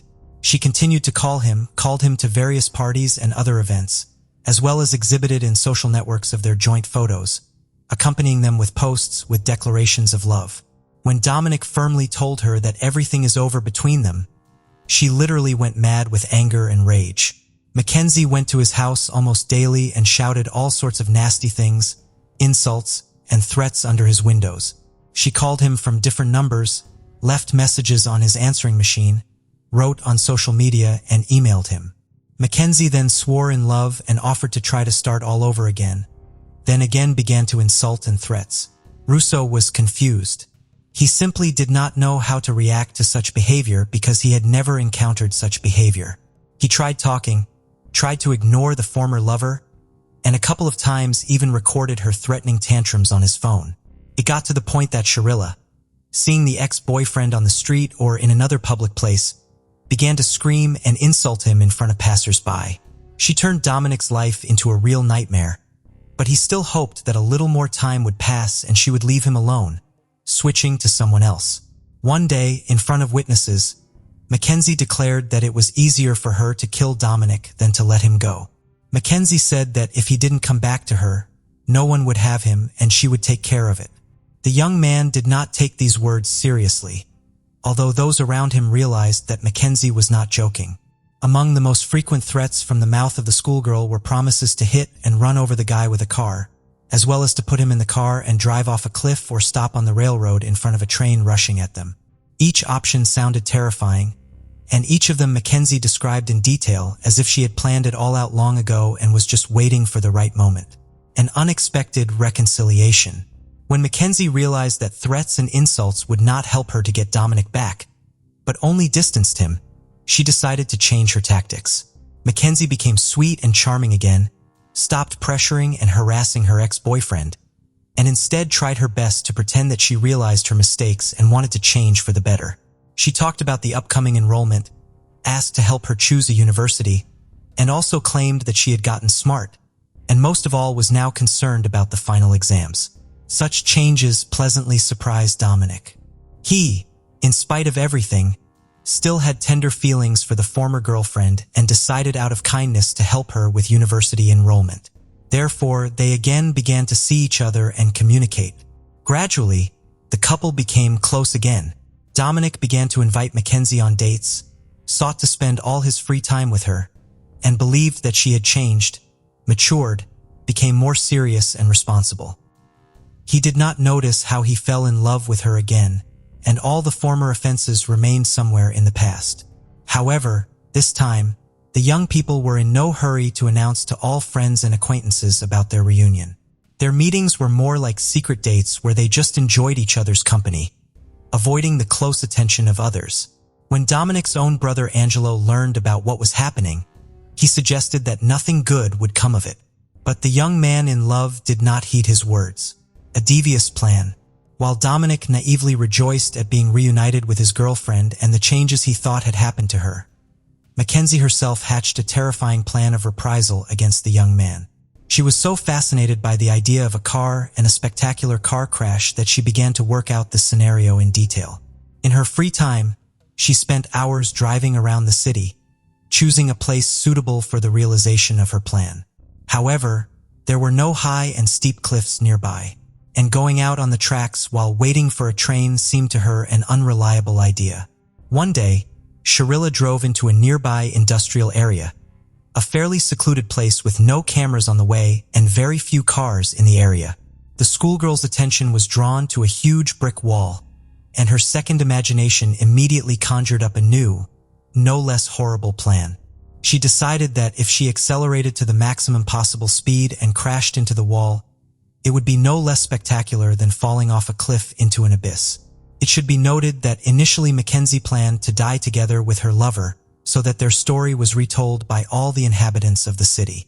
She even told her best friend about it, but her friend simply did not believe in the seriousness of her intentions because Mackenzie had visited such delusional ideas before, but everything was limited to empty conversations. A terrible realization of the plan and an accidental victim. At the July 2022, just a week before her coming of age, Mackenzie suggested to Dominic that they go to an upcoming party hosted by their mutual friends. It would be a good opportunity to have fun, to unwind, and to let everyone know that they were back together and loved each other dearly. The young man readily agreed. He still didn't feel threatened by Mackenzie and believed in the sincerity of her feelings and intentions. The event was scheduled for Saturday, July 30th. Dominic and Mackenzie appeared in the middle of the party, holding hands, which immediately attracted the attention of those present. They looked happy, smiled, and openly showed affectionate feelings for each other. Friends were sincerely pleased with their reunion and noted that they are a very beautiful and harmonious couple. All evening and all night, the young people had fun, willingly photographed and without shyness, kissed in front of everyone. But no one even guessed what a terrible tragedy would end this party. The couple drank a little, however, like everyone else at the event. But Mackenzie, secretly from everyone, took a dose of illegal drugs, so to speak, for courage, so as not to change his mind, and at the last moment did not hit the brakes. In the morning, Russo and Sharilla said goodbye to everyone and headed for the car. But then a friend of the guy, Davian Flanagan, followed them and asked them to give him a ride home. Mackenzie tried to object, saying they had plans of their own, but Dominic saw no problem with giving his friend a ride. Not wanting to fight, arouse suspicion, or change plans, Mackenzie agreed, signing Davian's death warrant. Despite her lover's objections, Mackenzie got behind the wheel of the car. Her boyfriend sat next to her in the passenger seat, and her friend sat behind him. The car started and slowly pulled away from the party venue, heading out on its most recent trip. On the main street, Mackenzie drove quietly, keeping to the speed limit and trying not to draw attention to herself. At a stoplight, she stopped though the road was empty. Mackenzie once again considered her plan while her passengers dozed off. She later claimed that she wanted to die in the accident, but the perpetrator was obviously lying because she had fastened her seatbelt during the last stop while her passengers remained unbuckled.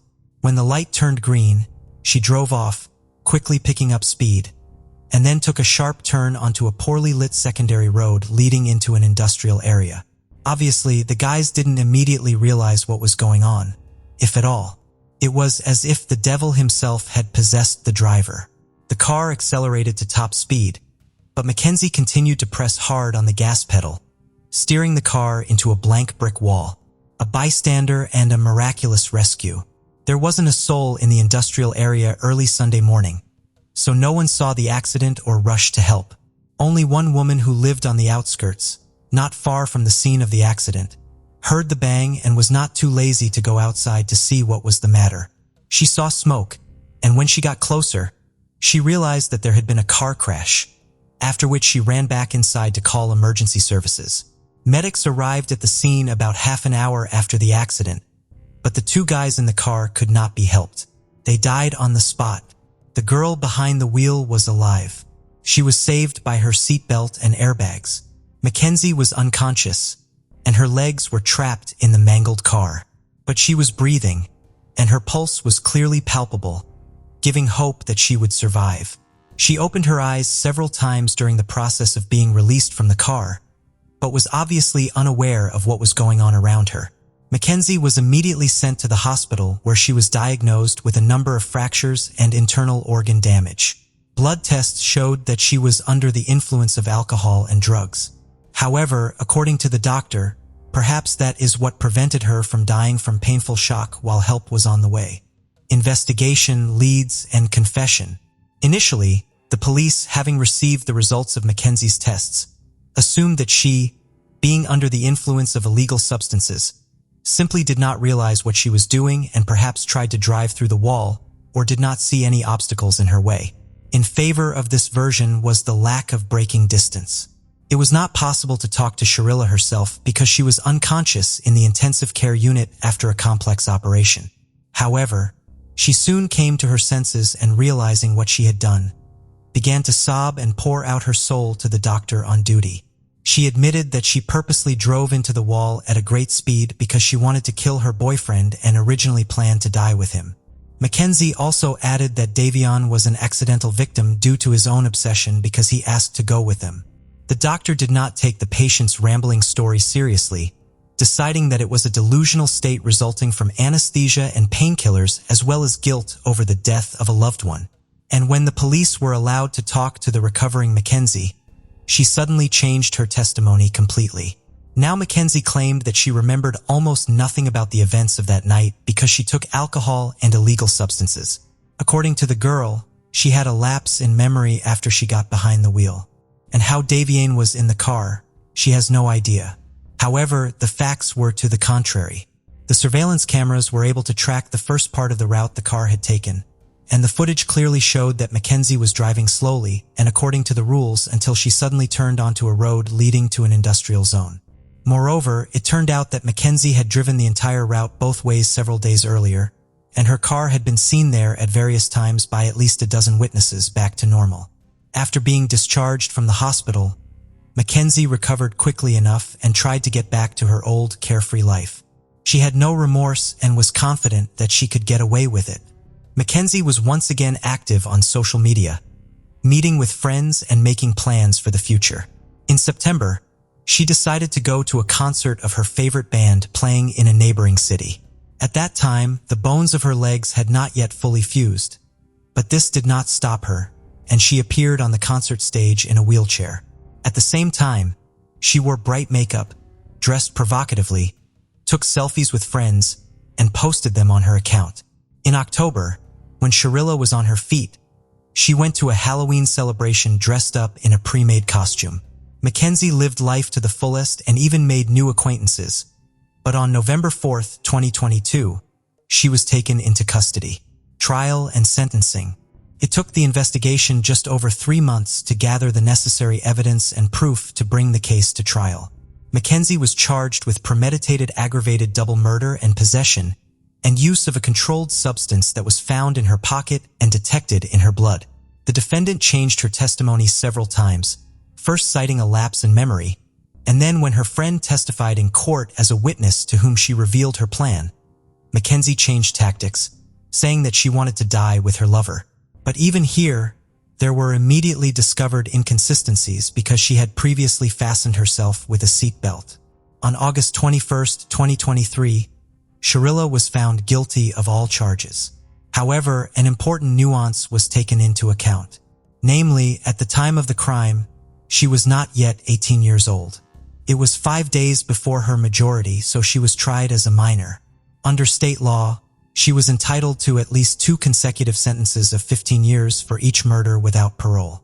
But because of her young age, she was allowed to serve the 2 sentences concurrently, meaning she would be eligible for parole in 15 years. By then, Mackenzie would be 33 years old.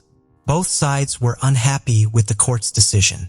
Family members of the deceased young people said they would seek a review of the case in order to increase the punishment, and parents and Mackenzie's lawyer, on the contrary, considered the sentence too harsh and filed an appeal. However, the judge left the sentence unchanged, noting that he did not believe that Sharilla would leave prison after 15 years. The defendant herself, in his opinion, did not repent for the evil she had committed, behaved arrogantly and even insolently towards the court. But now she will have enough time to seriously consider her heinous act. Jennifer Renee Odom was a 12-year-old girl living in the small community of St. Joseph, Florida. On February 19, 1993, Jennifer got off of her school bus at the intersection of Jessamine and Jim Denny Roads and started the 200-yard walk to her house. Jennifer's younger sister, Jessica, arrived home on a separate school bus but couldn't get into the house. Thinking her sister was playing a trick on her, as they often did, she walked down the road to their grandmother's house to get a key. When she returned and finally made it in the house, Jennifer was nowhere to be found. She then called her parents at work and informed them that Jennifer was not home. Worried, they rushed home and began calling friends to see if anyone had seen her. Hearing that she had possibly been last seen walking toward home, they immediately notified authorities of their daughter's disappearance.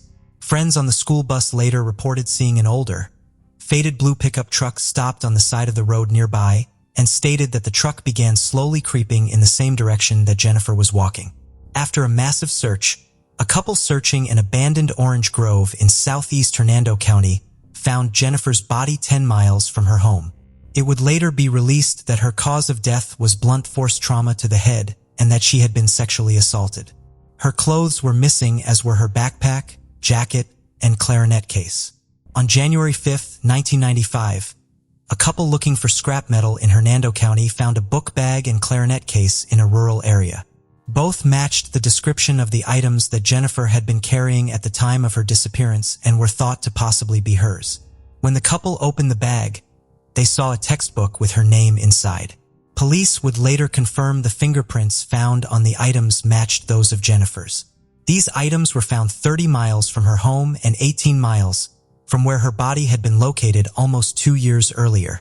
Convicted rapist and kidnapper Jeffrey Norman Crum Sr. has since been named a person of interest in Jennifer's death.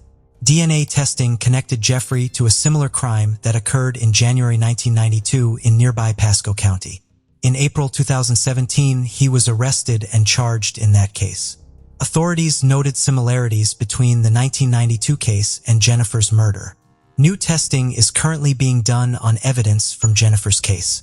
However, Jeffrey has not yet been charged in her death, and as of today, this case remains unsolved.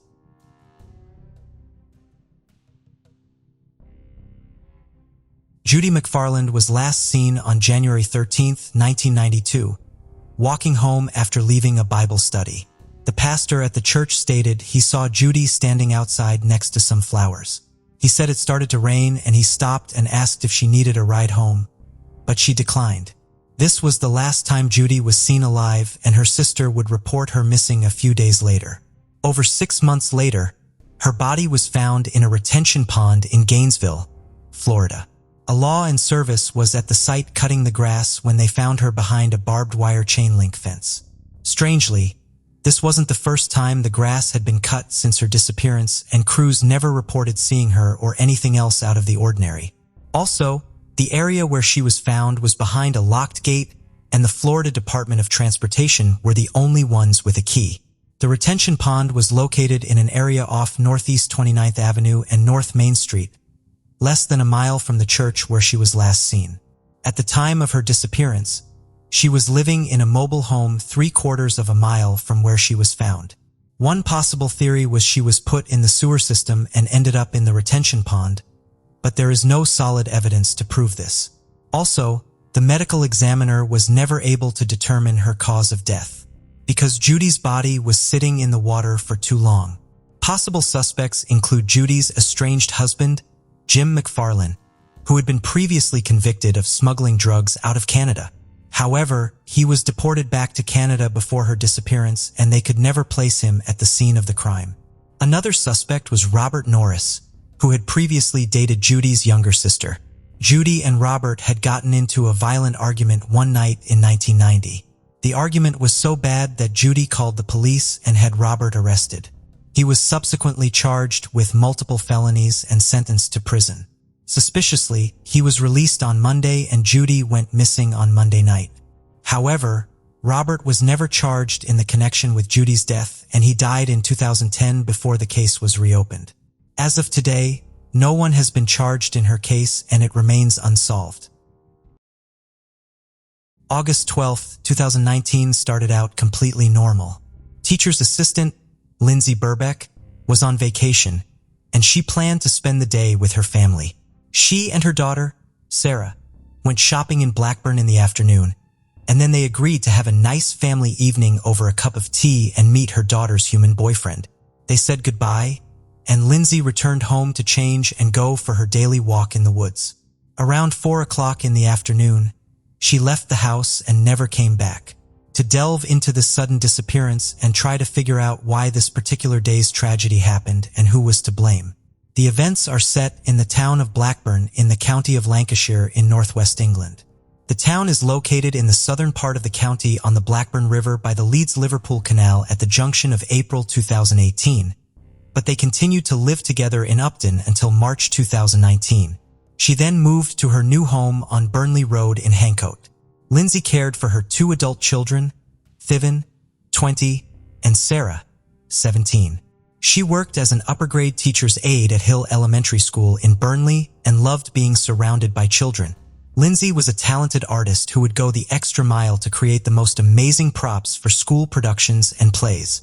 On the fateful day of August 12th, she went for a walk in a wooded area known as Coppice near her home in the village of Hancote on the outskirts of Accrington and disappeared. At the appointed time, Sarah and her boyfriend Brandon arrived at Lindsay's home, but no one answered the door. Sarah became worried as it was out of character for her mother to forget a scheduled tea party. She tried several times to contact Lindsay, but no one answered the phone. Sarah then sent her a text message that read, "Where are you? We sat outside for an hour and called 6 times. After receiving no response, Sarah sent another text message with a series of question marks, but again received no response. After waiting outside Lindsay's house for an hour, Sarah called her father, Tim Bubeck, to let him know her mom wasn't home and wasn't answering her phone. Tim took a frightened Sarah and Brandon back to his house. Near midnight, Sarah and Tim headed to Lindsay's house again, but with a set of spare keys. To their dismay, she never showed up.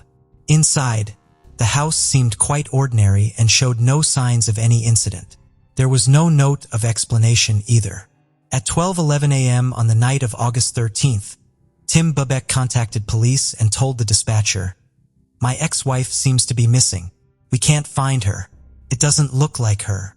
Lindsay Burbeck was reported missing. Lindsay's disappearance shook up the community. The people of the small suburb banded together and went out in search of the woman. There were hundreds of people, men and women, grandparents and people walking dogs, teenagers with bicycles, and even moms with strollers. To most, Lindsay was a stranger. But that didn't matter. After days of desperate searches, social media appeals, and posters, people still gathered at Coppice for 2 consecutive days in the hope of finding a vital clue that could solve the mystery of Lindsay Burbeck's disappearance. After several days of fruitless searching, it was clear to everyone that the search was going to be difficult. With each passing day, the chances of finding Lindsay alive dwindled. Detectives classified Lindsay Burbeck as high risk. She had never gone missing before, and her family described the disappearance as very uncharacteristic of her. Nevertheless, the search did not stop for a moment. Locals printed thousands of posters to distribute throughout the neighborhood, while a Facebook group associated with the search quickly grew to 10,000 members. A few hours after the police appeal was posted online, the first posters with Lindsay's face on them could be seen all over the neighborhood. Within a couple of days, there wasn't a lamppost, storefront, or traffic light that didn't have a poster calling for the search for Lindsay. Police launched an investigation into the disappearance from the house as extensive searches were carried out by specialist police officers, dog handlers, Lancashire Fire and Rescue Service, mountain rescue volunteers, and the city's search and rescue team. Drones and helicopters were also deployed to search the area covering Coppice and the surrounding open countryside for a considerable distance, including popular walking and running routes. For days after Lindsay's disappearance, Lancashire police released CCTV footage showing when she was last seen alive, walking along Burnley Road at 4:10 in the afternoon towards Coppice. She was wearing a purple jacket, black leggings, and dark sneakers with white soles. A week had passed since her disappearance on August 19th, and with each passing day, there was less and less hope of finding Lindsay Burbeck alive. Police were still no closer to the whereabouts of the mother of 2, but emphasized that there was no evidence that she was the victim of a criminal act, meaning there was still a chance of finding her alive. The search moved to Accrington Cemetery. He yelled, "Accrington Cemetery." He yelled and called her name several times, but the dog didn't respond. The dog hid its head in the bushes, sniffing and trying to dig for something. The dog's owner walked over to him, stood next to him, and was horrified to find that there was something very soft under his feet. He was frightened and jumped back. Then he smelled a horrible odor and saw flies swirling around. A plastic bag and something that looked like a foot were visible from the ground. On August 24th, 12 days after Lindsay Burbeck disappeared, her body was found under the most horrific circumstances, buried in a cemetery. The naked body, wrapped in 2 clear plastic bags mixed with earth and grass, was placed across a shallow grave. The search for Lindsay Burbeck was considered complete. A murder investigation was officially launched. Pathologist Dr. Naomi Carter, after conducting an autopsy, determined that death was due to a broken neck. The trauma was inflicted with such force that the entire larynx had crushing injuries. The neck was most likely struck with a foot or knee. An attempt to cut off Lindsay's right leg after death was also determined, possibly with a saw, as tine marks were found. A large laceration was found on the leg, which had been cut down to the bone. The injuries Lindsay suffered were catastrophic. Dr. Carter also reported that due to the poor condition of the body, it was quite difficult to determine the victim's injuries, but she did not rule out any sexual activity on the day of her disappearance, which could not be ascertained due to the level of decomposition of the body. Prior to the discovery of Lindsay's body, members of the public and police had searched the same area for several days without success. Community volunteers and a police dog handler reported seeing a blue wheelie garbage can abandoned in bushes nearby. However, at this stage of the investigation, no one was yet aware of the significance of the can. Volunteers who searched the cemetery at 9 p.m. on August 20th also found the same dumpster with a dark stain on the outside and thought it might be blood. After taking pictures of the dumpster, they called the police. 2 police officers arrived on the scene to inspect it and found a brown mark that they thought was dirt. The police said the dumpster looked brand new and there was no evidence at the time to link it to Lindsay's disappearance.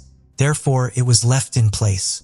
There were other important clues found in the cemetery that were not immediately accepted.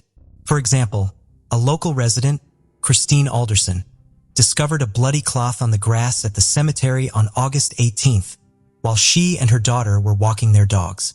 She said the blood on the cloth was fresh and red, but thought it might have belonged to a homeless man who frequented the area. Another woman who walks dogs, Judith Bibby, reported seeing red clothing hanging on a barbed wire fence near the Cargill Hill Trail that was probably Lindsay's jacket. She also heard a voice, presumably a child's, but heard no struggle, yelling, or screaming. On August 25th, investigators revisited the crime scene and found a yellow-handled saw and a pair of green heavy-duty gloves near Lindsay's grave that had several traces of blood. The evidence was taken for forensic testing, and it came back positive.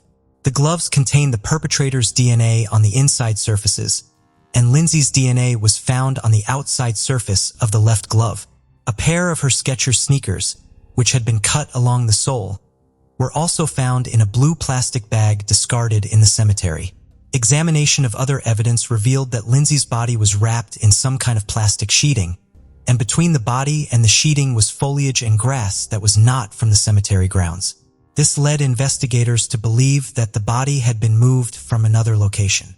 That's when detectives remembered a blue trash can that had repeatedly caught the attention of volunteers. Police officers studying the CCTV footage soon made a startling discovery that left the investigation team baffled. Several images showed a young man pulling a blue wheelie garbage can in the Burnley Road area. Over the next few days, a CCTV camera captured a certain guy returning to the cemetery 4 times. Thanks to that footage, a suspect emerged. The video of a young guy carrying a trash can down the street, possibly with Lindsay's body, became a sensation. The video was shown on the news with a plea for help identifying the man, and it worked. The boy was identified by shocked teachers and parents. The teen surrendered to police the same day. His name was withheld until sentencing due to his age. He was only 16 years old at the time of the crime. The boy in the videotape turned out to be local resident Rocky Marciano Price.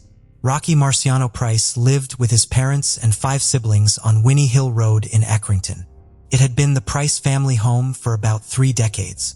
The young lad had an impressive array of mental health abnormalities. Rocky had suffered from autism, attention deficit disorder, and hyperactivity since childhood. His low IQ created additional learning and communication challenges. He attended an alternative school in Barnoldswick several days a week and was described by teachers as a very quiet and non-speaking student. In 2015, a psychologist assessed Price as having a limited understanding of his own emotions and emotional well-being. He had pronounced impairments in understanding the connections between events and emotions. Another 2016 report described Price as unresponsive to strangers and in constant need of supervision and care. Timothy Bradley, who taught at the school for 18 months, said they were always looking for ways to involve him in education, but Price preferred practical things to academic subjects. Price hardly ever engaged in conversation, even when it came to a topic that interested him. Teachers described Rocky Price as quite strong physically and tough for his age. He went to the gym regularly, liked to tend to the chickens on the family farm, and loved watching movies and playing Xbox. The guy lived in his own world and wasn't always aware of his actions. So what drove him to attack Lindsay Bubeck? Nothing at all. She was just in the wrong place at the wrong time when Rocky Price was hunting lonely women. He was looking for a woman to kill, and he didn't care who it was. This was a completely random murder at the hands of a stranger. On August 12, 2020, exactly 1 year after the crime, Price finally stood trial.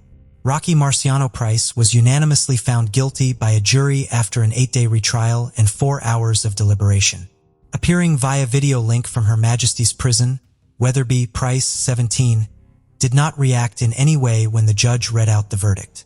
There was also no reaction from his parents in court. He pleaded guilty to helping dispose of Lindsay's body, but claimed he played no part in her death. Rocky Price claimed he was approached by a male stranger and asked to assist in the burial of the woman for a fee.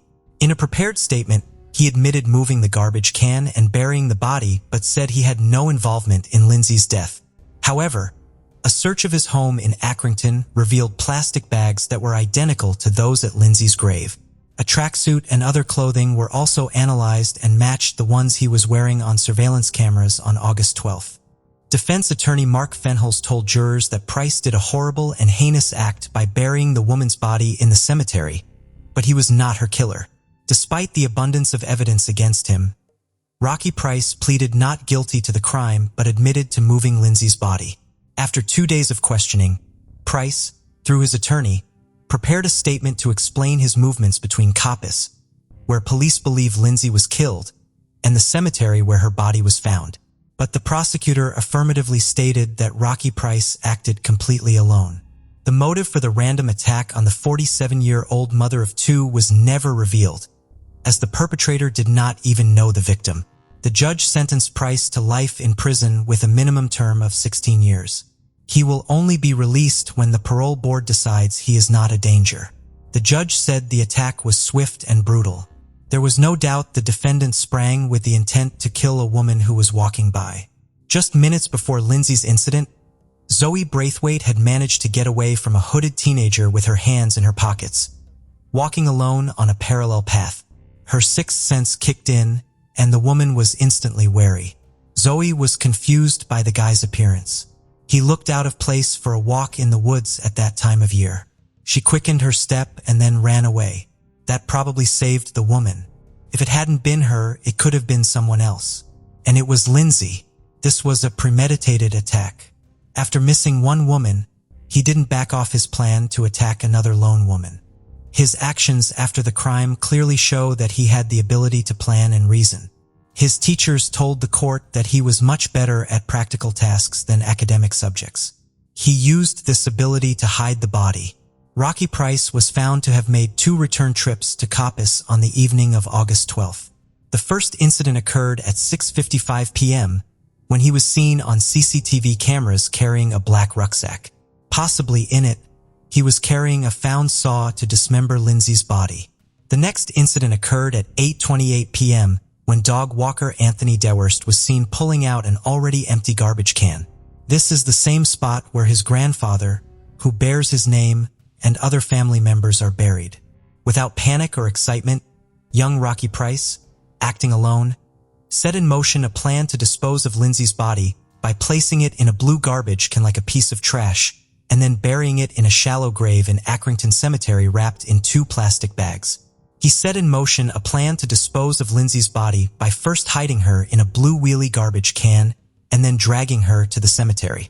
Finding a quiet and secluded spot near the railroad line, he spent over an hour burying her body before leaving a saw, gloves, and a trash can at the scene. The murder of a stranger in broad daylight, for which there is no rational explanation, is particularly horrifying to all right-thinking members of society. The random nature of the attack suggests that the accused poses a very real danger to members of the public. The stalking of another woman before he killed Lindsay Bebeck demonstrates that his crime was not caused by a sudden loss of control. 24 hours after he was found guilty of the crime, publication restrictions were finally lifted by a judge, allowing his name and picture to be made public for the first time.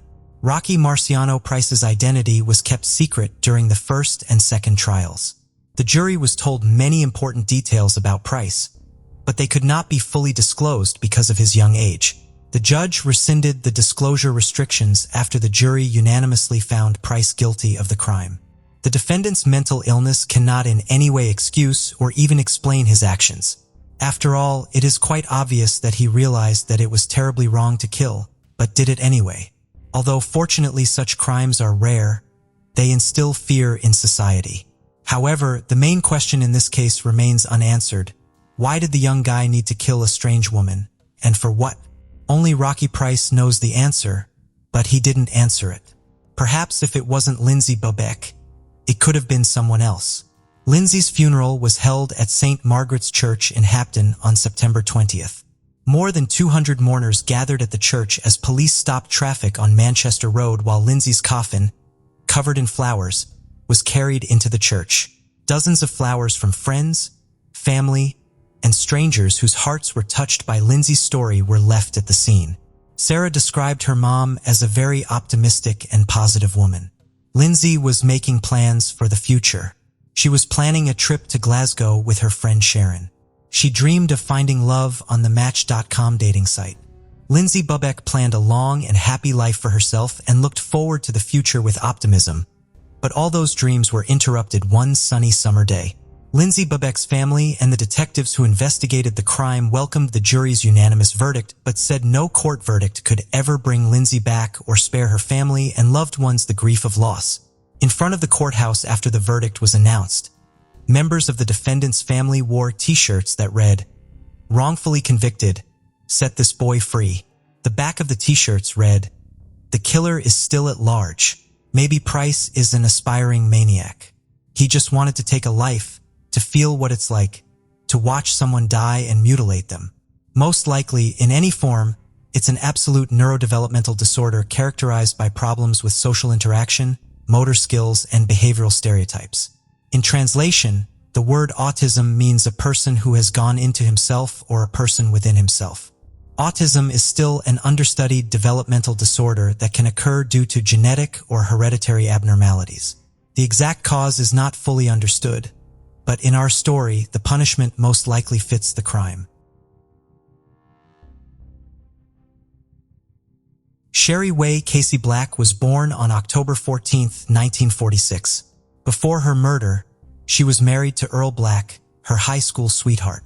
They had one daughter, Heidi Miller, who subsequently married and blessed her parents with many grandchildren. Before her unfortunate demise, Sherry had a very active role in her daughter's life as well as in the lives of her 6 grandchildren and newest great-grandchild. Her first grandson had just arrived in Chile to start his mission for the Church of Jesus Christ of Latter-day Saints, and she was expecting another great-grandchild.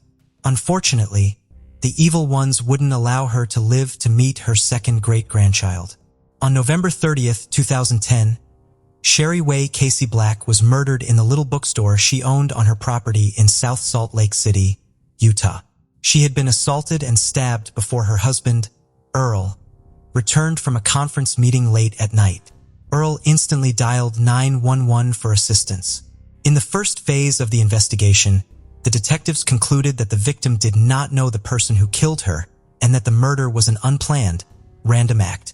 The South Salt Lake Police Department started a thorough investigation into Sherry Black's case, going around the neighborhood and asking the locals if they had heard or seen anything suspicious. While this was going on, Earl Black spent a significant amount of the evening at police headquarters being questioned, as is customary in a case of this nature. The crime scene was searched for clues by detectives from the South Salt Lake Police Department and the crime scene responders from the Utah Bureau of Forensic Services laboratory system. They also reviewed surveillance footage from nearby cameras, spoke with locals and business owners, and processed the building for evidence. They discovered that the perpetrator was hurt while committing the murder and that his blood was unknowingly left on a doorframe. A DNA profile was created using this blood after it had been submitted for forensic analysis. 10 years later, this would be necessary to crack Sherry Black's cold case. The Combined DNA Index System, CODIS, was where the DNA profile was uploaded, and the profile continued to cycle through the database every week in search of a match. Sadly, no match was ever discovered. This indicated that the offender had never caused harm to anyone where he might have left his DNA at a crime scene, or that he had never been apprehended and had his DNA properly obtained in connection to his arrest. Police found it especially puzzling that there didn't appear to be any evidence of robbery at the crime scene. There were mountains of books, literally thousands upon thousands of them. It was challenging to determine whether any rare books had been taken, which the police initially suspected could have been a motive for the crime, based on an inventory that Sherry had kept in her head. There was still money in the cash register, and there were lots of valuable items that could have been taken but weren't. In order to ascertain what might have been left behind by the culprit and what belonged to Sherry, the investigators also talked with the family. Debbie Way Casey, Sherry Black's sister, stated that Sherry and Earl had been married since high school and had a very close bond. Their home was described as always peaceful by neighbors. Everyone appeared to enjoy them. Her brother claimed that the bulk of her company's activities concerned online book sales. He never overheard her discussing problematic interpersonal or commercial ties. Nothing about Sherry's life or her work would make her particularly vulnerable to becoming a victim of a violent crime. Sherry was quiet. You'll hear that from people. Very unassuming, kind, and friendly though. and really knew her stuff. She knew books, and she was successful at what she did. She had a good reputation in the trade for being honest and having integrity, said Kurt Bench, one of her colleagues in the bookstore business.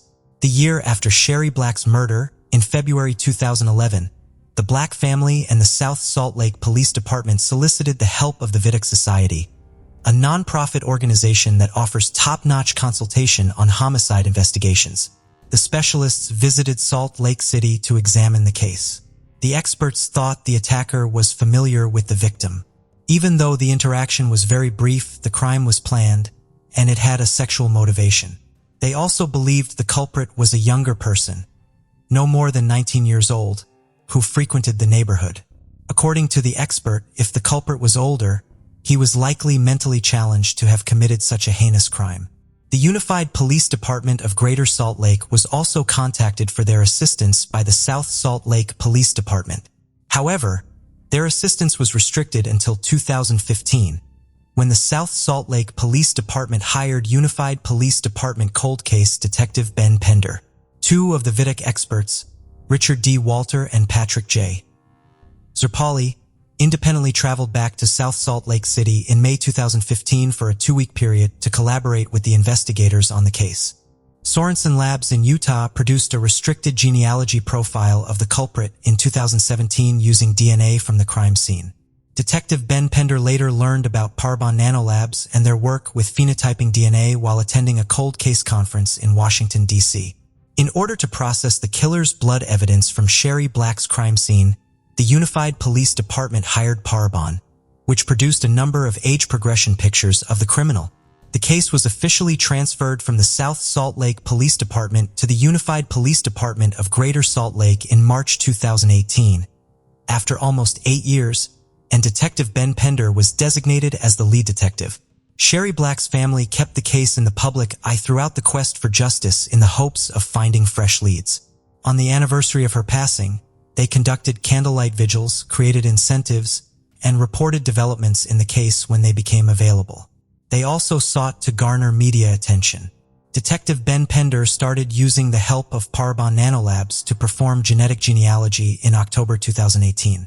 Over the course of the following 2 years, he collaborated with one Parabon specialist in an effort to pin down the perpetrator of this heinous act. Detective Pender started to visit potential ancestors of the criminal's family tree in April 2019. He and the genealogist then used this to narrow down and rule out potential suspects as they focused their search. Detective Pender traveled all over the United States, visiting members on the family tree and asking questions that might eventually help to identify the murderer. He worked with the Parabon genealogist in between his travels, and she would recommend subsequent actions based on his findings and her research. The genealogist discovered that someone had submitted a DNA profile into GeneMatch in the fall of 2020, a few days before deciding whether Detective Pender was to travel east again or head west. The submitted DNA profile looked a whole lot closer to the murderer. The genealogist advised Pender to fly to Sacramento, California, and meet with a certain woman who turned out to be the crucial piece of the puzzle investigators were seeking in Sherry Black's case. When Detective Ben Pender arrived at her house, she warmly invited him into her home after he introduced himself. She further allowed him to collect a DNA swab from her for analysis. Detective Pender met her adult son, who was home at the time. Pender had a conversation with her son and inquired about the possibility of him knowing about a child from his past. The man disclosed to Pender that a woman had long ago suggested that he might be the father of her child but left the matter unresolved. He also consented to a DNA test. After fitting the puzzle pieces together in his head, Detective Pender was convinced he had finally found the right match. When it was determined that the man from Sacramento was the biological father of the person who killed Sherry Black, he took the information to the Utah Bureau of Forensic Services laboratory system for processing. He was then able to use this information to track down the killer. After being located, the offender's DNA had to be lawfully obtained in order to verify a one-to-one match with the samples taken from the crime scene. Law enforcement secretly collected this sample, and they received the results they had been seeking for 10 years. Adam Durborough of Orem, Utah, who was 19 at the time of the murder, was consequently apprehended in October 2020, and charges were filed against him. When asked why he did what he did, Adam Durborough said, "I went into the bookstore. I had no intention at all to do anything. It was a bookstore. I love books. I don't know why this happened." Following his arrest, Sherry Black's grandchildren spoke to the judge about how Adam Durborough caused them trauma and how their grandmother's passing affected their lives. They further claimed that their mother and grandfather suffered even more grief as a result of Sherry Black's death. They then requested a life sentence for Durborough without the possibility of parole and said they did not want to worry about the whereabouts of the person who killed their grandmother any longer. "For 11 years, I've had to live without Sherry. My life will never be the same. She was beautiful and caring, as everyone has stated. What a wonderful woman she was. But I don't have her anymore. Instead, I have the memory of coming home and finding her. That's what I have left," Earl Black said in court. Adam Durborough avoided a trial by entering a guilty plea a year later. For months later, he was given a life sentence without the possibility of parole.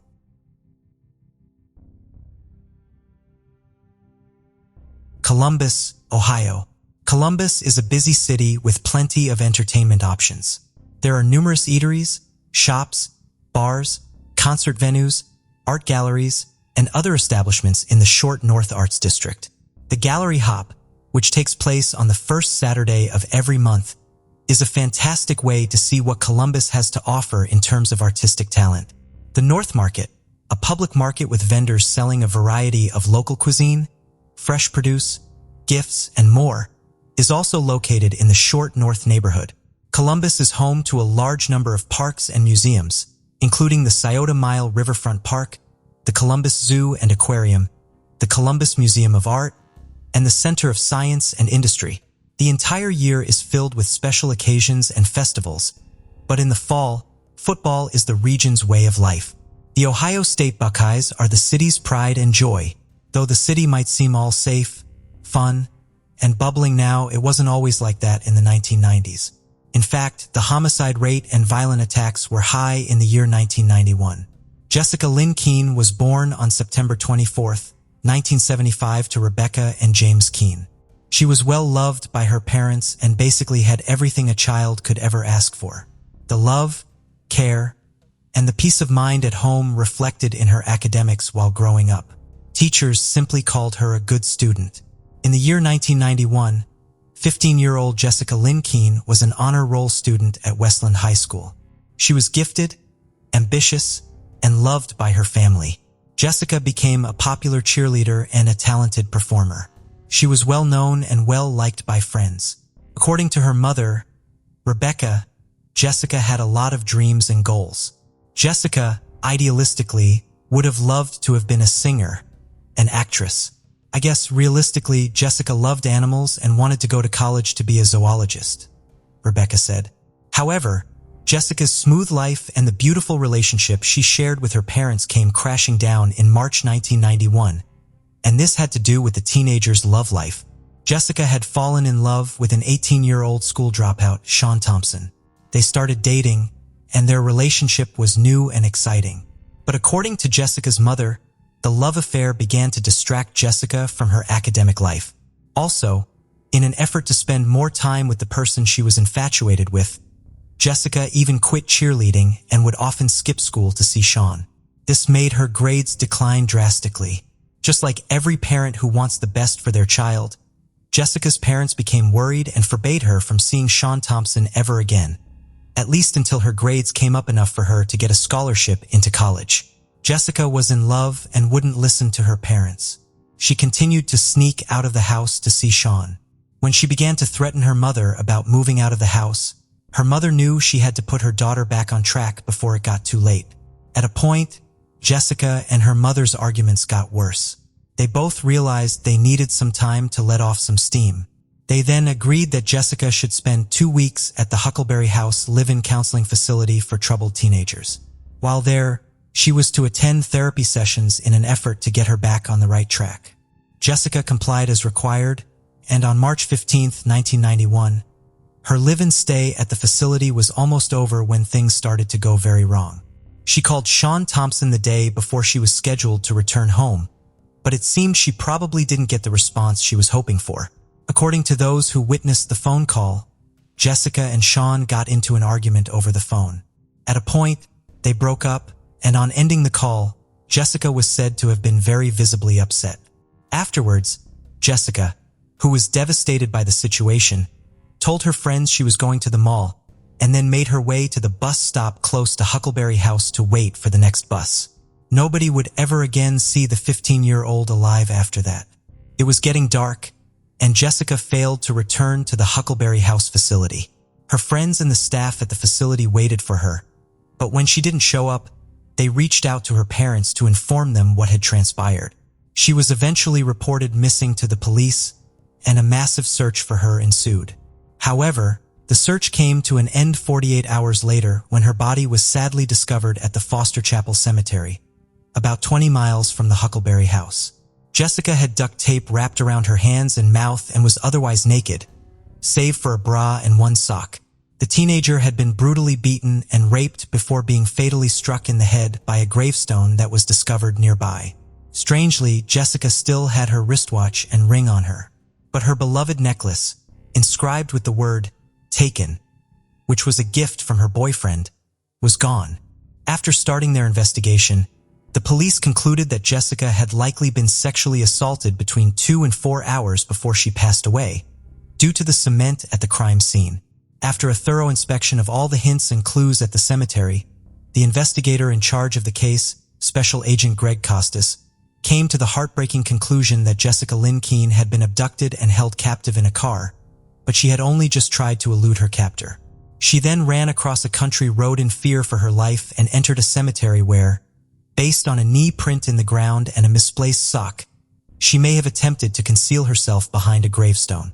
Unfortunately, when she thought her attacker had lost track of her, she fled her hiding spot and crashed into a fence post in the dead of night as she attempted to flee and reach a nearby farmhouse.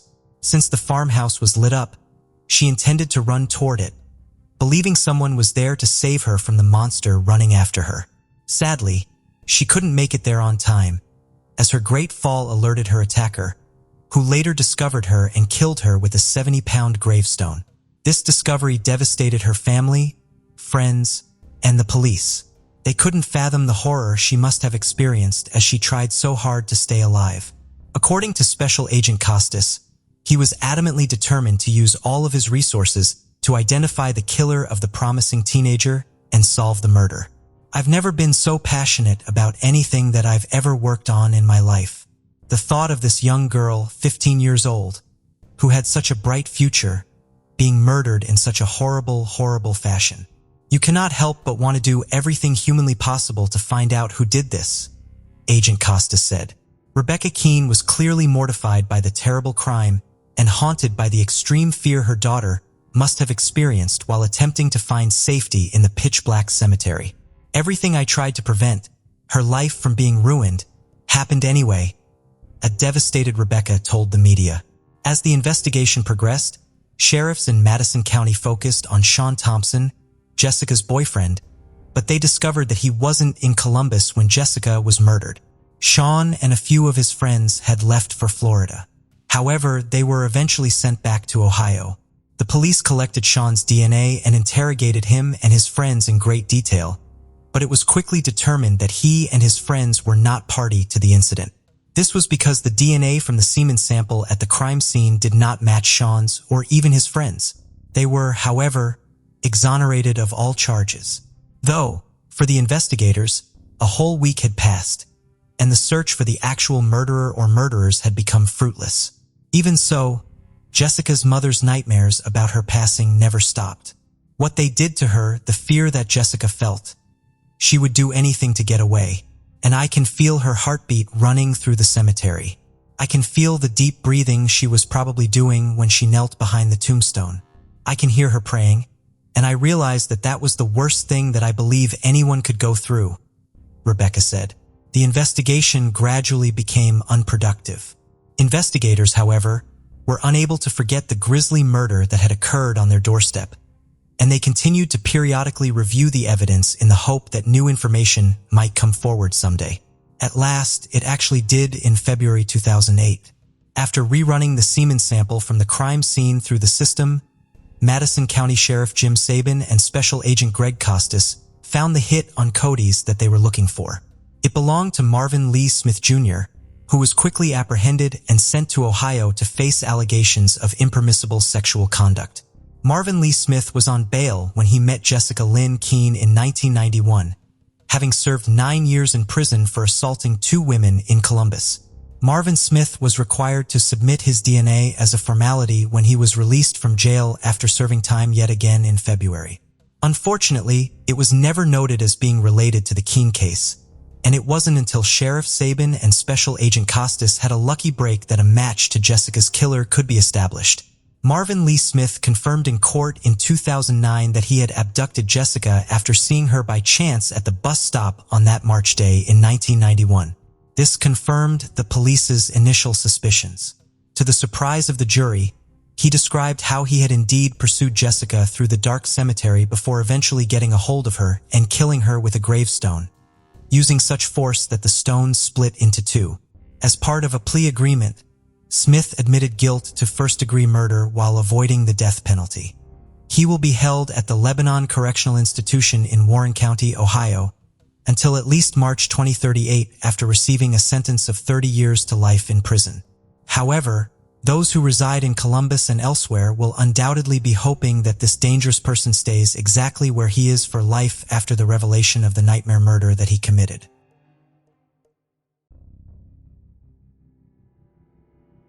Dallas is a modern city with a cosmopolitan spirit and southern charm. It is widely known for its skyscrapers, upscale shopping, restaurants, and rich cultural life.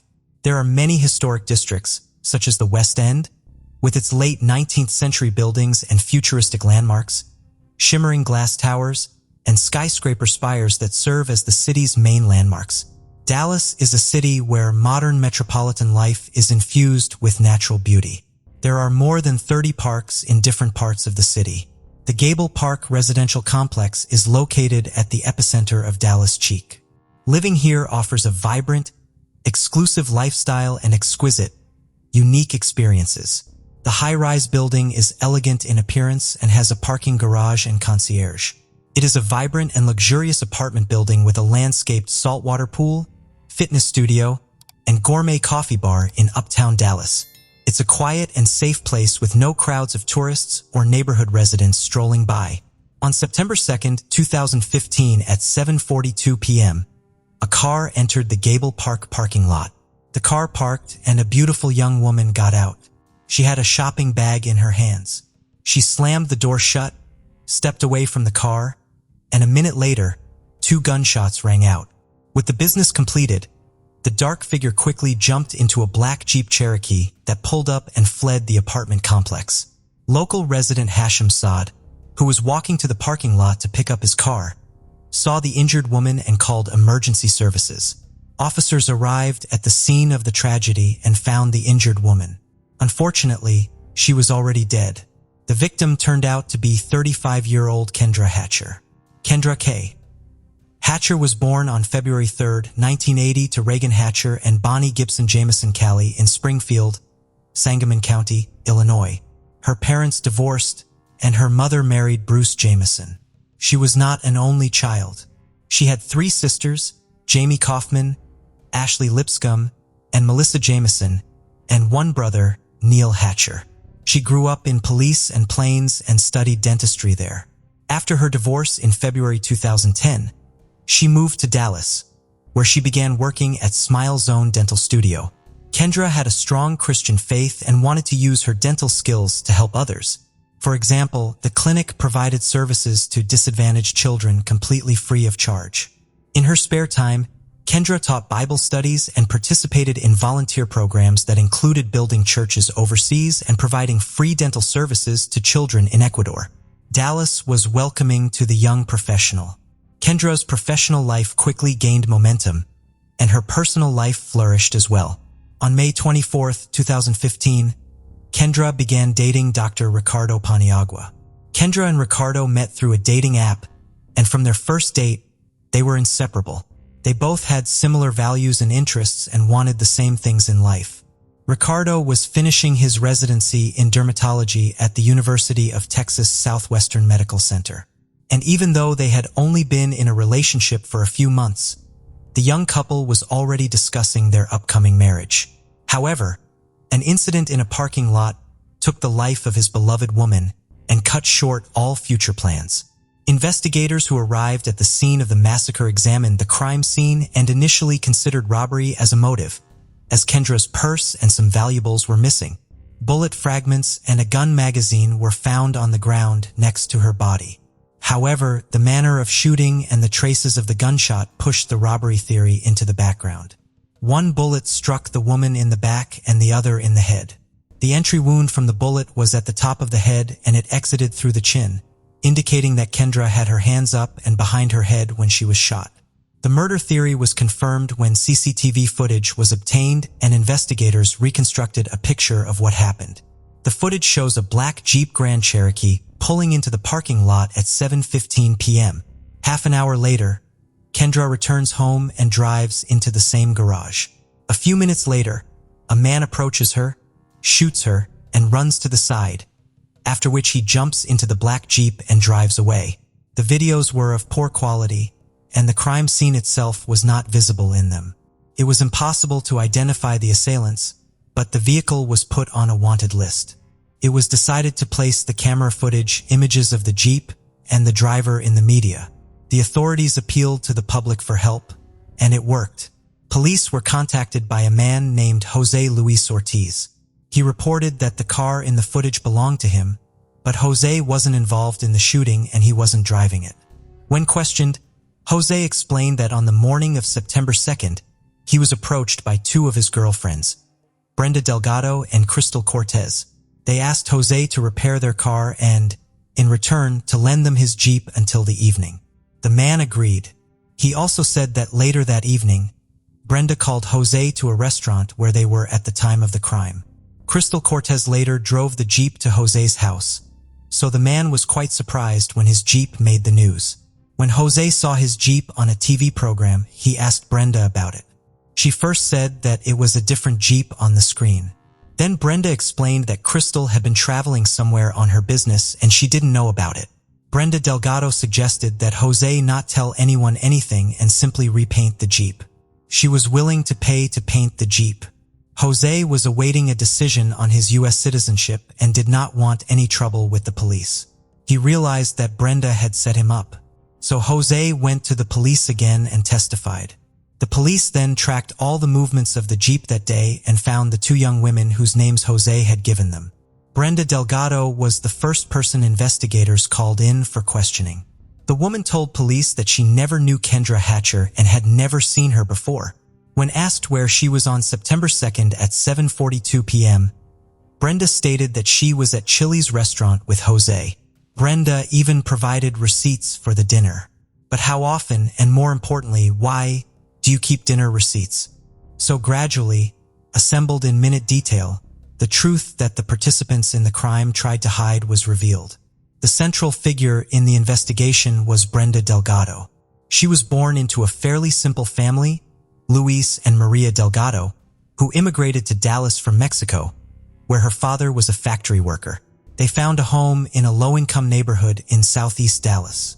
It was then that Luis found a job in construction, and his wife worked at the U.S. Post Office cleaning houses. Brenda was their second child and their only girl. Not only was she an excellent student who was loved by her teachers, but she also worked part-time at a flower store and as a waitress. Brenda was very ambitious and dreamed of going to medical school someday. But the sad reality was that her parents couldn't afford the expensive tuition. So after graduating from Skyline High School in February, she continued to live with her parents, only dreaming of an affluent and beautiful life. On the way to her goal, Brenda worked hard. She was a dental assistant and, alongside that, worked at a Dace by North Park Center where she whitened teeth. In 2012, Brenda met Ricardo Paniagua and fell in love with him. Their first date was at a Jennifer Lopez concert and was like her dream date. In November 2012, 3 months after they met, Brenda moved in with Ricardo at his home in Fitzhugh Urban Flats. The man was also charmed by Brenda so much that he even met her parents. In February 2013, she uploaded a post in honor of his birthday on Facebook, where she wrote words of congratulations. "Happy birthday to the most amazing and smartest man I know. Ricky, together, we have shared so much happiness. You are my best friend. I love you with all my heart and can't imagine life without you."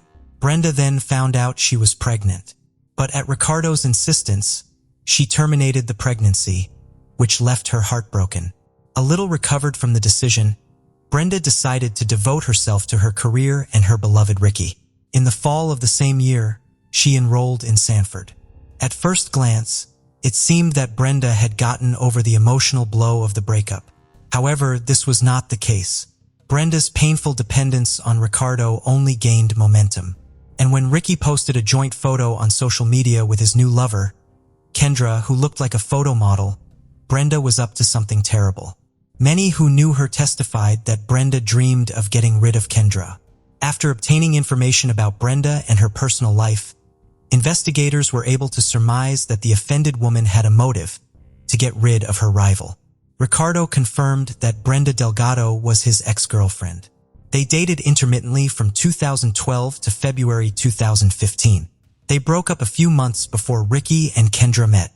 Ricardo was confident that he and Brenda remained friends and saw no problems between Brenda and Kendra. After all, he had been on dates with other women before meeting Kendra. And why would meeting Kendra be what turned Brenda's mind? However, the picture of the reconstructed events confirmed how insidious and cruel an abused woman can be. Brenda Delgado thought she had devised the perfect plan to win back her former lover and rid him of the superfluous figure, Kendra Hatcher. At first, she established communication with Ricardo pretending to be his best friend, provided all kinds of support, and was interested in how he and Kendra were progressing in their relationship. Secretly, she knew everything about their plans for the future, and Ricardo believed that this was sincere interest. But it's a shame that men know women so poorly and sometimes blindly trust them. After Ricardo learned that Kendra had died, he shared his grief with Brenda via text message, and she supported her friend in every way possible and offered to do anything for him. Ricky had no way of guessing his ex's true motives. As it turned out, Brenda had been playing her own game for months. She had opened Ricardo's mail and knew about all his plans with Kendra, even where and when they had booked tickets. All of this was infuriating to Brenda. She longed to be rid of Kendra Hatcher. Truly believing that Kendra had taken her place, Brenda transferred Ricardo's account to her phone and kept tabs on him. Following Ricky and Kendra practically became her raison d'etre. Brenda became completely dependent on the stalking. She quit her job and devoted all her time to realizing her goals. Over time, a cruel and terrifying plan was born in Brenda's mind: to kill the hated Kendra and take her place beside her lover. For its realization, Brenda approached many of her acquaintances with an offer of money to harm Kendra Hatcher. Thus, through mutual acquaintances, she found a single mother, 21-year-old Crystal Cortez, who, because of significant financial problems, was ready to help her for just $500. At Brenda's behest, Crystal found the perpetrator, a man named Christopher Love, who agreed to commit the crime. Crystal handed Christopher $500 from Brenda, as well as 2 types of illegal substances. The 2 women followed Kendra to learn her habits and daily schedule to further select the location and time of the crime. On September 2nd, 2015, they took Jose's car. Crystal and Christopher Love waited for Kendra in the parking lot. They did not pursue her on her way home from work because they were afraid of falling behind her in traffic. In the evening, the criminals completed their devious plan and were rewarded for a job well done. A few days after the crime, Crystal Cortez and Christopher Love were apprehended. The suspects denied their guilt and their presence at the scene of the crime. However, the situation changed when Love was found to have the gun that killed Kendra in the side compartment of the car. Crystal, on the other hand, was nervous and constantly confused in her testimony, telling different stories about the reasons for the appearance of the SUV in different parts of the city. At the first interrogation, Crystal admitted that she was the woman who was driving in the parking lot, but claimed she arrived there at the will of an armed carjacker who got into the SUV and forced her into the parking lot that evening. She, wishing to remain innocent, gave false testimony, saying that her son was in the car with her, but this information was later not confirmed because no child was recorded on the cameras. As the interrogation continued and more evidence became available, Crystal changed her testimony and wanted to make a deal with the investigation. She agreed to testify against Brenda in exchange for less time. She told police that Brenda wanted Kendra dead and the crime was her idea. According to Crystal, within 2 weeks of her meeting with Brenda, they began planning the crime. The police discovered that Brenda wasn't just unhappy that her relationship with Ricardo was over. She was obsessed and desperate to win him back. She pretended to Ricky that she was happy to be his loyal friend, but her life began to fall apart. She began to resent Kendra, believing that she had taken her place. According to Crystal, it was at this point that Brenda decided she wanted to get rid of Kendra Hatcher. The perfect crime plan emerged in Brenda Delgado's mind. In testimony, Crystal detailed how Brenda devised the perfect crime. Enlisting each other's support, Brenda and Crystal began to formulate a plan to kill Kendra. They met many times and developed many plans. The original plan was to inject Kendra with illegal substances or sedatives and then get rid of her. But to avoid being under suspicion, Brenda needed a reliable enforcer and began looking for one. They drove around the scraggliest neighborhoods and asked a few people if they could help. That's how they met Christopher Love. He agreed to help and took an active part in deciding the modus operandi of the crime. The trio unanimously decided that the best way to kill was to shoot her because it was quick. While cooperating, Crystal revealed that the date of September 2nd was not chosen at random. Brenda knew that Kendra and Ricardo were planning a trip to Mexico, so it was decided to get rid of the woman before the happy vacation. Brenda told Crystal that she wanted the crime to look like a botched robbery. Next, the criminals chose the location of the massacre. For days, they desperately tracked Kendra's movements and recorded her minute by minute to make sure nothing changed on the appointed day. After work, they traced her route home and figured out how to discreetly enter the apartment complex's secure parking garage. On September 1st, 2015, they made a final check. On the day of the crime, early in the morning, Brenda and Crystal picked up the Jeep from Jose, then picked up Christopher along the way.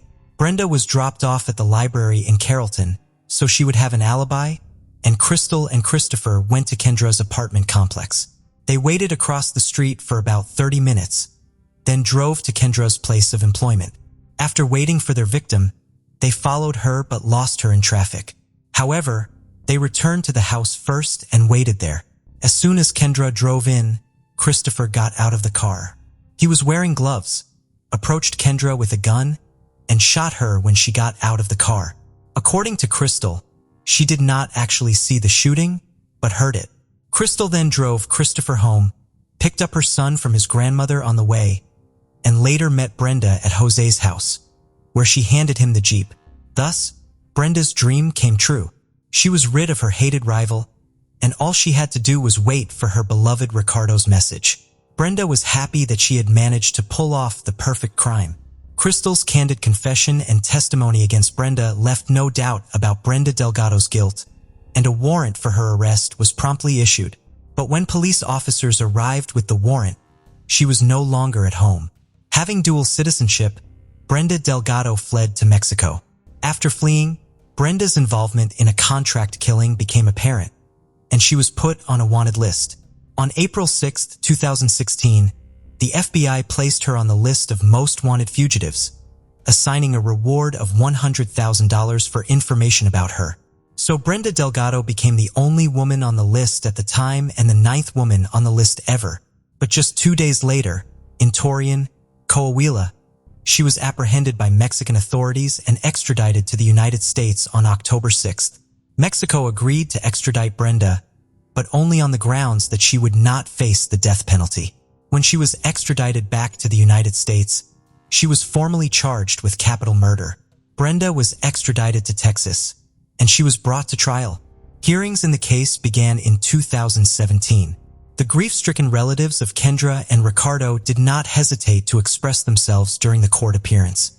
The oil was added to the fire by witnesses who confirmed Brenda's intentions and her dangerous obsession with her former lover.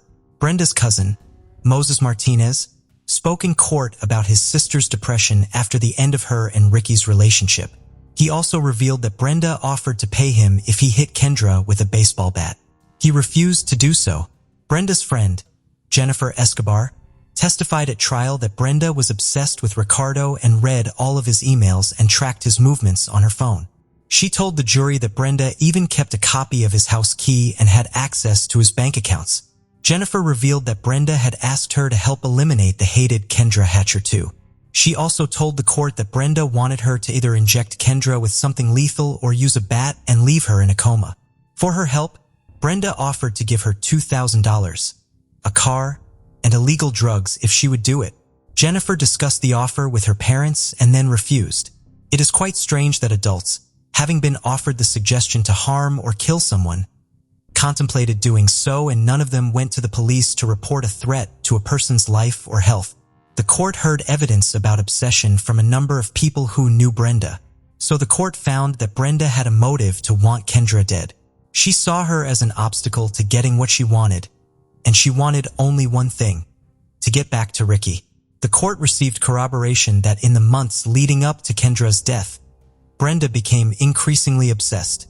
As evidence of Brenda's involvement, an ATM withdrawal receipt in the amount of $500, which she subsequently gave to Crystal for doing the work, was presented at the hearing.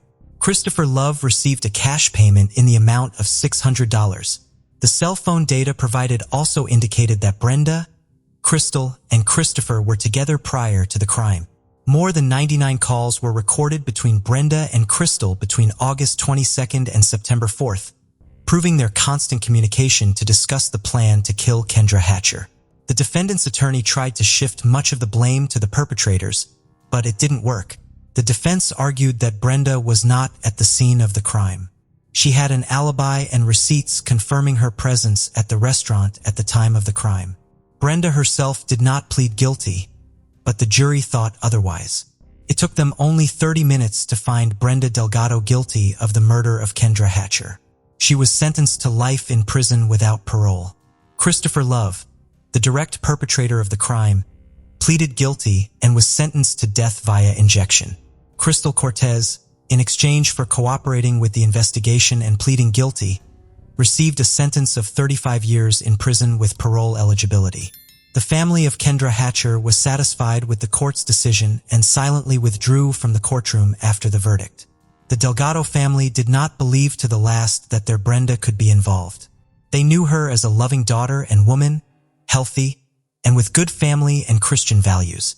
I hope this cautionary tale of female perfidy and mentally unhealthy, obsessive love will leave a mark on every woman's soul and serve as a warning in new love relationships, for no man is worth a human life. Miranda Fenner, a young woman with her entire life ahead of her, was only attempting to complete a shift at work when everything was abruptly taken from her. Sherry and Mike Fenner welcomed their daughter, Miranda Fenner, into this world on December 26, 1979. Miranda and her younger brother, Tim, were raised in Sacramento, California, before the family made the choice to relocate to Laurel, Montana, in the year 1990. They wanted to get away from such a big city and also be closer to family. Miranda Fenner had deep dimples in her cheeks, dark hair, and eyes. Her large heart and compassionate nature are remembered by her friends and family. She loved animals and had a desire to work with kids one day. Her mother, who always supported the underdog, had misgivings about some of Miranda's friends but was aware of Miranda's sincere desire to uplift those around her. Additionally, she was never afraid to express her opinions, and one of her teachers called her feisty. A few months prior to the time she was murdered, Miranda was involved in a car accident that resulted in a broken neck. This made her constantly wear a neck brace, and she was unable to leave the house until she fully recovered. Due to this, after her healing, Miranda was excited to take up a job at the movie store, a locally owned video rental store in Laurel, which is now closed. Given that her grandparents ran the Lohoff Motel across the street, her parents felt comfortable allowing her to work there. The movie store was only 3 blocks from her home, so she had no need to be concerned for her safety, though she frequently closed the movie store by herself. This was a typical scenario for young people working in retail at the time. The worst that could happen was that a customer wandered in at closing hour. November 15th, 1998, appeared to have been a normal day for Miranda Fenner. Her shift came, and she made her way to the movie store. However, that evening, her shift became anything but normal. Miranda called her mother and then her uncle. Both calls appeared to be normal. However, the night changed drastically for the worse around 8 p.m. Two fishermen saw a crawling Miranda in front of the movie store's door at 8:20 p.m., bleeding and obviously hurt. They immediately stopped to assist her. After they dialed 911, police showed up shortly after. Just about that same time, Miranda's brother Tim, who rode his bike to the movie store to rent a video game, saw the police lights flashing.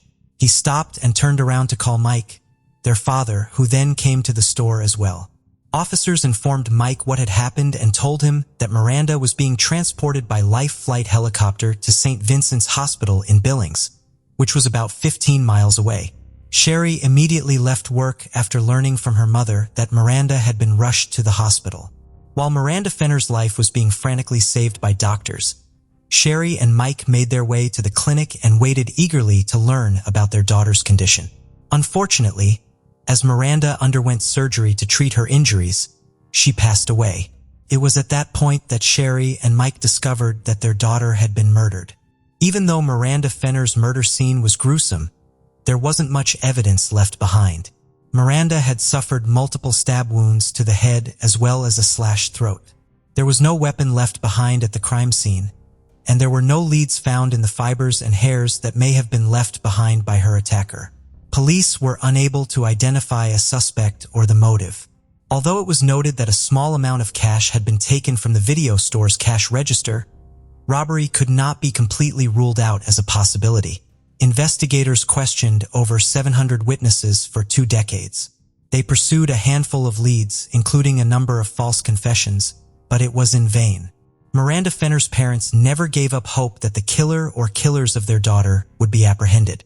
The case, however, went cold for almost 2 decades. In 2012, Miranda's case was transferred to Billings Metro Police's Cold Case Unit, which continued to look into the case. In 2016, the Yellowstone County Police received another confession from Zachary O'Neill, a minor offender from the area. He was admitting to the 1998 killings of both the raped woman and Miranda Fenner. The police had previously dealt with numerous false confessions, and the man's account did not make sense. Though she was still alive, the man claimed to have killed the rape victim. Additionally, the information he provided about Miranda's murder was well-known public knowledge. Also, Zachary O'Neill happened to have confessed from a psychiatric hospital in Washington. The police brushed off his confession, but a determined Zachary returned to the Yellowstone County Jail in March 2017. At the time, he was intoxicated, but he admitted to the crimes once more, providing more details. The police took his DNA before releasing him. Because an arrest in Montana cannot be made based solely on a confession, they had to verify his account. Zachary O'Neill's confession was, however, true. His DNA matched the evidence in the raped woman's case. He had left her for dead after slitting her throat. He was confessing to her murder because he was unaware that she had lived. On the day of Miranda's murder, Zachary had been present in the video store twice.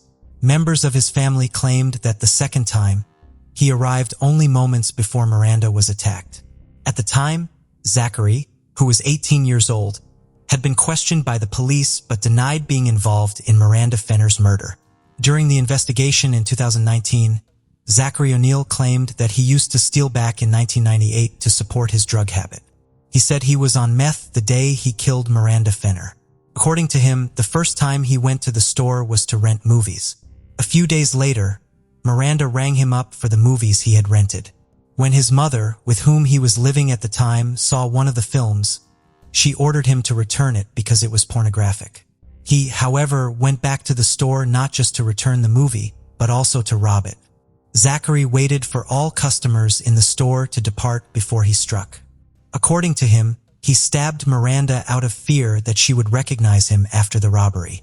He ignored the murder for years, but eventually his conscience caught up with him.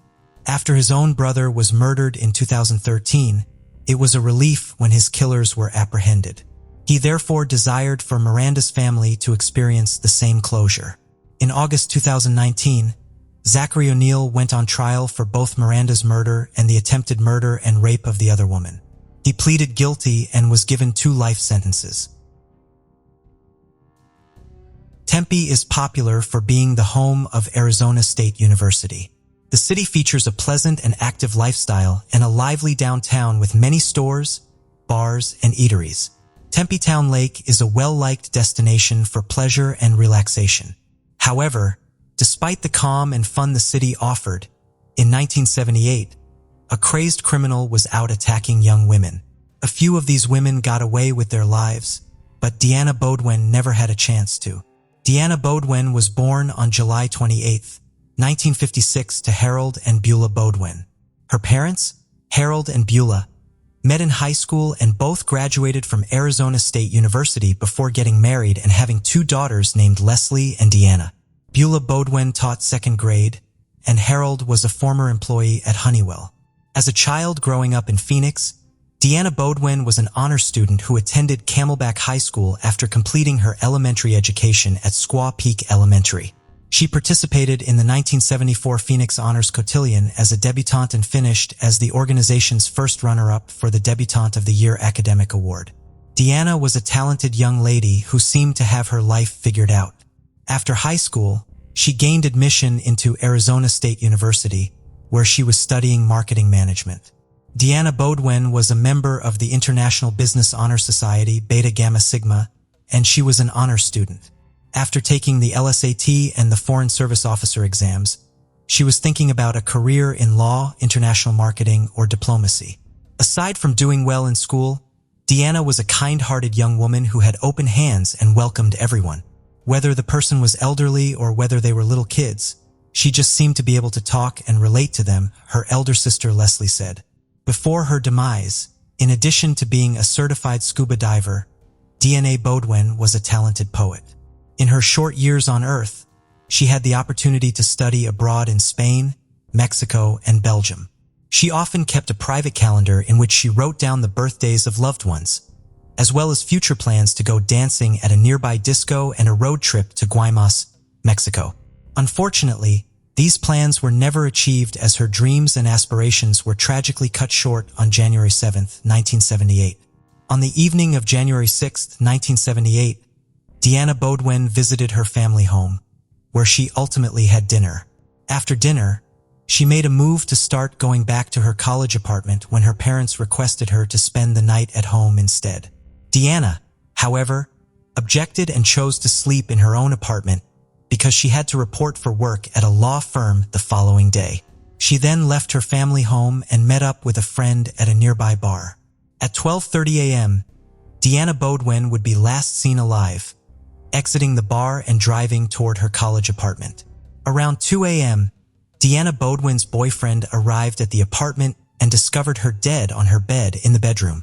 Her clothing was messy. A belt was tightly wrapped around her neck, and there were marks on her right wrist alongside multiple stab wounds. Sadly, Deanna had been stabbed, raped, and strangled to death. She had semen on her underwear and vagina, but it couldn't be definitively linked to any suspect.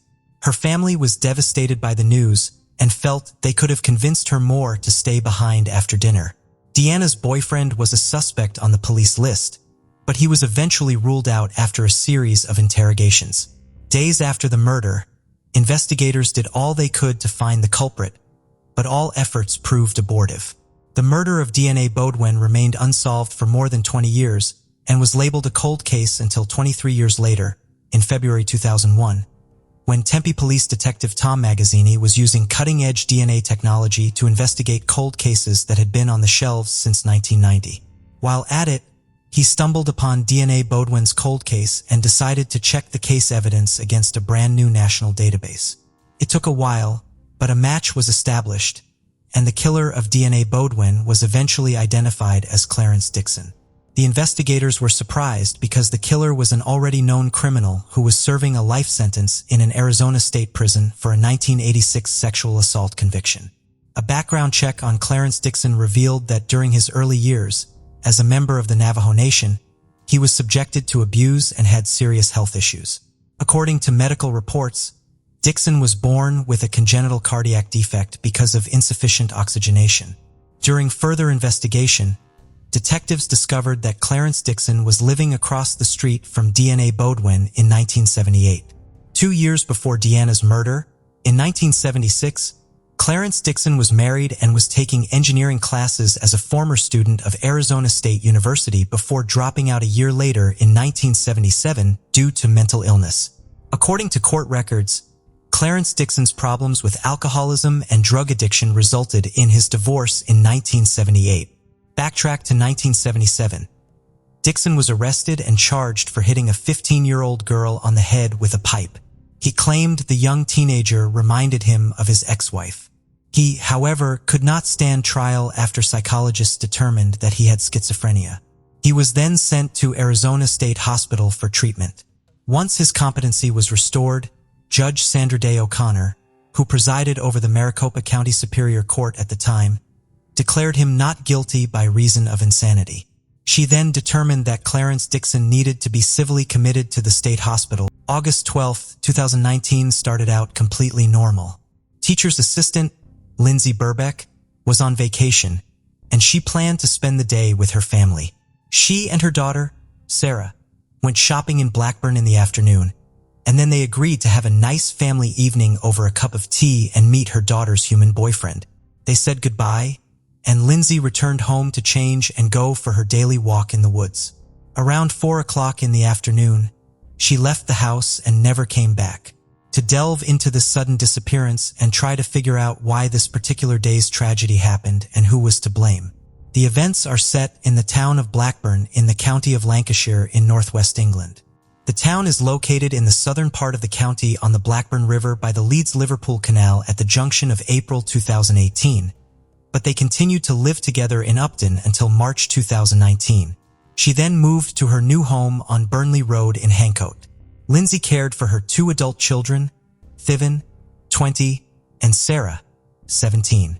She worked as an upper-grade teacher's aide at Hill Elementary School in Burnley and loved being surrounded by children. Lindsay was a talented artist who would go the extra mile to create the most amazing props for school productions and plays. On the fateful day of August 12th, she went for a walk in a wooded area known as Coppice near her home in the village of Hancote on the outskirts of Accrington and disappeared. At the appointed time, Sarah and her boyfriend Brandon arrived at Lindsay's home, but no one answered the door. Sarah became worried as it was out of character for her mother to forget a scheduled tea party. She tried several times to contact Lindsay, but no one answered the phone. Sarah then sent her a text message that read, "Where are you? We sat outside for an hour and called 6 times. After receiving no response, Sarah sent another text message with a series of question marks, but again received no response. After waiting outside Lindsay's house for an hour, Sarah called her father, Tim Bubeck, to let him know her mom wasn't home and wasn't answering her phone. Tim took a frightened Sarah and Brandon back to his house. Near midnight, Sarah and Tim headed to Lindsay's house again, but with a set of spare keys. To their dismay, she never showed up. Inside, the house seemed quite ordinary and showed no signs of any incident. There was no note of explanation either. At 12:11 a.m. on the night of August 13th, Tim Bubeck contacted police and told the dispatcher, "My ex-wife seems to be missing. We can't find her. It doesn't look like her." Lindsay Burbeck was reported missing. Lindsay's disappearance shook up the community. The people of the small suburb banded together and went out in search of the woman. There were hundreds of people, men and women, grandparents and people walking dogs, teenagers with bicycles, and even moms with strollers. To most, Lindsay was a stranger, but that didn't matter. After days of desperate searches, social media appeals, and posters, people still gathered at Coppice for 2 consecutive days in the hope of finding a vital clue that could solve the mystery of Lindsay Burbeck's disappearance. After several days of fruitless searching, it was clear to everyone that the search was going to be difficult. With each passing day, the chances of finding Lindsay alive dwindled. Detectives classified Lindsay Burbeck as high risk. She had never gone missing before, and her family described the disappearance as very uncharacteristic of her. Nevertheless, The search did not stop for a moment. Locals printed thousands of posters to destroy, while a Facebook group associated with the search quickly grew to 10,000 members. A few hours after the police appeal was posted online, the first posters with Lindsay's face on them could be seen all over the neighborhood. Within a couple of days, there wasn't a lamppost, storefront, or traffic light that didn't have a poster calling for the search for Lindsay. Police launched an investigation into the disappearance from the house as extensive searches were carried out by specialist police officers, dog handlers, Lancashire Fire and Rescue Service, mountain rescue volunteers, and the city's search and rescue team. Drones and helicopters were also deployed to search the area covering Coppice and the surrounding open countryside for a considerable distance, including popular walking and running routes. For days after Lindsay's disappearance, Lancashire police released CCTV footage showing when she was last seen alive, walking along Burnley Road at 4:10 in the afternoon towards Coppice. She was wearing a purple jacket, black leggings, and dark sneakers with white soles. A week had passed since her disappearance on August 19th, and with each passing day, there was less and less hope of finding Lindsay Birbeck alive. Police were still no closer to the whereabouts of the mother of two, but emphasized that there was no evidence that she was the victim of a criminal act, meaning there was still a chance of finding her alive. The search moved to Accrington Cemetery. He yelled, "Accrington Cemetery." He yelled and called her name several times, but the dog didn't respond. The dog hid its head in the bushes, sniffing and trying to dig for something. The dog's owner walked over to him, stood next to him, and was horrified to find that there was something very soft under his feet. He was frightened and jumped back. Then he smelled a horrible odor and saw flies swirling around. A plastic bag and something that looked like a foot were visible from the ground. On August 24th, 12 days after Lindsay Birbeck disappeared, her body was found under the most horrific circumstances, buried in a cemetery. The naked body, wrapped in two clear plastic grass, was placed across a shallow grave. The search for Lindsay Birbeck was considered complete. A murder investigation was officially launched. Pathologist Dr. Naomi Carter, after conducting an autopsy, determined that death was due to a broken neck. The trauma was inflicted with such force that the entire larynx had crushing injuries. The neck was most likely struck with a foot or knee. An attempt to cut off Lindsay's right leg after death was also determined, possibly with a saw, as tine marks were found. A large laceration was found on the leg, which had been cut down to the bone. The injuries Lindsay suffered were catastrophic. Dr. Carter also reported that due to the poor condition of the body, it was quite difficult to determine the victim's injuries, but she did not rule out any sexual activity on the day of her disappearance, which could not be ascertained due to the level of decomposition of the body. Prior to the discovery of Lindsay's body, members of the public and police had searched the same area for several days without success. Community volunteers and a police dog handler reported seeing a blue wheelie garbage can abandoned in bushes nearby. However, at this stage of the investigation, no one was yet aware of the significance of the can. Volunteers who searched the cemetery at 9 p.m. on August 20th also found the same dumpster with a dark stain on the outside and thought it might be blood. After taking pictures of the dumpster, they called the police. 2 police officers arrived on the scene to inspect it and found a brown mark that they thought was dirt. The police said the dumpster looked brand new and there was no evidence at the time to link it to Lindsay's disappearance. Therefore, it was left in place. There were other important clues found in the cemetery that were not immediately accepted. For example, a local resident, Christine Alderson, discovered a bloody cloth on the grass at the cemetery on August 18th, while she and her daughter were walking their dogs. She said the blood on the cloth was fresh and red, but thought it might have belonged to a homeless man who frequented the area. Another woman who walks dogs, Judith Bibby, reported seeing red clothing hanging on a barbed wire fence near the Cargill Hill Trail that was probably Lindsay's jacket. She also heard a voice, presumably a child's, but heard no struggle, yelling, or screaming. On August 25th, investigators revisited the crime scene and found a yellow-handled saw and a pair of green heavy-duty gloves near Lindsay's grave that had several traces of blood. The evidence was taken for forensic testing, and it came back positive. The gloves contained the perpetrator's DNA on the inside surfaces, on the outside surface of the left glove. A pair of her Skechers sneakers, which had been cut along the sole, were also found in a blue plastic bag discarded in the cemetery. Examination of other evidence revealed that Lindsay's body was wrapped in some kind of plastic sheeting, and between the body and the sheeting was foliage and grass that was not from the cemetery grounds. This led investigators to believe that the body had been moved from another location. That's when detectives remembered a blue trash can that had repeatedly caught the attention of volunteers. Police officers studying the CCTV footage soon made a startling discovery that left the investigation team baffled. Several images showed a young man pulling a blue wheelie garbage can in the Burnley Road area. Over the next few days, a CCTV camera captured a certain guy returning to the cemetery 4 times. Thanks to that footage, a suspect emerged. The video of a young guy carrying a trash can down the street, possibly with Lindsay's body, became a sensation. The video was shown on the news with a plea for help identifying the man, and it worked. The boy was identified by shocked teachers and parents. The teen surrendered to police the same day. His name was withheld until sentencing due to his age. He was only 16 years old at the time of the crime. The boy in the videotape turned out to be local resident Rocky Marciano Price. Rocky Marciano Price lived with his parents and 5 siblings on Winnie Hill Road in Accrington. It had been the Price family home for about 3 decades. The young lad had an impressive array of mental health abnormalities. Rocky had suffered from autism, attention deficit disorder, and hyperactivity since childhood. His low IQ created additional learning and communication challenges.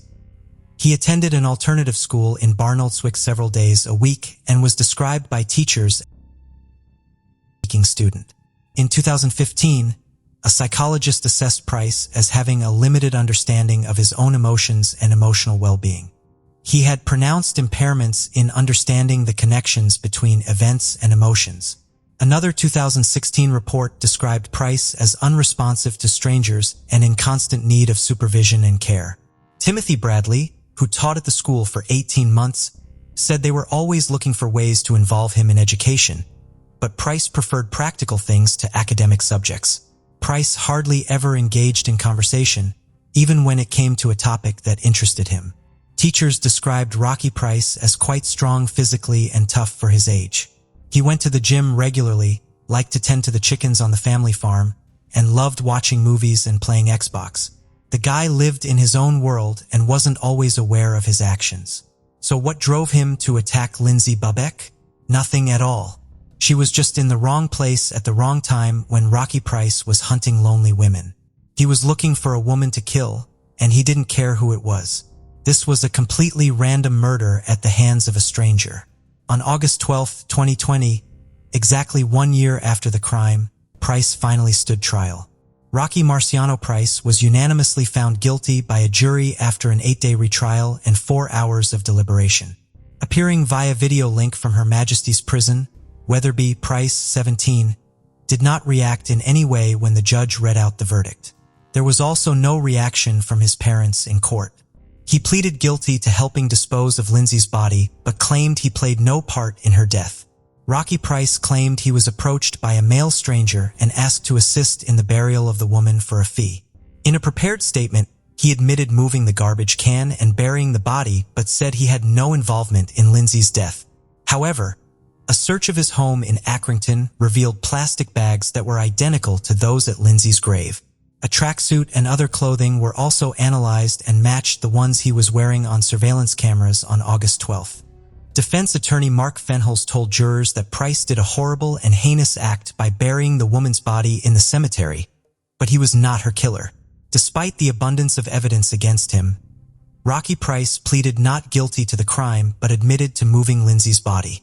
After 2 days of questioning, Price, through his attorney, prepared a statement to explain his movements between Coppice, where police believe Lindsay was killed, and the cemetery where her body was found.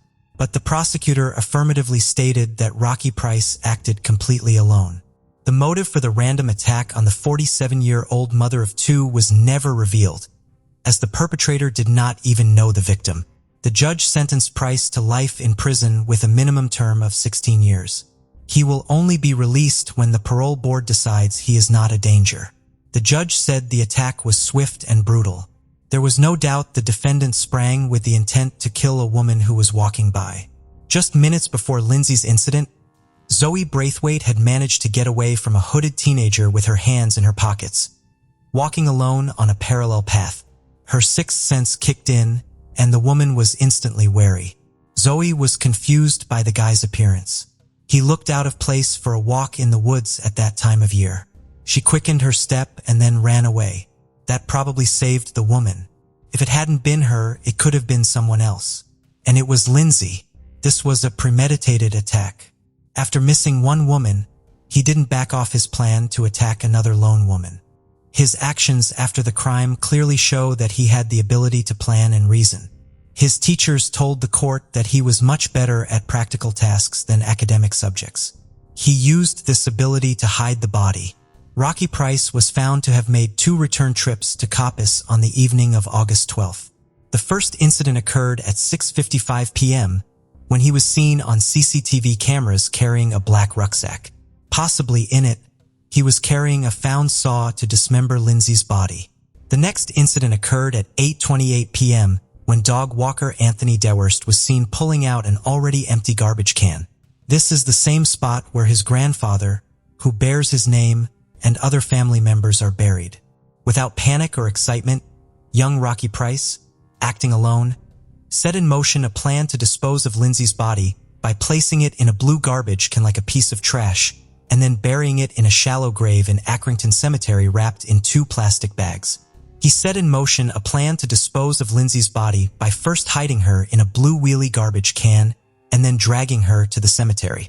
Finding a quiet and secluded spot near the railroad line, he spent over an hour burying her body before leaving a saw, gloves, and a trash can at the scene. The murder of a stranger in broad daylight, for which there is no rational explanation, is particularly horrifying to all right-thinking members of society. The random nature of the attack suggests that the accused poses a very real danger to members of the public. The stalking of another woman before he killed Lindsay Bebeck demonstrates that his crime was not caused by a sudden loss of control. 24 hours after he was found guilty of the crime, publication restrictions were finally lifted by a judge, allowing his name and picture to be made public for the first time. Rocky Marciano Price's identity was kept secret during the first and second trials. The jury was told many important details about Price, but they could not be fully disclosed because of his young age. The judge rescinded the disclosure restrictions after the jury unanimously found Price guilty of the crime. The defendant's mental illness cannot in any way excuse or even explain his actions. After all, it is quite obvious that he realized that it was terribly wrong to kill, but did it anyway. Although fortunately such crimes are rare, they instill fear in society. However, the main question in this case remains unanswered. Why did the young guy need to kill a strange woman, and for what? Only Rocky Price knows the answer, but he didn't answer it. Perhaps if it wasn't Lindsay Bebeck, it could have been someone else. Lindsay's funeral was held at St. Margaret's Church in Hapton on September 20th. More than 200 mourners gathered at the church as police stopped traffic on Manchester Road while Lindsay's coffin, covered in flowers, was carried into the church. Dozens of flowers from friends, family, and strangers whose hearts were touched by Lindsay's story were left at the scene. Sarah described her mom as a very optimistic and positive woman. Lindsay was making plans for the future. She was planning a trip to Glasgow with her friend Sharon. She dreamed of finding love on the Match.com dating site. Lindsay Bebeck planned a long and happy life for herself and looked forward to the future with optimism. But all those dreams were interrupted one sunny summer day. Lindsay Bebeck's family and the detectives who investigated the crime welcomed the jury's unanimous verdict, but said no court verdict could ever bring Lindsay back or spare her family and loved ones the grief of loss. In front of the courthouse after the verdict was announced, members of the defendant's family wore t-shirts that read, "Wrongfully convicted, set this boy free." The back of the t-shirts read, "The killer is still at large. Maybe Price is an aspiring maniac. He just wanted to take a life, to feel what it's like, to watch someone die and mutilate them. Most likely, in any form, It's an absolute neurodevelopmental disorder characterized by problems with social interaction, motor skills, and behavioral stereotypes.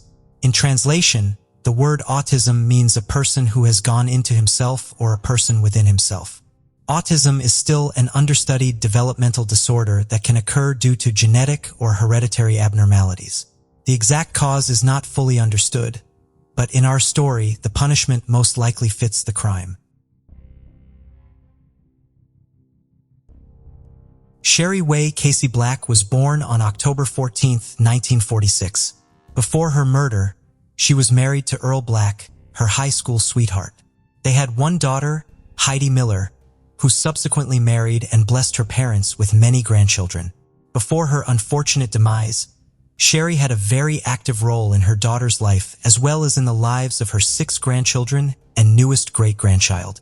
Her first grandson had just arrived in Chile to start his mission for the Church of Jesus Christ of Latter-day Saints, and she was expecting another great-grandchild.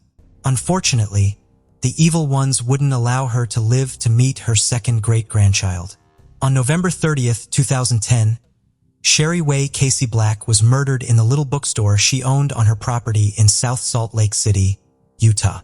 She had been assaulted and stabbed before her husband, Earl, returned from a conference meeting late at night. Earl instantly dialed 911 for assistance. In the first phase of the investigation, the detectives concluded that the victim did not know the person who killed her and that the murder was an unplanned, random act. The South Salt Lake Police Department started a thorough investigation into Sherry Black's case, going around the neighborhood and asking the locals if they had heard or seen anything suspicious. While this was going on, Earl Black spent a significant amount of the evening at police headquarters being questioned, as is customary in a case of this nature. The crime scene was searched for clues by detectives from the South Salt Lake Police Department and the crime scene responders from the Utah Bureau of Forensic Services laboratory system. They also reviewed surveillance footage from nearby cameras, spoke with locals and business owners, and processed the building for evidence. They discovered that the perpetrator was hurt while committing the murder and that his blood was unknowingly left on a doorframe. A DNA profile was created using this blood after it had been submitted for forensic analysis. 10 years later, this would be necessary to crack Sherry Black's cold case. The Combined DNA Index System, CODIS, was where the DNA profile was uploaded, and the profile continued to cycle through the database every week in search of a match. Sadly, no match was ever discovered. This indicated that the offender had never caused harm to anyone where he might have left his DNA at a crime scene, or that he had never been apprehended and had his DNA properly obtained in connection to his arrest. Police found it especially puzzling that there didn't appear to be any evidence of robbery at the crime scene. There were mountains of books, literally thousands upon thousands of them. It was challenging to determine whether any rare books had been taken, which the police initially suspected could have been a motive for the crime, based on an inventory that Sherry had kept in her head. There was still money in the cash register, and there were lots of valuable items that could have been taken but weren't. In order to ascertain what might have been left behind by the culprit and what belonged to Sherry, the investigators also talked with the family. Debbie Way Casey, Sherry Black's sister, stated that Sherry and Earl had been married since high school and had a very close bond. Their home was described as always peaceful by neighbors. Everyone appeared to enjoy them. Her brother claimed that the bulk of her company's activities concerned online book sales. He never overheard her discussing problematic interpersonal or commercial ties.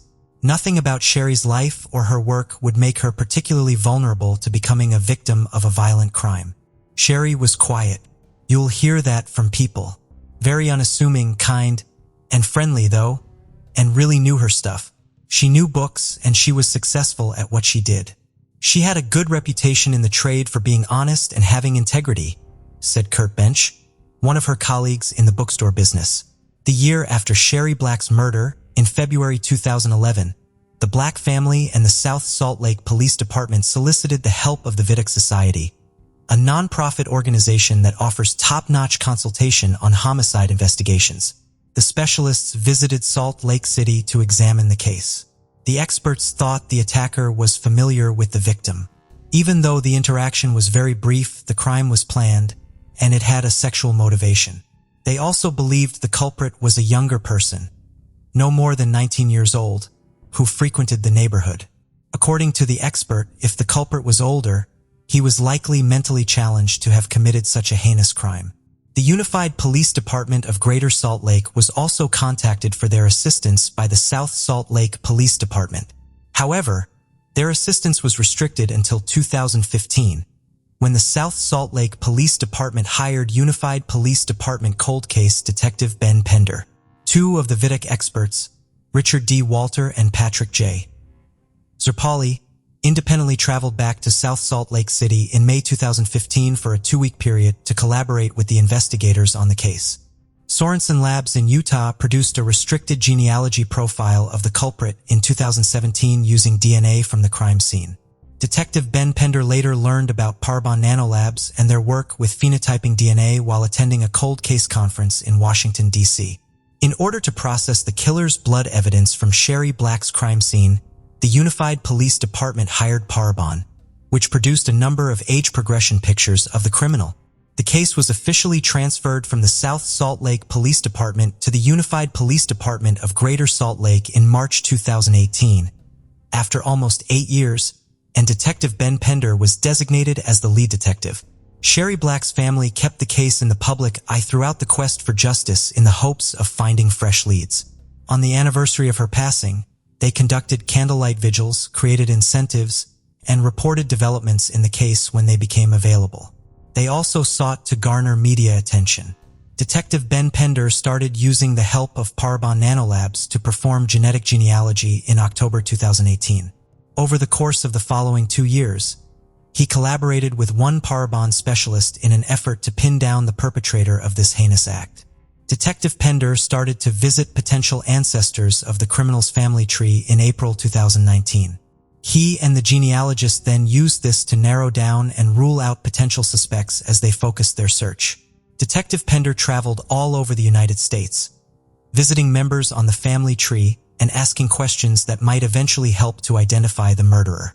He worked with the Parabon genealogist in between his travels, and she would recommend subsequent actions based on his findings and her research.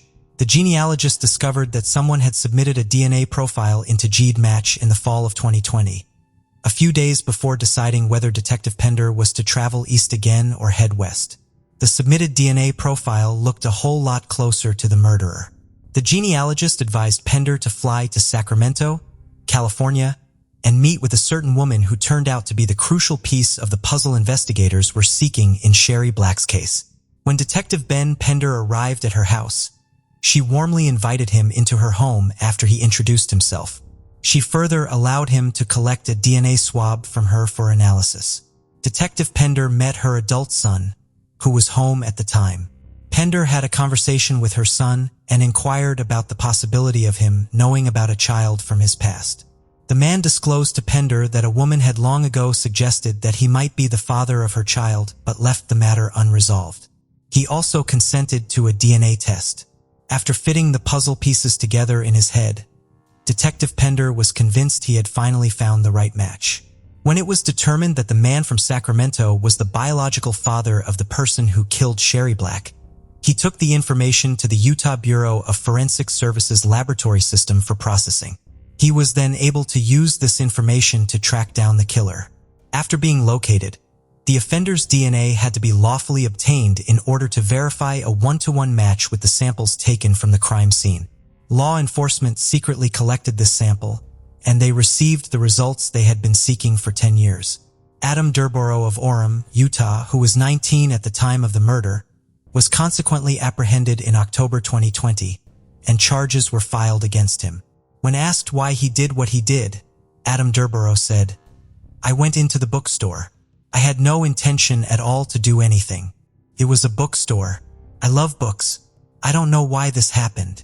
Following his arrest, Sherry Black's grandchildren spoke to the judge about how Adam Durborough caused them trauma and how their grandmother's passing affected their lives. They further claimed that their mother and grandfather suffered even more grief as a result of Sherry Black's death. They then requested a life sentence for Durborough without the possibility of parole and said they did not want to worry about the whereabouts of the person who killed their grandmother any longer. "For 11 years, I've had to live without Sherry. My life will never be the same," She was beautiful and caring, as everyone has stated. What a wonderful woman she was. But I don't have her anymore. Instead, I have the memory of coming home and finding her. That's what I have left, Earl Black said in court. Adam Durborough avoided a trial by entering a guilty plea a year later. For months later, he was given a life sentence without the possibility of parole.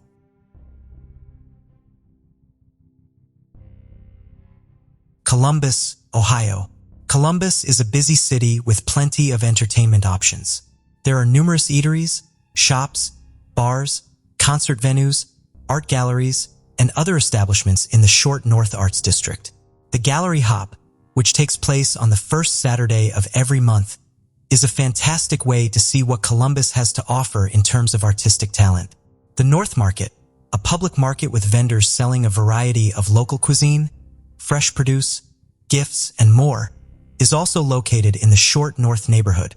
Columbus is home to a large number of parks and museums, including the Scioto Mile Riverfront Park, the Columbus Zoo and Aquarium, the Columbus Museum of Art, and the Center of Science and Industry. The entire year is filled with special occasions and festivals, but in the fall, football is the region's way of life. The Ohio State Buckeyes are the city's pride and joy.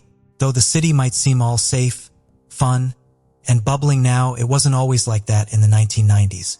In fact, the homicide rate and violent attacks were high in the year 1991. Jessica Lynn Keene was born on September 24, 1975 to Rebecca and James Keene. She was well loved by her parents and basically had everything a child could ever ask for. The love, care, and the peace of mind at home reflected in her academics while growing up. Teachers simply called her a good student. In the year 1991, 15-year-old Jessica Lynn Keene was an honor roll student at Westland High School. She was gifted, ambitious, and loved by her family. Jessica became a popular cheerleader and a talented performer. She was well known and well liked by friends. According to her mother, Rebecca, Jessica had a lot of dreams and goals. Jessica, idealistically, would have loved to have been a singer, an actress. I guess realistically, Jessica loved animals and wanted to go to college to be a zoologist, Rebecca said. However, Jessica's smooth life and the beautiful relationship she shared with her parents came crashing down in March 1991, and this had to do with the teenager's love life. Jessica had fallen in love with an 18-year-old school dropout, Sean Thompson. They started dating, and their relationship was new and exciting. But according to Jessica's mother, the love affair began to distract Jessica from her academic life. Also, in an effort to spend more time with the person she was infatuated with, Jessica even quit cheerleading and would often skip school to see Sean. This made her grades decline drastically. Just like every parent who wants the best for their child, Jessica's parents became worried and forbade her from seeing Sean Thompson ever again, at least until her grades came up enough for her to get a scholarship into college. Jessica was in love and wouldn't listen to her parents. She continued to sneak out of the house to see Sean. When she began to threaten her mother about moving out of the house, her mother knew she had to put her daughter back on track before it got too late. At a point, Jessica and her mother's arguments got worse. They both realized they needed some time to let off some steam. They then agreed that Jessica should spend 2 weeks at the Huckleberry House live-in counseling facility for troubled teenagers. While there, she was to attend therapy sessions in an effort to get her back on the right track. Jessica complied as required, and on March 15, 1991, her live-in stay at the facility was almost over when things started to go very wrong. She called Sean Thompson the day before she was scheduled to return home, but it seemed she probably didn't get the response she was hoping for. According to those who witnessed the phone call, Jessica and Sean got into an argument over the phone. At a point, they broke up, and on ending the call, Jessica was said to have been very visibly upset. Afterwards, Jessica, who was devastated by the situation, told her friends she was going to the mall, and then made her way to the bus stop close to Huckleberry House to wait for the next bus. Nobody would ever again see the 15-year-old alive after that. It was getting dark, and Jessica failed to return to the Huckleberry House facility. Her friends and the staff at the facility waited for her, but when she didn't show up, they reached out to her parents to inform them what had transpired. She was eventually reported missing to the police, and a massive search for her ensued. However, the search came to an end 48 hours later when her body was sadly discovered at the Foster Chapel Cemetery, about 20 miles from the Huckleberry house. Jessica had duct tape wrapped around her hands and mouth and was otherwise naked, save for a bra and one sock. The teenager had been brutally beaten and raped before being fatally struck in the head by a gravestone that was discovered nearby. Strangely, Jessica still had her wristwatch and ring on her, but her beloved necklace, inscribed with the word "taken," which was a gift from her boyfriend, was gone. After starting their investigation, the police concluded that Jessica had likely been sexually assaulted between 2 and 4 hours before she passed away, due to the cement at the crime scene. After a thorough inspection of all the hints and clues at the cemetery, the investigator in charge of Greg Costas came to the heartbreaking conclusion that Jessica Lynn Keene had been abducted and held captive in a car, but she had only just tried to elude her captor. She then ran across a country road in fear for her life and entered a cemetery where, based on a knee print in the ground and a misplaced sock, she may have attempted to conceal herself behind a gravestone. Unfortunately, when she thought her attacker had lost track of her, she fled her hiding spot and crashed into a fence post in the dead of night as she attempted to flee and reach a nearby farmhouse. Since the farmhouse was lit up, she intended to run toward it, believing someone was there to save her from the monster running after her. Sadly, she couldn't make it there on time, as her great fall alerted her attacker, who later discovered her and killed her with a 70-pound gravestone. This discovery devastated her family, friends, and the police. They couldn't fathom the horror she must have experienced as she tried so hard to stay alive. According to Special Agent Costas, he was adamantly determined to use all of his resources to identify the killer of the promising teenager and solve the murder.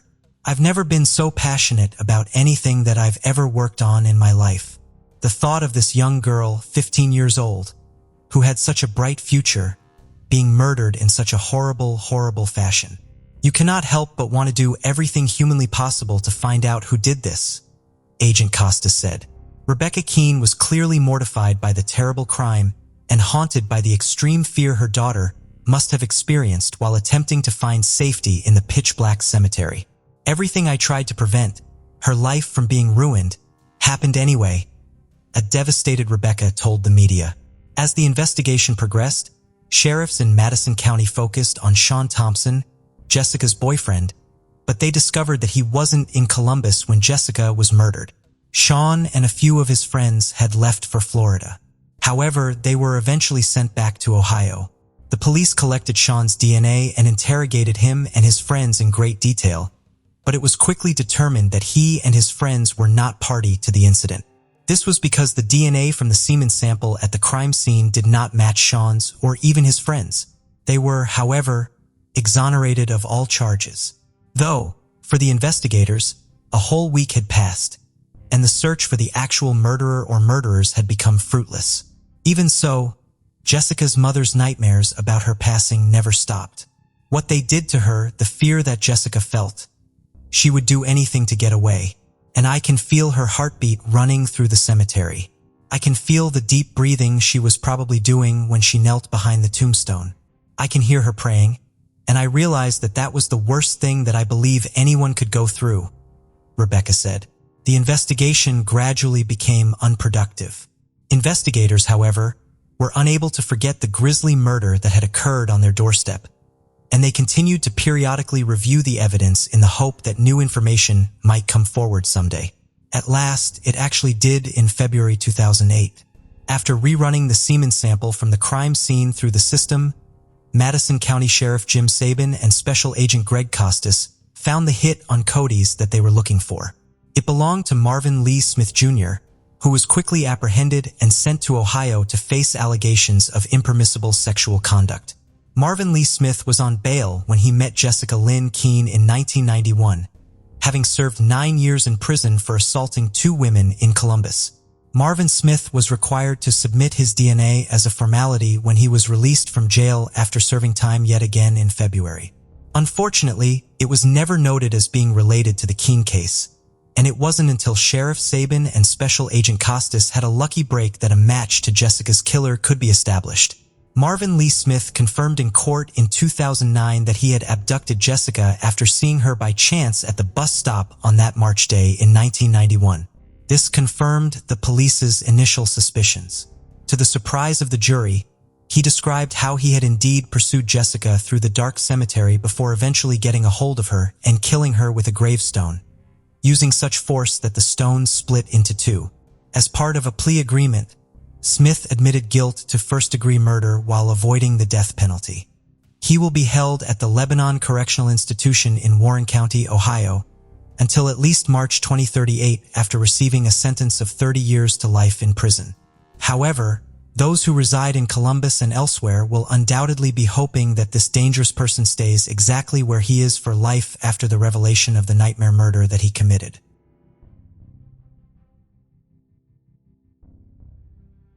Dallas is a modern city with a cosmopolitan spirit and southern charm. It is widely known for its skyscrapers, upscale shopping, restaurants, and rich cultural life.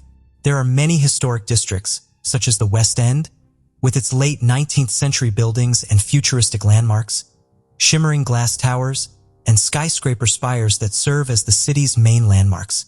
Dallas is a city where modern metropolitan life is infused with natural beauty. There are more than 30 parks in different parts of the city.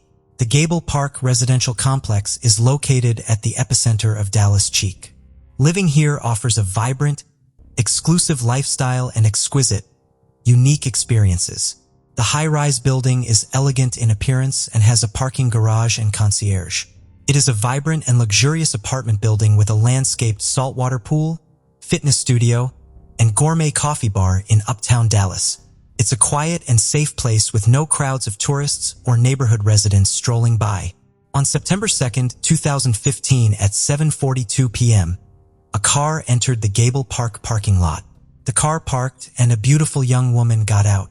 She had a shopping bag in her hands. She slammed the door shut, stepped away from the car, and a minute later, 2 gunshots rang out. With the business completed, the dark figure quickly jumped into a black Jeep Cherokee that pulled up and fled the apartment complex. Local resident Hashim Saad, who was walking to the parking lot to pick up his car, saw the injured woman and called emergency services. Officers arrived at the scene of the tragedy and found the injured woman. Unfortunately, she was already dead. The victim turned out to be 35-year-old Kendra Hatcher. Kendra K. Hatcher was born on February 3, 1980 to Reagan Hatcher and Bonnie Gibson Jameson Calley in Springfield, Sangamon County, Illinois. Her parents divorced, and her mother married Bruce Jameson. She was not an only child. She had 3 sisters, Jamie Kaufman, Ashley Lipscomb, and Melissa Jameson, and 1 brother, Neil Hatcher. She grew up in Police and Plains and studied dentistry there. After her divorce in February 2010, she moved to Dallas, where she began working at Smile Zone Dental Studio. Kendra had a strong Christian faith and wanted to use her dental skills to help others. For example, the clinic provided services to disadvantaged children completely free of charge. In her spare time, Kendra taught Bible studies and participated in volunteer programs that included building churches overseas and providing free dental services to children in Ecuador. Dallas was welcoming to the young professional. Kendra's professional life quickly gained momentum, and her personal life flourished as well. On May 24, 2015, Kendra began dating Dr. Ricardo Paniagua. Kendra and Ricardo met through a dating app, and from their first date, they were inseparable. They both had similar values and interests and wanted the same things in life. Ricardo was finishing his residency in dermatology at the University of Texas Southwestern Medical Center. And even though they had only been in a relationship for a few months, the young couple was already discussing their upcoming marriage. However, an incident in a parking lot took the life of his beloved woman and cut short all future plans. Investigators who arrived at the scene of the massacre examined the crime scene and initially considered robbery as a motive, as Kendra's purse and some valuables were missing. Bullet fragments and a gun magazine were found on the ground next to her body. However, the manner of shooting and the traces of the gunshot pushed the robbery theory into the background. 1 bullet struck the woman in the back and the other in the head. The entry wound from the bullet was at the top of the head and it exited through the chin, indicating that Kendra had her hands up and behind her head when she was shot. The murder theory was confirmed when CCTV footage was obtained and investigators reconstructed a picture of what happened. The footage shows a black Jeep Grand Cherokee pulling into the parking lot at 7:15 p.m. Half an hour later, Kendra returns home and drives into the same. Later, a man approaches her, shoots her, and runs to the side, after which he jumps into the black Jeep and drives away. The videos were of poor quality, and the crime scene itself was not visible in them. It was impossible to identify the assailants, but the vehicle was put on a wanted list. It was decided to place the camera footage, images of the Jeep, and the driver in the media. The authorities appealed to the public for help, and it worked. Police were contacted by a man named Jose Luis Ortiz. He reported that the car in the footage belonged to him, but Jose wasn't involved in the shooting and he wasn't driving it. When questioned, Jose explained that on the morning of September 2nd, he was approached by two of his girlfriends, Brenda Delgado and Crystal Cortez. They asked Jose to repair their car and, in return, to lend them his Jeep until the evening. The man agreed. He also said that later that evening, Brenda called Jose to a restaurant where they were at the time of the crime. Crystal Cortez later drove the Jeep to Jose's house, so the man was quite surprised when his Jeep made the news. When Jose saw his Jeep on a TV program, he asked Brenda about it. She first said that it was a different Jeep on the screen.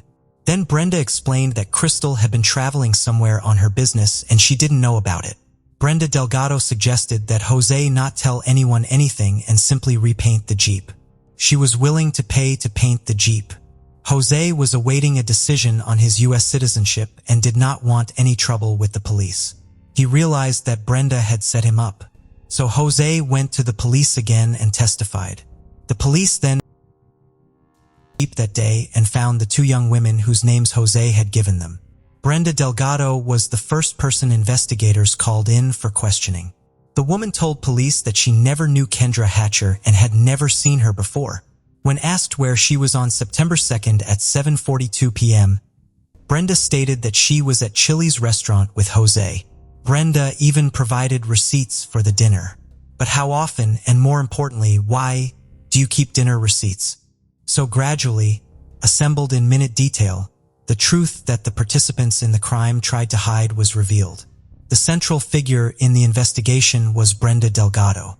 She was born into a fairly simple family, Luis and Maria Delgado, who immigrated to Dallas from Mexico, where her father was a factory worker.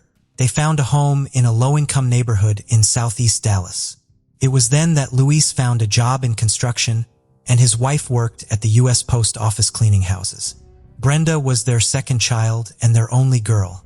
Not only was she an excellent student who was loved by her teachers, but she also worked part-time at a flower store and as a waitress. Brenda was very ambitious and dreamed of going to medical school someday, but the sad reality was that her parents couldn't afford the expensive tuition. So after graduating from Skyline High School in February, she continued to live with her parents, only dreaming of an affluent and beautiful life. On the way to her goal, Brenda worked hard. She was a dental assistant and, alongside that, worked at a day spa North Park Center where she whitened teeth. In 2012, Brenda met Ricardo Paniagua and fell in love with him. Their first date was at a Jennifer Lopez concert and was like her dream date. In November 2012, 3 months after they met, Brenda moved in with Ricardo at his home in Fitzhugh Urban Flats. The man was also charmed by Brenda so much that he even met her parents. In February 2013, she uploaded a post in honor of his birthday on Facebook, where she wrote words of congratulations. "Happy birthday to the most amazing and smartest man I know. Ricky, together, we have shared so much happiness. You are my best friend. I love you with all my heart and can't imagine life without you." Brenda then found out she was pregnant, but at Ricardo's insistence, she terminated the pregnancy, which left her heartbroken. A little recovered from the decision, Brenda decided to devote herself to her career and her beloved Ricky. In the fall of the same year, she enrolled in Sanford. At first glance, it seemed that Brenda had gotten over the emotional blow of the breakup. However, this was not the case. Brenda's painful dependence on Ricardo only gained momentum. And when Ricky posted a joint photo on social media with his new lover, Kendra, who looked like a photo model, Brenda was up to something terrible. Many who knew her testified. After obtaining information about Brenda and her personal life, investigators were able to surmise that the offended woman had a motive to get rid of her rival. Ricardo confirmed that Brenda Delgado was his ex-girlfriend. They dated intermittently from 2012 to February 2015. They broke up a few months before Ricky and Kendra met. Ricardo was confident that he and Brenda remained friends and saw no problems between Brenda and Kendra. After all, he had been on dates with other women before meeting Kendra. And why would meeting Kendra be what turned Brenda's mind? However, the picture of the reconstructed events confirmed how insidious and cruel an abused woman can be. Brenda Delgado thought she had devised the perfect plan to win back her former lover and rid him of the superfluous figure, Kendra Hatcher. At first, she established communication with Ricardo pretending to be his best friend, provided all kinds of support, and was interested in how he and Kendra were progressing in their relationship. Secretly, she knew everything about their plans for the future, and Ricardo believed that this was sincere interest. But it's a shame that men know women so poorly and sometimes blindly trust them. After Ricardo learned that Kendra had died, he shared his grief with Brenda via text message, and she supported her friend in every way possible and offered to do anything for him. Ricky had no way of guessing his ex's true motives. As it turned out, Brenda had been playing her own game for months. She had opened Ricardo's mail and knew about all his plans with Kendra. Thank you for joining us on this journey into the depths of unsolved mysteries. Cold cases not only challenge our understanding of the past, but also ignite our curiosity and determination for answers. Remember to subscribe to stay updated on our latest investigations. And if you have any information regarding the cases we've covered, don't hesitate to reach out. Together, we can shed light on the shadows of the past and bring closure to those who seek it. Until next time, stay vigilant, stay curious, and never stop seeking the truth.